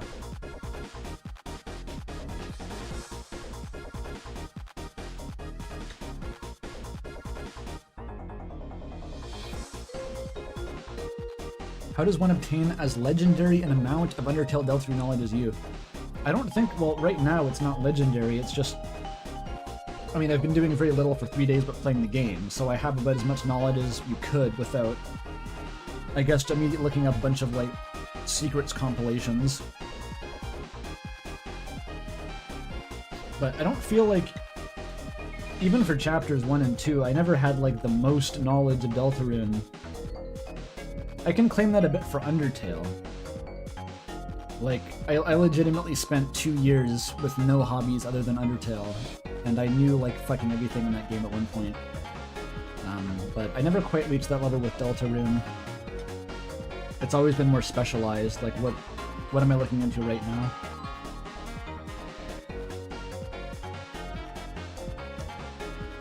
And there's Toby to plug RAM. Different RAM. Not with the B. I actually have my own game that came out this year called Random Access Mayhem, if anyone's interested in looking at that in chat. Not that you haven't all been emptying your wallets with donations already, but... If you like roguelite, it's a good one. We crossed over with Terraria Calamity. That's how you know it's good. They wouldn't have crossed over with RAM if it wasn't legit.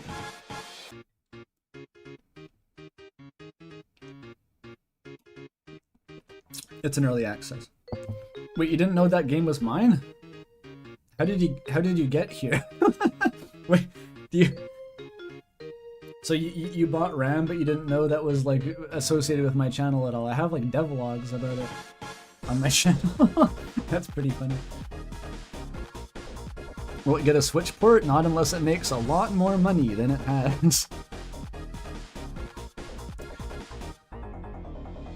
Probably not, no.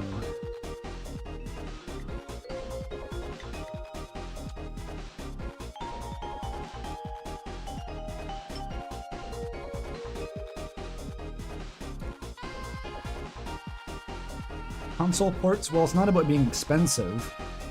We'd be doing it ourselves. It's about it being a huge pain in the ass. It's like, it's a large time and effort commitment, and it requires constant upkeep and a bunch of stupid little things like maintaining parity with Nintendo's console requirements, and they just make you jump through those stupid hoops. And if you're not already making bank on a PC game, you don't release on console. It's just straight up, that's how it works.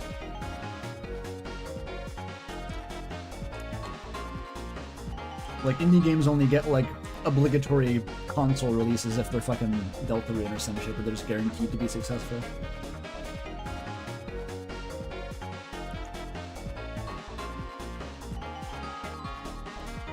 Do we know the names of the secret boss? The theme is ERAM. That's the song that plays. I've heard people say that if you data mine the name, it's called Nightmare internally. Which is half of ERAM, or ERAM is half of Nightmare backward, I think, right? Maybe?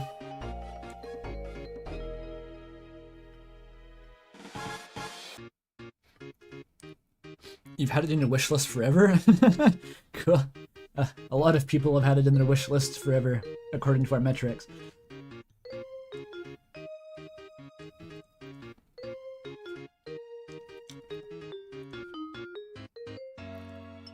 So who's this Rom guy? No. Ram. It's a Link's Awakening reference. Is that essentially what it boils down to? Okay. It's either deepest lore or a reference to a Japanese game. That's how it is.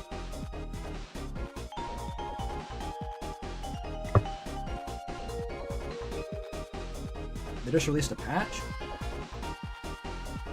Oh well, I'm not restarting the game to download it. We're gonna tank the the non-deterministic crash when walking through the TV room. I think my game crashed twice. The first time was just in the room with TVs walking around, and I forget the second time, but I think I got 2 crashes. Which is, I know that's how it is. When you release a game, you're gonna get bugs like that, but like... It's specifically funny to me because Deltarune spent such a comically large amount of time, it felt like purely in, like, QA. It felt like it was literally like half a year between when I thought it was going to come out, and it was like, we're still doing LQA, that it's kept going, and it was like 6 fucking months of LQA later. They released the game and it still crashes twice. It's just funny, I don't even hold it against him, it's funny.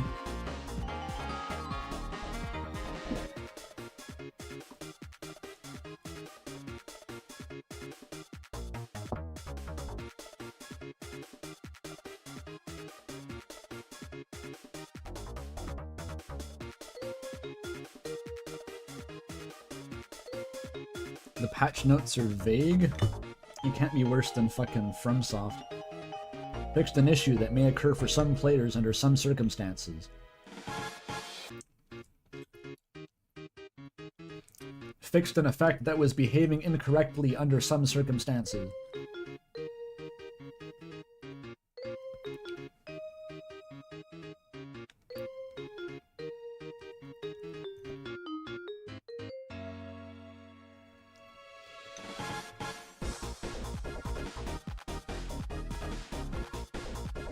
Fixed a bug that could happen.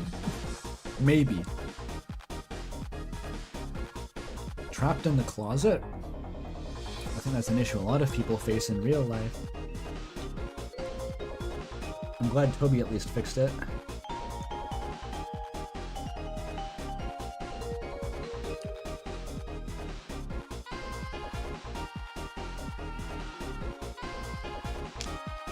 Am I playing more? Yep, I'm just eating food right now. Dinner break. Different Toby, different Toby.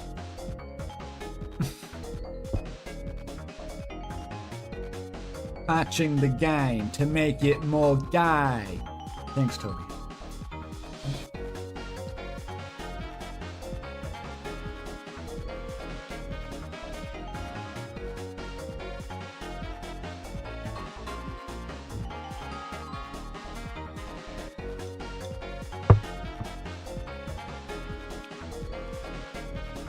Do I have a take on the graphical update for the Weird Route? I haven't done the Weird Route, unless you mean they changed Chapter 2, in which case I don't know what that is. I haven't heard about it.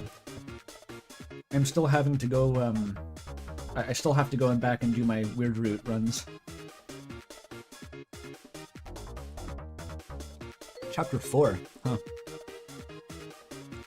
This is a broken telephone. I don't know if they updated Chapter 2, I'm just guessing. I'm gonna do it. I'm gonna do it. I've already done a Weird Route on the previous save, but like that was ages ago and it was deleted, so I'm gonna have to replay it. And I just physically haven't had enough time to replay Deltarune this many times since it launched. The limiting factor is both time and like the strength of my body, because I could have played more yesterday, but like my body gave out. Oh, that was Thursday actually. I could have played more on Thursday. I just got like a really bad headache and I couldn't go anymore.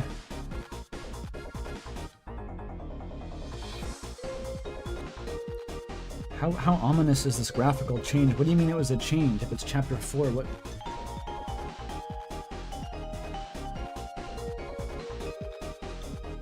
Okay, don't tell me any more about it.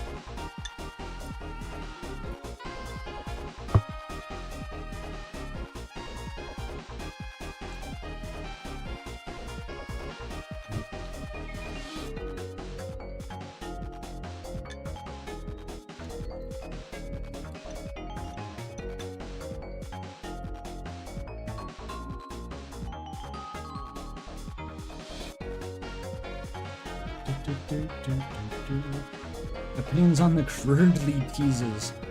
I said I didn't know how to even articulate how I felt about that.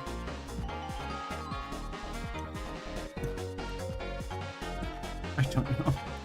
I don't know what level Birdly is playing chess on at this point. The cool kids call it crispy chicken these days, by the way.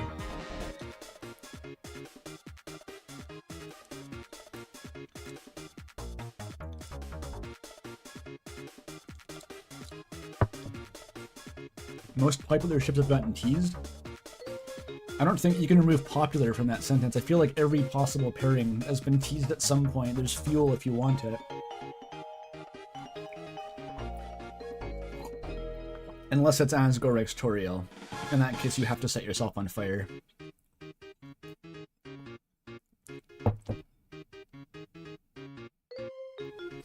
Bro thinks he's in the polycule. Bro think he in the cule.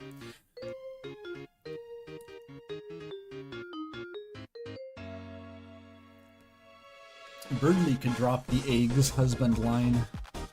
That would make more sense from him, you know? He's got his desk covered in eggs now. Dude, if they formed the fucking, like, fun gang Polycule and Birdly was there, it would just be rules card. This is what it was warning us about. It would literally poison the entire relationship. It would be so bad.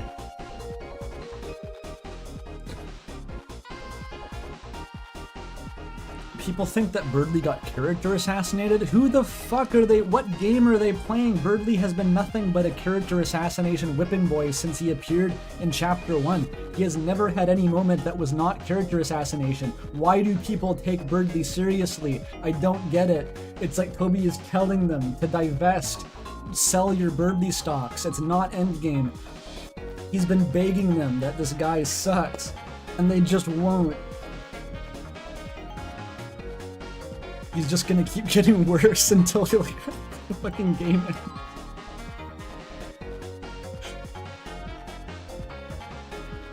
He had one cool moment in the weird route. He was like, okay, if you're literally going to, like, kidnap Noelle against her will, I guess I'll stop you. Fucking good job, Birdly. You really went above and beyond the call of duty, as a friend and as an individual. I'm in awe of your moral fiber, Birdly. You did the thing that you were going to do anyway, but with a slightly more serious intent. And not because you were just an asshole. Nice job. And then you died.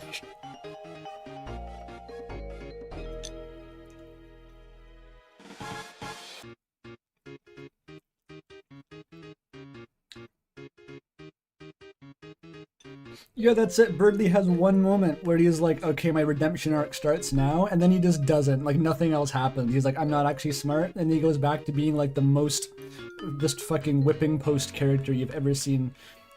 Like, he doesn't do anything likable ever again. It's hilarious.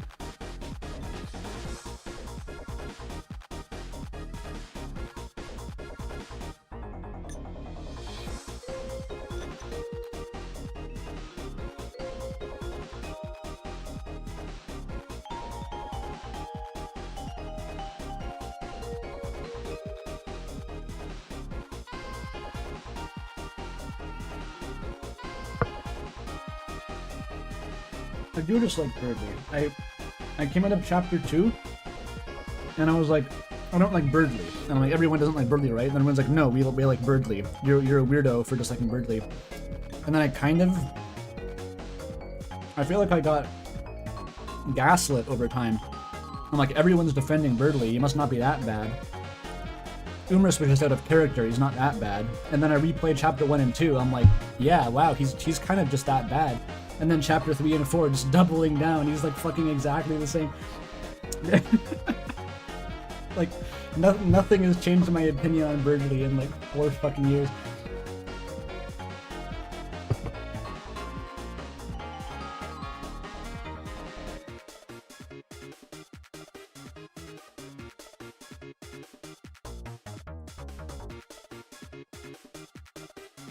Sometimes you need a guy who just plain sucks. That's true. Sometimes Asgore is too sympathetic.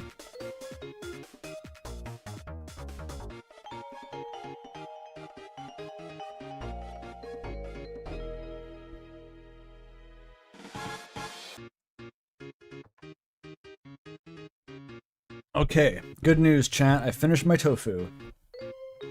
However, the large amount of salt and oil I ingested is going to give me a headache unless I drink liquid as well. Hang on while I pour out the rest of my tea.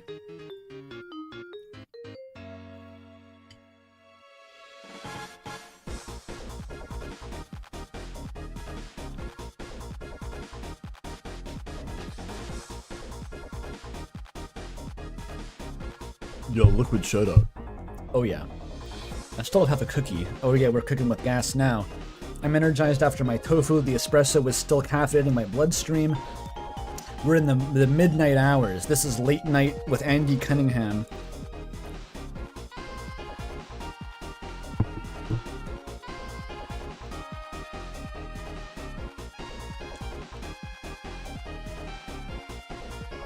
Calling Chris the last domino that's gonna fall for Birdly is like...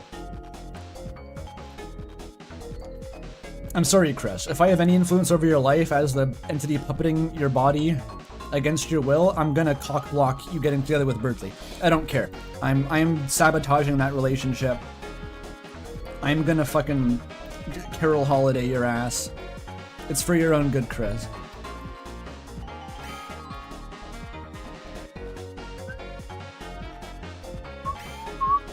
I think I saw what you're referring to as the easily missable Asgore scene. Yes, I think I've seen that.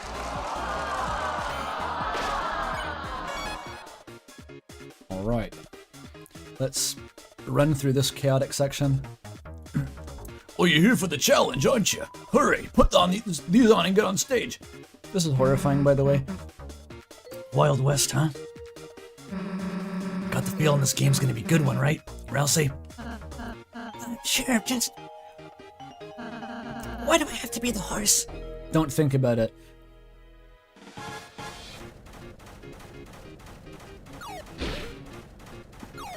I found this really hard at first. I've gotten a bit better at it. I think it's because the cursor interpolates kind of slowly.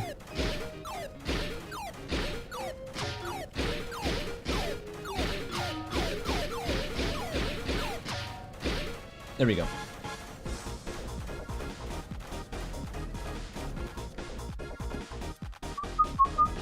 I was pretty thorough, but exhausting the optional content in that the Holiday House scene. I reloaded the game like 5 times just to make sure. It's really easy to get locked out. I think I need to fight these guys to recruit them.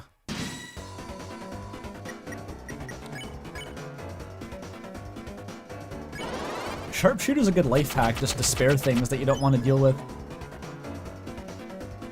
Shits are so cold.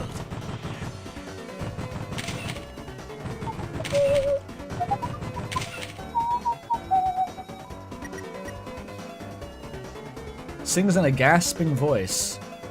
Is the voice I'm doing describable as gasping? Maybe? Close enough?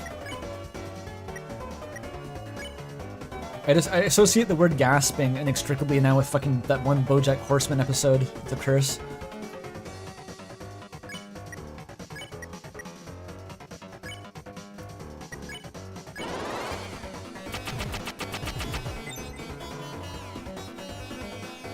Oh yeah. You're filled with the power of bypassing the mini-boss's attack gimmicks.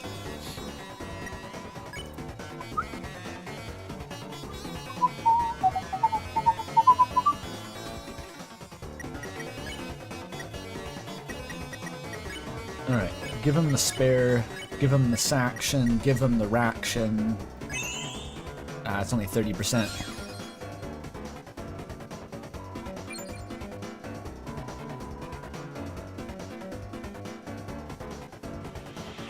Oh yeah, I know you don't have to grind 25 Shadow guys. I was referring to Shadow.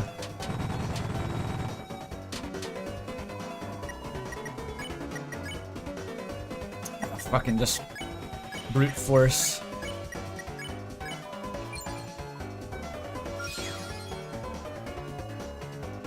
Is anyone asking why Susie bleeds yet? Oh, we're asking. We're not really coming to any satisfactory answers.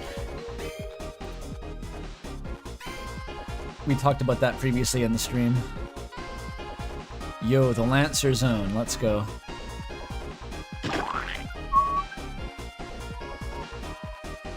People are saying that Noelle can bleed too, but I haven't seen that part yet. So it seems that monsters dust and bleed, based and cringe, gay and straight.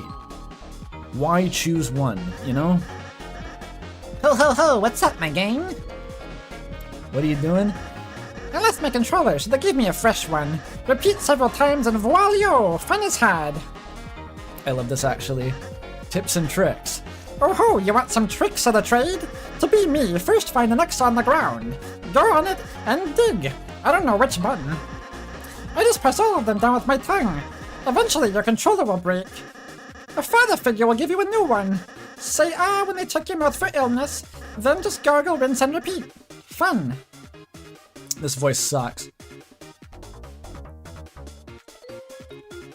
Eventually a father figure would hand you a new one. People on Joel's stream were talking about which character would be the most likely to like trade NFTs, and someone just immediately said Lancer. I somehow think that's correct. I think Lancer would like drain his father's royal bank account to buy JPEGs of monkeys.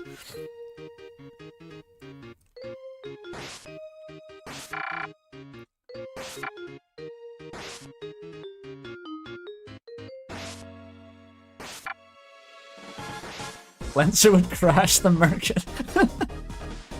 It's the Germa Auto voice. It kind of is. It turned into that. Which, if you asked me to do the Germa Auto voice, I wouldn't know how to do it. So that's interesting.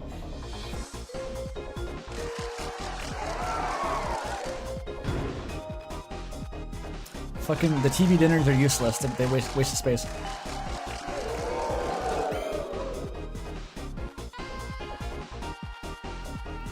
The TV zone.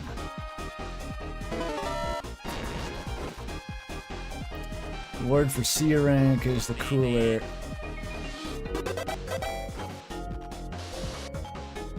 It's such a confusing UI at first.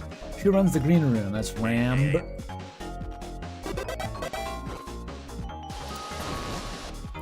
Is one of these a Peepus? I never found the Peepus. Where is it?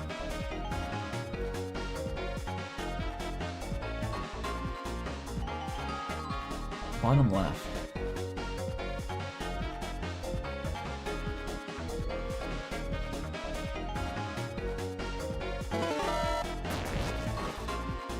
I'll look for it. Dreamer. Why didn't it spell it D-R-E-A-M-E-R as the fake option? When it was an S.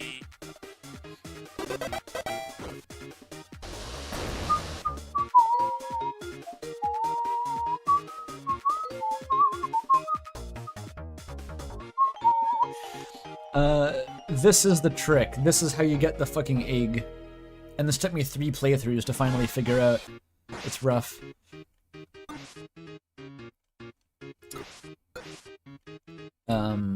This is just for a revivement, I think. I kind of forget how you do it, actually. I'm not very good at these.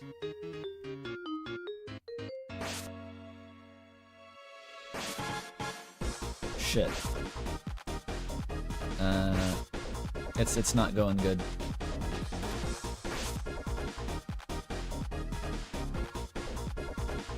No. No.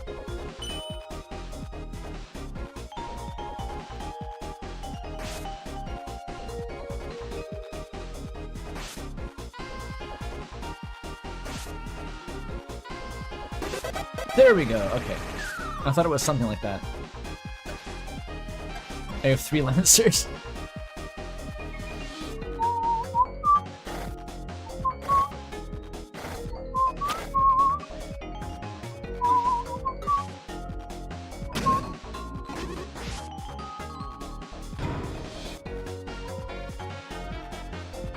Oh, for fuck's sake.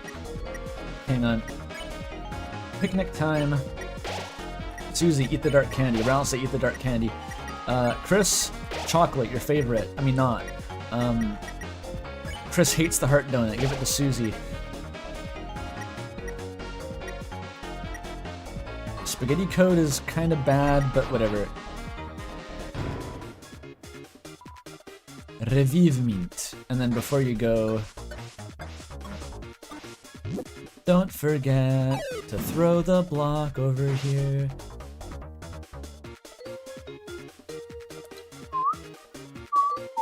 My storage is full of everything since chapter 1. What? What do you mean you haven't found the lighteners yet? There! You're all fired! I mean, hired! I mean, no more points until you capture them. You like points, right? Okay, then we're clear, right? You guys? What do you mean you don't want to fight them? What the? Read the fine print in your contract, buddy. Now quit complaining and go.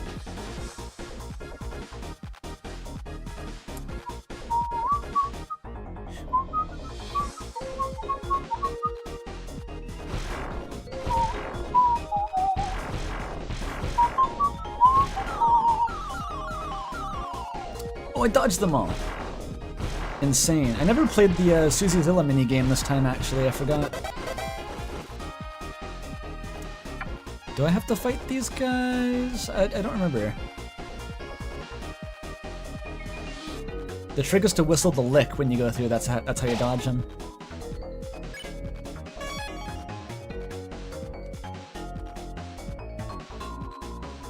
This is the dungeon. Press your luck against security, and you'll end up in one of these cages ahead. Been a while. I got caught smuggling TV dinners for dark dollars. But that hasn't stopped me. Wanna buy a TV dinner? Fuck no. Fuck no. This jail is still pissing me off. I'm the original Star Walker.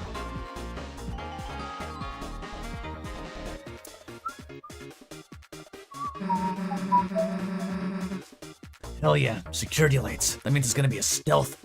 We're going stealth mode. Always wanted to sneak like this. Let's hit the wall, Chris.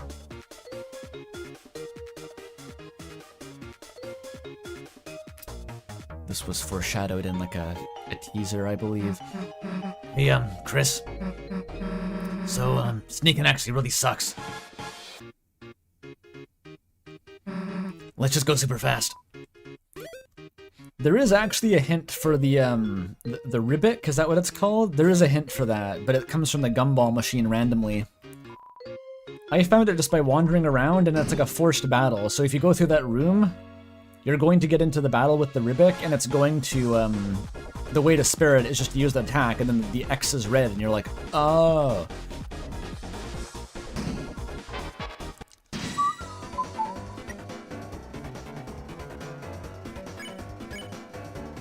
This one. Actually, we only need one.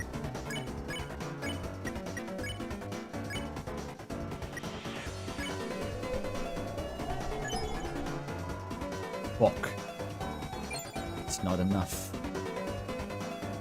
Suzus knows what's the balls.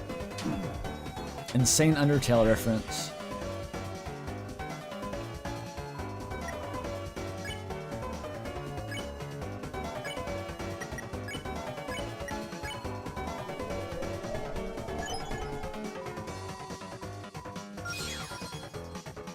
Nailed it.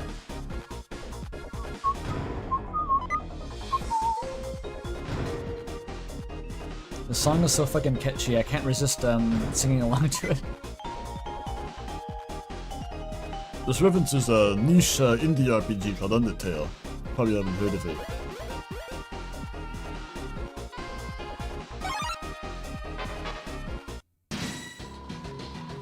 Uh-oh. It's time. Flirt.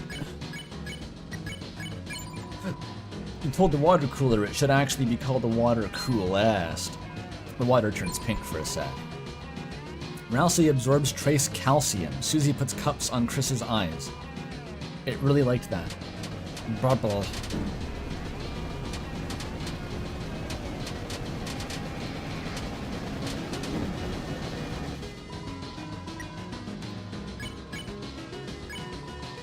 Everyone chants. Oh no, I broke Cactus's heart. I forgot. Oh well. Apparently I'm fated to be in a polykill with Birdly anyway, so it doesn't matter. I'm getting wrecked by this water cooler. Yeah, that conversation where they finally allude to Chris being able to flirt really well was very gratifying, honestly. I can't believe how long that conversation went on. It was like several minutes of just text boxes. Completely missable.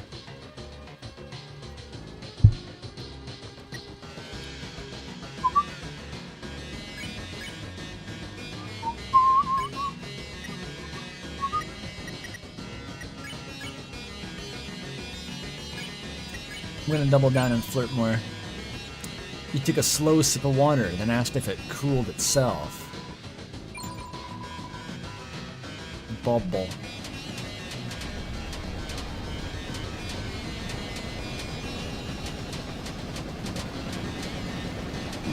Oh, it's impossible.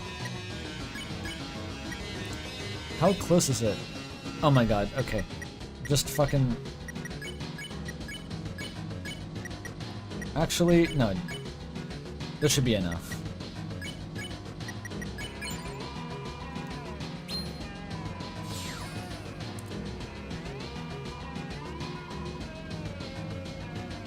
Yeah, it's no hittable. It is probably the horrible thing. Someone was watching you flirt with the water cooler. How nice, her water was always so nourishing, wasn't it? She was so brave to put herself out there like that. I'm sure you two will be very happy together. But something about the words sounded sad. Inside the treasure chest, there was another water cooler, but there was also 500 coins.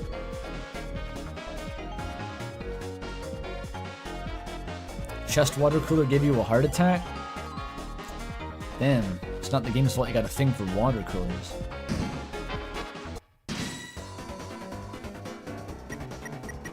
It is a weird room. The water cooler bit is very esoteric. I think the punchline's supposed to be in chapter 4, but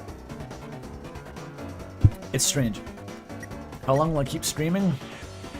That's the question, innit? That's always the question.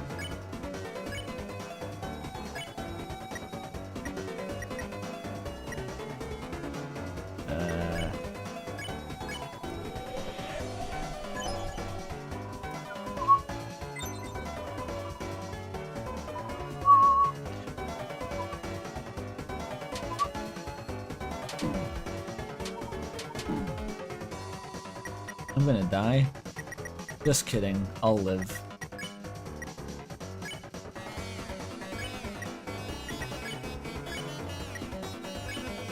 They don't have any fucking TP.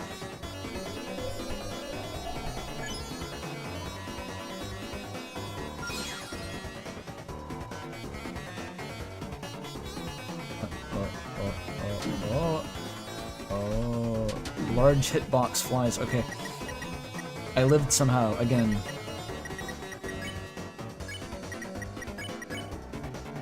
Oh, it's gonna come off the heal prayer, isn't it? I kinda hate that. I should get Twin Ribbon.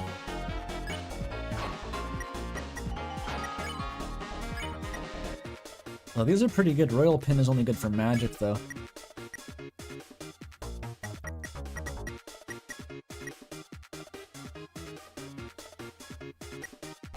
No defense at all, eh?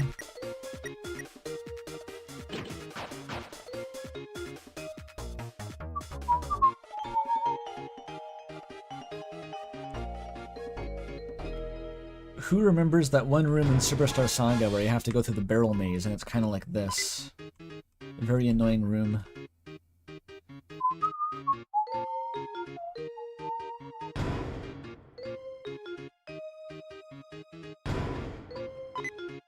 Nice. Maybe got $9.99 dollarinos from Mr. Brick and Co. Thank you. Oh wait, Mr. Brick and Co. I know that username.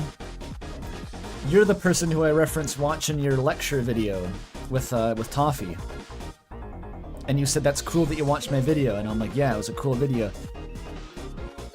Sick. Been a VOD watcher since the Umris ending, so I want to finally catch one live. I was also offhandedly mentioned last stream. Yeah, I know, crazy. And I just wanted to say that legit made my day. I'm glad. I'm glad. Like I said, that lecture format, that's very influential on me personally, because that's like watching those Ben Saint like PCPU lectures is what got me into Tails Gets Trolled and stuff back in the day. And the reason I read Homestuck actually was because of one of those lectures. It wasn't about Homestuck, but it was like the fucking Munchie lecture about spirit science. Had Suburban Jungle as the intro music, and then the music was so good that I'm like, I need to know where that song comes from. And it was Homestuck, and I was like, well, fuck it. Okay, I guess I'm gonna read Homestuck now if the music's like this.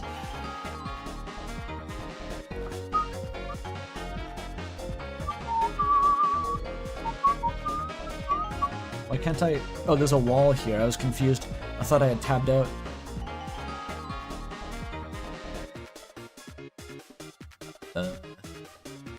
How do I get down? Oh, there we go. I'm Solver Sam. Am I the only one? Yeah! Am I original? Yeah! This is the punishment, Cage B. Having been in both is better than Cage A, but not by much.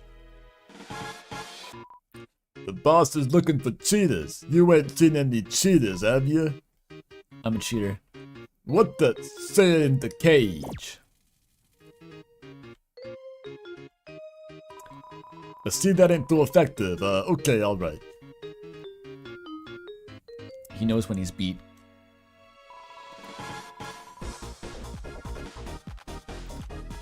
Oh, another one. Ralsei, you have to get back in the suit. I want to go back in the suit.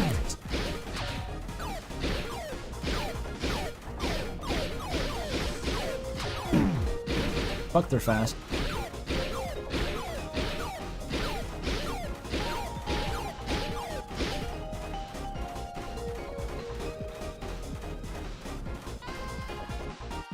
The friend was inside me all along.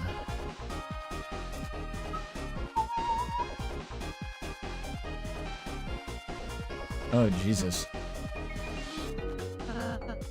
Whoops. I forgot I was wearing it.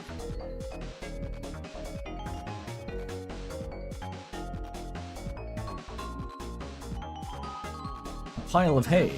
Oh, that looks kind of yummy. Wait, what am I saying? Don't act like you're not already a goat. You slowly unlocked the door. Inside the closet was a horse costume and a mini stable. Ralsei Rancher is now unlocked for your castle town. Susie slowly locked the door. Ralsei Rancher is now locked for your castle town. Thanks, Susie.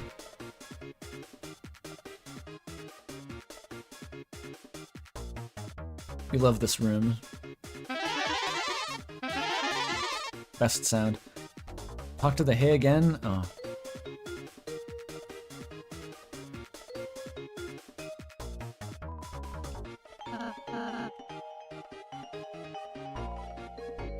Lightner? Ha you hey! Is what it felt like your glasses would say. What does that mean? I think I got that dialogue before, then I deleted it, because I'm like, what the fuck is that?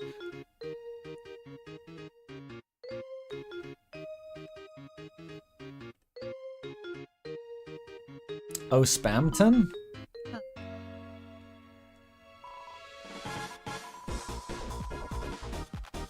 It threw me off because it says you. That would be Chris, right? But it's Ralsei who's wearing the glasses. The narrator never talks to Ralsei in second person.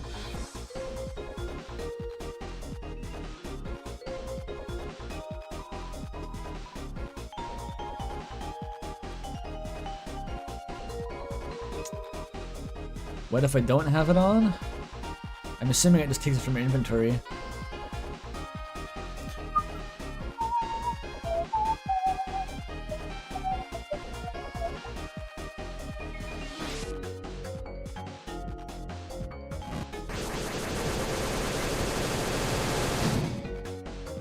I thought we were gonna have like the 100 Heartless beat down here, but no, they all just leave.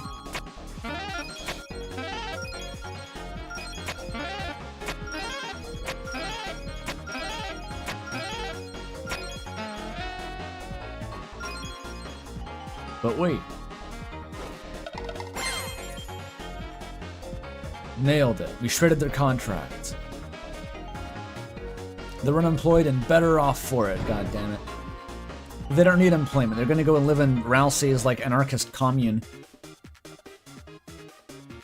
Anarchist monarchist commune, sorry. It's a constitutional monarchy where the constitution says there's no rules. You open the treasure chest. Inside was deluxe dinner. Deluxe dinner was added to your items. Why did I read that out loud? It's admiring his serious vibes. Me dance? Why would I do that? I'm the serious trashy. Gee whiz, you don't know the personality of your own trash can? Come to your town? Can't you see I'm busy here? Damn, he's so cool. Constitution says Susie rules. After she edits it. What? She rolled over in her sleep. Did you try the classical music channel like I said? You know she'll be in grave danger if she's awake for this, right? What? You quit? You can't quit, Ram! I knew he was a good-for-nothing.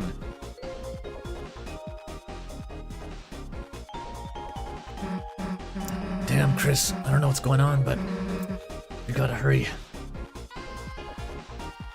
By which you mean spend 10 minutes in a highly flippant rules card boss fight. Frivolous, that's what I was looking for.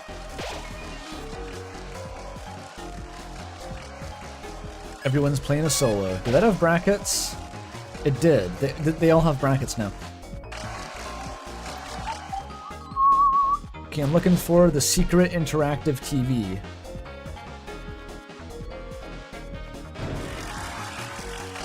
Shoutouts to this guy. It seems like the Shadow Men have like rabbit ears or horns or cat ears or something.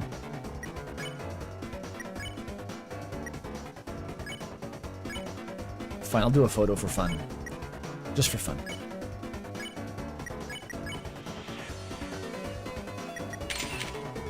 Good enough. Oh, I missed? I fucking missed.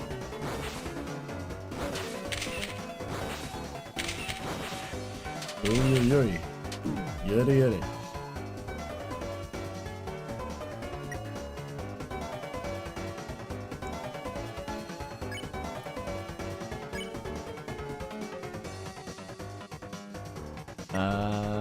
Should probably just do the off button strat.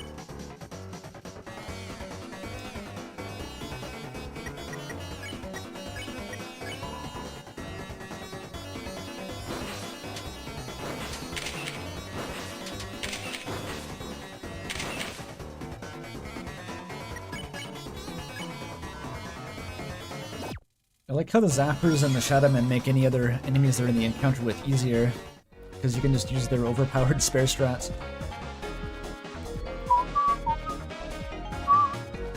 $10 from Sawseb, thank you. Have you found Kenna's gay brother, Lycamena, yet? We don't talk about him. It's not because he's gay. He's actually a wanted criminal.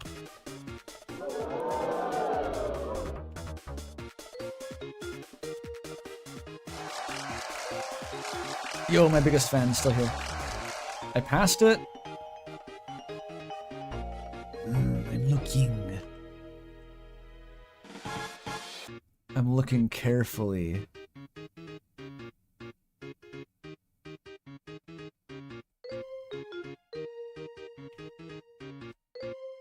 It's not in this room? Oh my god.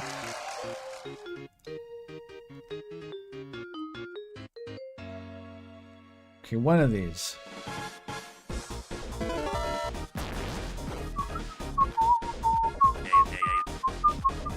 That was a random guess. These are actually really hard.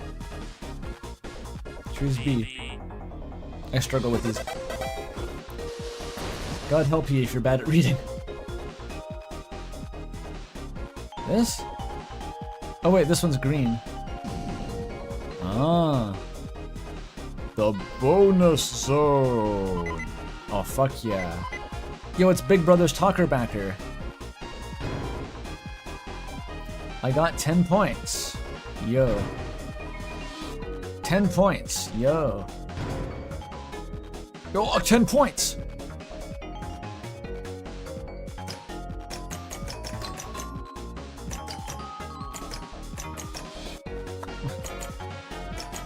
Fucking icy bath. Commercial use only. Hey!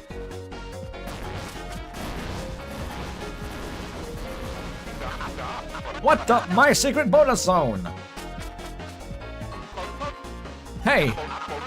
What's wrong with me having the car? Oh no, that's not him.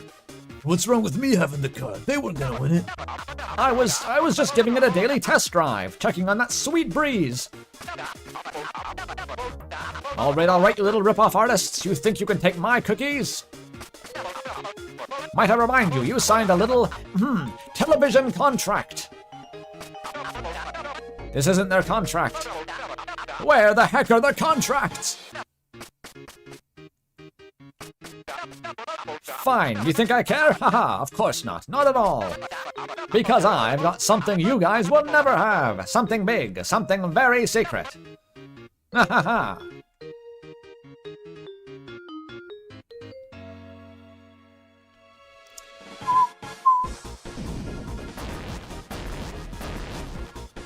Oh.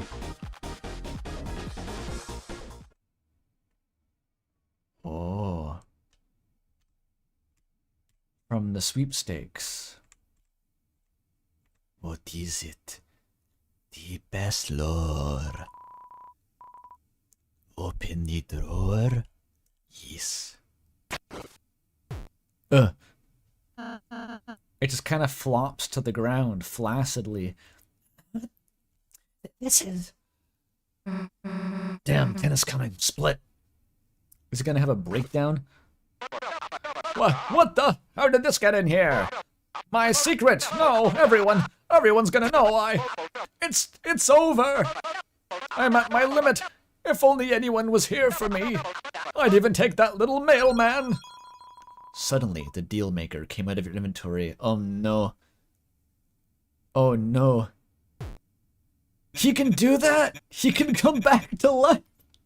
What the fuck? Can Jebel come out of my pocket? Just detach from Ralsei's ass and assault people? Like, that's horrifying. Here's where we see if my voice is actually different. Trash heap, you kept it! You really do care! What the? How the hell, heck, man, what the heck, mamma mia, what the heck, mamma, what the heck, what the mama?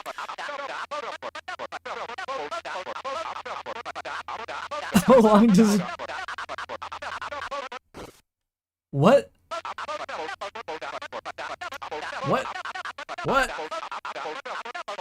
What the fuck? My chat is frozen. This is like destroyed my... What? I'm refreshing. Oh my god, he stopped. The YouTube fucking studio page crashed again. God damn it. You know how we solve this one? We copy paste the link into a new tab and that somehow fixes it. Yep, there it's back. Okay, get the fucking AI summary. Just die. uBlock Origin. Kill it. Kill that thing. Kill that guy right now. I don't think it worked, actually.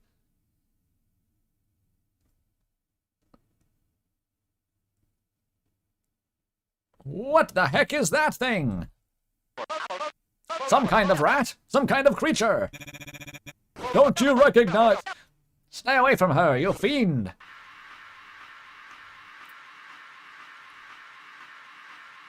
Oh. Is this Yowie? Oh, my little darling, are you okay?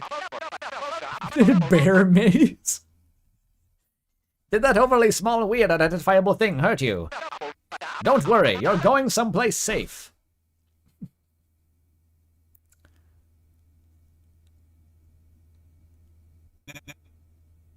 Chris, I'm never doing that again.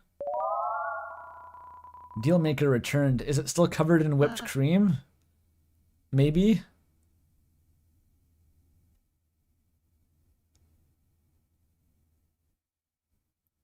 Do I know the version without Dealmaker? No, not even a little bit. Oh wow.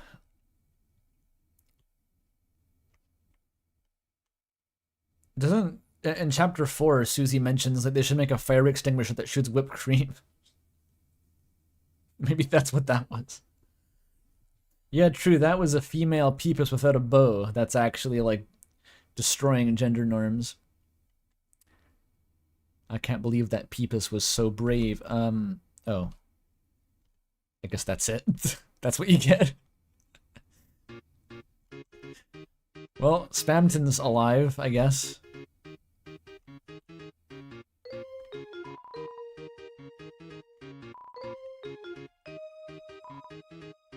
The transgender Peepus is symbolic of Toriel's alcoholism.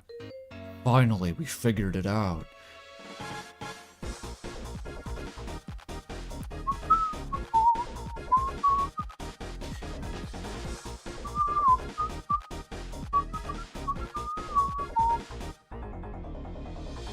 Yep, I remember the route, kind of, sometimes. Oh, oh.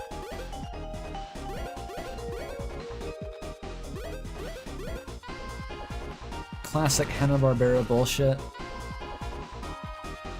Hey, none of yous is supposed to be here. I don't want to be here either. Is it okay if I come with yous? We did it.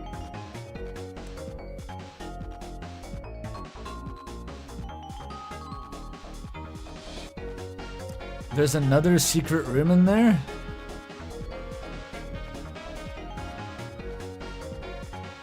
Alright, let's go. Oh, hey, there's a whole side quest with these fucking guys.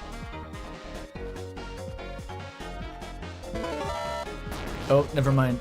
We got $5. Wait, no. Guess.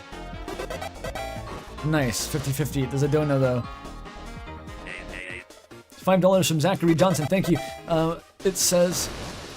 The implication that Jevil could just show up whenever is so important to me. It is nice to have. Maybe, I don't know, he can finally kiss Sean.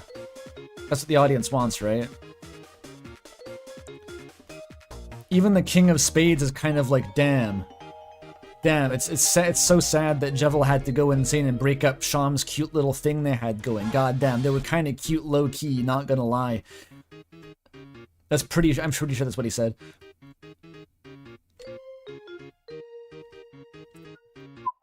Oh, it's bottom right. Bottom right. Oh, Jevil's asleep for 100 years. You know.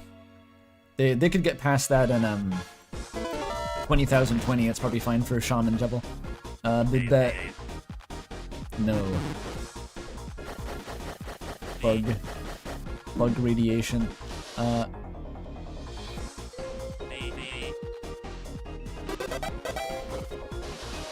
Yeah, I'm pretty sure he said the gay faded from their smile. That's it. That was his exact quote. $2 from Emerald, thank you. Jevil X Spamton X rules is possible and I'm scared. That was the fanfic! That was the fucking fanfic I was talking about. Literally like a college dorm room AU. And that was the polycule. And then Spade King came in and he bombed the polycule by like roofying rules card. It was fucked up. Okay, what's the secret? I found it. Ah. It's a moral choice. Wow, he broke new ground. Hate. Always love. Love wanes.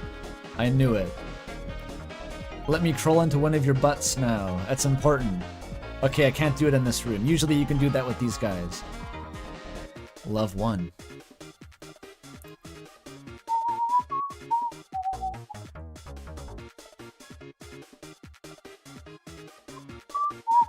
Yeah, this is why Toriel can't wake up.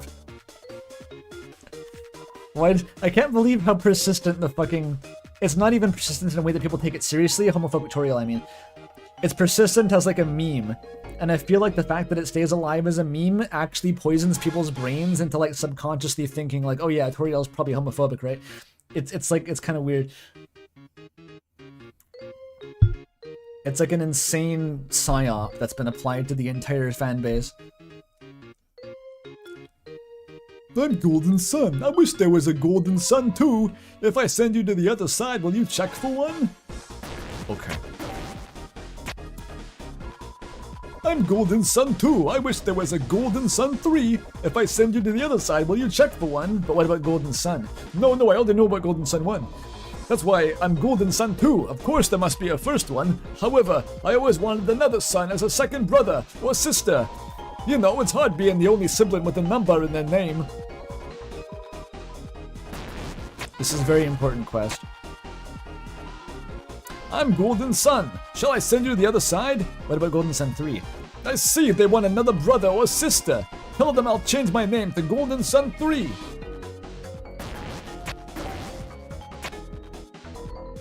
I'm Golden Sun 2. I wish there was a Golden Sun 3. What? The first Golden Sun became Golden Sun 3? What the? That's just perfect. I'm overjoyed. No, that's okay. They're happy now. What the fuck is this dialogue, Tofi? It's intrinsically valuable. Yeah.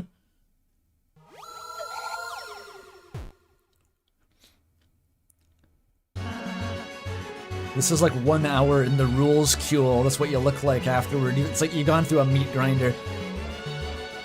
And I don't just mean mentally. Rules card. And don't forget my lovers, Sun Guy and Moon Girl. Friends, get ready for another fight. Oh, quell your mouth, my dearest Bimbito. We just hear it for the snacks. Goeth on, I have no quarrel with thee. You don't? But if you capture us, won't you earn Tenna's admiration? Great, good one, Ralsei. Thanks for saying that out loud. Oh, hey, Toffee. We saw this today for the first time. What, the rules thing? Oh, I think you're delayed, Toffee. I think you're behind.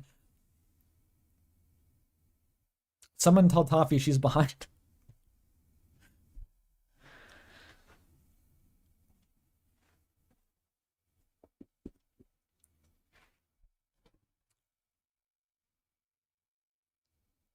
Rousey smoked a fat joint and his voice is gone. Is it that different? I feel like it's the same. Oh, please, I'm beyond such shallow desires. For you see, I hath already gotten them. My two paramours are already TV Guy's second in command. And by the transit of property, that also maketh me this world's personal Duke of Puzzles. Right, honey one and honey two? That's how this works.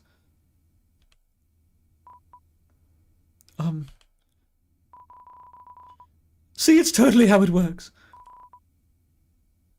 Now be gone. Okay. Hot, spicy flavors.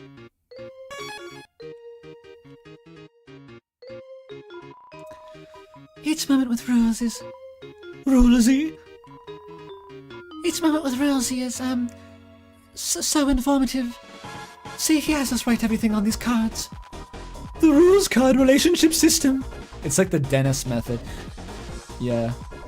Seest thou writeth everything thou feelest on a card, then when it's timeth to communicate it, thou just throwest them all away. Because of everything we three needst. It is my chest. Is right here. In our hearts. What now in this Excuse me for a sec. Yeah, Rule is like the Portland polycule commune guy. He's like from every fake Tumblr story about a Portland polycule. Rules card posted all of those, but they were true.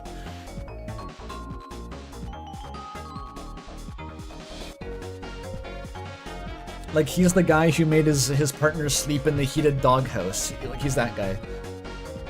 Does the rules voice destroy my throat? It seems like it kind of does, which is surprising. I haven't done it much.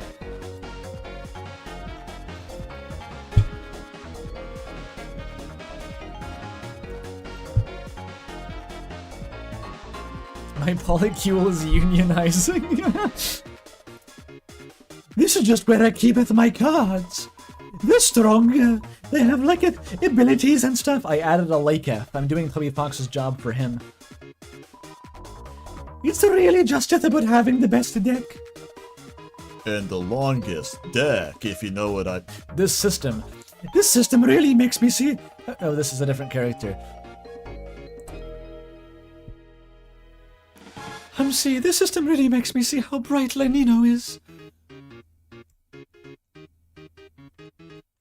This might be the actual funniest thing in the game. It's pretty funny. It's like rules. Rulesy-poo. It's like Rulesy-poo says, a relationship is about, not being alone. And with two partners, you are, less alone. Please tell me more. Rules is getting banned from the queer platonic group chat.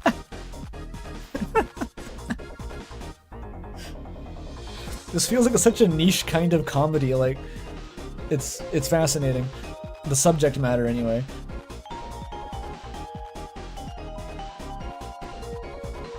In the higher your collective, No, this is him still. And the higher your collective, stat total becomes, the stronger your combo attacks become. All I know is, each shining moment I spend with Rulesy-poo makes each drop of Elnidia's presence that much more precious. Escort jumping out of the bushes. Okay, that's another front runner for sure. There were moments in the chapter that literally felt like election trucking bits, and that's not me flattering myself. It's just like, it was me reminding myself that the game actually is just that much of a shitpost sometime.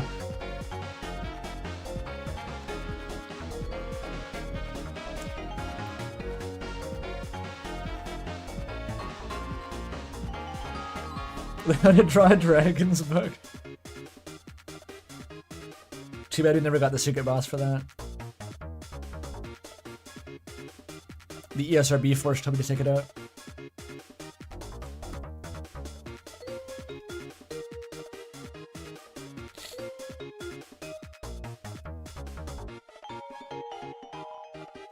fear not, I have given up the path of violence. Never again shall we cross swords. For I have found love, lovers.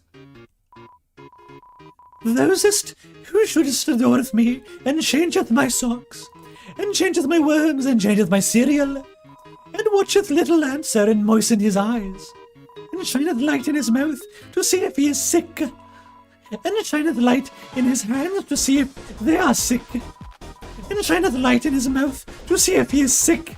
Ooh, what is this dialogue, Toby? What are you doing, Toby? What is this? What is he talking about? Why do they have to moisten Lancer's eyes? My lovers, oh lovers, it wouldst be cool to have more. He is building up his Portland polycule commune to do chores for him.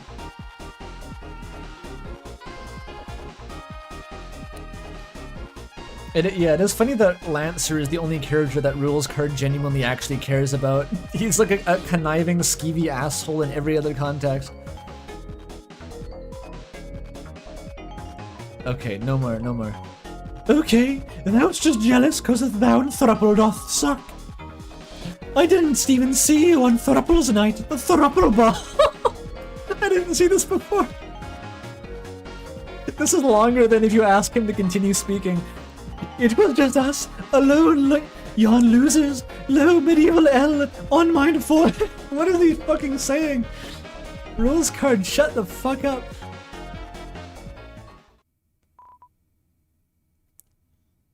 The Thruple Ball. What is wrong with him? He's hot, but he was really weird. Guys.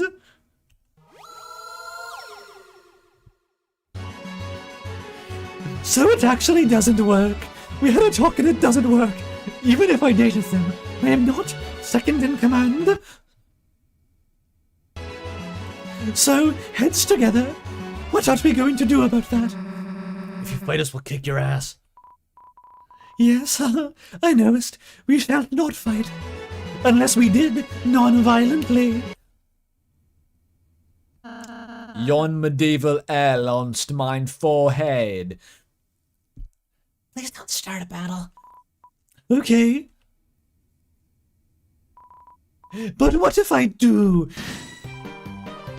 I must defeat us now so my TV guy recognizes my glory. Fuck your rules, Kurt. If you're really gassed or I'm deleting the game, I'm killing Toby Fox in real life as a joke. It's a joke.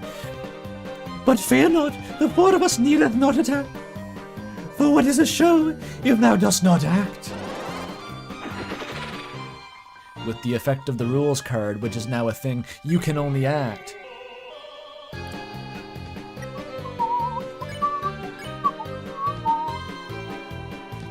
Everyone acted on their performance. Nice. Yes, yes, non-violence. Big ups, my friends.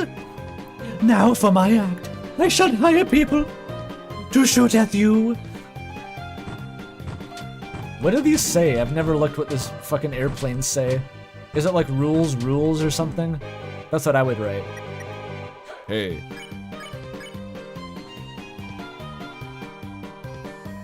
Who would a battle art I write? It's rules. Nice. We're gonna get our asses kicked just dancing around. There must be something we can do. Ho ho ho, a dance battle? Deal me in. Lancer, hey. Lancer, help us. Rules use this rules card and... I see. Don't worry, I'm on the case. Is he doing the Lethal Company dance? Oh my god, he is. We have an Among Us reference too. Because of course, why not? Lancer used the Lancer card. Now you can Lancer? Lancer, don't bother Lesser Daddy when he's harming your friends. Got him, but he makes La Nina and El Nino call him Lesser Daddy too.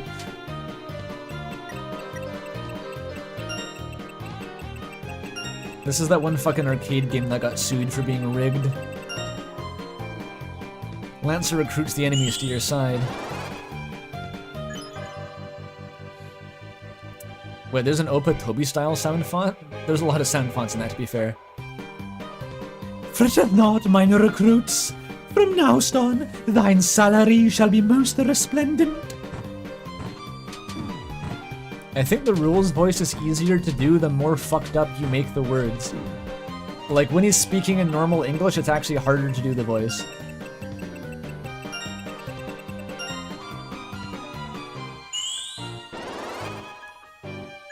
Oh, I forgot to not Lancer? Oops. Does it only work on one turn? It's fine. Not only do I have more guys where that came from, but I also have more cards. It's only on the first turn. Oh wait, you can do it anyway? Alright, well I have conflicting information, which means I have to try it now.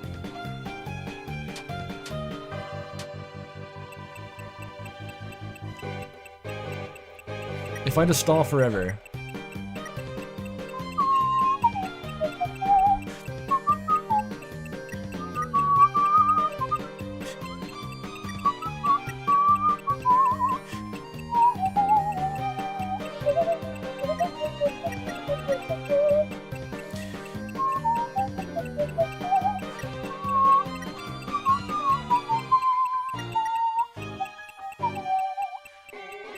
Oh, it's the male choir. Yeah, that's an... Fuck! I saw it.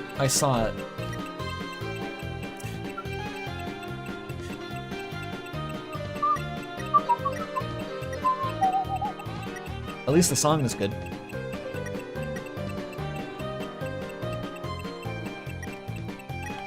I'm on my guard this time. Eyes on the prize. Bebop. Come on. Come on.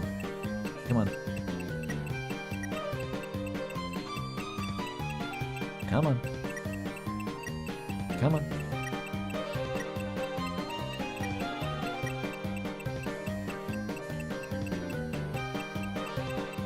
We're waiting for the dog. The dog appeared.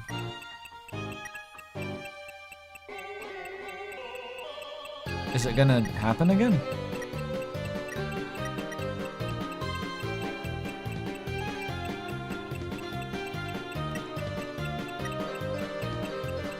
It seems to not be happening again. Maybe it's on turn 1.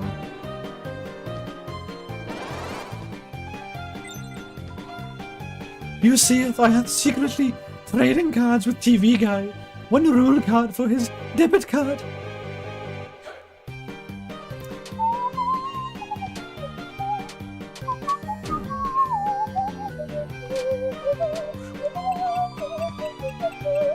Okay, maybe it's only on Chris.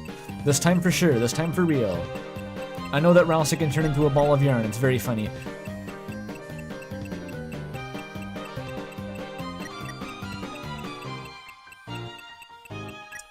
Yes, that is how Tenna forced you to act. It's amazingly foreshadowed.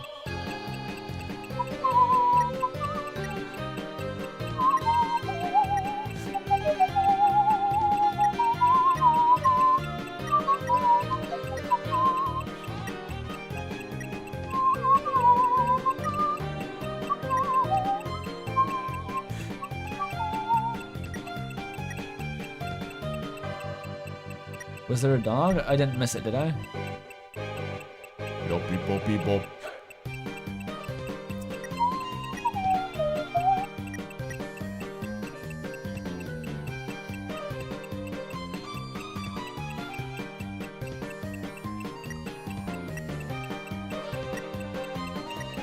I don't see the dog.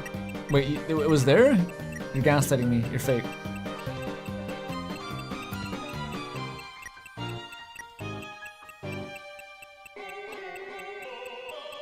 You only get one chance at the dog? God fucking damn it.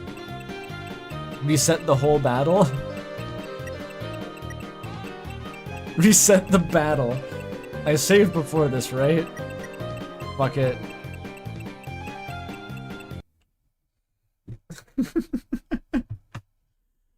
We're reloading for this at optional fun events. Maybe, if they're triggered by a save reload, who knows? Mike, reset the save, reset the playthrough, uninstall the game.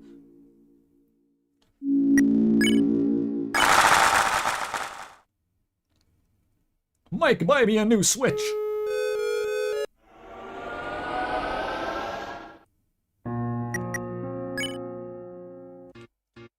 Uninstall my kids.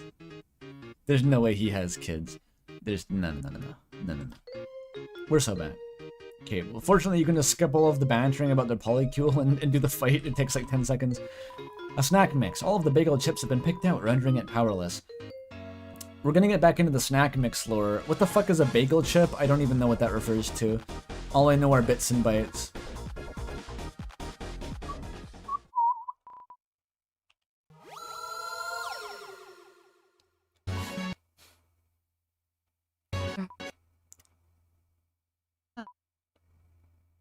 The chip that looks like a bagel? Oh, I thought it was like a slice of a bagel that was a chip, maybe. Huh.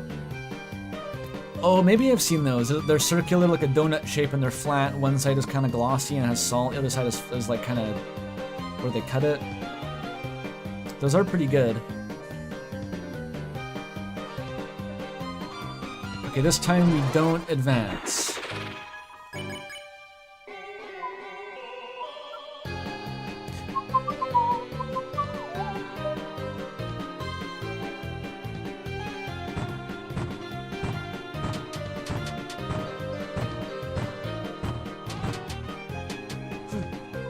Flawless victory, flawless.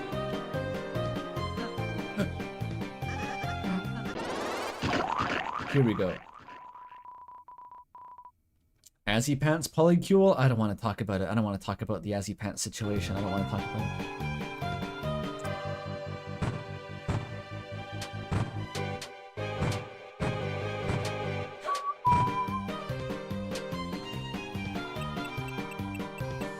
Okay, just wait it out. Simply wait it out.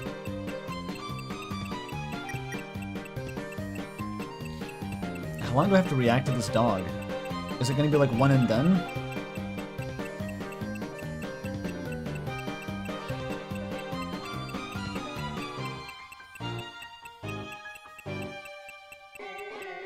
Come on. 2, 3, 4, 5.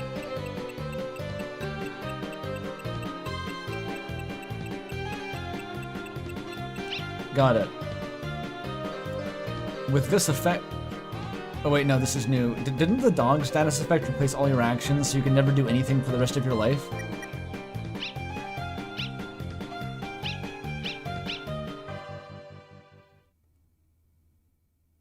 Oh, hi. You're fucked now, rules. Okay. It wasn't effective. That doesn't even beat the battle for you? That's it? Okay. It's just a Smash Bros. Reference. Yeah, that was like a Flash game joke. That was like a 2005 Flash game gag. God damn it.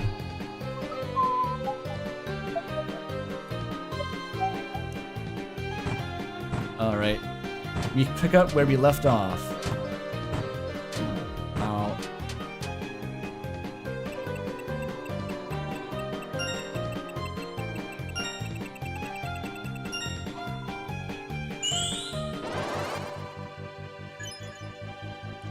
Annoying dog for Smash. He's manifesting. Toby Fox owns Nintendo now. It's gonna happen. Ow.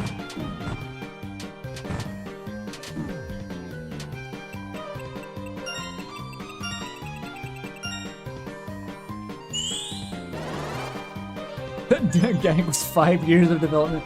That was a 6 month of LQA. It was to get that gag just right.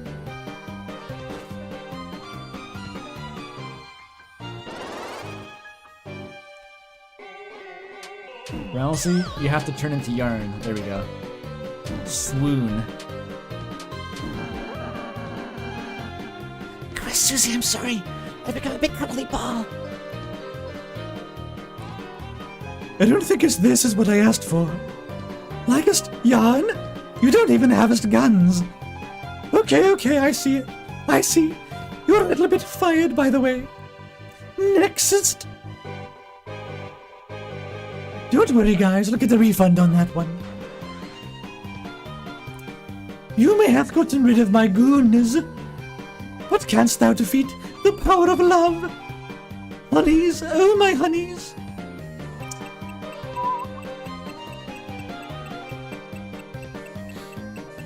Not gooners. Gooners. It's the Middle English pronunciation. I've never done this one. It's fucking hard. Never mind, it gave it to me for free.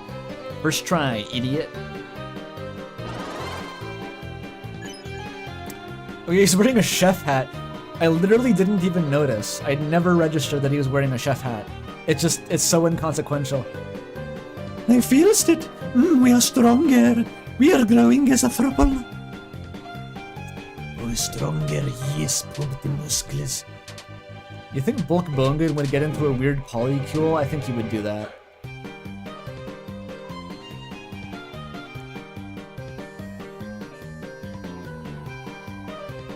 Okay, guys. Pauseth. I have a laser pointer. If you could just follow that. You everyone ready? Go. From Meme House? Hearing Bulk Bogan referred to as from Meme House is pretty funny, actually. But yes, from Meme House.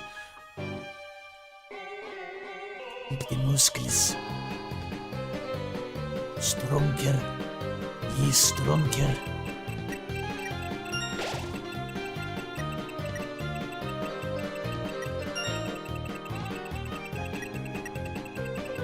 I forget if Rules even has patterns. Does he have block patterns or something? This is training for fucking chapter 4. The gauntlet when you're running at the night. Fuck. The Lancer recruits the enemies. I I'm so proud to be dating the sun and the moon. What, you're not the moon? You're a cloud? What?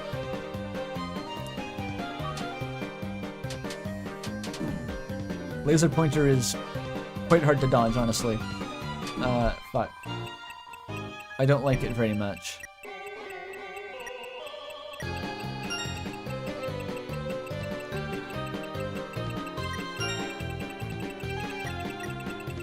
Fuck. Fuck. I think that's enough. No, it's not enough. Yeah, separate us? No, I think freaking not. You think thou missest thy vital fact, thereupon the three of us are in a team relationship, just like with you guys. The hell are you talking about? Yes. Ralsei's immediately into it.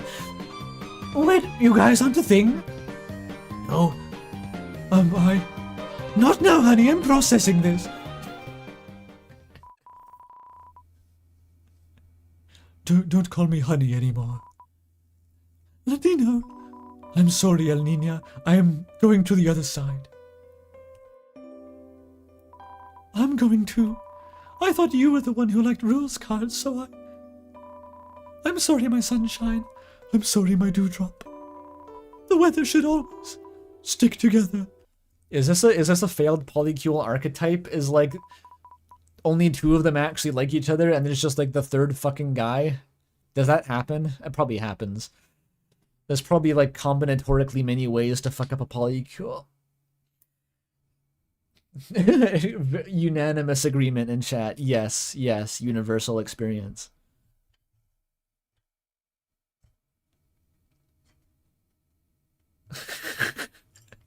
It'd be funny if this crystallized an actual relationship dynamic in like thousands of people's mind. They're all just looking at this and being like, oh no, I'm in the rules card meme relationship. Oh no, I have to get out. I have to get out. Toby's doing the Lord's work.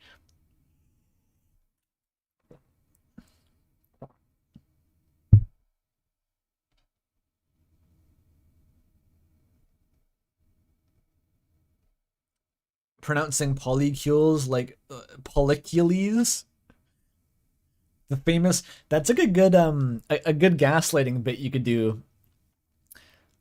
Like explaining to someone that like if you were bored explaining that eggplants had egg yolk inside them, for example, you could explain that the word polycule actually derives from a famous Greek hero Polycules, who was actually in the first polyamorous relationship, kind of like how lesbian derives from the Isle of Lesbos.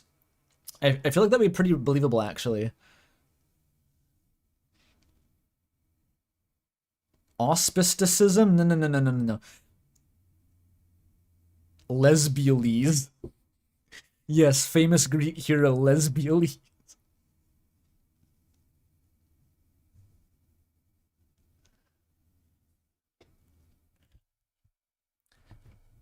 Go gaslight someone. I'm pretty sure, wasn't it, who is the guy? What was it? Tor? Like the Cabinet of Curiosities guy who had like a lie of the week? Did he do that bit? Where it was like people came up with some bullshit like that every week and he ranked them or something. It was. Okay, good. I've only watched 2 of his videos ever. That was kind of a weird pull.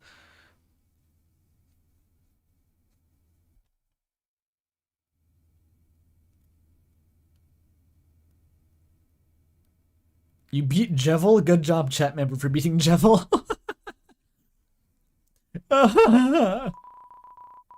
Just as planned, the two lovers are reunited. I shall now taketh my leave.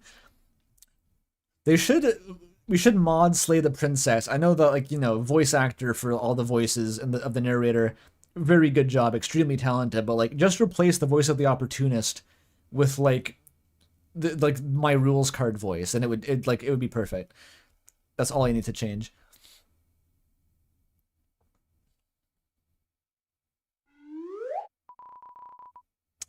Hey, Lesser Dad, Lesser Dad! These guys with big guns want to know when they're gonna get paid.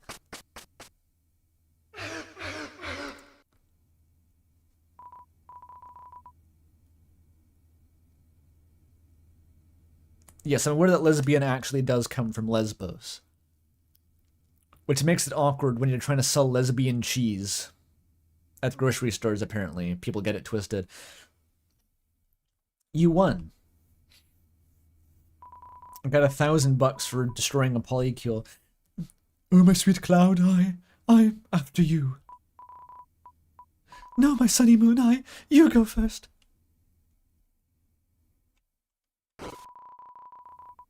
I really didn't like that guy that much. He was hot but really weird. I can't even with that line. I can't even. He moved the laser pointer too fast. From now on, the only lover I need is someone I can share the sky with.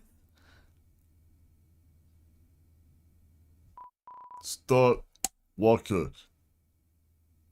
Alright, nailed it. Canonically hot. I feel like there should be Deltarune merch that's just one of those like shitty like Redbubble t-shirts that says canonically hot and like a JPEG of rules card is underneath, and that's it. That's the merch. I need the canonically hot like graphic tee. Looketh, I said what I cameth for.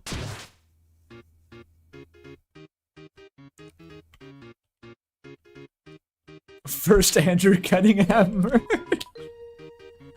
Nikola Tesla. Canonically hot.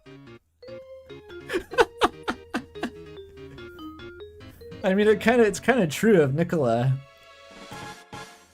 He was kind of smoking back in the day.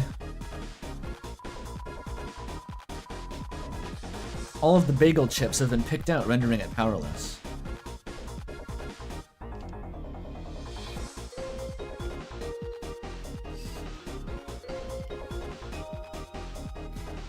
And his attractiveness is enhanced by his unattainability, because all he wanted to do was like have a pet pigeon, and he was like fucking arrow ace besides that, or something like that. What a guy.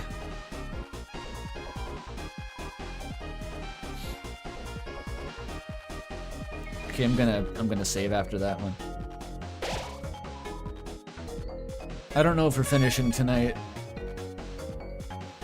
What are we doing right now? We're playing Deltarune. Okay, this is actually pretty close to the end. Oh wait, there's a whole fucking third behind the scenes game. Oh no.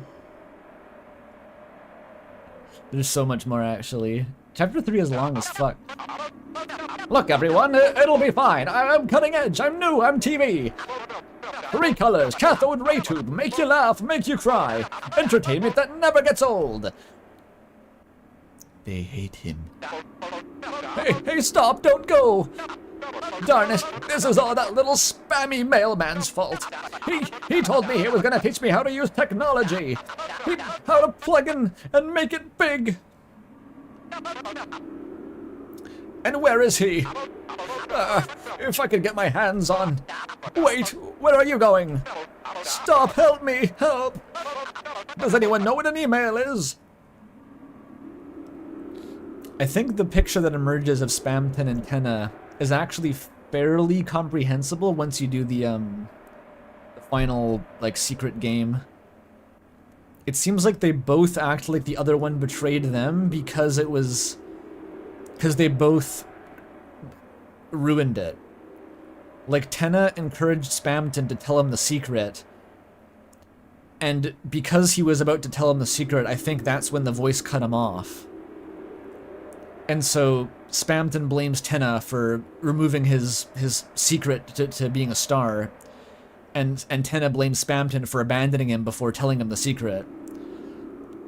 And so it's like mutual.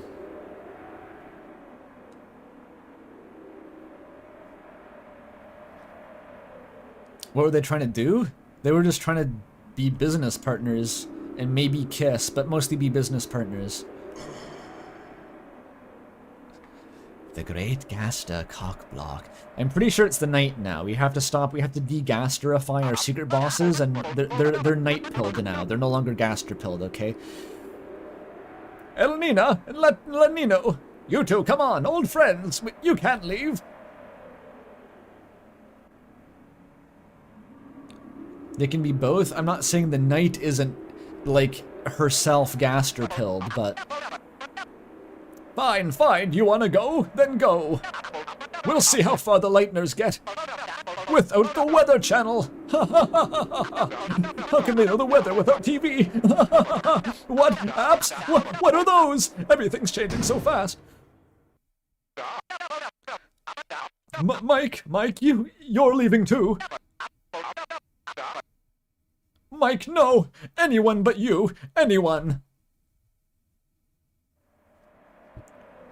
The Tumbler Thirst Trap Fang Spray? Yeah, you're talking about Pyrocynical.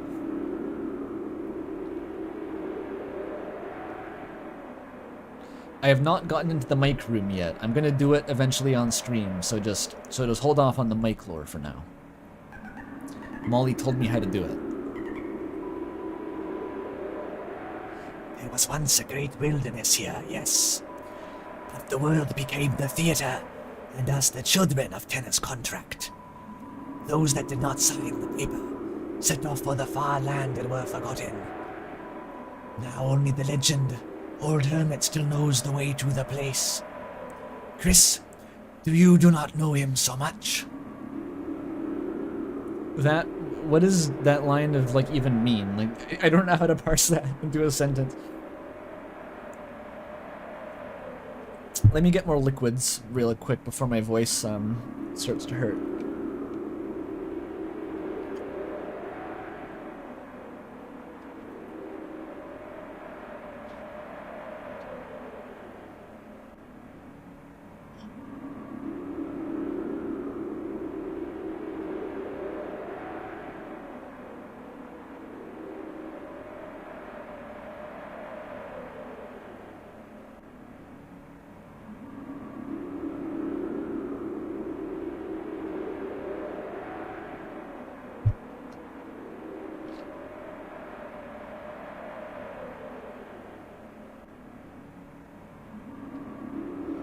I think this was intentionally bad grammar instead of the, he put him and his strange son. I think that was accidentally bad grammar.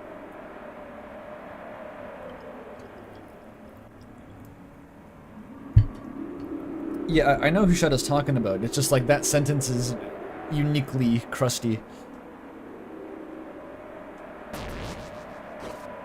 It's egging time. Don't egg me on. Wait, this is a Sans bit.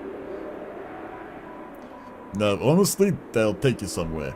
Where you headed? Nowhere. Yous was already headed that way, wouldn't you, Chris? Why is this one guy so ominous? Who gave him the omen pill?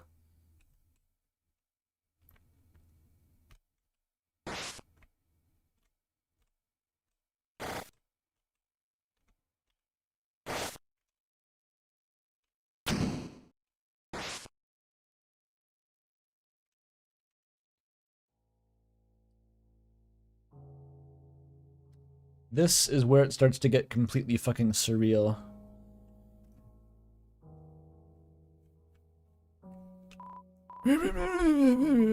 Fumble, fumble. He hardly seems comprehensible. Is this specifically Toriel's Book of Hymns? I guess that makes sense. Oh, the Book of Hymn. I think that may be the joke.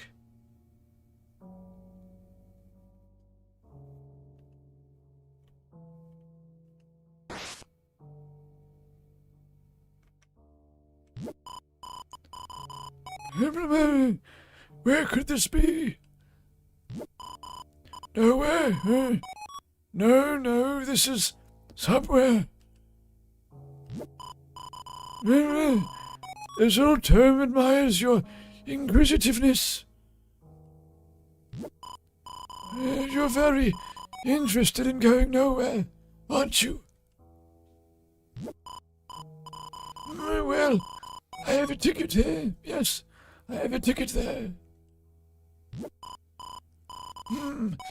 A ticket to nowhere. But the ticket is somewhere.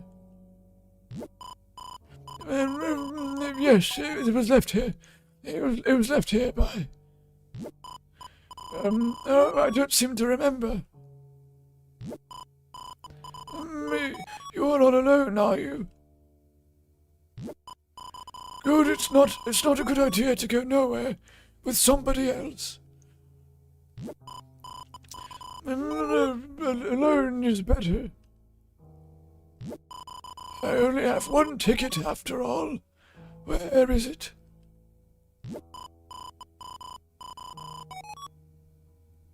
This music here is so, strange. I think it's unique in the game, isn't it? I don't recognize it from anywhere else.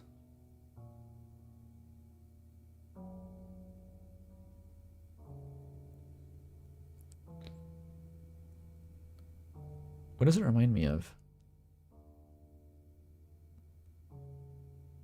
It's kind of peaceful in a way. A little bit Yume Tuki. I could picture it in Yume Tuki.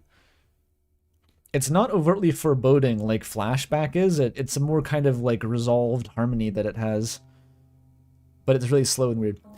Ooh, like 6 more shekels from Yaheg. Thank you. Am I going to stream the Weird Route after Chapter 4? I don't think I'm going to stream it probably because I need to know what's in it like earlier than that. It's going to take a while to stream all of this.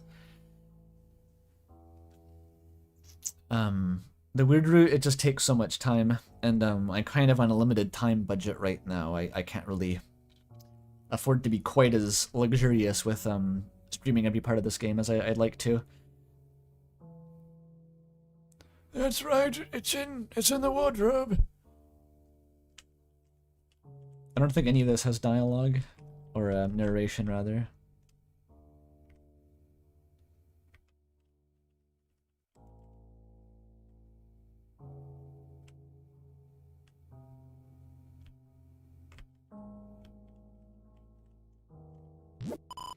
Why don't you head over to the right?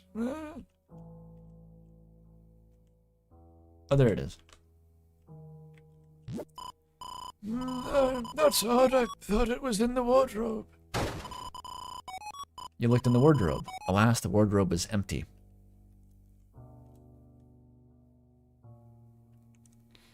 Both these chapters emphasized forgetting and forgetfulness in a weird way.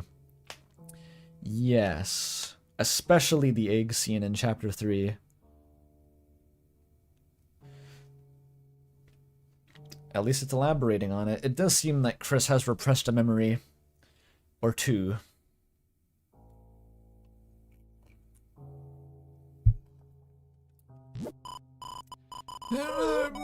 What? You can't find the tickets? Odd, quite odd, considering you've been holding it from the moment you stepped in this room.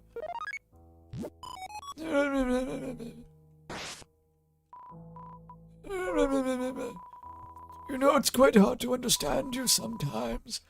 Perhaps you should try speaking up.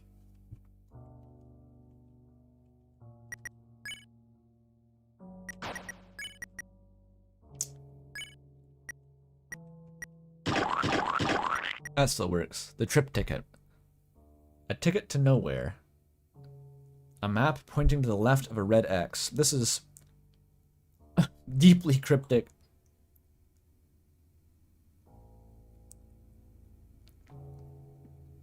Like, that really is all it gives you. You'll croak before you find the X.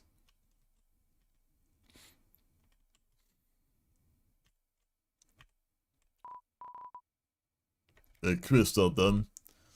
Yeah. Chris, what's that ticket? Never mind. Hurry on, Mr. Tennis gonna get mad. How absurd is the path to the Chapter 7 egg room gonna be?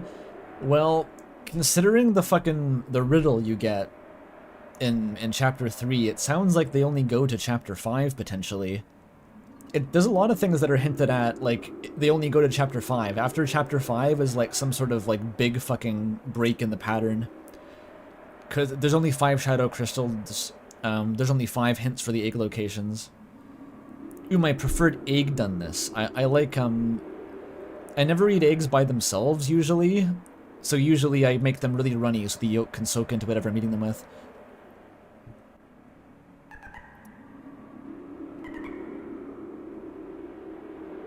So over easy, I suppose.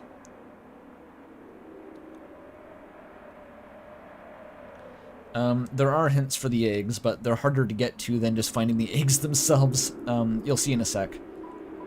Chris, you met such an old hermit. Ooh la la. No, I don't believe anything without the picture. Except for the astrology. Because of course, I am this star. I like that dude. Oh, that was Waltz of Saka Masada? Aha, just really fucking slow. Unrecognizably slow. Now we backtrack.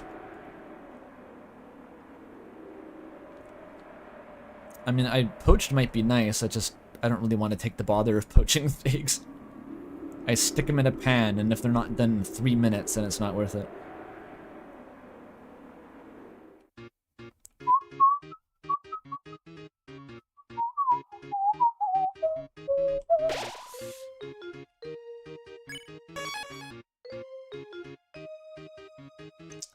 The door? I don't need a door, I have golden sand. I mean sun.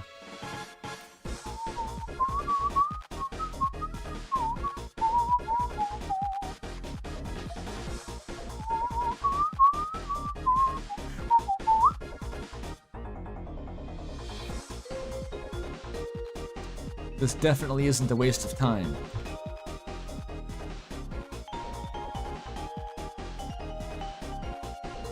Where's the piss sands? Where?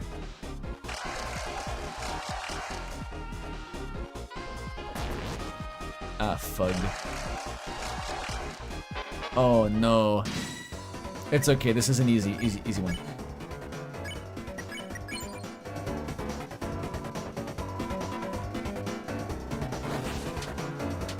This is the inauspicious version of the attack, though. I don't like it.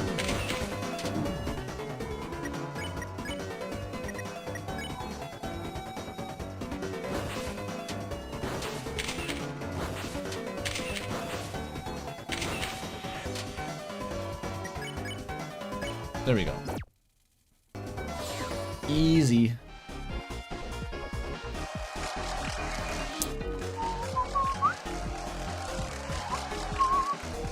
Yo, another chapter, no, not chapter 5. $5. I'm getting it very mixed up now. From Perry, thank you. Complete chapter without issue. Trophies on PlayStation actually mean complete without obtaining eggs. What?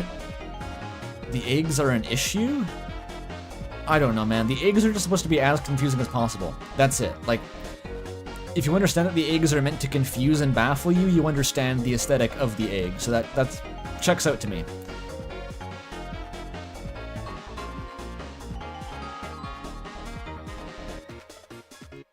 Oh, I never did this.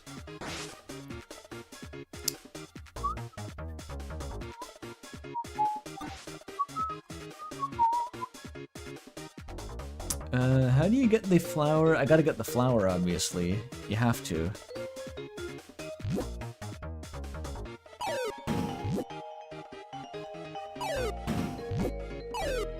Oh yeah. Flower.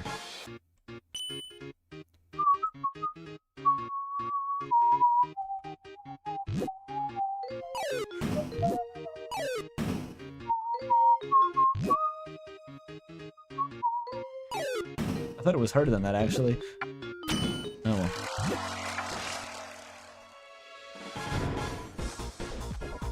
Temmie takes the eggs? I don't know what Temmie has to do with the eggs.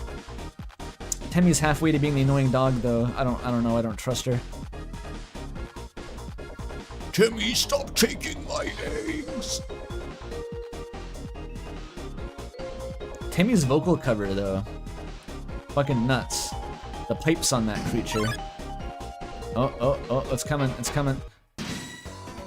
When the light is running low.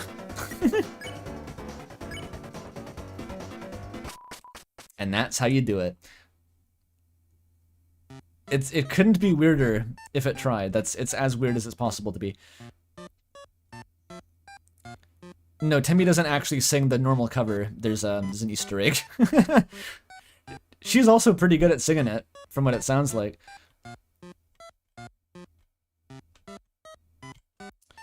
So yeah, we're here. What to even say about this? It's Waltz of Sakan Masada, that's the music. It's I'm in a light world form. Are we even in the dark world? We're nowhere, so I guess we're not in the dark world. Chris, you look rather big. Have you been working out? So, Copies are monochrome, but you colored each of us in with care. that's such a fucking weird line to me. 'Cause, like, monochrome. What is monochrome? The fucking Gaster followers. The Goner kid. The Goners. This is essentially drawing a parallel between Gaster bullshit and being a photocopy. Like, and Shudda mentions in the black and white times. So something about being black and white is like inherent to the Gaster followers, to the Goners, to the vessel is also black and white. A copy of what though?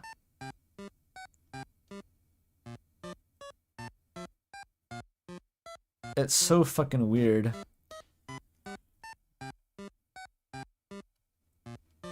They can be colored in. Yeah. Because, yeah.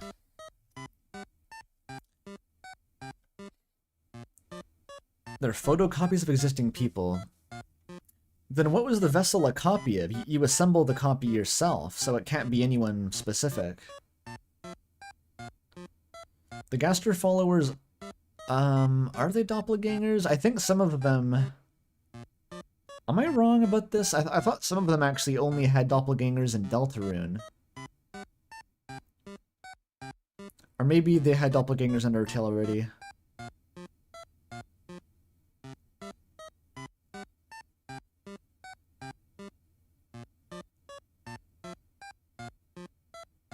So is the vessel supposed to be like an imperfect copy of Chris?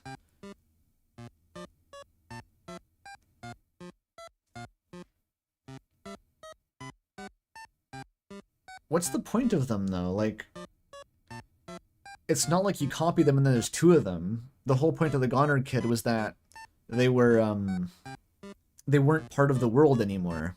And they were existentially horrified by that. It's so esoteric, I don't really know how to penetrate it.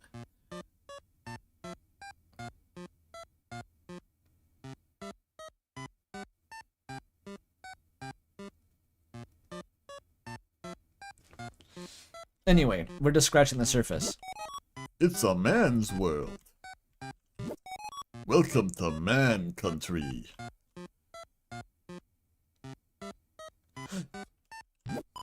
Non-men are A-OK too. It's inclusive, it's inclusive. We're the 7 flying aces. To cheat at cards, you copied 7 aces. It didn't work well. We got lost on the couch and ended up here.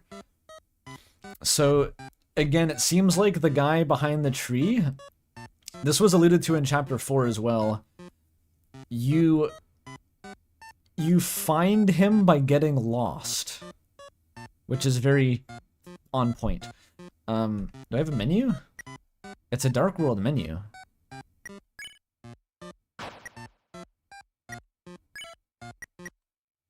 It's all Lancers here. I guess I wasn't alone. Can I call the phone? Good question.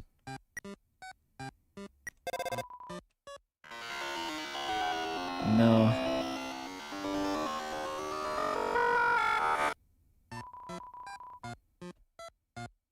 That doesn't change.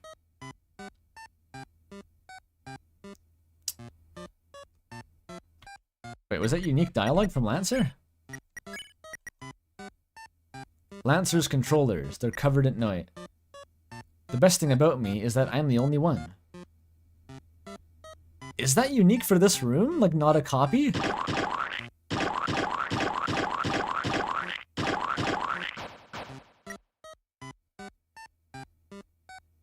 Oh my god. That's weird.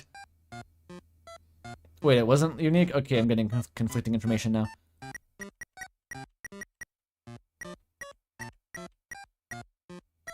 It's not unique. Okay. Chris, someone was looking for you. Oh, I don't remember who. Did you try behind the tree? Lancer's here, but just doesn't give a shit. There aren't 7? Well, you named us. If you were good at counting cards, you wouldn't have to cheat. There's 6.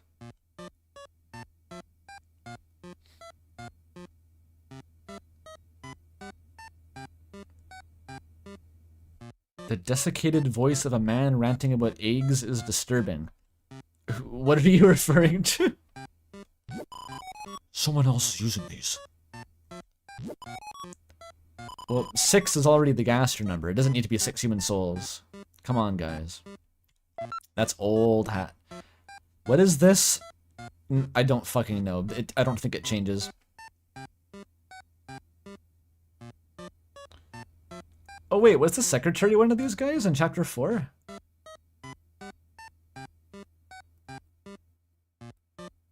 Oh.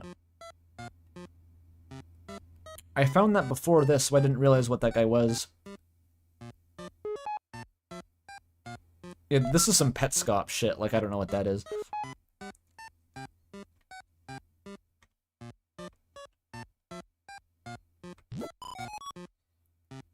Welcome to Forgotten Island. This island's a World Heritage Site. That's cool.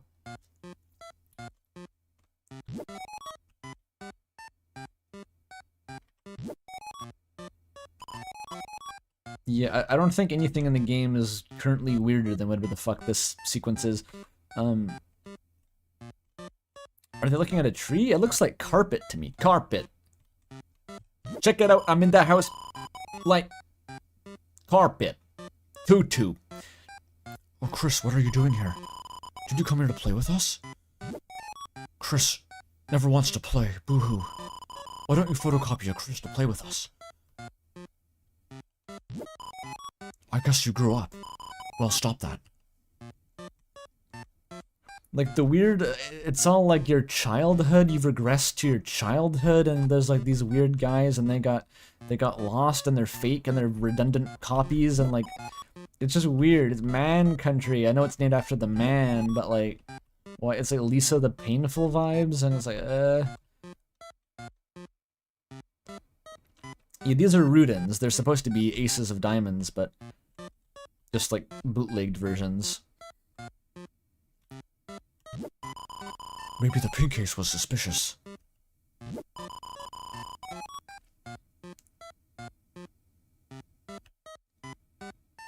What does that mean? This one talked about you colored us in before, right?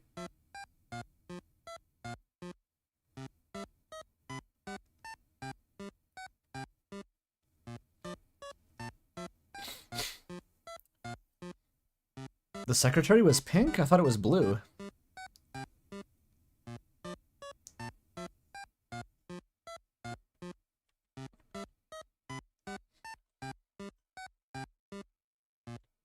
Blue, blue, orange, orange, orange. This one looks pink to me. It's pinkish red.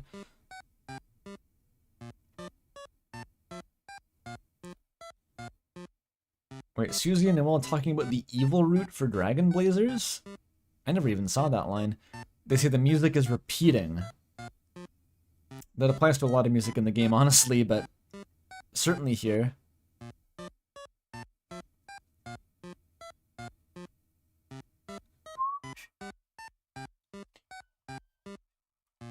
Is it after they say it's nice just not talking? I thought that was my cue to do something.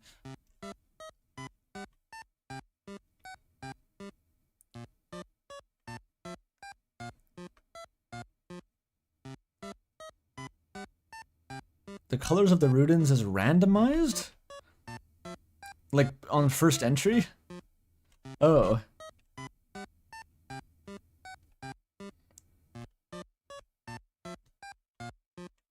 Okay, when you first enter, I guess. Alright, let's hope I don't fuck up this fucking dialogue tree. I had to reload this a couple times. Alright. Well, he's getting the Gaster voice. I don't know if it's Gaster, strictly, but he's getting the Gaster voice. Well, spring changed to summer, and summer changed to cold. And sure enough, I am the forgotten man. Will you forget me too? Don't say yes. Are you sure? You have forgotten me many times before. Even if you meet me, I will be forgotten thereafter. So funny story. Donation first. $2 from Ultradozer. Player Town dialogue Rudin fades to blue in Chapter 4. Wait, what? What? What? What? What the fuck? I don't even want to think about it. I don't want to think about it. Funny story though. In 2016 thereabouts, I wrote a pretty long fan fiction that I never finished. Undertale fanfic, where like it was about Gaster, and essentially it followed the plot events of Undertale, but like in every scene Gaster was there, Forrest Gumping it, and the conceit was that within this fanfic that I made up, you could talk to Gaster and he could do stuff, but as soon as you stopped looking at him or perceiving him, you'd forget that he ever existed. So I called whatever this is privately in a fanfic that I never published. It's a good premise. It's from Doctor Who. Fuck you. Fuck off, Doctor Who. Get off my turf, Doctor Who. I don't watch your show. Everything was in Doctor Who, okay? It's not even fair.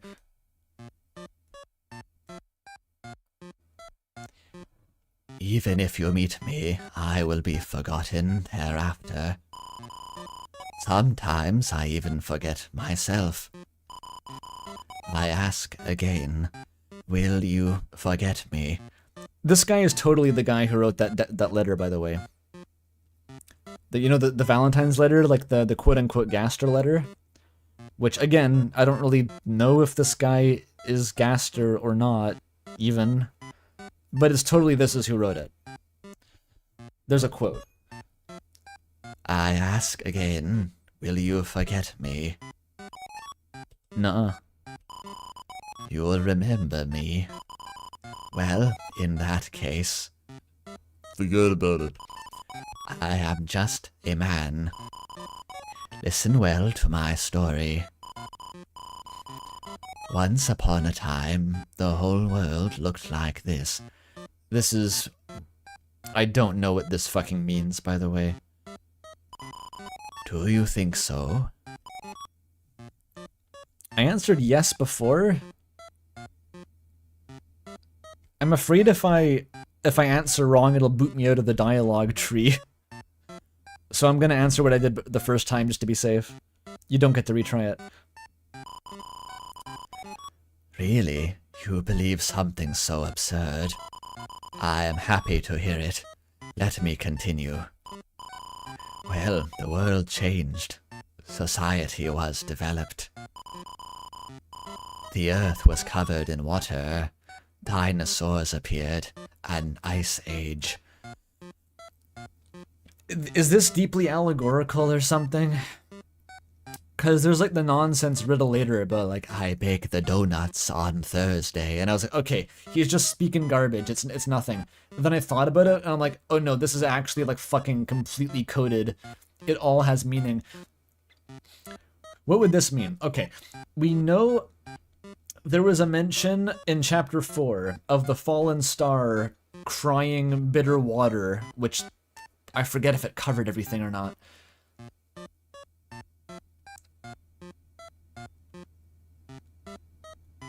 Susie is like a dinosaur. Yeah, the wheat's a hint for Chapter 5. But stay focused, This is different. The Earth was covered in water. Dinosaurs, an ice age.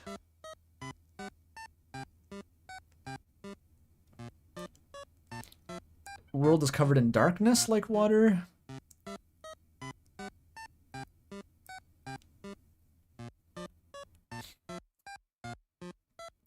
An Ice Age could reference the Snowgrave route. Susie. Dinosaurs are Susie, the Ice Age is Noel. Covered in water. Is that the night still? The night has something to do with producing water.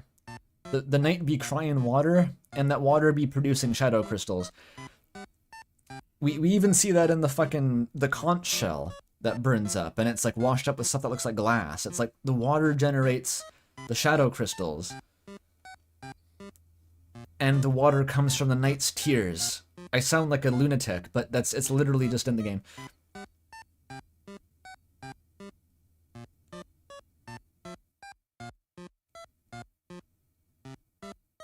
Yeah, I tried water too. What makes the night so special?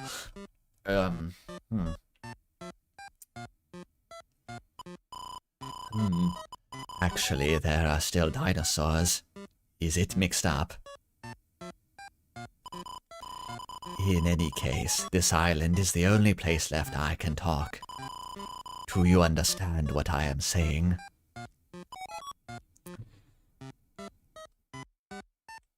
I said no before. I'll try yes.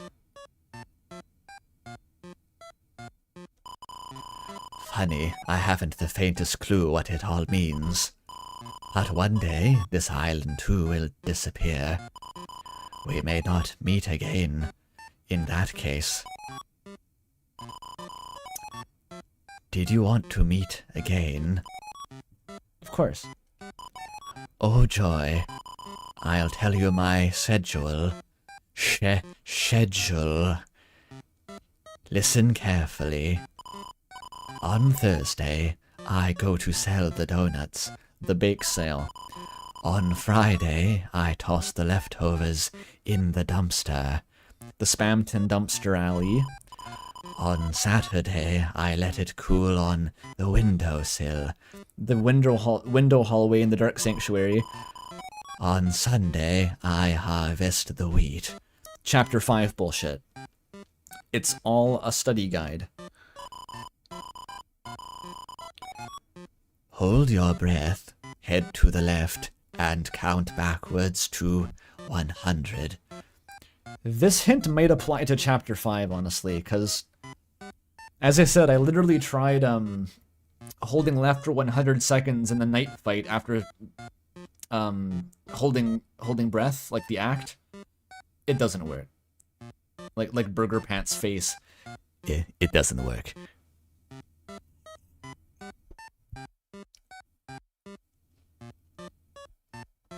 Count backwards to 100. I don't know what the fuck that means. Yeah.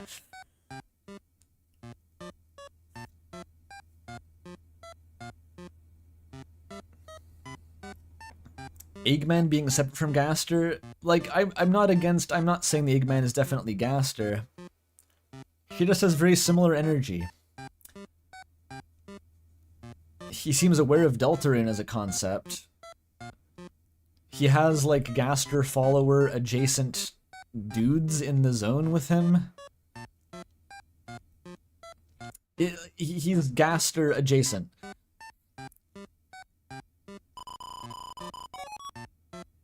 Did you remember to write that down? I did, actually. How very kind of you. Please take this to remember me. If you say no, he says, You are already forgetting things. I got it. Although you may lose it in another day, so be sure to put it somewhere. There is no shame in an egg. No. You are very opinionated. I like you. You may forget me. I may forget myself. But I will remember your kindness. Now this island will disappear soon. You must depart. If you will it, we shall meet again at that place. Whether 11 hours or 11 years, Deltarune will be waiting. So take your time, wash your face, and get dressed. This is the quote from the Valentine's letter.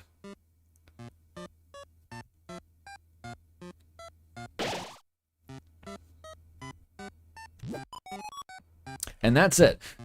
That's all you get. Yep, yep.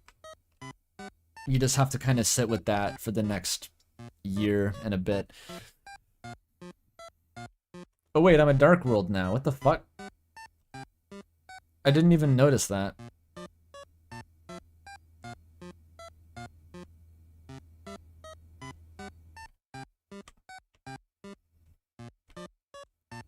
Is Eggman friend? No.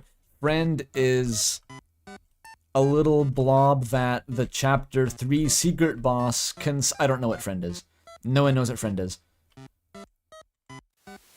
If you consider device theory, friend is an all caps asset. That puts friend on a metaphysical layer adjacent to like Gaster and the Goner Maker.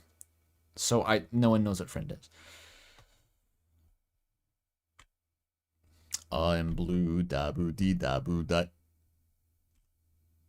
Alright, we're out. Now we get to do the other creepypasta. Chris, Susie and Ralsei just don't even comment. They didn't perceive that. Where's the music, by the way?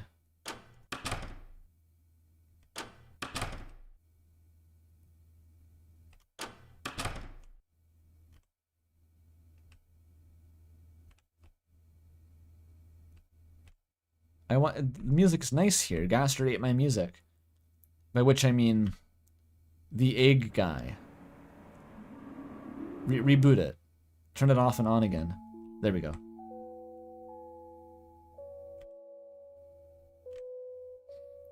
This track is called Glowing Snow, which I feel like is just skirting around being a Porter Robinson reference.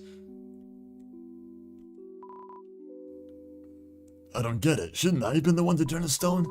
Will he be stuck if he stays like this? Chris, you should really hurry up and steal the fountain. Oh wait, Chris, didn't you steal him from that cat girl's house? No, maybe I'm wrong. I can't believe this happened. Oh, that's the lore. I never got to the second line of dialogue. I don't know what Pluie is still. Why don't I know what Pluie is? What the fuck?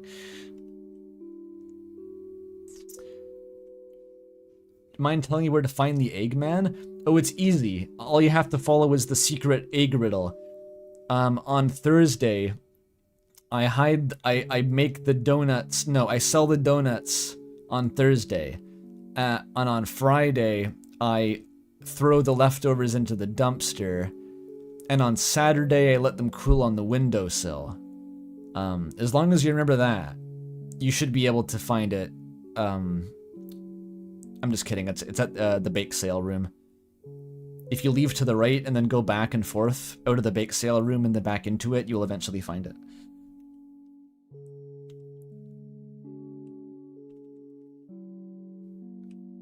Where does the egg go this chapter? I don't think anyone knows where to put it, or if you can put it somewhere. They seem to accumulate on Temmie's desk regardless.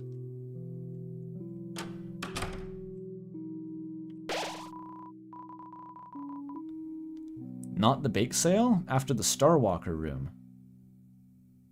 I'm pretty sure it's the bake sale.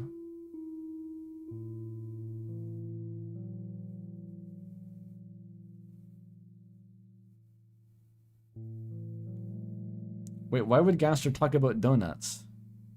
It is the Starwalker room? What the fuck is Egg Gaster on about? What does Starwalker have to do with donuts? It warps you to the bake sale?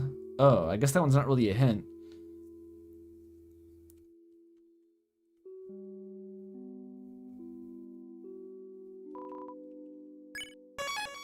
Okay, let's do our creepypasta. Come on.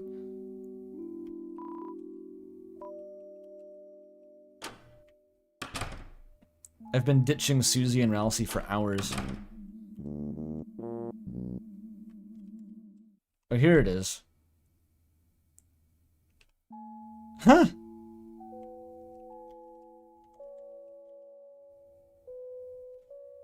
Will they have a 10-minute long conversation if I wait like Susie and Noelle?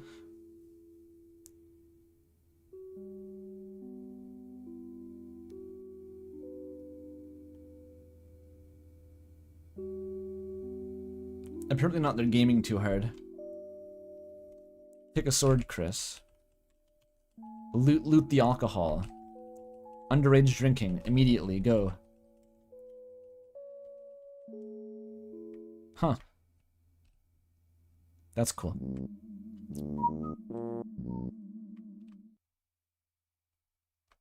That's true. Chris would only get drunk on chocolate, like Sans drinking ketchup.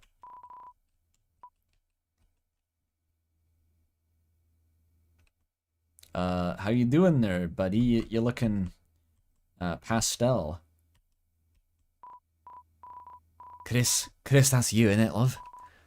Good show, good show. Tinna's been up to this and that, all sorts of boring stuff. But Chris, you and I, you know the real drama happens backstage. That's why I got it ready for you, you know? One last game, and I'll keep watch. Well, just as long as I can. Now, Chris, I hate to trouble you, I really do, but you see, I can't really move myself now. If you could just shove me out the way. Yeah, that's right, just like that. Pushing buddies. Chris, enjoy the games, eh, love? Chris, I'm an ignorant plug. I can't say I know your motivation. But I saw you make it, you know, the fountain.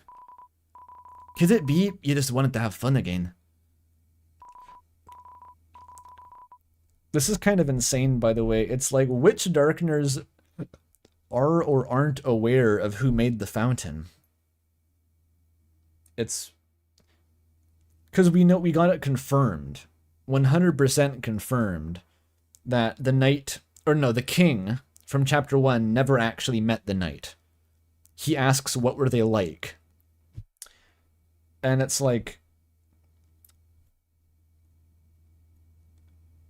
yeah, Ram and Tenna are like the only ones who saw it. And Queen only has footage from like a security camera, it seems.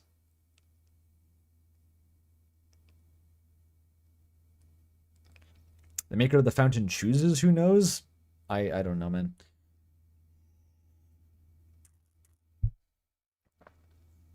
I saw you do it. One more thing. It's too late to make Ram Columbo. Some real fun, just like the old days. That's been my purpose, you know, just letting you play your games. But, now that the games are almost over, makes you think, was that really all such a good idea? Your mother, your poor mother, what will happen if she wakes up? What am I doing? A pause strip giving you a lecture. Just play your games, love. Chris, if not for fun, why do you do it? Mum's the word, innit? Fair play, fair play.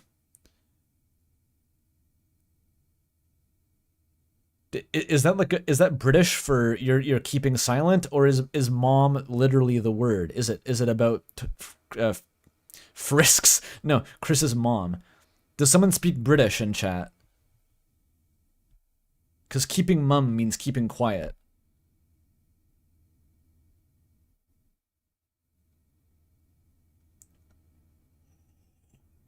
It's a phrase.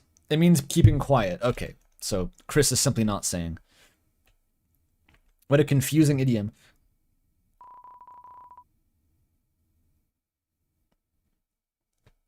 I'm glad that chat likes my Scottish accent.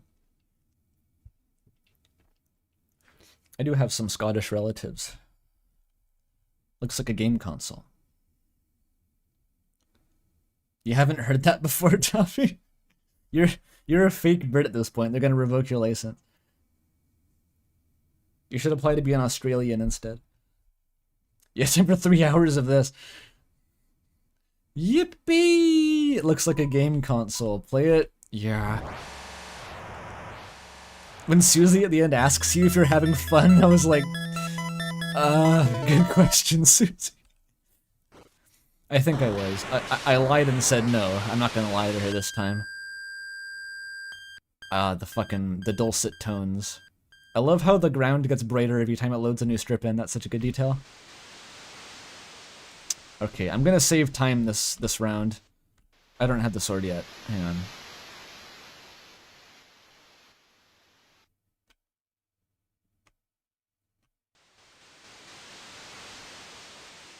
Boom, boom, boom, boom, boom. There's a third option?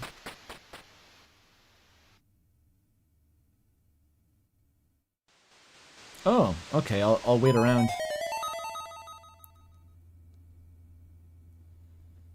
Okay, so instead of wandering for an hour, I'm gonna look at Chris this time. I think Chris actually reacts outside the game.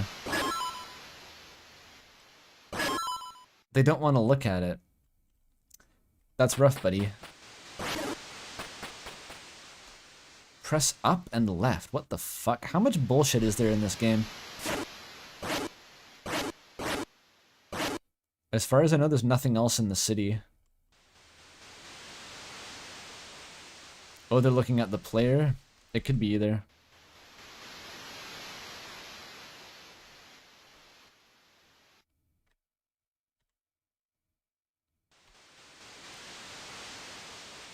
We're back to the wave noises. Because I'm with you in the dark, with your heart as my mark that will guide you the way through the waves. What did she mean by this? The water, the waves, the tears, the ocean, what does it mean? This dungeon's actually kind of hard.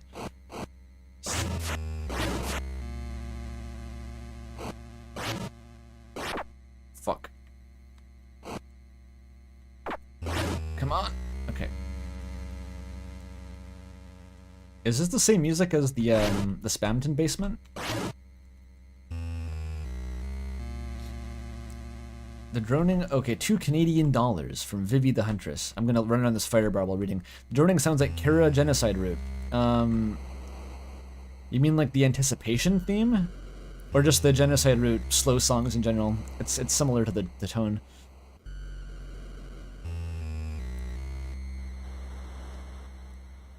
Okay, Queen's Basement Digital Route. This song is Bit Route, so it's sort of like an alternate version of the Queen's Basement theme. Ow.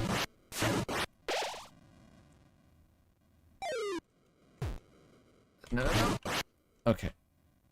God, this just reminds me how much a pain in the ass it is to play Zelda 1. It really does. Somehow Zelda 1 I think is even crustier feeling than this. It's just like, God, do the thing I want, do it, do it, do it. You feel like you're wrestling the characters. Okay, this room you want to go for the flowers first. Rookie blunder to go for yellow guy up there. Yellow bow. Absolute rookie blunder.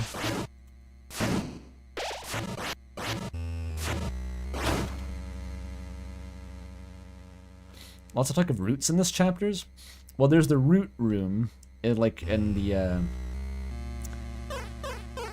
in chapter 4. What other roots were there?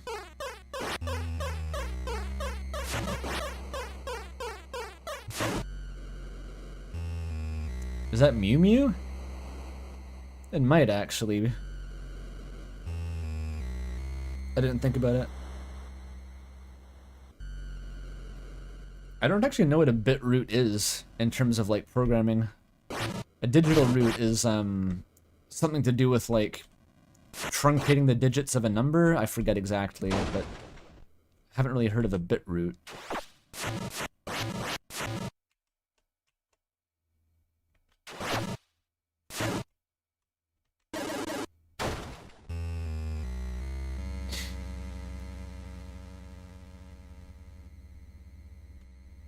Strong fucking gunner fish.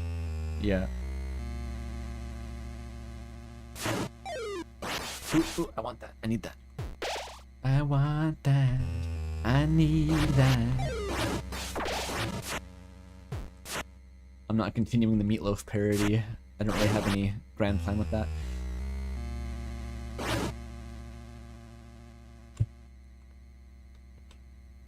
This is the really fucking weird thing. This is the thing that, like, Courier was talking about. You set the Toriel variable to false and it turns into a deer. Like, what did Toby mean by this? You have to, like, edit the code and then it turns into a deer.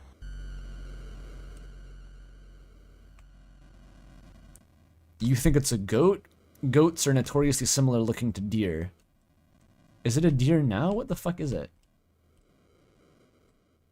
It looks like a... It has floppy ears? What am I looking at?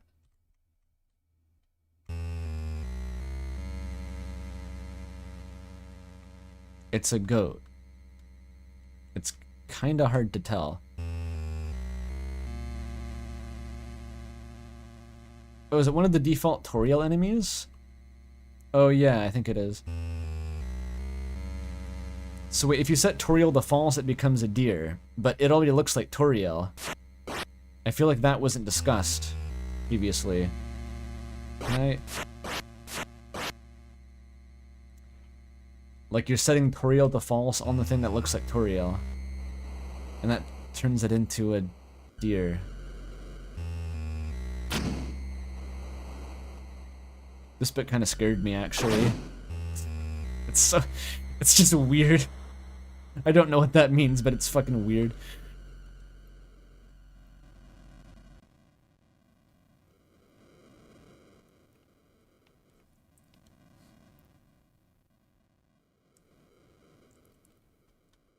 It looks like cinema roll, kinda. I need more HP.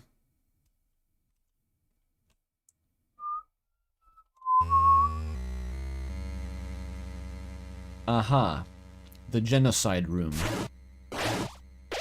Human, I remember your genocides.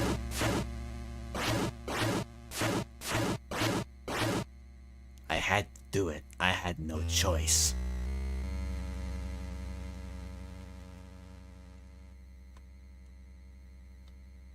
You saved that room for health pickups? Okay. You're on a level of Kara gaming that I'm not privy to yet.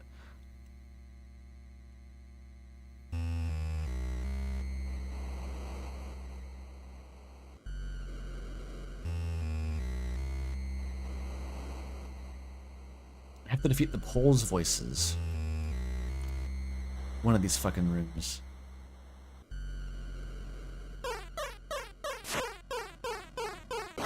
Come on, you fuck. God, it's awkward. Come on. You get small hitbox at least. I appreciate that.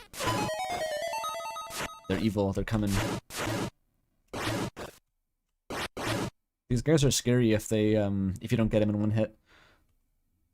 I nearly died in this one room down here. Okay. Fuck. They're desynced now. Okay, now they're stabilized. We're good. What? It juked me. Okay, that's fine.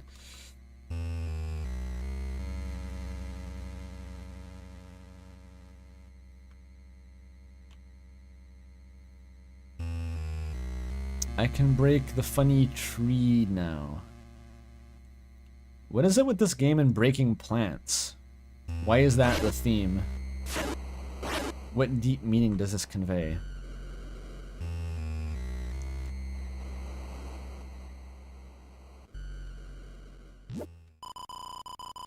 How did things turn out like this?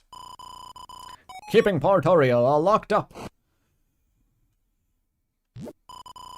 If only he hadn't abandoned me, my old partner. I was gonna put him on TV, make him a star. I gave him everything. Everything I had, my life advice. All he had to do was tell me what his little secret was. His secret to being a big shot.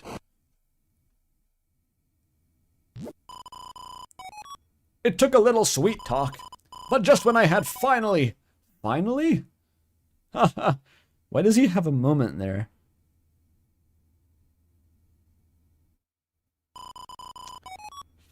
Gotten him to sign the deal.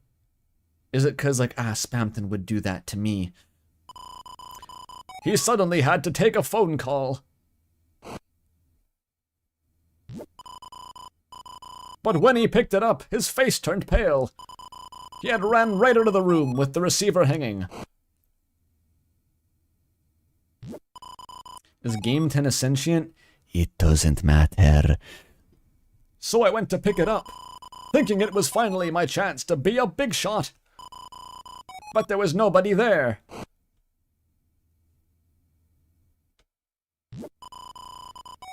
That little freak ripped me off. I wish they'd never brought that laptop home. Chris, I didn't see you there. I did what you said, Chris. Just like our deal. This is just like... This is what I mean. Like, both Chris and the fucking knight gave Tenna the talk. They gave him the primer. It was both of them, apparently. Like, Tenna made a deal with Chris to do all this bullshit with Toriel. But then later on, he's like, that's not what the knight wanted. And you're like, okay, so the knight is Chris. That means Chris is the knight. Then it's like, no, the knight is the knight. You're getting it twisted. The knight is the knight. Chris is Chris. They both did this. How? When? When they made the Dark Fountain. Right at the beginning of the chapter. Chris is the intermediary between the Tenna and the knight? It could be? That could be it. Maybe Chris just said, Hey buddy, I know the knight. They said to do this. Keep it on the down low. Pretend we don't know each other. maybe? Like, that's all it would take, maybe?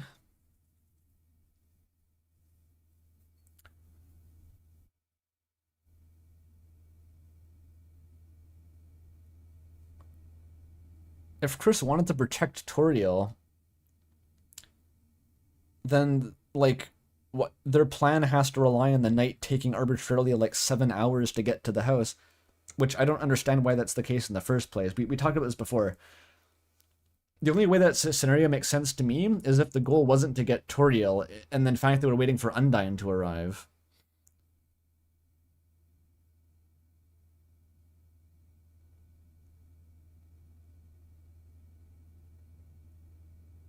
Couldn't they move Toriel upstairs, or just not put Toriel in the Dark Fountain? Like, it doesn't make sense to me that the knight would just take 5 hours to show up for no reason. And Chris, like, they ensured the cops would get called anyway, and the end result of the chapter is not the knight taking Toriel, it's the knight taking Undyne. Like, I don't know what the fuck the knight was doing with the pink laser beam, but like when Undyne showed up, it was just like, okay, yoink, instantly. Just instantly yoinked. No fucking around. It seems like it wanted Undyne. It really does.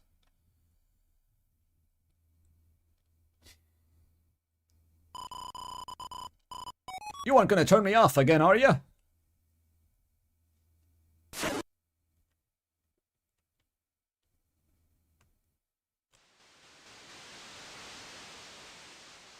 This part's fucked up. Chris is like wrestling the controls here.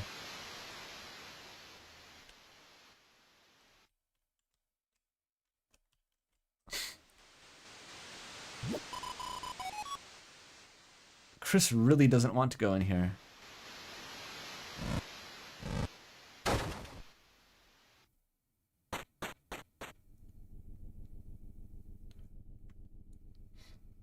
What's wrong? Toriel just weighs that much more than Undyne. Carol Holiday is like, Chris, I can't carry your mom's dump truck ass. She's built like a fridge. We need another plan here. I'm taking the gravitas out of the scene, sorry. This is the inside of the shelter. This is like extremely... literally the deepest lore.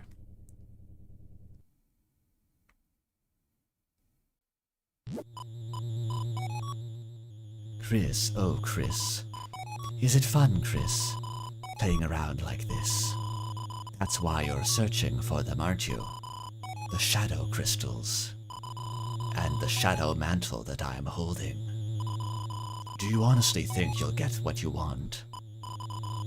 No, part of you is just enjoying this, isn't it? Oh, don't make that sour face. I can see in the dark, you know.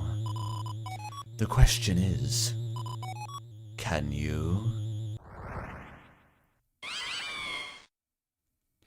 I think the boss is not the mantle. I can't read that donation right now. This is, like, ridiculously hard. I don't even know what you do in the fireball phase besides just, like, hide in the corner and hope. Them good old Nintendo hard. You just hope.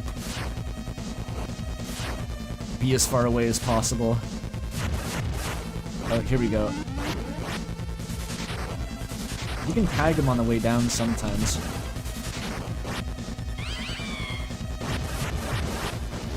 Okay, this is your break round. You heal from these fuckers. Get your DPS in. Gotta get your DPS. I can kind of see why strategy guides existed when games were like this, because it feels less like it's dependent on second-to-second execution and more like it's dependent on, like, your general practices, like, how you approach the fight. Oh, I really got rinsed there.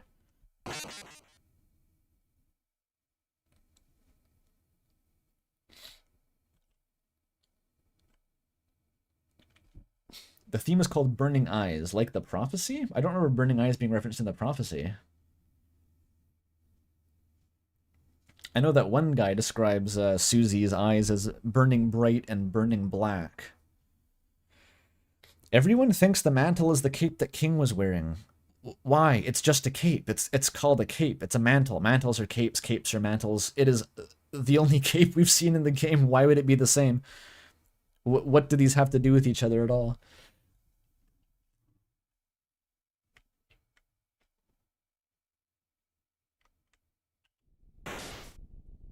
It is a cape. A mantle means cape. It's the same word.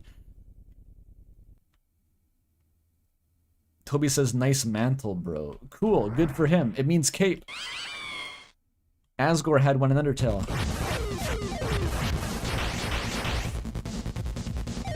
I just don't see why King would have this. Like, what does this have to do with King?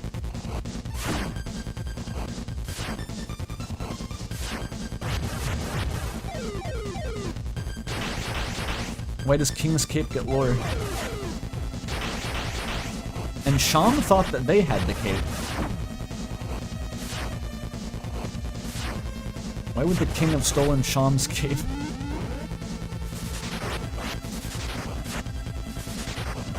If you take this much damage in the first round, you're basically fucked.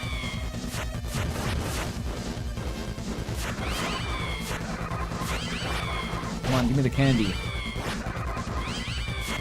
This is a dead run.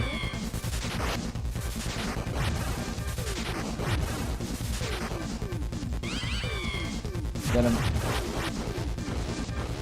If I can farm the friends for long enough, maybe.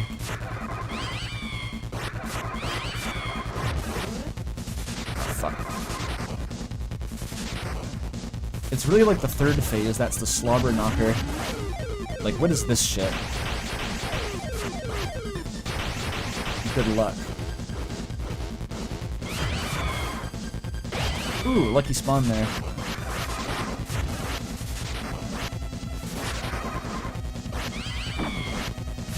Oh my god, the screen shake.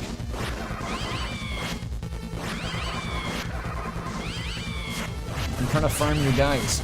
There we go. Okay, this one you can kind of do this, but I don't have enough health to start the phase like that.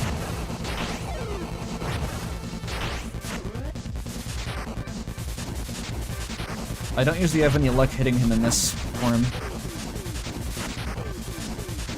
It's actually quite scary. Oh! Okay, maybe you do improve at this fight over time. I was talking out of my ass. This took me like 20 tries when I first played this, oh my god. Alright, the stream is back on track. There, that's what I wanted to see. Flickering red like pretty little flames. Your eyes can't hide it, Chris. Without play, the knife grows dull. Ha ha ha. Well, enough of that. We both have work to do.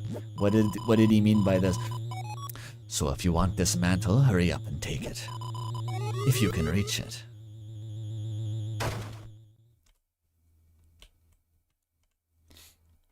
Chris's red eyes.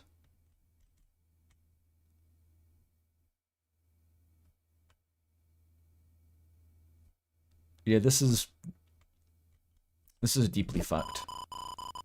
It's too high to reach.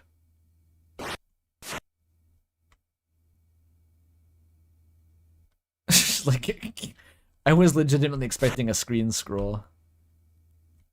And Chris is like, what the fuck's that?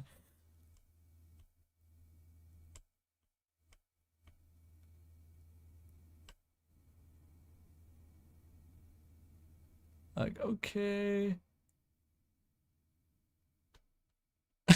Now we're back. I think you can go up this way, actually.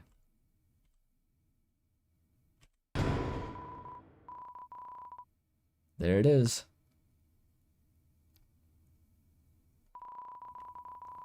We just played a creepypasta inside a game. Like a second tier creepypasta.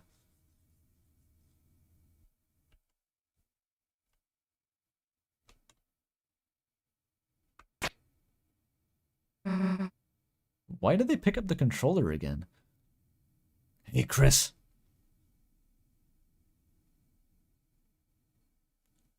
If you attack, Chris falls over? Really?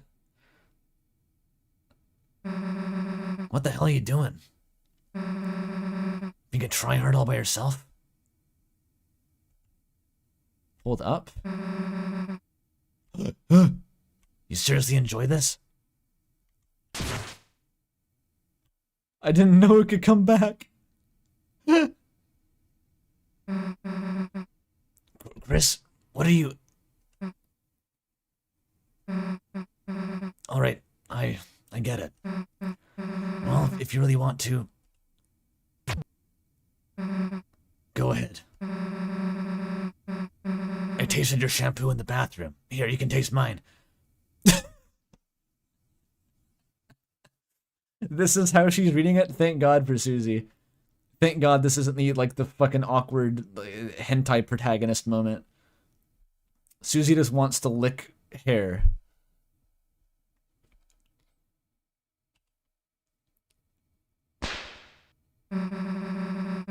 What? How am I the weird one here? Jeez. 8-bit Chris is a wingmanning for their favorite ship.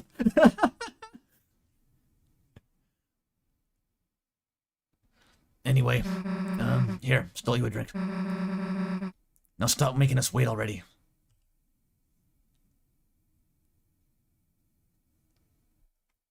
Yep, and now we will resume control over your body.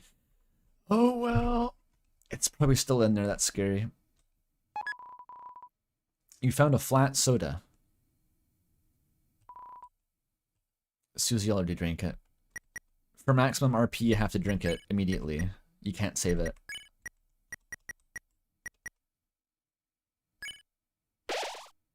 Delicious.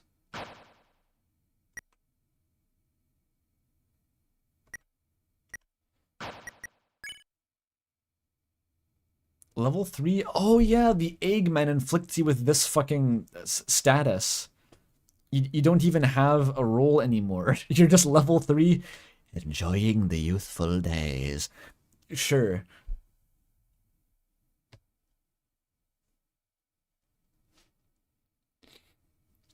The way that the character comes out, it kind of like... It flattens the two levels of fiction in an interesting way. You're playing fiction within fiction, then it kind of reminds you, like, it's all just a game. It's game all the way down, dude. Why should one game be less real than the other? Does it carry over? We'll never know. What's 143? Wait. What the fuck?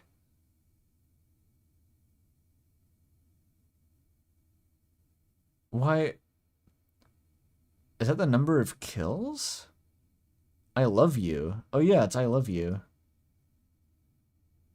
Wait.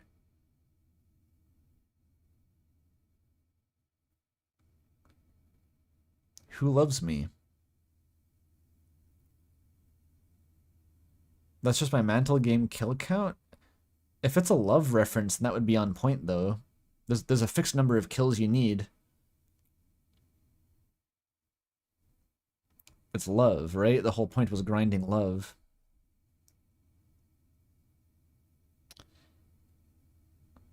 It's not a reference it can change, but there's only a finite number of enemies in the game. Oh, it's from Gaster?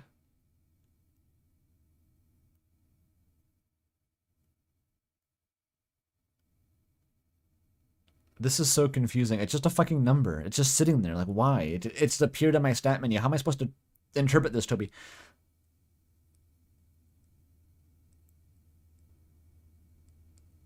Well, but I did kill the optional bird. So, of course, the canonical kill count would be if you kill the optional bird. That seems a bit high, though. I don't think I killed 100 things. I think Chad is making shit up. Alright. Equip it.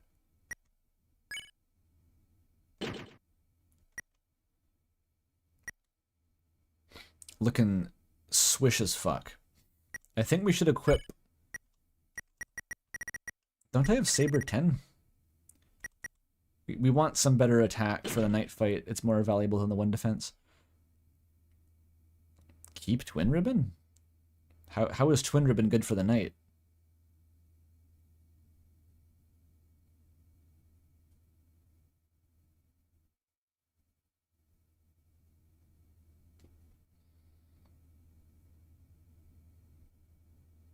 More TP? I don't know. The TP doesn't matter that much. It's about survival. I'll take another couple defense.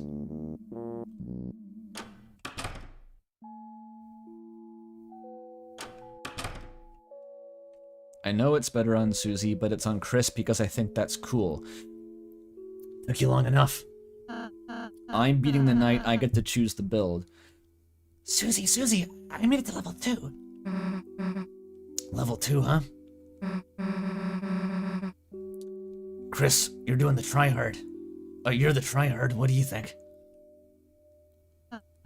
Chris? I'm sorry, Chris. I forgot all about you. Don't forget.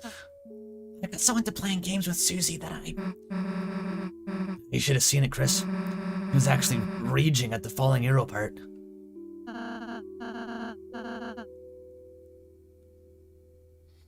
I did die in the last attack for some special dialogue because I didn't realize when it said the enemy's guard is down, that would mean kill the enemy in one fucking hit.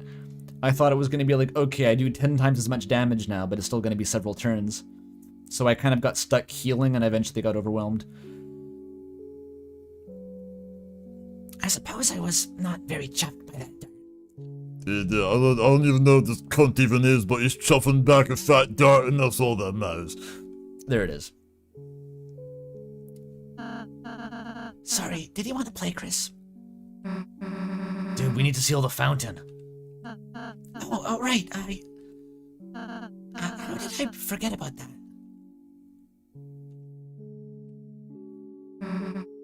Damn, it's almost like having hobbies makes you focus less on your fucking prophecy, doesn't it? Doesn't it, toothpaste boy? No time for your prophecy Bible study class when you have to play video games. This is a life lesson. Oh, look, the little doorway disappeared.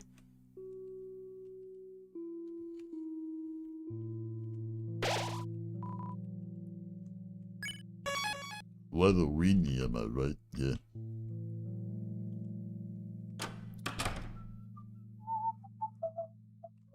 See the cactus one last time? You're absolutely right, chat member. Chat member, as if you're not like a moderator. It's easier to say chat member, okay. Wait, the cactus was... in the back room. That was in the S rank room.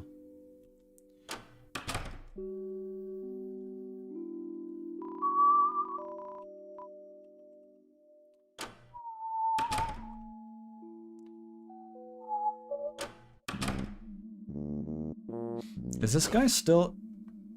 Okay, he died, that's fine. Chris, I was so scared I couldn't move. Ram was... Wait a second, that's funny. Chris, didn't you already go past? Oh. Oh, that's scary. Did the little fucking gamer gremlin Chris just, like, kill Ram? Was Ram murdered? Someone behind the curtain. Did they check to see if you were hurt? The curtains are shut tightly. It's free. We need to seal this fountain immediately. That guy's too powerful. I leveled them up. Their attacks kill in one hit. We have to get out of here.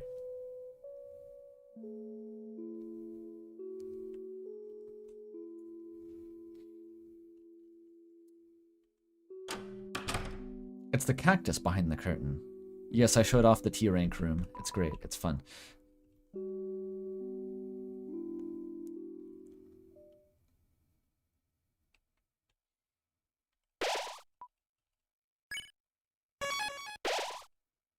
The wind blows fiercely as if it fears the night itself. This fucking save point is funny as fuck. It's really elbowing you. Look, there, I can see it. There's the dark fountain. If we can just... No, no, no! What are you doing? Where are you going? There is still games to play, shows to watch, laughs and screams, smiles and tears. Just wander back to your seats and we can... Enough of your dumb games. Why the hell do you want us to play so bad anyway? Chris!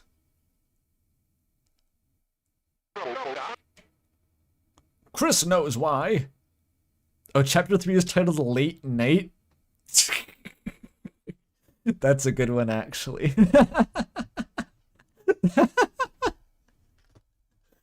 Oh my god, that's fucking funny.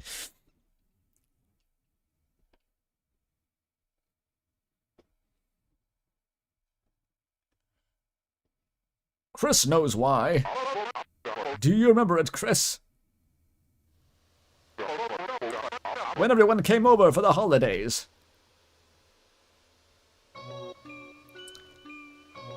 The big reveal. They all have antler. I just want everyone to take a moment of silence and reflect on how much more chaos we would be experiencing right now if we didn't have this fucking photograph just finally fucking confirm that Carol and Des have antlers. For God's sake. Like, thank you, Toby. Thank you. It would have been disastrous if we did not have this confirmed.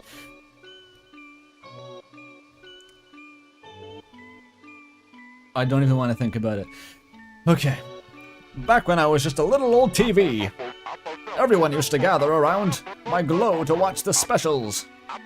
Smiling, laughing, eating butterscotch pie. Wasn't that just so much fun? To watch me. I was so happy. Even Chris has antlers. Is Chris wearing the horns? They might be wearing horns. It's hard to tell. People stopped coming.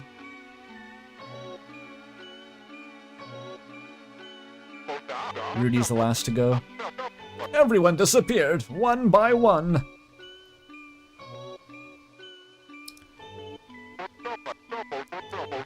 No one wanted to watch TV anymore. No one wanted to play games anymore. This part's actually really sad. Just Toriel left watching alone. It's like, ah. And thanks, Alex, for the $2. Chris, I remember your... Oh, Chris, I remember your snow graves. says the 8-bit Chris. That guy's coming back in Chapter 9. Because it's like... It's sad for Tenna, but it's also just like a family falling apart in real time. And it's like, damn, no one spends any time together anymore. It's kind of gut-wrenching, actually.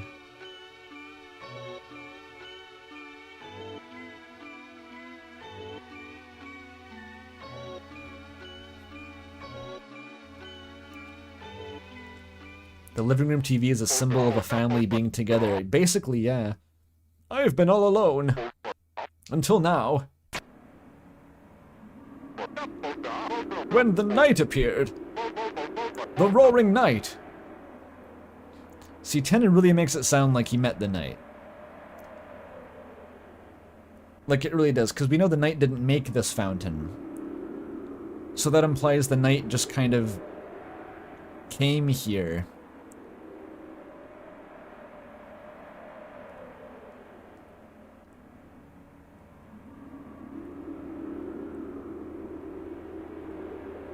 Because, like,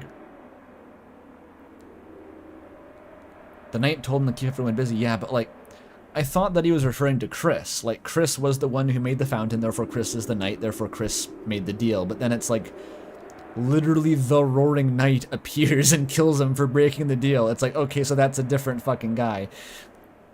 Clearly we have been played.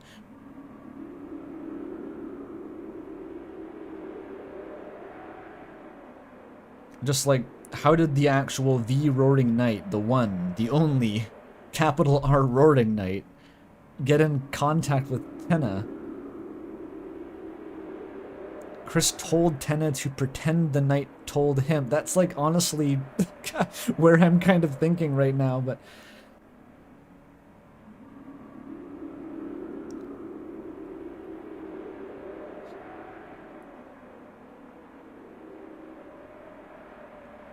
No, the knight doesn't want to cause the roaring. Okay, that's like way back.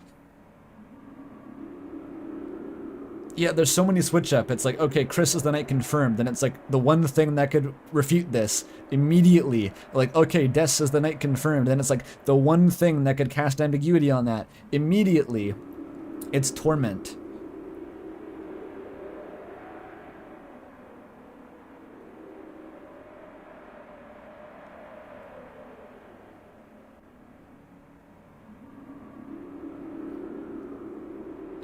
The knight came before the fountain was even made and talked to the inanimate object. Well, if it was Chris, Chris could have talked to Tenna as the fountain was just forming. Like, before Susie wakes up, there was a period of time where Chris was standing around the living room. I think that's enough of an alibi for how Chris could have talked to Tenna.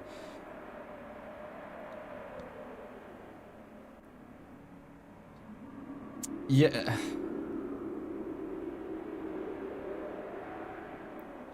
Why has it gotta be so complicated?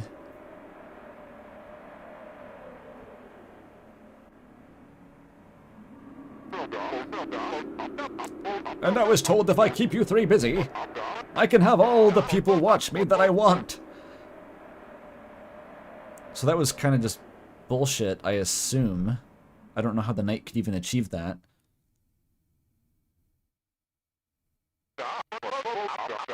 And I've been having so much fun playing with you all. I just don't want it to end. So please, just say it with me.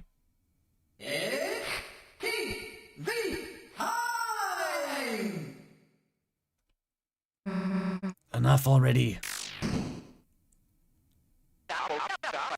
What are you doing? I had the suit de-axed. We're done messing around. Give back Toriel now. All right, I get it. I get it. I really get it. Talking! I've been doing too much talking! No more questions. What you need is another physical challenge.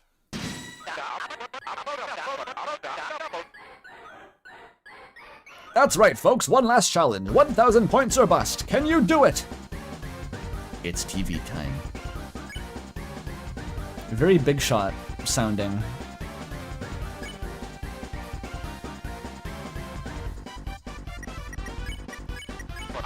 I think the algorithm here is you spam defend and then you use minigame until you can't anymore. But don't think that's gonna be easy, because today I've got an all-star cast. I have the Shadow Mantle. This shit ain't nothing to me. 9 damage. Clap and cheer, smile and scream, entertainment on your screen.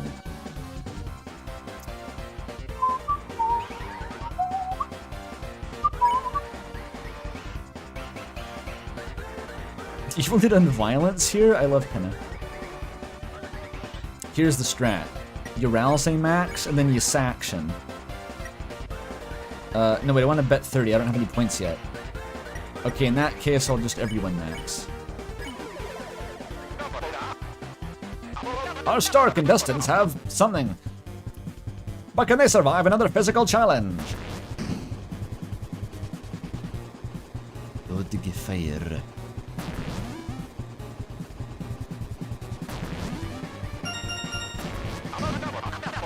Is it just me, or does it smell kind of earthy and smoky in here? Earthy and smoky. Like a weird?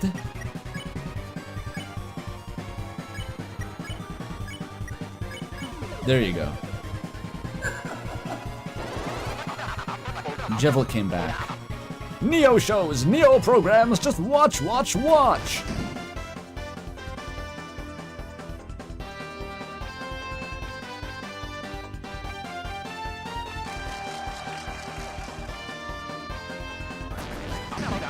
Easy 130. Don't touch that dial, things are heating up.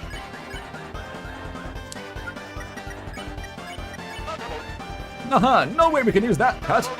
That take, cut. Cut, I said, smash cut. Cool attack. Night foreshadowing.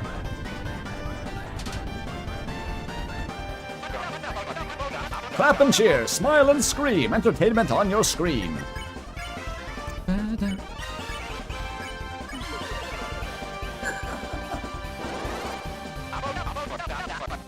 Who says an old CRT can't learn new tricks? Look, the 6 a.m. show will show it at 5. I mean PM. New minigame invented. Let's go.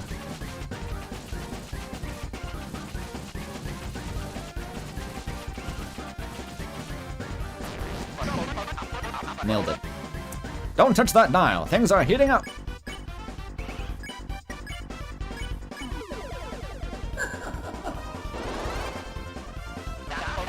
Ratings? I'll show you charisma. HD's nothing when you've got nostalgia. And low latency, apparently.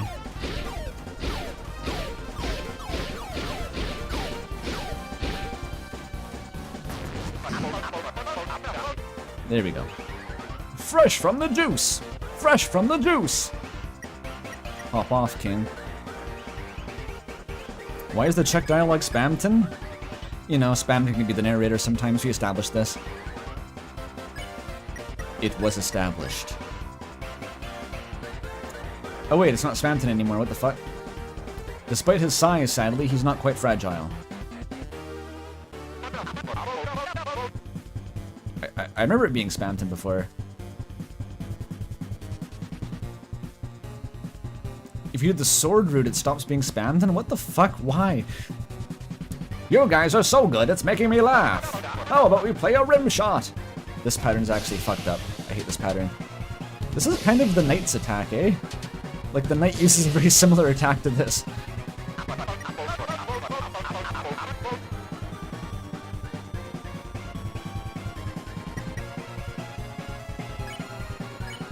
This is why you spam minigame.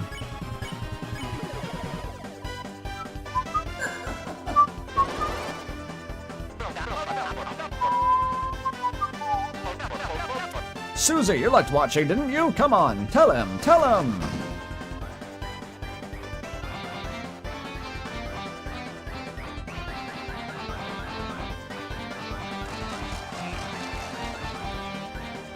Playing the bass line for that part is a fuckler's trick.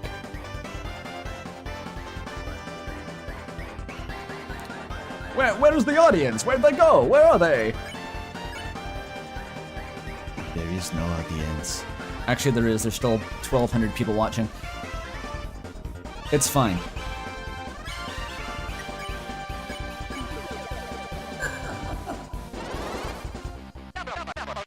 Alright, if one physical challenge isn't enough, how about a double feature? This one's kind of fucked, actually. Stop it. Stop it. No! How did that get me? Fuck me.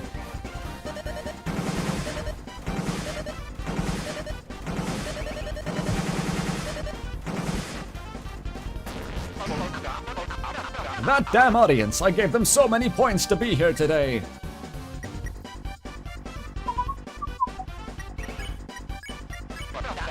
Tell them, Susie! Say they don't need to throw me away! I got boxed in big time. Mike! Mike, if you're still here, ban everyone from the gift shop!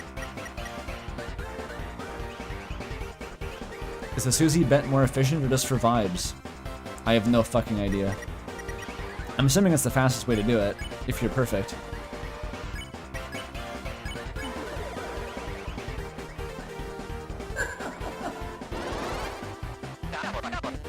I'm still marvelous. Tori ought to know she doesn't need a new TV.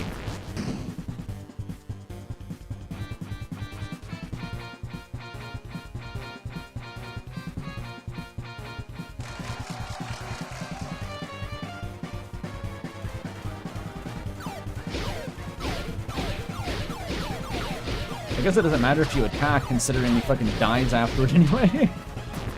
But you know, that's not nice. I'm not like him. I'm better. I swear I'm better. Mike, tell him. I don't know if Mike is here anymore.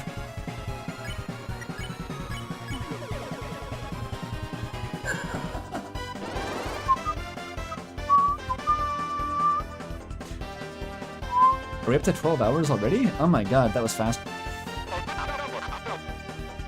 I may be able to finish before then. It's possible. You never know. Have some faith, chat. Oh fuck, wrong input, wrong input. I hate this one.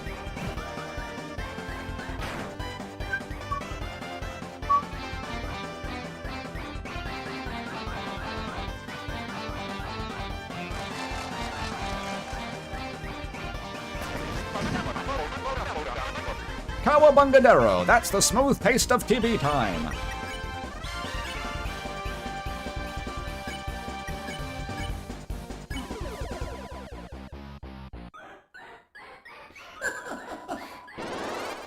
Let's do it. You want to have fun too, don't you? Isn't that a little bit why you... What? Did I read that wrong?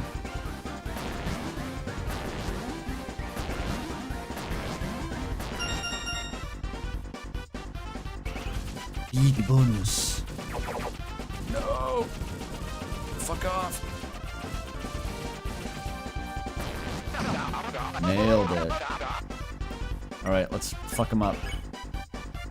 I love TV. He couldn't help but give you some score. That's it! It's time for the final episode! What will happen to our heroes when they realize this show is never gonna end? Super mode. This is fucked up. I don't know. No hitting this seems like a nightmare. You have like so little time to react.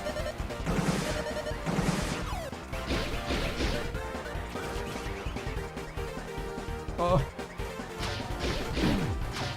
God damn it. Like that one. That one. It's like impossible.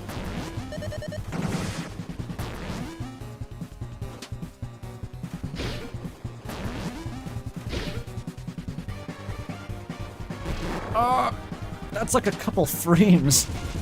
It's really fucked up. Is he gonna attack? Oh, there he goes.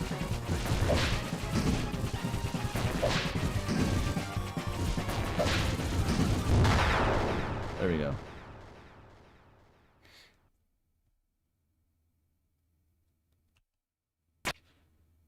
Whew.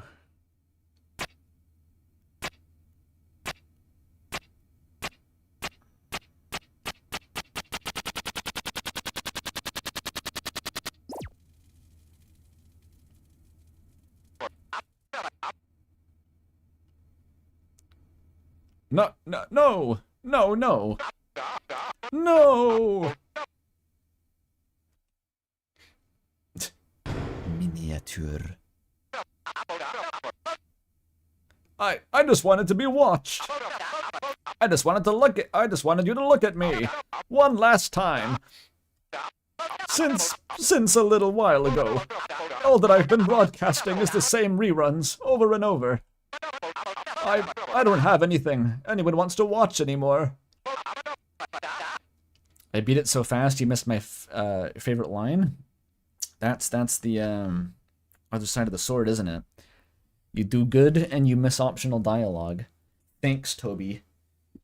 I'm adding that to my shit list.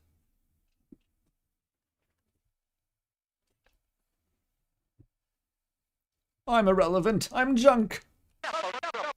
I don't want to be thrown away. I guess Mike is still here operating the spotlights. Mr. Tenna, I understand how you feel. To want to be important, to be useful. Perhaps you might not be watched much anymore. Doesn't make you a failure, Tenna. You've brought smiles and light into Lightner's lives. To Chris's family and friends for so long. So there's nothing to be ashamed of. If that ever comes to an end, Lightners, they all become obsolete eventually. But we aren't real, Tenna. We shouldn't make Lightners worry about what happens to us. It would just make them unhappy, wouldn't it?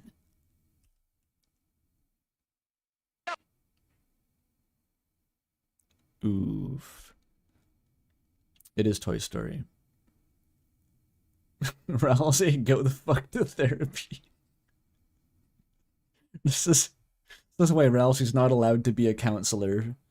They've banned him from the premises.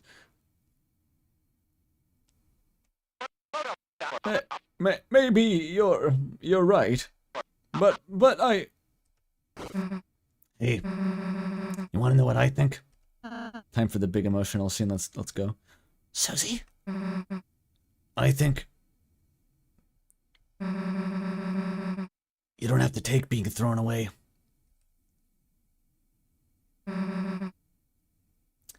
Let me tell you, I've never really been able to make friends. I was always the scary girl, the bad kid. The only times anyone ever got close to me were as a joke. And even if I did start to make a real friend, I'd always end up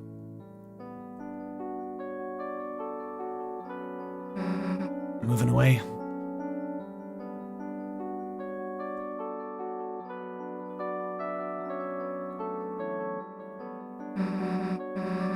When I moved here, I thought it would be the same thing. I felt like you. I felt like a broken toy no one wanted.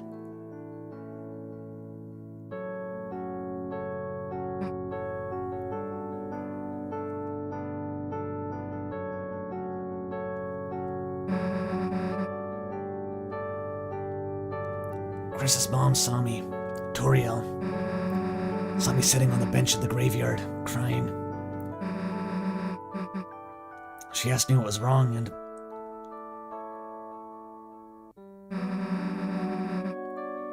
told me everything was going to be okay.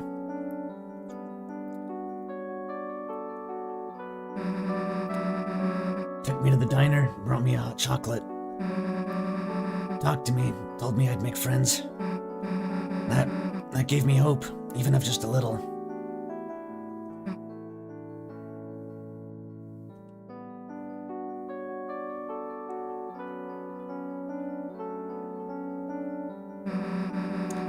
And recently, that hope's been growing. Because now I have friends. Real friends. Friends I want to keep. Chris, Rousey, Lancer, Toriel too. Even though I thought I was broken, I just needed to find the right people, you know? So, don't worry, dude. Someone out there wants you. Promise. Chris, you'll help me ask around town, right? Someone's gotta want TV. You'll help me. Susie, you're incredible. You're amazing. No, you're marvelous. I feel electric. I feel like $1,000,000. This must be what hope feels like. We're inventing a hall of fame just for you. But you gotta give back to Toriel. She's got people that need her too. Tenna only heard the last part about getting a new owner.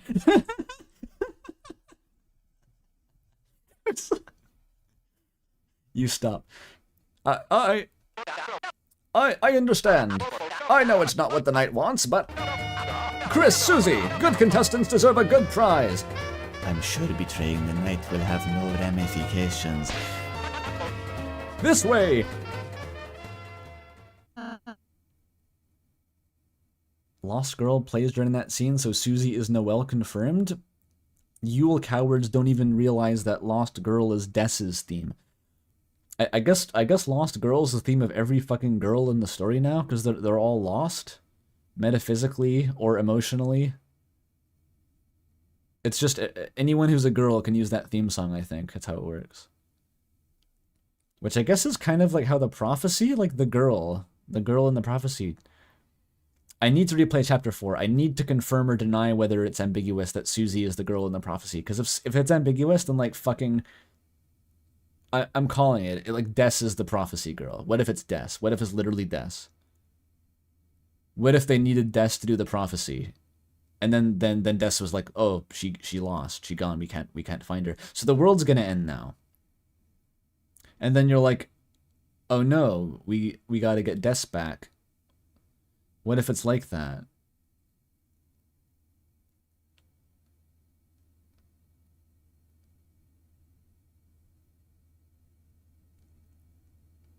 Aren't there like 50 Susies? Again, I will review the details and decide if it is in fact ambiguous. When I first played the chapter, I was under the impression that it was not ambiguous. I thought like, okay, it's just Susie. If I go back and I squint at it, I'm like, okay, that mural doesn't look that much like Susie.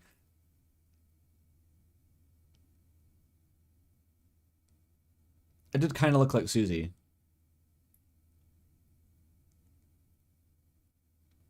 Like, you'd think if it was Des, it would have antlers, right? Like,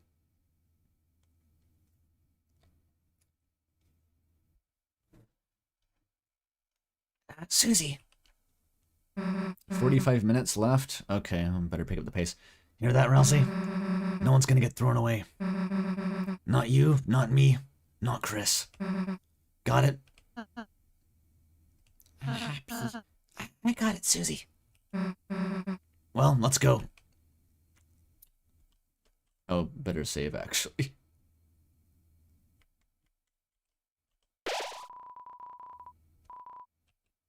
The girl has a sword and no antlers? That's awkward. Awkward that it's like that. A strange calm washes over you. What did that say? Just the bright light. It changes every time.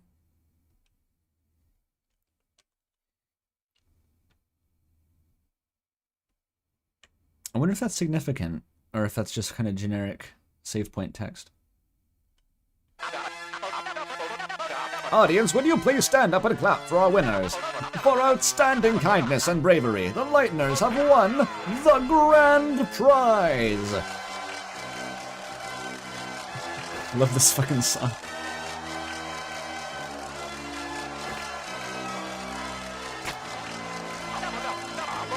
Here you go, she's all yours, folks. How wonderful, the family's all together again. Now you can all finally...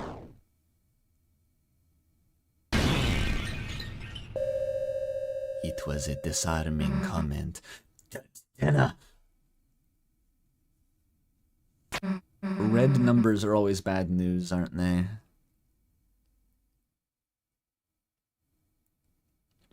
Who the hell are you? I was like, this fucking moment, I stayed in this text box for a while, just being like, oh no, it's gonna be the night. The night is here. I just knew. Like, once I press Z, night. And, like, immediately. What the fuck is that? If you don't tell us who you are, then... That was like a shooting star sound. See, it's crying. It's crying right there.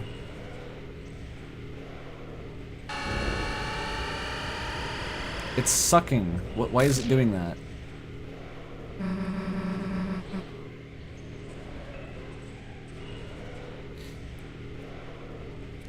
Like hell, we're letting you take her.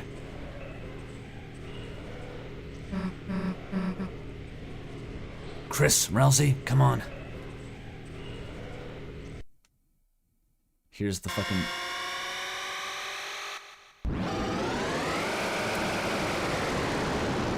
This thing looks batshit insane. There's the bat. Two-handed.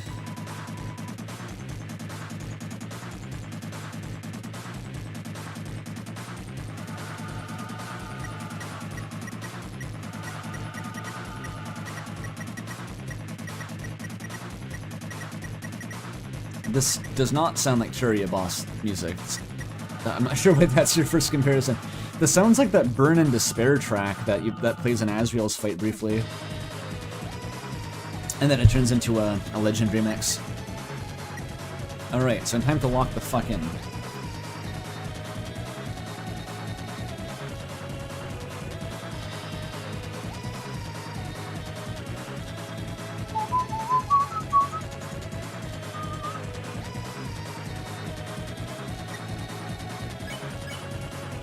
I love how creepy this is. Hold breath. It just works. Chris held their breath. Their heartbeat quickened. The soul now moves faster. Yeah, the Nightmare Night is... This song is a remix of, like, The Chase, which is a remix of The Legend, which kind of sounds like it could be maybe a remix of Nightmare Night. This part especially sounds very Nightmare Night. I hear it. Let's fucking go.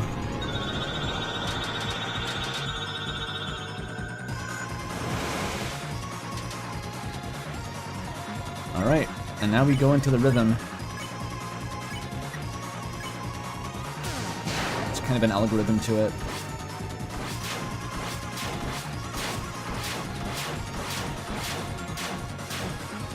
Okay, so far so good. If you have 50, you can attack with Chris.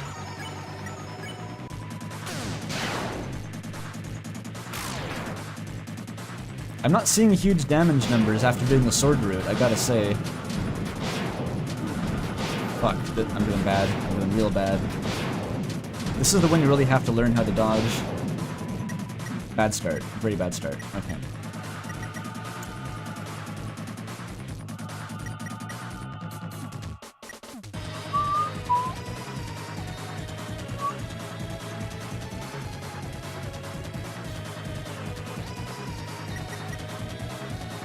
It's only damage against Tenna? Why would you need damage for Tenna? Okay. Oh, I didn't fiddle with my inventory first. This is gonna be bad, actually. I have a very suboptimal loadout here. Only one revivement. Oh, god damn it. Oh, no, I have two. I have two. This is still not good.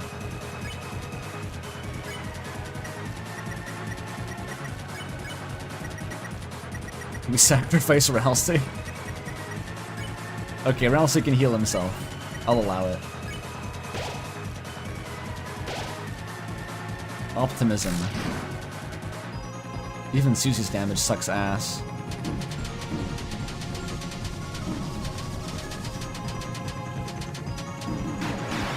What the fuck was that? What hit me at the end there? Oh dear.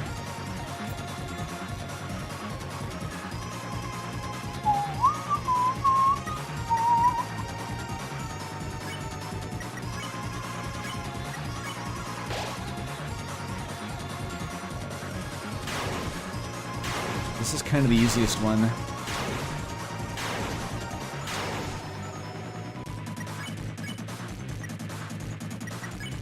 Okay, Ralsei's gonna have to stay dead for a while. It's fine.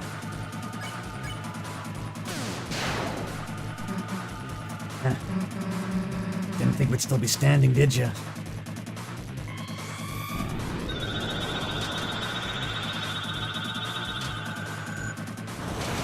Oh, that was bad. Usually it's pretty easy to dodge at the end there. I think Chris tanked it mostly.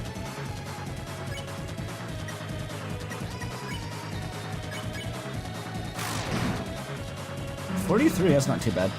Thing is, you actually messed up by picking a fight with us. This fucking attack.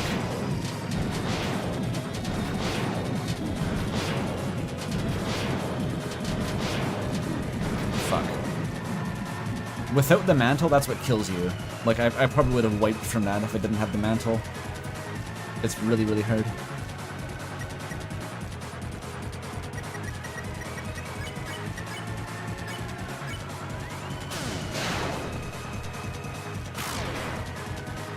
Oh, Chris not bad either.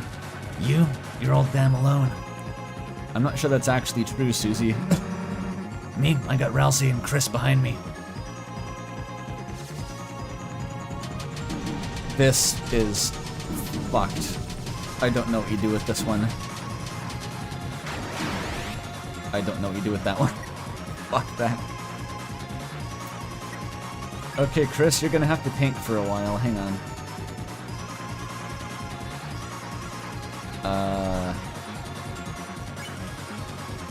My items are so bad.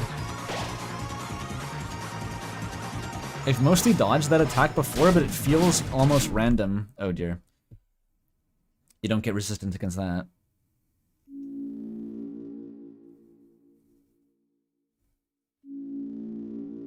Very interesting. Real Gaster.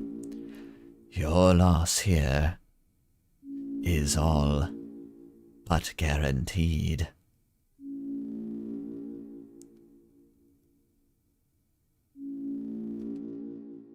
And yet, you persist.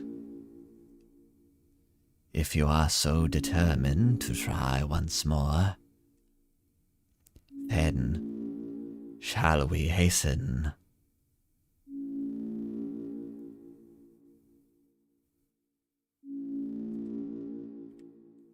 Yep.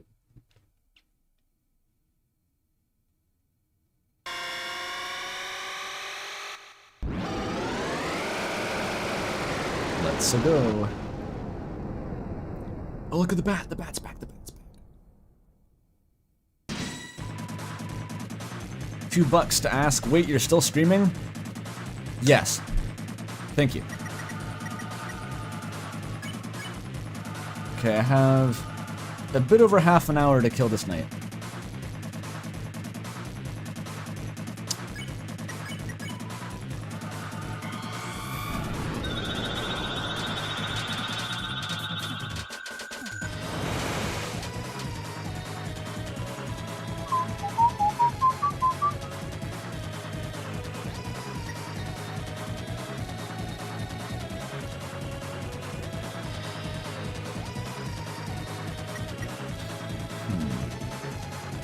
Hold breath is a permanent soul speed increase, which is helpful for some attacks. I've tried it both with and without this, and I think some of them are definitely easier with the increased speed.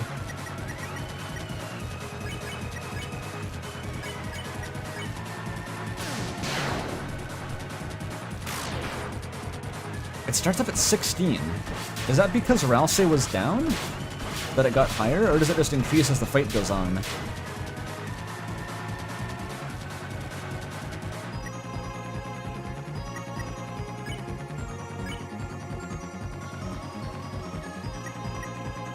Hey, we got good grazes that time, I guess.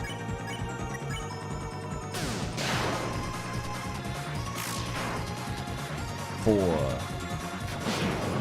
Oh, fuck this attack, dude. Fuck. I was good at it. I got bad at it again. Chris went down. Fuck me.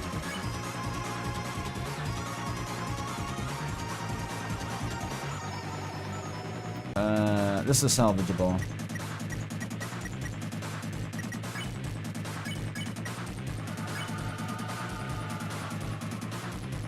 Actually, what do I do here?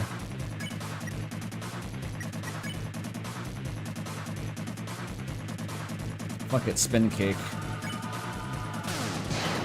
Oh, I forgot to press Z that time. There we go. Oh no, bad time to have low HP on Chris.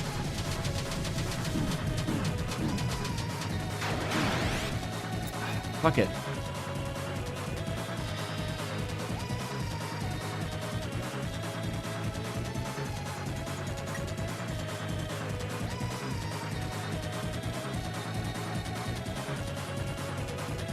Huh. Okay, Ralsei is down for the count now.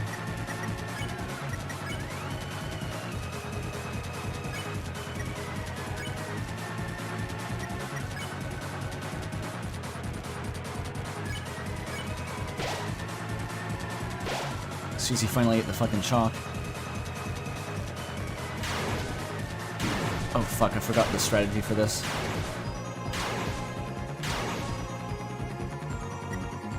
That's fine. Chris tanked it.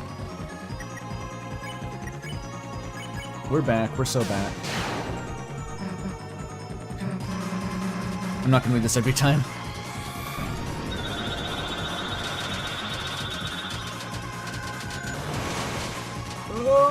Okay. You just have to have confidence.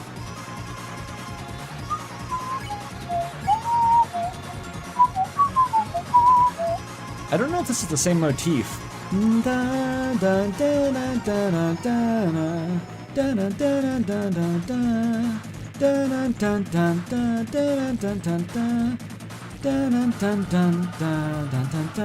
It sounds related, but I can't quite pin it down.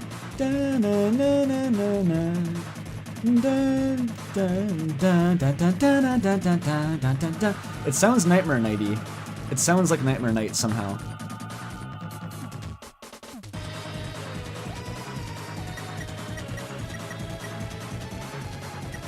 It's Lost Girl? I don't think so. I was about to say it for a sec. I don't think it really has much to do with Lost Girl.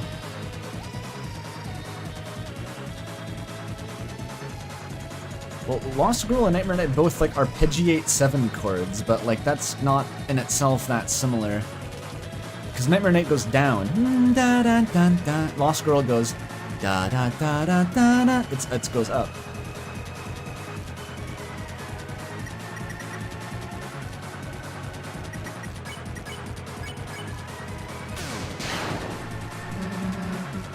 Thing is, you actually messed up by picking a fight with us. Bad. It seems like the slash itself can hit you sometimes. That's what it feels like, but it's usually too chaotic to really tell.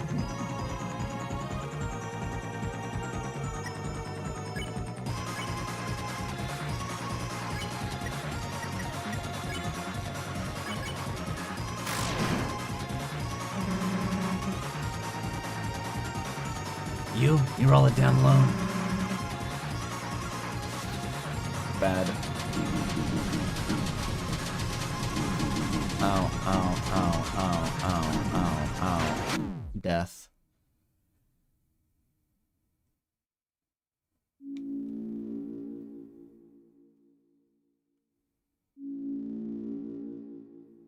And so you meet with the same fate. Shall you try once more? I don't think slow movement's gonna help for that one, because I don't know which direction I'm supposed to be moving.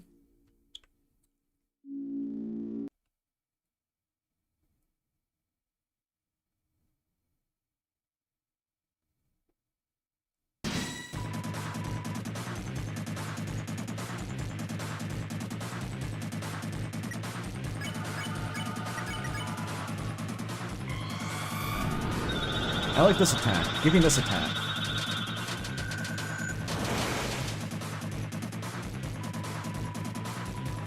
I know that red swords mean they're close to the heart, but it's like, seem like they're all red all the fucking time. It doesn't seem to help that much. Like, by the time they're red, they're already hitting you. If you don't know which way to go preemptively, anyway.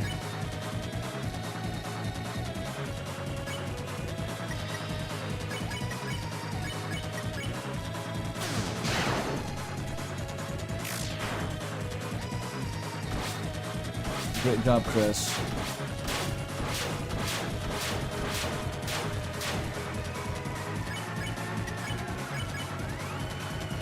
Good start. It goes smoothly until you get like the difficult attack.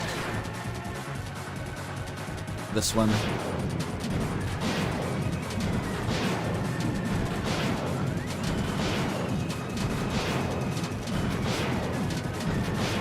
Okay, not bad. I wonder if it's better for Chris just to defend, that like their damage is so bad here.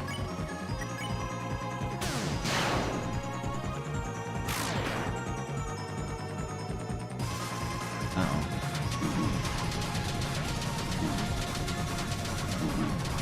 I'm trying slow movement. That last bit always gets me. It's fucked up.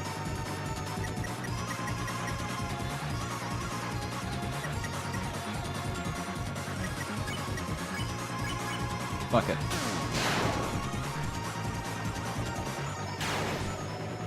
Easy attack.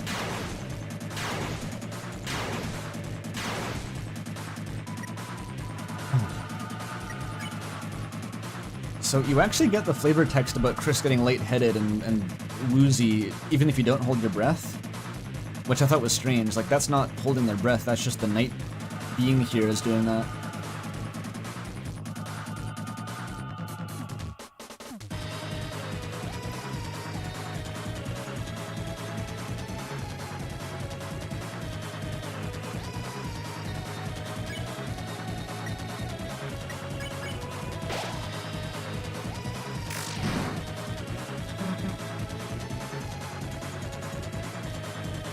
This is having a panic attack because the knight is here. It's strange if they're working in cahoots, though. Has Chris never physically met the knight?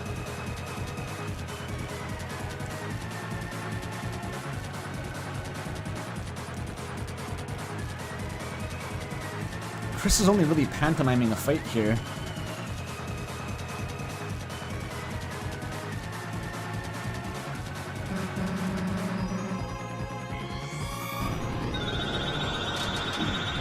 Well, it's not really Chris fighting, it's the soul. Like, the player is the one actually choosing to fight here. I know they smile if you hold their breath twice. And it's just like, what they smiling about?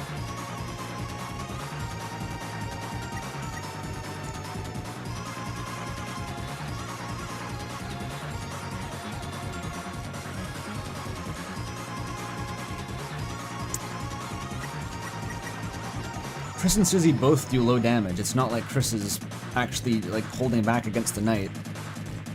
Susie's damage is also terrible. Except for Rude Buster. Like, if they just attack, it's still low damage.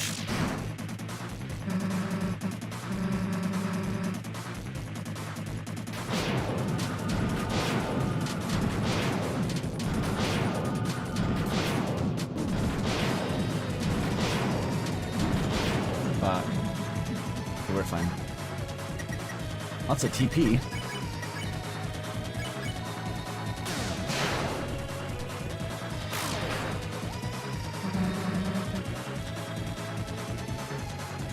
You're all damn alone.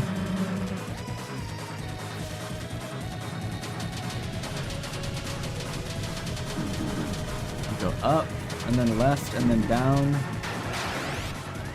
Susie still died somehow.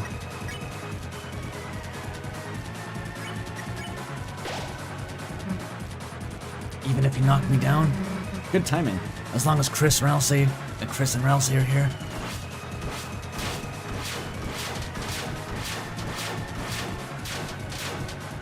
Okay, pretty good.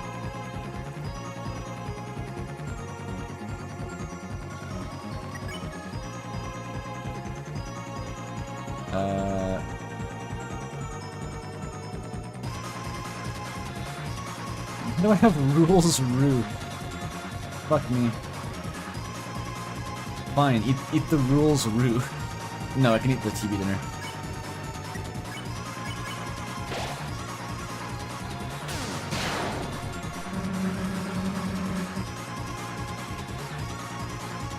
As long as Chris has got a hand to lift me up with, you're never gonna win, you hear me? New record. I still take damage somehow, god damn it. Oh, I thought that would miss. Okay, that was really bad.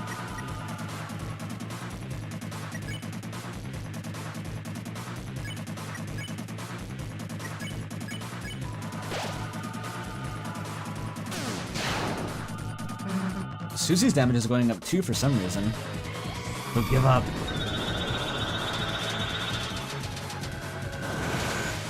Red mode. It's kind of unreliable to dodge that, I find.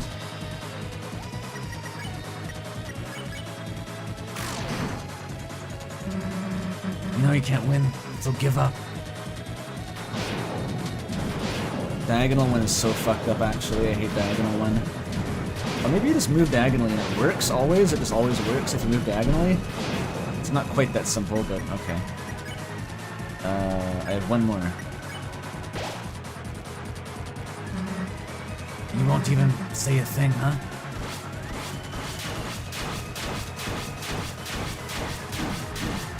I'm out of sync. Out of sync. God damn it. Okay, Chris is fine. What do I have? Clubs? Nothing good. It's all shit. Susie has 1 health. Man, I'm done talking. People like you just piss me off. And people like them kill us the next turn.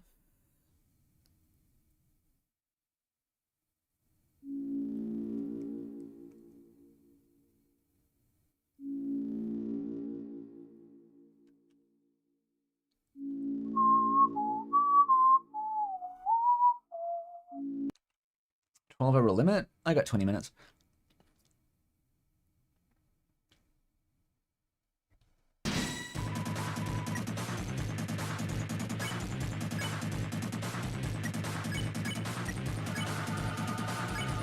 There we go. I just need some better muscle memory to kick in here. I was better at dodging that slashy attack when I beat this for the first time. I got better at doing it, then I forgot. The sword tunnel I never figured out. That's just kind of, you deal with it.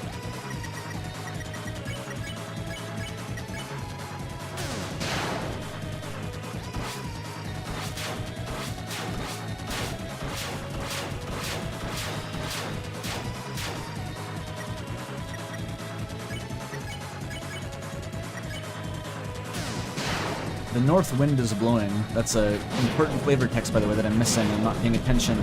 I need the flavor text. It's so flavorful. There we go. There we go. I'm getting it now. Your vision narrows. North wind just seems to be like Des or Carol again. Pick one.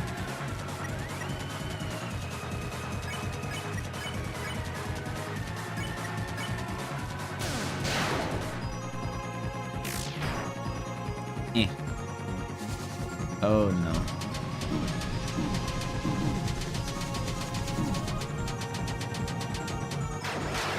I actually dodged it. Oh my god. Kinda.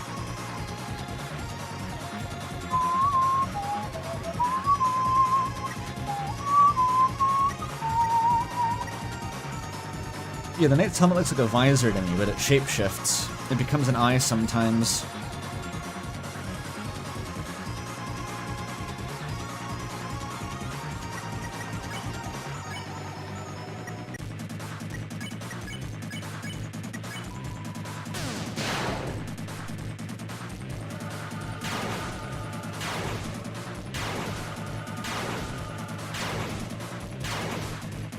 Okay.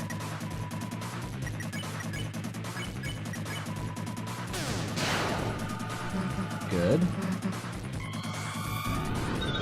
Going pretty well.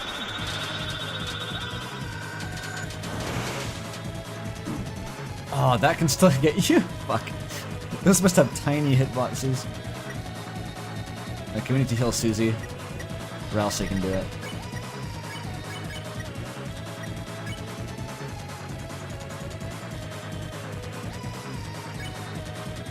Actually use a club sandwich, that'll do. We're using chapter 1 healing items here. We make do, okay? I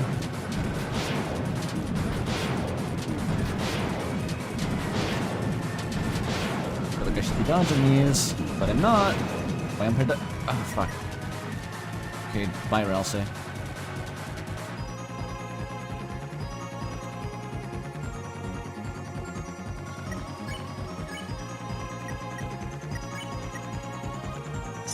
Huh. Never mind. Spaghetti code.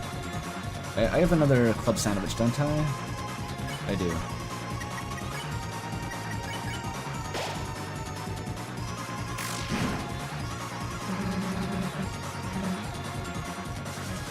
Bad. If I had memorized when this attack happened, I could probably defend preemptively. Oh. Almost. Almost.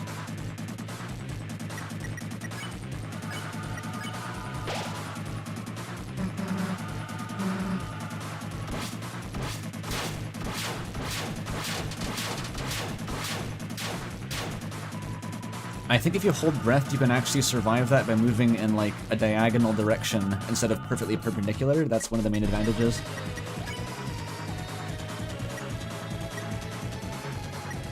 We're looking good.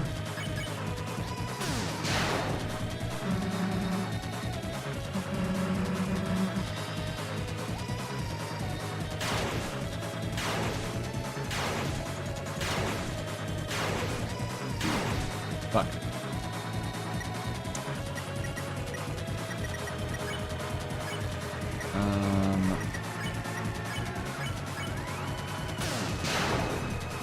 There we go.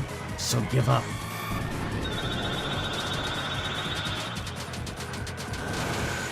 Okay. Sometimes I dodge it, sometimes I can't.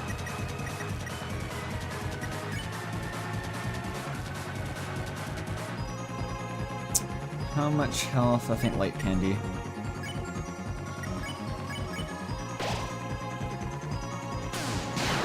There we go. This is brutal.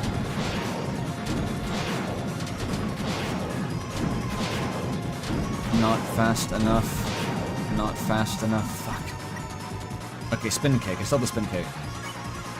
Thank God for spin cake.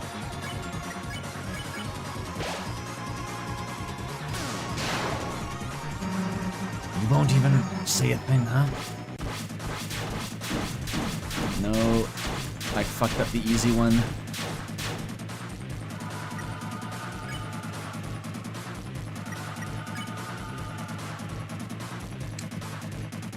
I can't use the revivement on Chris, that would be dumb.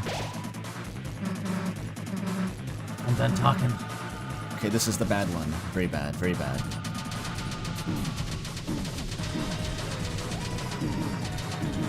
How the fuck do you dodge any of that? Oh, hi, Half-Bread. Haven't seen you around in a long time.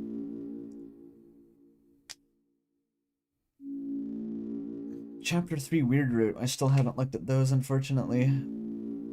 It's still on the docket.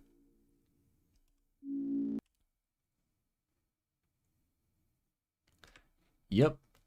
I sure could reload a save and fix my items.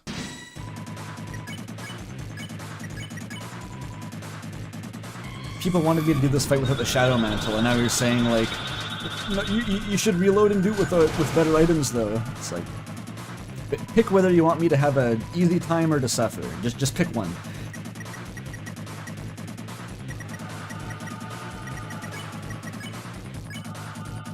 I did that already. Okay, we're fine.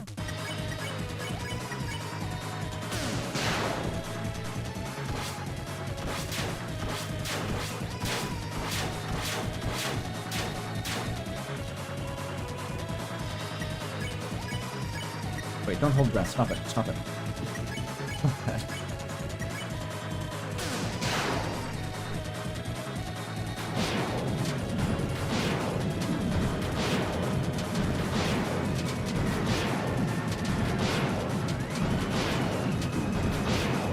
Fuck. Actually, can I heal prayer? I might have enough TP. I do. This is just BM. You heard the freedom motif? I don't hear freedom motif in this.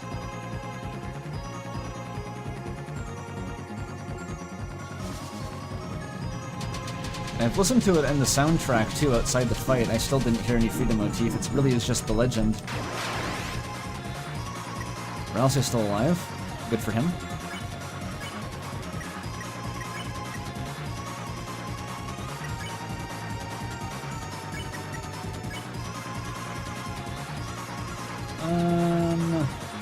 Bloods?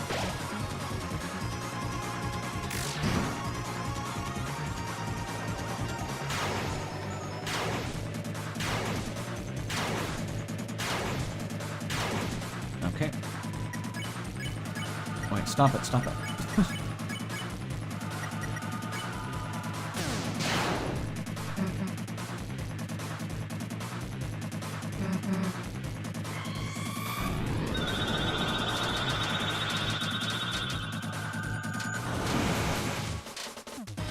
I don't know how I lived. The north and east winds. Is the east wind also cold? I don't know. Did I find the secret gumball machine? I did. I did.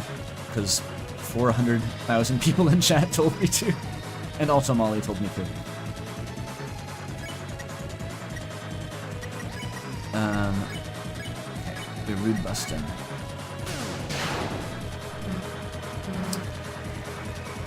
Alright, Susie. Big talk, but we have to dodge the attacks now.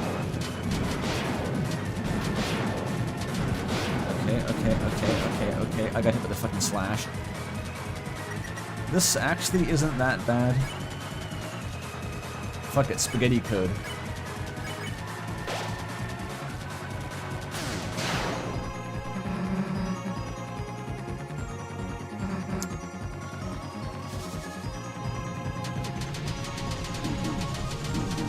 Should I move, like, into the... No, that doesn't work at all.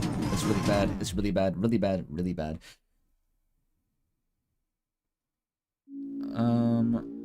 I need to cut the stream, probably.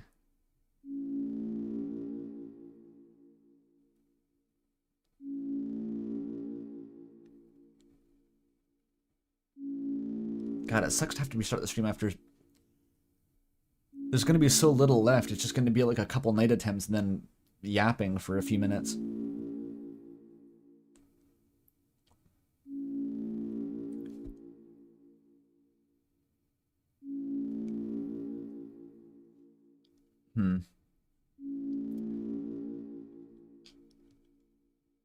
Even if I clutch it now, I'm still going to do yapping afterward, and it's going to go over time. I have to cut it.